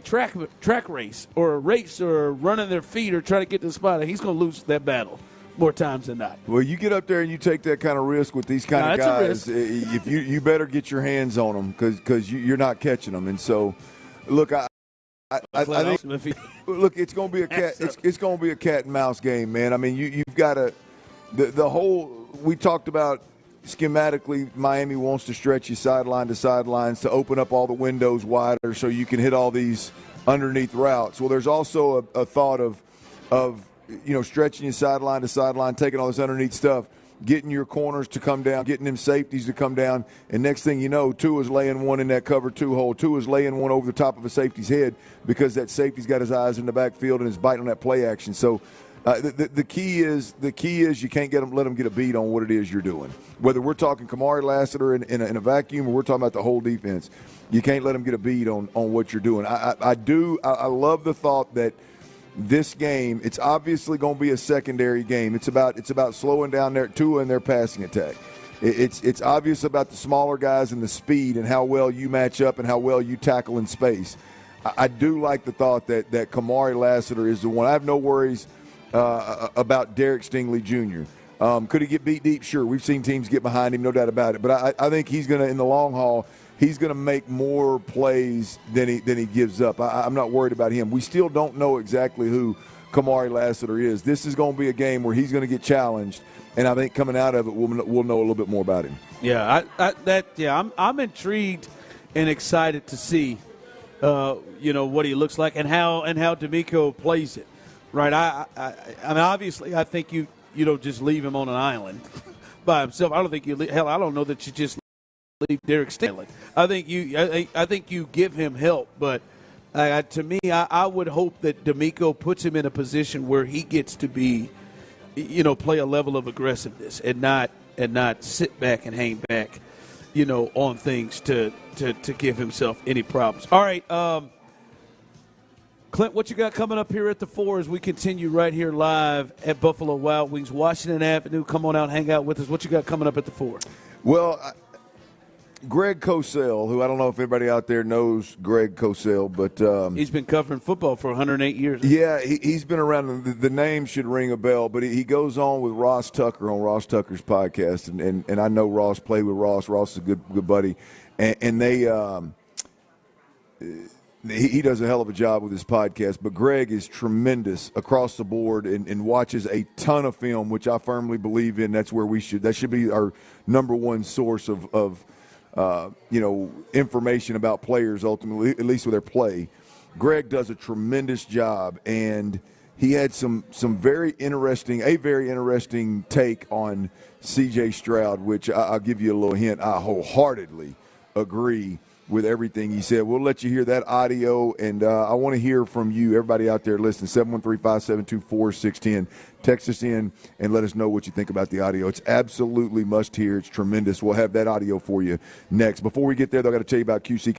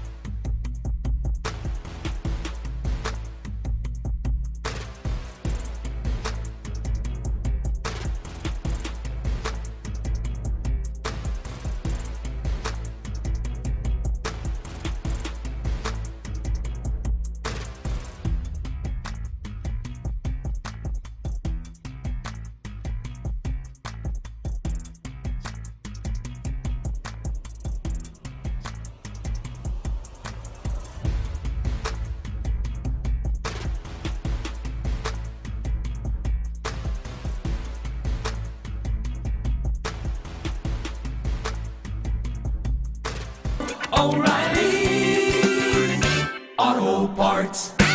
KILT FM HD2 Houston. Insider access, exclusive content. Sports Radio 610. The Texans play here. An Odyssey sports station. Going where they'll watch my toes. Sports Radio 610 presents The Drive with Stoerner and Hughley. Dive into the mind of former NFL quarterback Clint Stoerner. I like a good time. I like to have a party. I know you do. It's Dirty's Daily. Yeah, it is. It's one of them Thirsty Thursday kind of parties out here at Buffalo Wild Wings. Come on through. We're out here off Washington Ave. I don't know because I've been married for a few years now, and I've got a couple of babies, and getting in these streets on the weekends is the last thing on my mind. But it ain't been that long ago when Washington Ave was some good hunting grounds, Ron. Oh, it was some good hunting grounds. You got to ask a man like Tyler if what it's looking like these days. He was too young to understand. Well, Tyler, I mean, he hangs out over in them heights, man. I don't know if he. No, Washington was good hunting grounds. You just knew going in you were going to have to spend just a little bit more coin that evening. That ain't never been a problem for you, man. That coin you got, that ain't never been a problem. I feel like Tyler's been in a relationship since he was like 15. Well, clearly it doesn't matter. He stays in the streets. Why do I give that vibe? I just feel, Tyler, you feel like you've been like. I feel like you've been in serious relationships.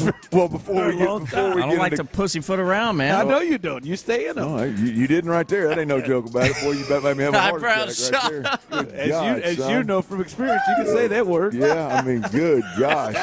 Shout out to I Rich didn't know Lord. what the hell. I was thinking, boy, he's trying to get fired now. He done pissed somebody off. It looked like Clint's eyebrows were about to jump off his face. Yeah. Pussyfoot. Let's reel this one back in here. Pussyfoot. That's going to become the best, the most used phrase on the drive. Let's reel this thing back here, in. A little pussyfoot there. Let's reel this thing back in, boys, before I lose a partner here. We're at Buffalo Wild Wings on Washington is where I was going. Come on through, hang out with us. If you listen on the Odyssey app, we greatly appreciate you. If you're on Twitch or YouTube, we appreciate you as well. If you're on that AM or HD FM HD dial, we greatly appreciate you as well. But here's what I want you to do. If you hadn't downloaded the Odyssey app, I want you to do that. AUDACY. Take us everywhere you go right there. Have us on your hip. And there's a rewind feature on there that you can use. I always like to remind folks about. And we had Henry To'oTo'o, Texans linebacker. We had him on with us a little earlier, 2:15, 2:20-ish, if you will. You can use that rewind feature and go on back and listen to that. But right now, what I want you to do is I want to play some audio for you. Greg Cosell, he's one of my favorites in terms of follows on social media, taking the time to watch all of his clips. He's an analyst ultimately, spends a lot of time on Ross Tucker's podcast. Sure, he does a lot more, but Ross Tucker's giving him a platform, and he's tremendous. Whether you agree or disagree, he just has done his due diligence, and he watches a ton of film. And it's a lot of times it's insightful because I just don't have time to watch every film. So I can go back and you watch his stuff and pick up all this quarterback conversation. Well, I messed around and flipped through this morning and found some of his content on C.J. Stroud. After a good sample size this year of C.J. Stroud, obviously he covered him, followed him last year, and he knows specifically what's going on based on the film and the film alone. And I just thought this was very interesting, Ron, because the world that we live in down here in Houston, it seems to me, now there's a loud few, but it seems like when the offense struggles, we want to bench offensive linemen. We want to run Laramie Tunsil out of town. We want Titus Howard to go back to playing quarterback, maybe even go back to playing guard. I would say quarterback. Yeah, back in his high school days.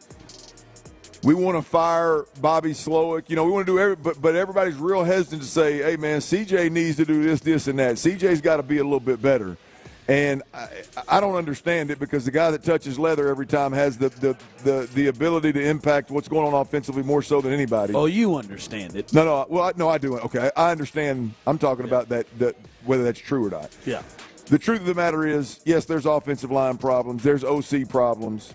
But there's C.J. Stroud in the middle of all that. And at the end of the day, we've talked about it multiple times on this show, CJ's got to be better. Greg gives you a little bit of insight into what specifically CJ needs to do better, and I think it's literally hitting the nail on the head. Here's Greg Cosell talking about your quarterback.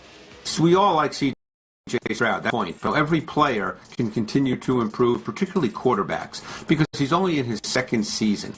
And clearly their offensive line this season was not as good as it was in his rookie season when he was very, very comfortable in the pocket.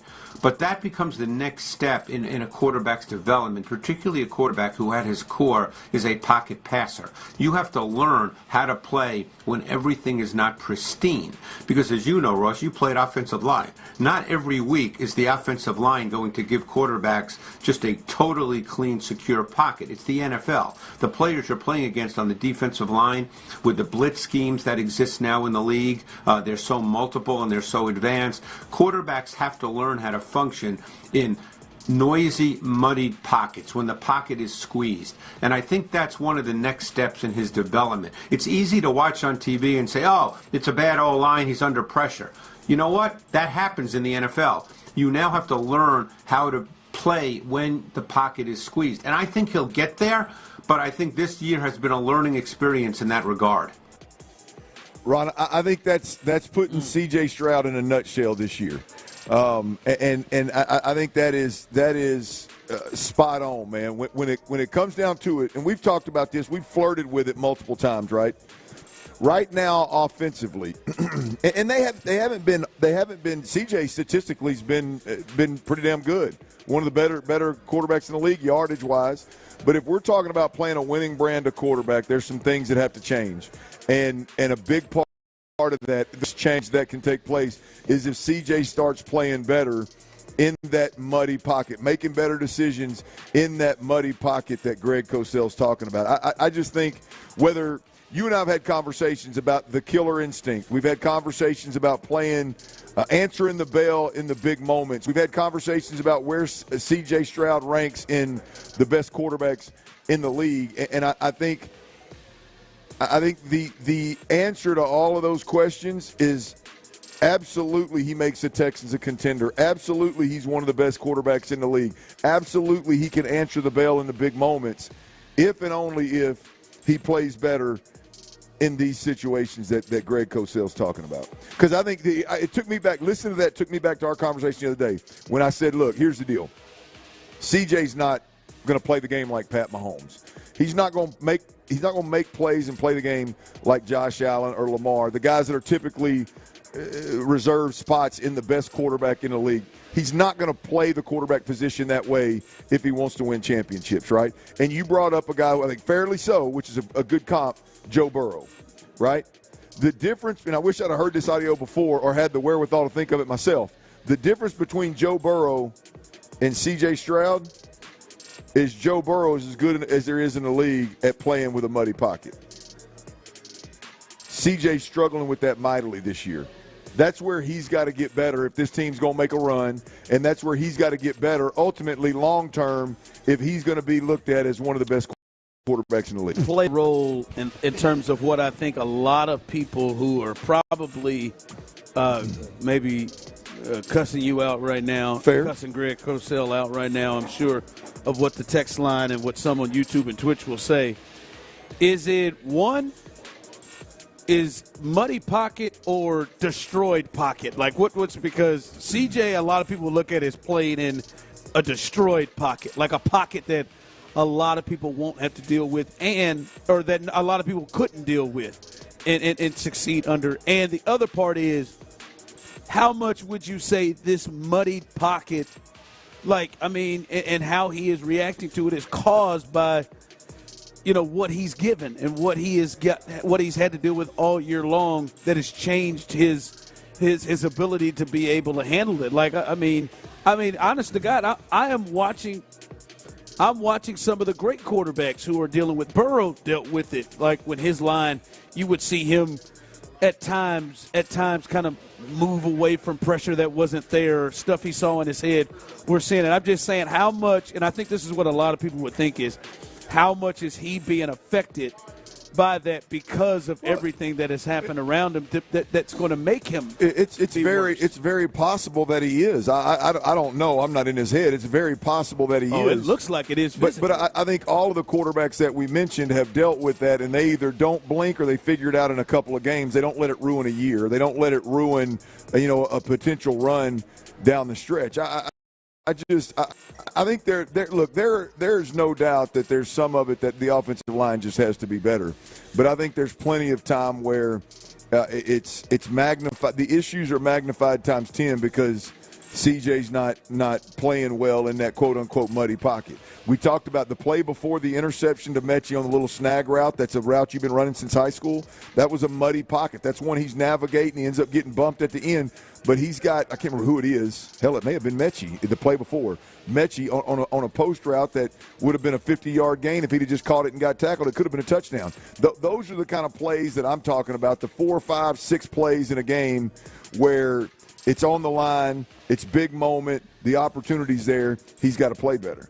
And I just think overall there's some truth to the thought that, yeah, there's some O-line problems. Yeah, there's some Bobby Slowick issues. They got to be better. But damn it, CJ got to be better too. Yeah, I've told you, I think that they all have equal bearing to it. And I feel like it is – and as you said, I'm shocked to hear it. Like, for me, it is clear with people outside of the program is – like CJ came out so good last year. Yeah, it was convincing so good. Too, as you said, convincing.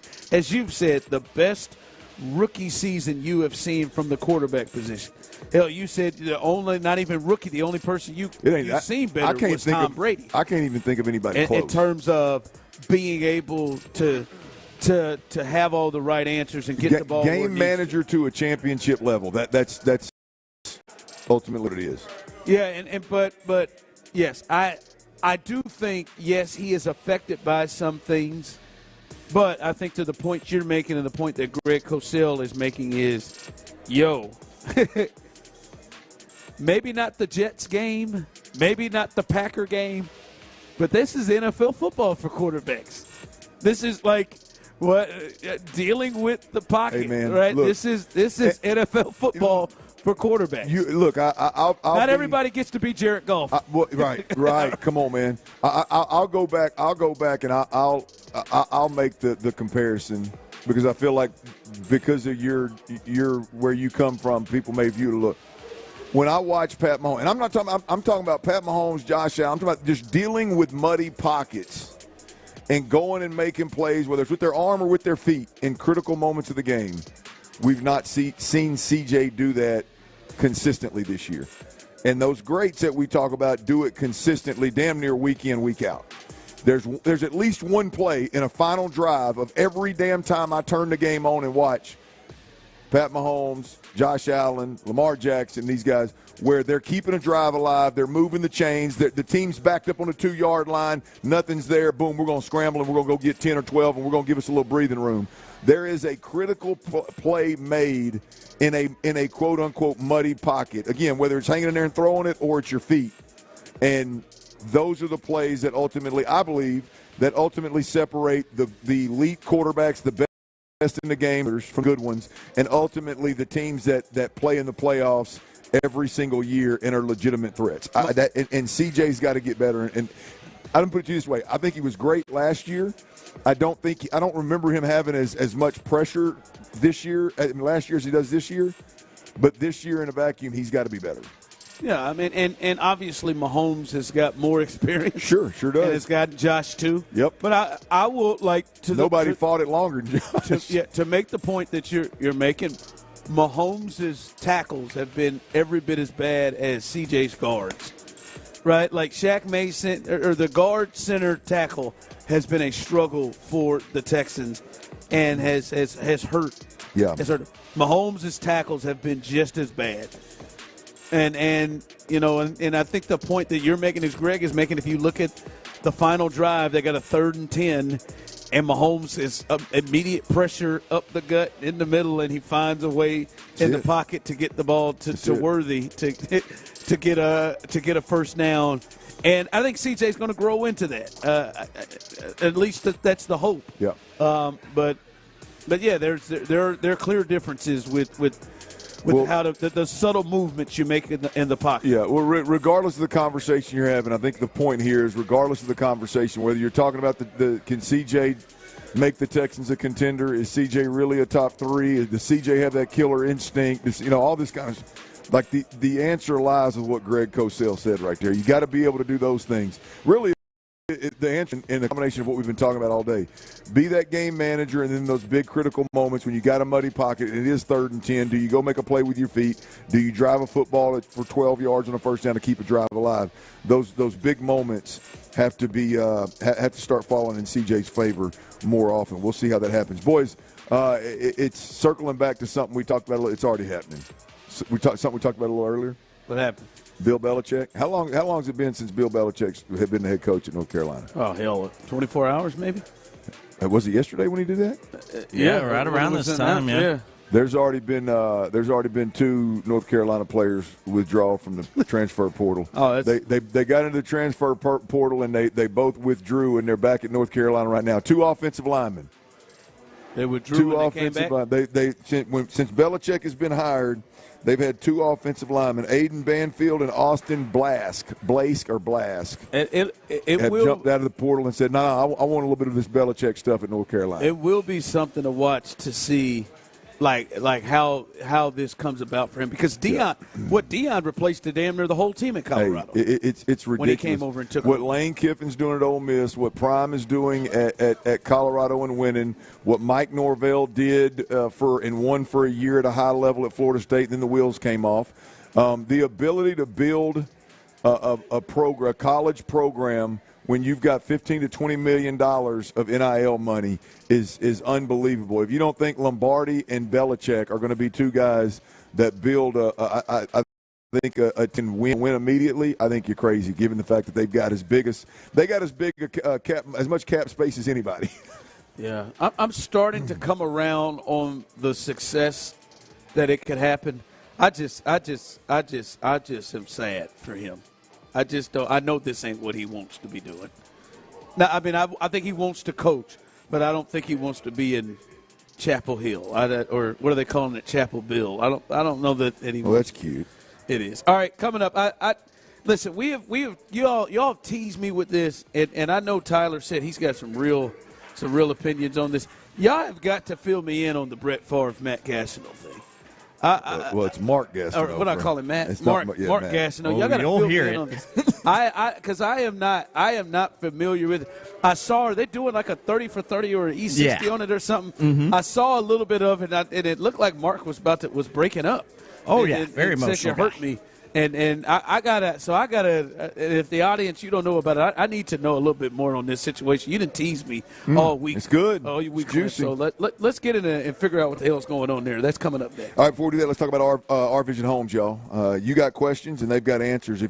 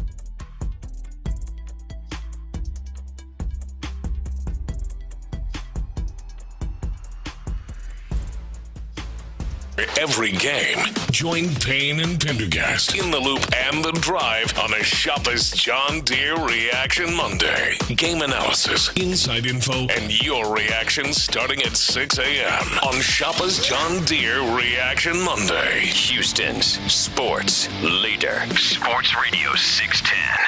It's a Thirsty Thursday with our friends at Bud Light on Sports Radio 610. Live from Buffalo Wild Wings, Washington Ave, here's The Drive with Stoerner and Hughley. That's right. Welcome back. Make some noise as we are here live. There you go.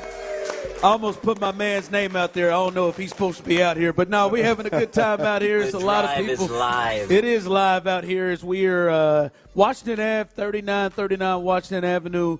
Get on out here for your chance to win multiple prizes. Our latest winner just won a $25 Visa gift card. The big one coming up in the 5 o'clock hour. If you have not done so, sign your name, put it in our raffle box here. You can have a chance to win a pair of tickets to the Ravens-Texans game. We've got that here for you. Also, of Bud Light wristbands, where you can have a pair of wristbands for tailgating. Got you some free drinks, got you some free food, and the good people at Bud Light hook you up. Also, got a nice little air hockey game you can win here as well. So that'll be happening throughout the rest of the show. We're here till 6. In the 5 o'clock hour is when you'll have a chance to win them tickets. So, making your ass stay here all the way through if you want them tickets, because if you want your name drawn, you got to be here. So go ahead and pull up, get you some yak, get you some Coors,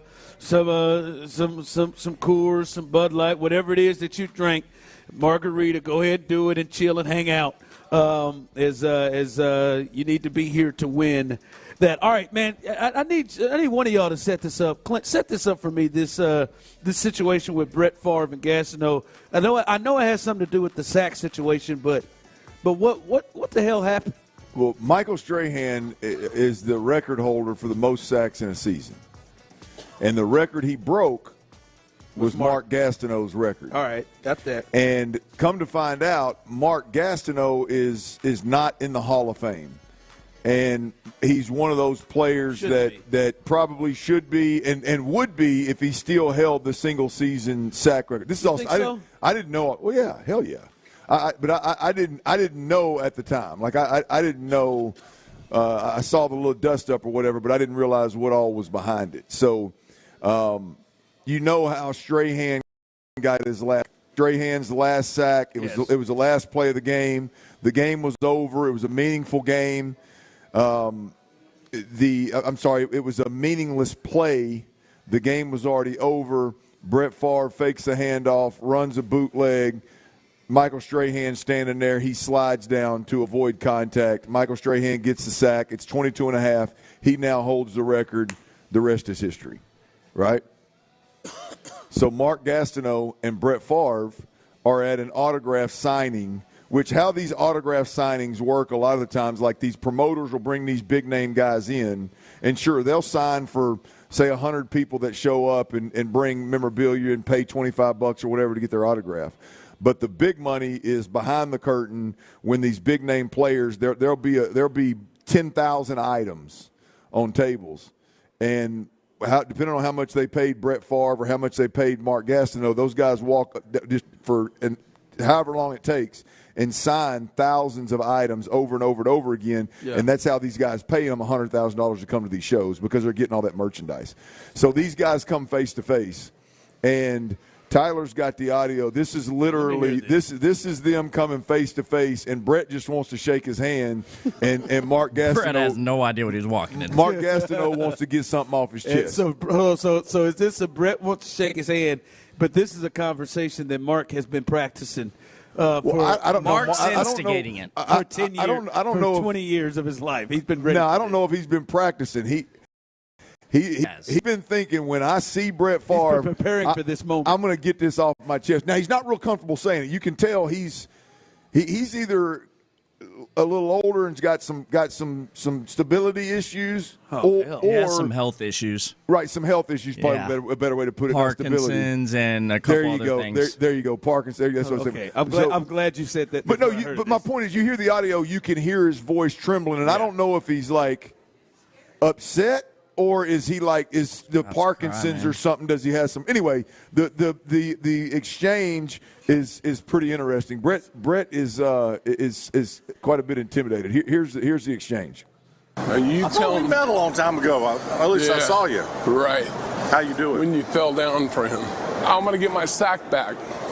I'm going to get my sack back, dude. You probably would hurt me. Well, I don't care. You hurt me. You hurt me.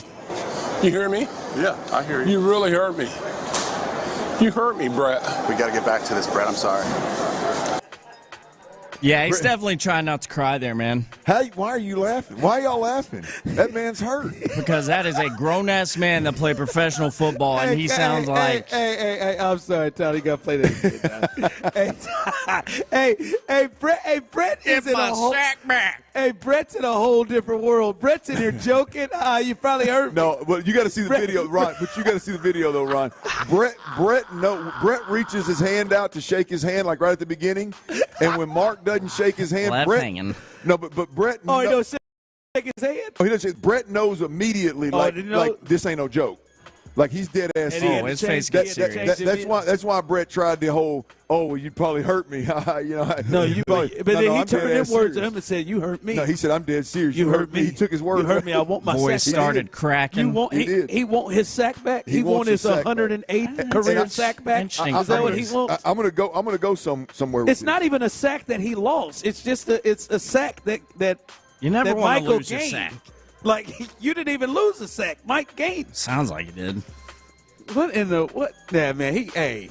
Somebody else need to be there with Mark. He don't need to be out here just doing this. Well, the guy stepped in. His handler stepped in. Brett's or Mark's? It looked like it was Mark. It looks like was it Favre's? Because he said because he's trying to get Favre away from him. He walks up and he's like, "Hey, Brett, I'm sorry. We got to go do this thing over here." Mark looked like he walking around. He apologizes to Brett though, so that's why I thought it was Mark. Anyway, nonetheless, it was a very uncomfortable exchange, right? Sounded like it. And awkward. Brett has taken to social media, to Twitter, and has literally written a book. If you hadn't seen it, there's a thread, and this is a very, very long thread. And I'm not going to read the whole thing to you, but he explains the sack, and then he goes on to say, "I see now how being the sack king would have elevated his value at card shows, strengthened his case for the Hall of Fame, and increased his demand as a public speaker. I had no way in knowing that then realized the potential financial implications because football is so far more business-oriented than when me and Mark played the game." So Brett shed a little bit of light on the situation, but Mark was dead serious. I got a solution though. I got to get to Mark Gastineau. I don't know if y'all see I don't believe this solution is going to work. I think. Mark. Listen, hear me out. They're not going to change the records. You know it. Mark, this is the voice, and I could be the catalyst behind this. Because you're damn near as bad as Mark here in a second. But I'm not Mark. I'm just telling you. Video evidence has surfaced. Tyler, here you go. Video evidence has surfaced. For everybody that doesn't know this, I'm one of the sacks that Strahan got to get to 22.5. I started that year against for the Cowboys against the Giants, and one of the sacks is literally me. And video evidence has surfaced that I actually gained half a yard on that play. Somebody had the video, tagged me on Twitter. I didn't believe it until I watched it. I gained half a yard, so one of his sacks, legitimately, there's video evidence is bad. Mark can get his sack back. I can get my sack back. Mark can get his record back. Put your mind to it, you can always get your sack back. Tyler, if Clint's voice was tripling, he'd be Mark Gastineau right now. Well, if I had, y'all shouldn't be talking about that man's voice. No, I'm not. I'm just talking about. Listen, that's bad. Tyler, juju I'm just telling you, he's as bad. Tyler, he went and made us do a video, and he didn't talk to I talked to Michael Strahan bus at the Hall of Fame. He talked to Michael Strahan's bus at the Hall of Fame, telling him off about that sack. I gained a half a yard. That bus wouldn't be in there. So that's why you understand Mark. Because you letting it get away from you as much as Mark. I totally understand Brett as well. Ron, video this for me. Let me tell you, not that they just happen to be two big white guys, by the way. Mark Gastineau's pretty good size.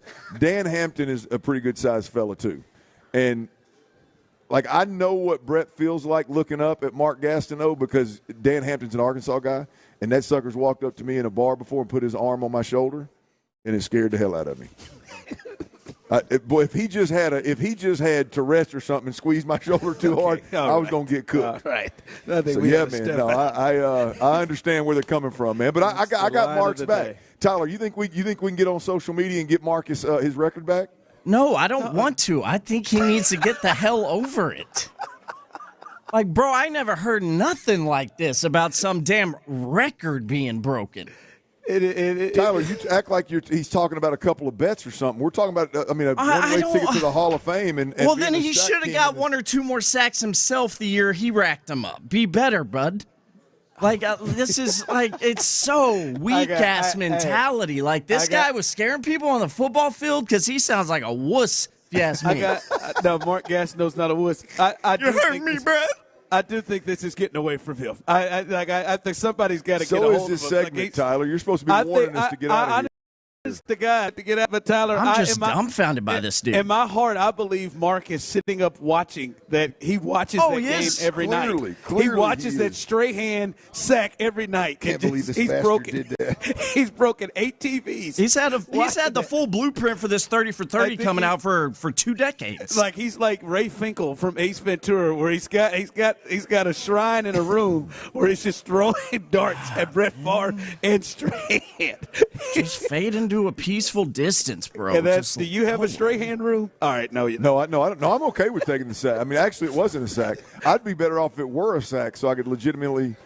I guess it is a sack. If I was Brett, I would have said, "Hey, bud, so you really think you were better than Mike Strahan?" No, you wouldn't. You would have felt bad in that time. No, but you would have walked off thinking, "What the hell's wrong with Punch this him guy?" in the nuts. You'd have done exactly what Brett did. You'd have tried to shake his hand. You'd have tried to shake his hand. You'd have tried to make a joke, and then you let narrow ass would have ran. Tyler, I'm going to come back to you when this segment ends, and I want you to take it back that you would punch Parkinson's Mark Gastineau in the nuts if he came by you. I want you to give you. Okay, I want to give he's still 5 functioning minutes. just fine, just like Brett and his Parkinson's guys. Okay. Coming up, C.J. Stroud. We got what has happened? We got to talk. Been diagnosed. We got to talk C.J. Stroud. I'm just bringing facts, man. And to break. Thursday Night Football is on Sports Radio 610. The Rams and 49ers face off in a crucial NFC West battle. Hear it tonight at 7 on your home for the NFL on Western Sports Radio 610. All right, you found that dream home, and you're scared to pull the trigger because you.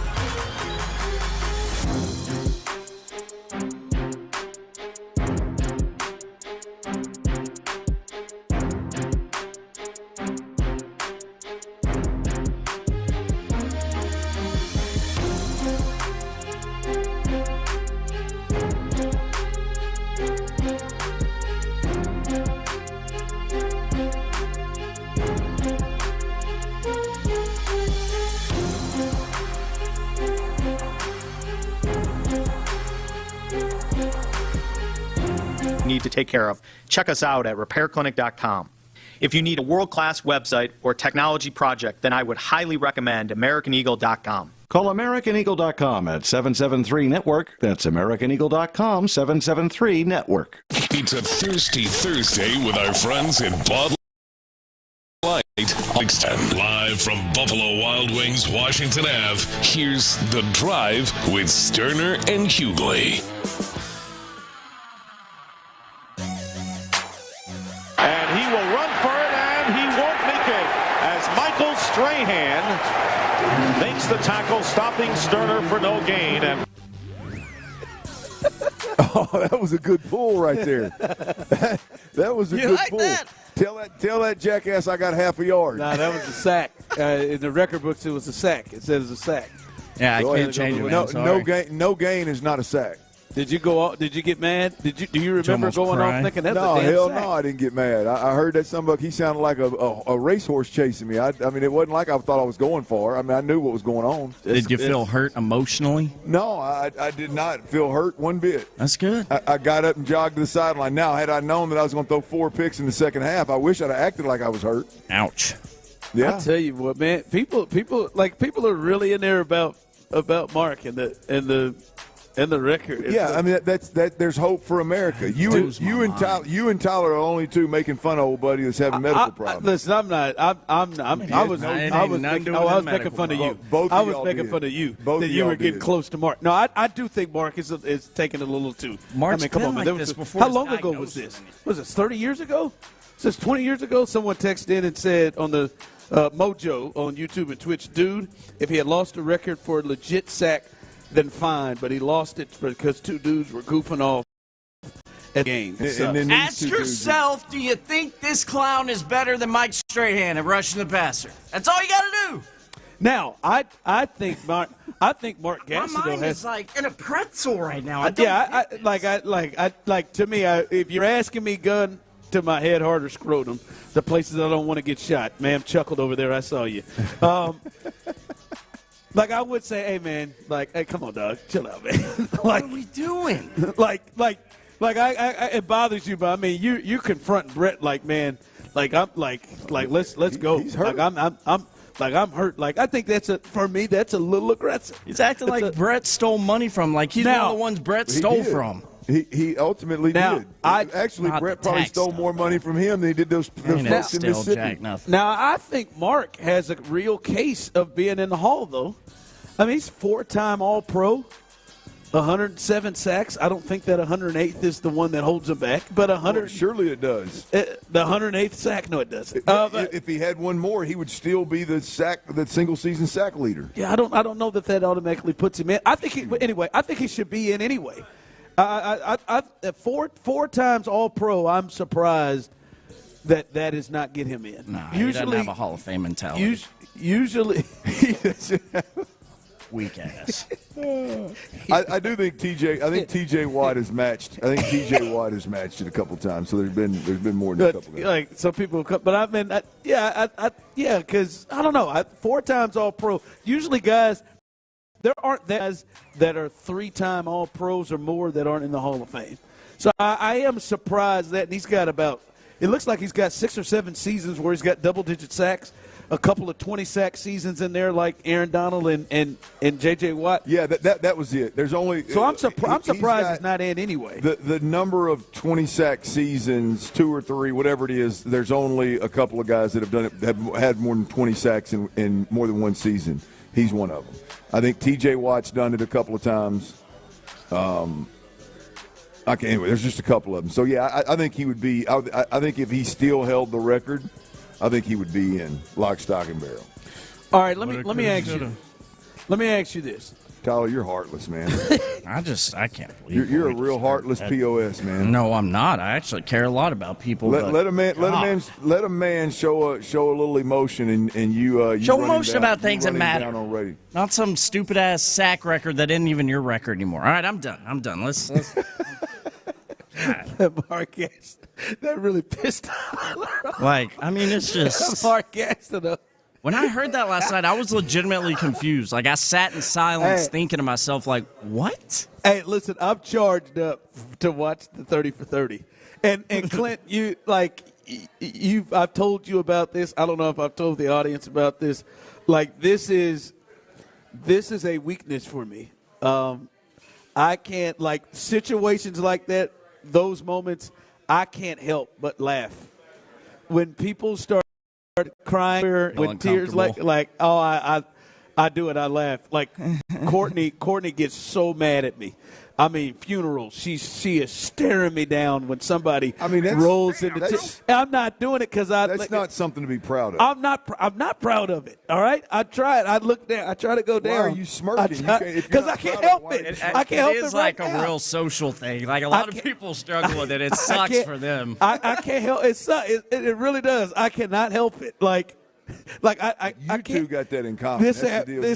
I can see both of you two doing it. This happened to me the other night. I was with Figgy and Stan, and there was a lady who came by who was kind of struggling, and she was talking to us, and it was, we were listening to her, and then she just busted out into tears. She was down on her luck, just busted out into tears. And, like, for me, I just couldn't help it. Smirked in the corner. I'm trying. I put my head down in my hands. I'm trying, and, like I did, we prayed with the lady, but I can't help it. You got to be a real. I'm not. It is not real POS, don't you? It is not on purpose. Just check me. Anytime you see somebody, if somebody broke out, was talking, and they starting to go into tears, I got to do this. I think less of you. I got to come down. I'm sorry, I can't help it. I know I'm not alone. I know there are some people who have these issues. Yeah, the guy in the booth that's running the show. No, right now. I don't have that problem. That guy right there. That guy right there. No, I just don't tolerate weak-ass freaking mentalities from some dude who's supposed to be some hard ass that was supposed to have some record that he don't have no more. I'm not happy about it. But as soon as I heard, it's gonna get me. Like Peyton Manning when he retired, that was one of my that one I couldn't help it when he started and it started going in his throat and he started. I want to cry with him. I can't. I'm trying. It's like an uncomfortable smile. And we have been in a funeral or a wedding, and Courtney is just sat there, and she says, "Don't you dare!" Like glaring at you. Stop! She is staring me down. She's staring me down, and I can feel it, and I can't help it. My cheeks just go up. Is that my boy Ron? I'm not happy for and I'll be honest. I want to take this time like Jameis Winston. Jameis Winston wants to be delivered from pick sixes, and I would like to be delivered from having the ability to not smile and smirk when people start crying. I never thought I'd play in some snow. I would like that, and I can't help it. I'm not proud of it. It's one of the number one things I hate about myself. That's a shame. It is. Like Clint, I wish I had that. Someone just text in. I do the same thing, Ron. A lot of people struggle with that. Is that you know what? I'm glad to hear that, Tyler. I thought I was alone. There's a Modern Family episode about it, actually. That's not normal, guys. That's not. It's very common. When somebody's emotionally and moved to tears and you laugh.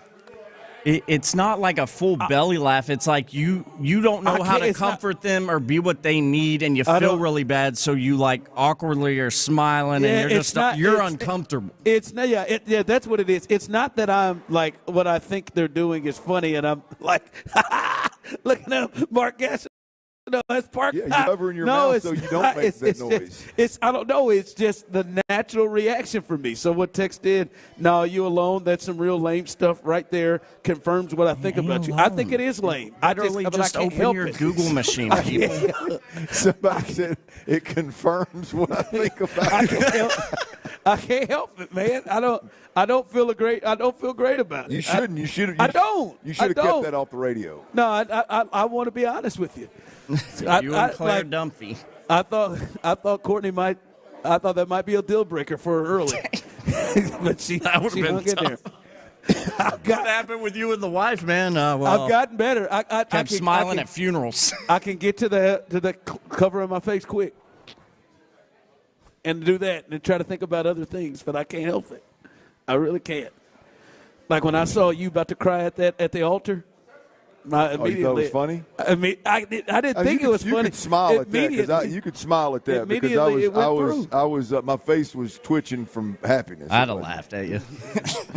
That's a different deal. That's a little. Just kidding. I'm just kidding. A lady down on her luck in a bar breaking down to you. I did not feel great about it. Mark Parkinson's. That's a I different did not deal. feel great about it. Thank God nobody else saw me, but I had to hold it down. All right, coming up, 5 o'clock fire. Your chance in this hour to win a pair of tickets to see the Texans take on the Ravens. We'll give you the injury report for the Texans, and the Rockets had a big one last night as they are headed to Vegas to try to win the NBA Cup.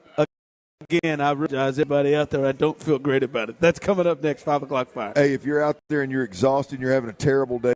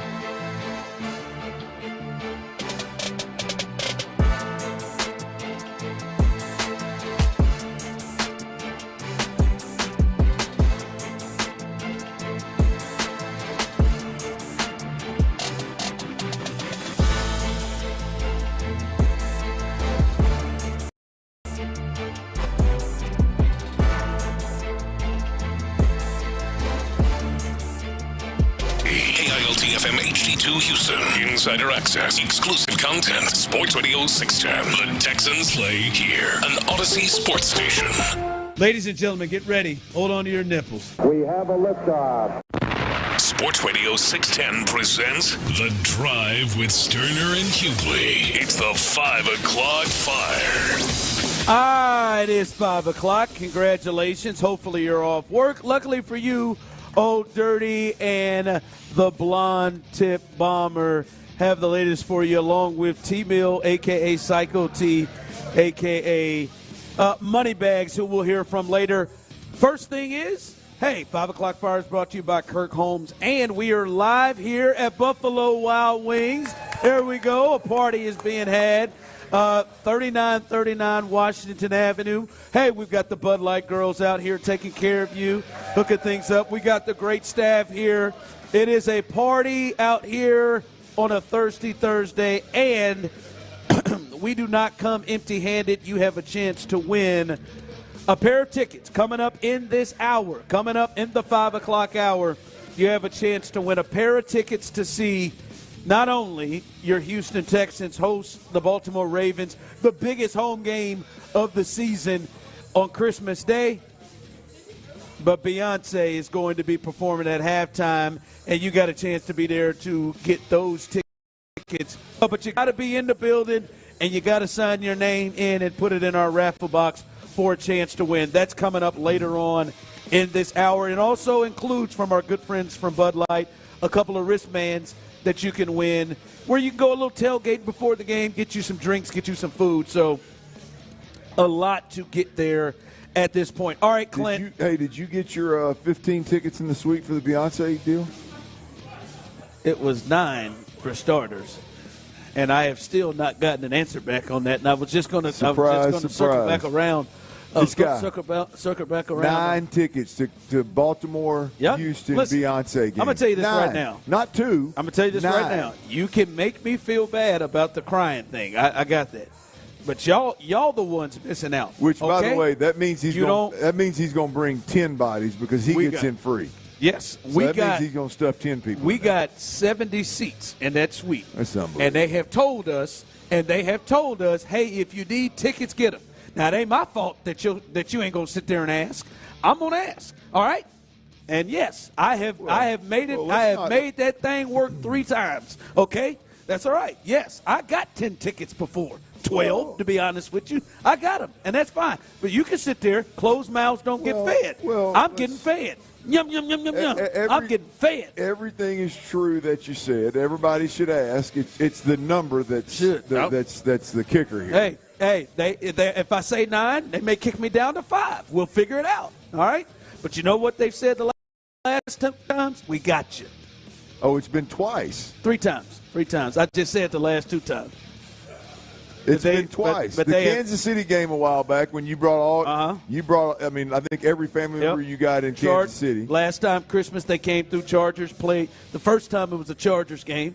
They came. I got 6 or 7 for that one, and then remember my mom and everybody came when they played the Broncos last year. Oh, so it's been 3. This has been 3 times. Really 4, to be honest with you. The Patriots. There's Here the Patriots we go, game. see? So it's 4 times. Yeah. Yeah, hey, Mom's coming to town. She want to go to a game. Well, hey, Mom, Teresa's I got something. Teresa's all right. I'm talking about the times that you really overdo it and you put all. Well, I mean, when I say Moms came, it was Mom, Trey, and a couple of other people. So yeah, that's all right. You ain't gonna make me feel bad. You just sit over there and keep it. You can have all them damn Stoerners in there if you want to. Just ask. I think my wife would like to go to that game and see I'm just saying, man, you got to build up from the promo staff. I'm just going to tell you that right now. Like, you might not get there yet. You got to build up from the promo staff. He can get 10, but you can't get 1. You got to build up. That's unbelievable. Hey, he don't feel bad about it. He thinks it's funny. I don't feel bad about it. He'll laugh at you. No, y'all just not asking. Have you asked? No. Shut up. Here we go. The Texans injury report. I think it is very important, and this is, I think, more good news. The only guys that didn't practice are guys who we know weren't going to practice, Clint. That's Jalen Pitre, and that is Juice Scruggs. Jalen Petre's out for the season. Juice Scruggs is going to miss the next few weeks. But Christian Harris, Kenyon Green, who are back from IR, they practiced in a limited fashion, as well as Foley Falakasi, who has been out for the last several games. He practiced as well So it looks like most of the guys who are eligible to play or at least in good shape to go. Christian Harris, I'm still going to be surprised if he practices. I'm now, if he plays, excuse me. I'm now kind of coming to grips that I might lose another bet. But I really felt good about this. Hold on, so like I felt good about the others. But I'm still going to be surprised if he has not practiced. These are the first full practices he's had since last year. You should have put a snap count on your bet. Your bet, one play, he might get that in. I didn't even think the snap count was going to matter. I'm still holding on to the thought of like not rushing him in. Yeah. And if to me the Azeez Al-Shire situation is pushing this, I don't love that thought of it. If he's ready, go. I just listened to what D'Amico said when he talked about Nico. He talked about other guys. We want to make sure they practice for a week first before they get on the field. And like he said, man, he didn't it's got to be training camp. No, last year because he didn't practice. He hadn't practiced. But he's looked good. Henry To'o, who we had on earlier, said he looked like himself. He looked good. And Clint, as you've talked about in this game, if you do have Christian Harris, right, this is a game in which you would need him, especially for what the Dolphins like to do. Well, you could damn sure use Christian Harris. What I love about this injury report is the fact that that's the one for me. No Jimmy Ward is big, man. I mean, we talked about him coming back off concussion protocol, clearing concussion protocol. The fact that he's not on this list in any way, shape, or form, given that Jalen Pitre is out, is big. So yes, I agree with everything with the names that are on it, but one specific guy not being on there is clutch as well, and that's Jimmy Ward. Yeah, yep, yeah. They need him to be healthy with the Pitre situation. They desperately need him to be right. So yeah, it does not look like he is on the injury report, but they should be fairly healthy, and we'll see how many guys come back. Foley, I think feel pretty good about him coming back, and we'll talk more about this tomorrow real quick. It looks like Kenyon Green might actually have to play in this game.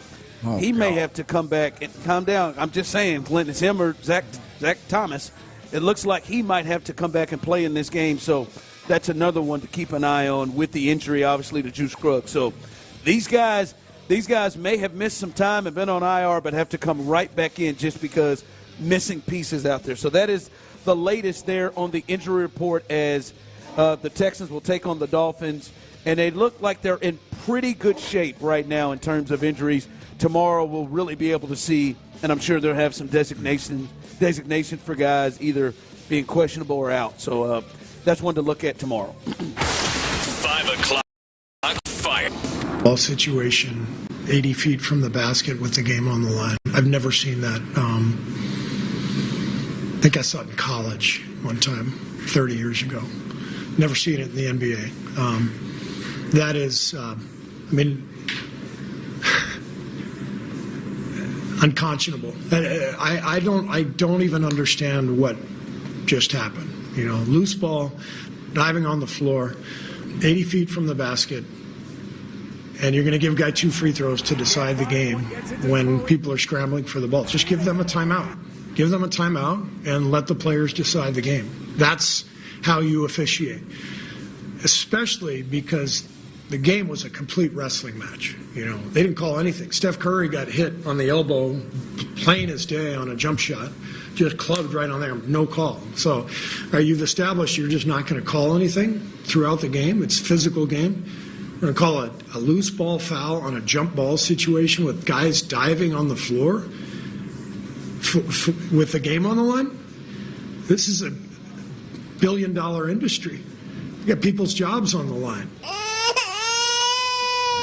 There's Tyler chopping in. I'm still Kurt then, man. Yeah. That is Golden State Warriors head coach Steve Kerr complaining, and as Tyler would call it, whining.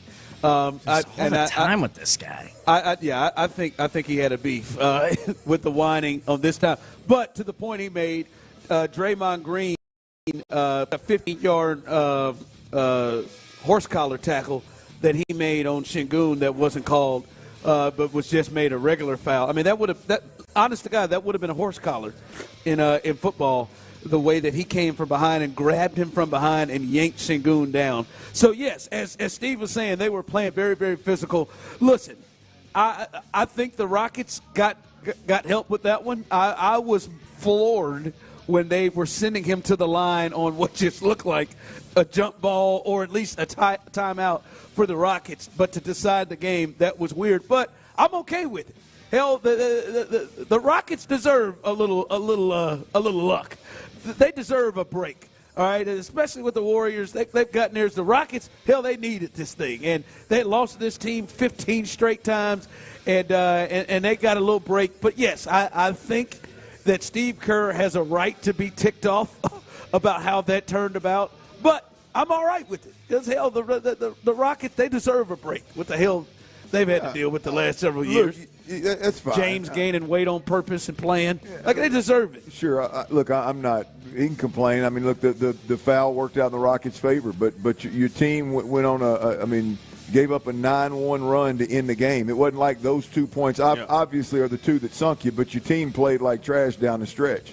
And the Rockets were more physical in a game that the refs allowed to be physical. I can't tell you, like, I'm stoked that this is a team that the opposing team's manager, coach, talking about the physicality and it's not ours, right? And we're winning that physical matchup and where these guys are headed. I mean, it's easy to get on the bandwagon now because of the record, but man, it's a fun watch to watch this crew play, man. Every time I said it earlier, every time I turn the TV on to watch them, Sengun is playing out of his mind.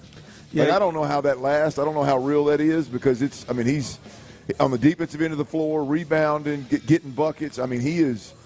Every time I've turned it on, he's been a different dude. It's now. Multiple years that he's been. You can see his level of play raised, and to the point you're making, he wasn't just going up against no scrub. Like, now he had a size advantage over Draymond, but a lot of people have had a size advantage of Draymond. Hell, I said yesterday that I felt like Draymond was going to try to get in Sengun's head. No, he was not. He was not bothered by him. He took it right to his chest and went up. He tried to tackle Sengun. Didn't matter. He still took it right to his chest and was the best player on the floor late. I got to say, you have at least, especially from the offensive perspective with the Texans, talked about, oh, my God, what is their identity? What are they?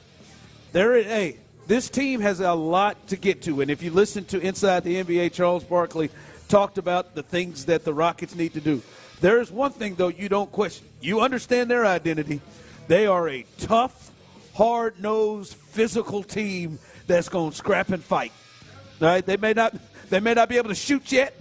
They may not, but that 91-90 score that suits the Rockets. And down the stretch, with Steph Curry and a Warriors offense that moves and cuts, they were able to get stops repeatedly. They forced 2 shot clock violations down under the last 2 or 3 minutes where they couldn't even get a shot up. Like, that's big time. That's showing exactly what this team hangs its hat on. So I was impressed by that. So the Rockets, they will now take on Oklahoma City, and we'll face them in Vegas coming up on Saturday. Yeah, Vegas, baby. They about to get out there and have a good time, baby. They will face them Saturday to advance to the NBA Cup championship game to either against the Milwaukee Bucks and Giannis or the Atlanta Hawks who beat the Knicks last night. So big win for the Rockets, big game, and the great atmosphere last night at Toyota really came across on the screen as well. 5 o'clock fire. All right, big Thursday night football game tonight, and it feels like to me this is must win for the 49ers if they're going to do something. But, I mean, to me, like, this feels like a lost year to me. But, you know, they're going to be without Trent Williams again. They're going to be without Brandon Ayuk. They're going to be without McCaffrey. They've missed a lot of guys. A couple of their guys in the secondary are out as well. But they're 6-7. The Rams coming off a huge win last week against Buffalo are 7-6. It feels like the loser of them really, really takes a hit with the the Seahawks leading that division at 8-5. But a big game. We'll see if Stafford is still playing the way he was last week, because he was absolutely fantastic as the Rams get healthy. But this will be a fun one between two of the better offensive coaches in McVay and Shanahan. Yeah, I'm looking forward to this one, man. The Rams are one of the hotter teams. They got everybody healthy. They're a fun watch no matter who they're playing. But this being a big time in division rivalry, and I know the 49ers are missing a bunch of guys, but it's still going to be a hell of a matchup, man. And I think one of the bigger stories, right, is the Rams, and if they don't catch Seattle, can they still get in? Yeah.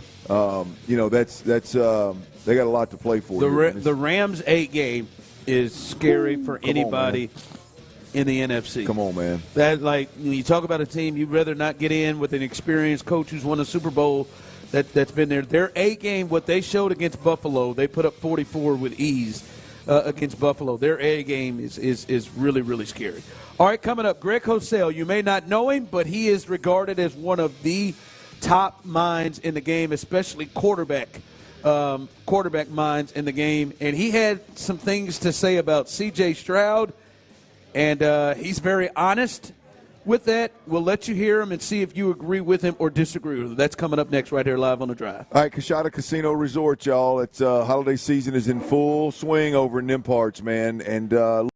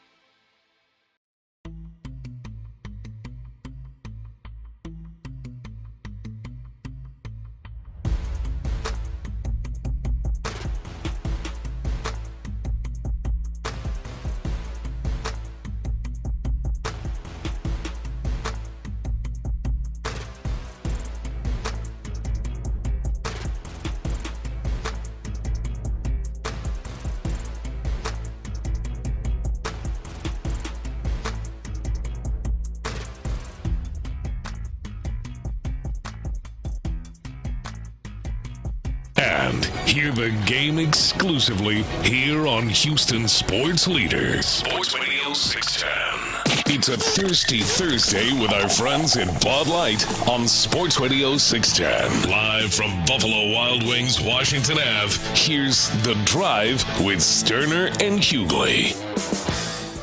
All right, congratulations to our latest winner. She is so fired up.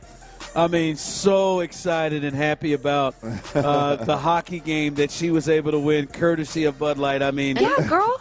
She basically almost did a cartwheel coming up to accept her prize. So congratulations to our latest winner. Coming up, if you are in the building or you're waiting, as soon as this segment ends, we will, those of you on YouTube and Twitch just saw Clint nearly take us all out. But coming up, if you're on your way in, if you're here, as soon as this segment ends, our big prize today, we will pull out of the raffle our latest and our last winner today of the Ravens-Texans tickets coming up on Christmas Day. Beyonce as well. If you're in the building and you have not signed your name, I would suggest you do that in the minutes or so. If you're driving here, please don't get reckless and try to speed and run lights. But you might want to get here in the next 10, 12 minutes to put your name in a raffle box for your opportunity to at least have a chance to win those tickets coming up here after this segment. All right, Tyler, Greg Cosell, well-respected man, has it specifically goes over quarterbacks and grades quarterbacks and is thought of as a quarterback guy in terms of breakdowns and the film and the tape that he watches. He spoke about C.J. Stroud, and this was his assessment of C.J. Stroud. And again, as I said in the tease, very, very honest with what he's had to say about him. I'm curious, when you hear this, is this what you are seeing? Do you agree with this? I'll let you hear what he had to say about C.J., then we can discuss that on the other side. So we all like C.J. Stroud. That's not the point. But, every player can continue to improve, particularly quarterbacks, because he's only in his season.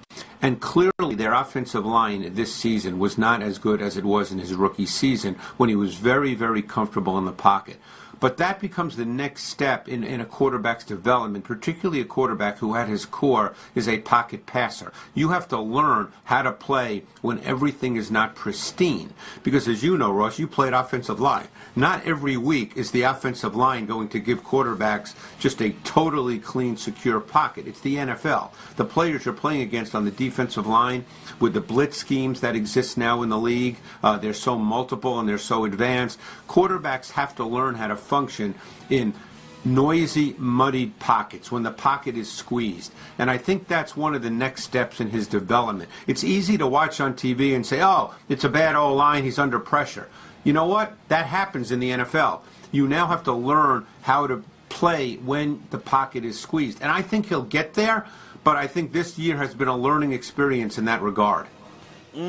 So a lot of thought has been pushed towards elements like the offensive line, which has been really bad at times, or even Bobby Slowick. Those two, to me, Clint, especially from our listeners and the people in here who listen, like if we pose the question, what would you say are the biggest reasons that CJ has taken a step back? I think many people would say the offensive line or Bobby Slowick. Those would be the two. Not really him, but the offensive line and Bobby Slowick. But when you listen to Greg Cosell is saying, yeah, the offensive is struggling, but it's not like to a space where it's so different from what other quarterbacks are dealing with. So it looks like he was pushing some of this towards C.J. Stroud of why he has taken steps back. Well, imagine that, right? I mean, it's definitely there's a C.J. Stroud layer to this thing. I think there's, when you're talking specifically about C.J. Stroud, I think there's two different things that come into play here. Number one, we've talked about it ad nauseum, right, is he's got to play a brand of quarterback that avoids putting so much stress on his offensive line that allows him to stay upright. Workload a high, use the quick game, use the screen game, and stay upright. Now we get to when the game dictates, okay, who was it? Was it the Titans where they took the lead, missed the field goal? The Titans took the lead, Texans missed the field goal, thought it was over. You hold them, they punt them, they pin them back deep. Okay, now you're in an obvious throw situation, minute 20 on the clock. You got to at least get in the field goal range. You got to go 60 yards to get there. The moment's here, the moment's big. We know we're going to have to hold the football. We're going to have to drive it down the field a bit. Fellas, protect me and give me a little bit of time and let me work the field kind of deal. That moment right there, one of them, Nico wasn't open and he tried to force the ball to him. He could have ran for 10 or 12 yards. And the next one, he tried to escape the pocket really early and it was muddy. It wasn't bad. It was muddy. And he ended up running out of bounds and running into Tyward's eye. I'm just painting the picture of that. To me, that's what Cosell is talking about. I just think there's two things. One, he's got to play a brand of quarterback to avoid the muddy pocket as much as he can. And two, when the game dictates that you have to hold the football, and let's say you just decide you want to be aggressive. You saw something in the last series. You saw when you ran a in cut over the middle of the field, you saw the safety jumping down, and the safety was right there. Okay, now I know I got him. Let's take a shot over the top. Okay, now the game is dictated that I'm going to take that shot. I'm going to hold the football a little bit longer. Now, does the right guard missing his block or getting turned sideways, does that blow the whole play, or is the quarterback able to work around that, push up in the pocket before he gets to the line of scrimmage, throw the ball over the top for the touchdown and for the big explosive play? Like, that is where CJ's got to be better. And, yes, there's been too much pressure. Yes, the pocket has been collapsed, not just muddy at times. Yes, Bobby Slowick needs to be better. But, damn it, there's been plenty of opportunity for CJ to be better as well. Well, I think the thing is this is, as he said, this is the NFL. Like, what Jared Goff probably gets most of the majority of the time that he sees with the line, or Jalen Hurts with Philly's line, what they're seeing, that's not normal. Like, you know, many times he doesn't have the luxury of great protection. Yes, he does not have the luxury to sit back there at great protection. And the one thing is, and in the league, when you show that there's a struggle with something, the league is going to win it too. Yes. So not only does he not have great protection, but he is also shown to look like a different player, which is not surprising. Hell, Tom Brady is. But he is shown to look like a different player once you heat him up a little bit. So people are going to keep doing it until you are able to correct that. Well, the biggest problem, and this leads to Cosell's point, the biggest problem is the inability to avoid those situations throughout a game, which, i.e., get the ball out, work low to high, use the screen game. Like the team's inability to avoid the defense dictating and the defense putting you in that chaotic pocket. That's the number one problem. Number two, when you are caught in one of those situations, do you have the ability, do you have the instinct to do what the greats do? Whether that's the Joe Burrow ice water in your veins, the which is very similar to Aaron Rodgers in his prime. Or is it the Pat Mahomes, Josh Allen dance around, buy time, push up in the pocket, stop before you get to the line of scrimmage, reset your feet and drive the ball down? However, guys do it differently. It's just a matter of getting it done, and that's what CJ has to do. Yeah. And it's going to happen. That's going to happen throughout his career. He's going to have to maneuver within the pocket and figure out ways and different angles to get the ball off. Think about the games they've unfolded this year. I can think of the Tennessee game. I can think of the Detroit game. I can think of the last drive in the Green Bay game. And I imagine if we think hard enough I can't remember who the other loss was in that run, and when you've lost 4 of the last 6. Jets, but the Jets, there you go. I don't recall how that one went down on their last drive. I remember the defense giving up a touchdown, but nonetheless, the point is there were moments late in those games where it's like, all right, here it is. Whether it's a muddy pocket or just a big moment or whatever, not getting it done is the problem. Yeah. All right, coming up as we continue here live. My man got in here just in time, baby, to get a chance to win them tickets.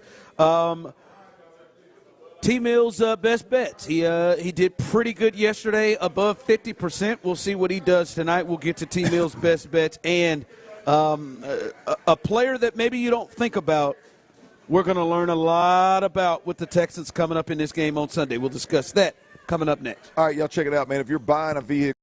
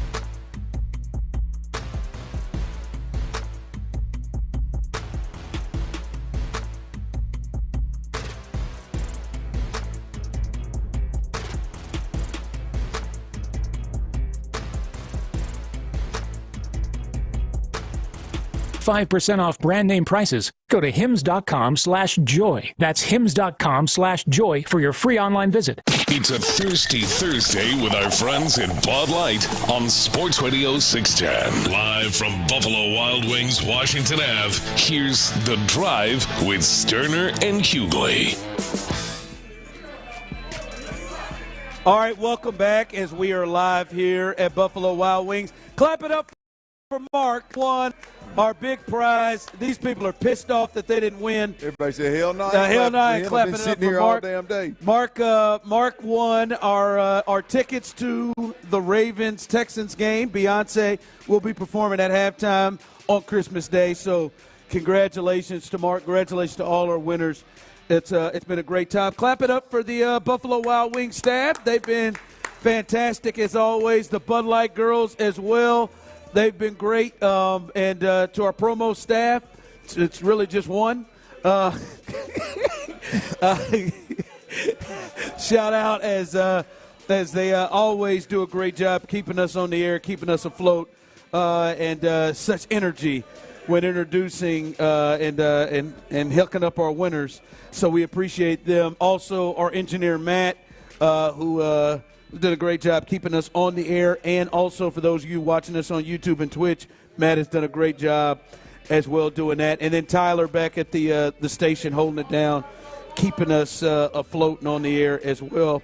So we appreciate everybody that has played a part and a role in getting us here. Coming up here in just a bit, T-Mill's Best Bets, as well as Texans All Access. Hall of Famer John McClain is going to join the fellas. He'll be getting ready and previewing that Dolphins-Texans game. And then you'll be able to listen to right here Westwood One's coverage of Thursday Night Football between the L.A. Rams and the San Francisco 40. Come up after Texans All Access, 7 o'clock. So you can listen to all that right here live on Sports Radio 610. Remember, real quick, tomorrow is Football Friday. We will be out in Humble. We'll be at the Buffalo Wild Wings, and it is the one off Atascocita Road. I got you. Atascocita. What did I say? What did Not I say? that. I said Atascocita, didn't I? Ain't that what I said? Atascocita? Close, not quite. Atascocita, text line. Did I say Atascocita? I believe that's what I said. No, you didn't. Yes, I did. You can play it back. I would like to hear what Valiant I said, effort. and I would like to hear what Tyler said. Hey, you didn't. You messed it up. But I did. What did I say? I thought the same thing. I can't even do it. I can't say what you said. You said Atascocita. Did I say Atascocita, not Atascocita? Something like that. I don't even know if I did it right. That's close. But yeah, but nailed it. But the fact that Tyler jumped in, so I hadn't even processed. Did Ron say that right or not? Was that right or not? Before Tyler, I got you. It's my neck of the woods, man. I gotta say that word a lot. I got your back. It's all good. I nailed it in my mind. You did, but it's okay. I did. We'll be at Buffalo Wild Wings next week again, Thursday as well. But big Football Friday tomorrow. Come join us at Big City Wings coming up in Humble. And we'll have a good time there as well. We will not be empty-handed there either. You can win prizes there as well. Our guy Sam takes care of us and take care of you as he always does. All right, Clint. I think Sunday's game, we are going to learn a lot about one Kamari. I think Kamari Lassiter has played a really, really good cornerback and has shown his value when he is out clearly. The people behind him don't hold up, and it is a different team, and it feels like D'Amico probably has to approach things differently when he is not there. I think one game we saw, there was a thought, how come you won't blitz more? How come you won't blitz more? And the thought was, hey, man, against the Lions, hey, man, there was no Lassiter. There's some certain guys out, and he couldn't play defense the same way. We have not seen him get taken advantage of or his speed be an issue like many may have thought it could be during the season. Now, I think a little bit last week or the last game against Jacksonville, I think he was beat a couple of times by number 11 for the Jags. One of them for a touchdown and a couple of other times where, passes weren't completed. This is a tall task this week because he's either going to be looking at guys like Tyreek Hill, Jalen Waddle. I think Mike McDaniel is probably going to try to get him in certain matchups with guys that he wants him in. And this is going to be a big, big game for him. And I think one way or another, we are going to learn about Kamari Lassiter if he comes out and handles things well or if he struggles. I think he plays a major part in this game. Yeah, I agree. I think we've had several Derek Stingley Jr. games this year, and you understand why. Obviously, a team has one predominant wide receiver. Take him out of the mix, then you've got a better chance of beating the other 10 with that one guy out of Derek Stingley, clearly that guy. I think this is a game where, one, Miami can throw several very similar guys. Because, look, Achane, who we're familiar with here from A&M, they put him out, and he runs wide receiver routes, by the way. He's not just a running back. It happens way too often in our business of where we talk about running backs. Oh, this guy can run a wide receiver. No, he can't. No, this guy can. Yeah, you better not run Henry Toa out there in single. Bingo. You better not play soft zone with your damn corner out there because they'll throw a dig route to him. They'll throw a turn route to him at 10 yards on 3rd and 8. They're going to throw a weapon. That's the key here. These aren't receivers. These guys are weapons. So they're interchangeable, and whether they're running wide receiver routes or they're getting the jet sweep motions, or they're catching some kind of little misdirection flip, or they're running the quick game, screen game that you see every team run. They just do it at a different level on a different speed. So you're right, man. This is a game where I don't think we see a ton of man in terms of like matchup man follow Derek Stingley Jr., you follow Tyreek Hill, you get Waddle, blah, blah, blah. I think they stay in a shell coverage. They play tight because that's the brand of football that D'Amico believes in. Yeah. But I think they're going to play a ton of zone coverage. I think they're going to keep everything in front of them. I think they're going to try to tackle in space. And the truth of the matter is tackling in space is a loose term when you're talking about Tyreek, Jalen. Different ball game with those guys. And Achane and Jonnu Smith, tight end position. So, yeah, man, it's the guy here that I don't think we know completely who he is yet. We know Jimmy Ward. We know Eric Murray. I don't think Kalen Bullock is going to be put in a position where we learn a whole hell of a lot about him. We know who Derek Stingley Jr. is. Kamari Lassiter is the one. And this could work out in his favor. By the way, you said you're going to find out a lot about him. It could work out in his favor. We might find out, hey, man, this dude's better than we thought. He's not just a young starting corner with that's promising that, as D'Amico says, is where he's supposed to be when he's supposed to be there. He may be more than that. We'll find out. I do think he's going to be challenged. And to your point, Ron, I think in the secondary, if you're picking one guy, this is definitely a Kamari Lassiter game. The one thing that we know about him, and I think will work in his favor, is he's just a naturally aggressive player, naturally physical, aggressive player. Yeah. And I do think that helps into that, right? And I think you physically, he's, as you said, he sometimes gets a little bit too more physical than you want him to be. But he's going to try to take somebody out.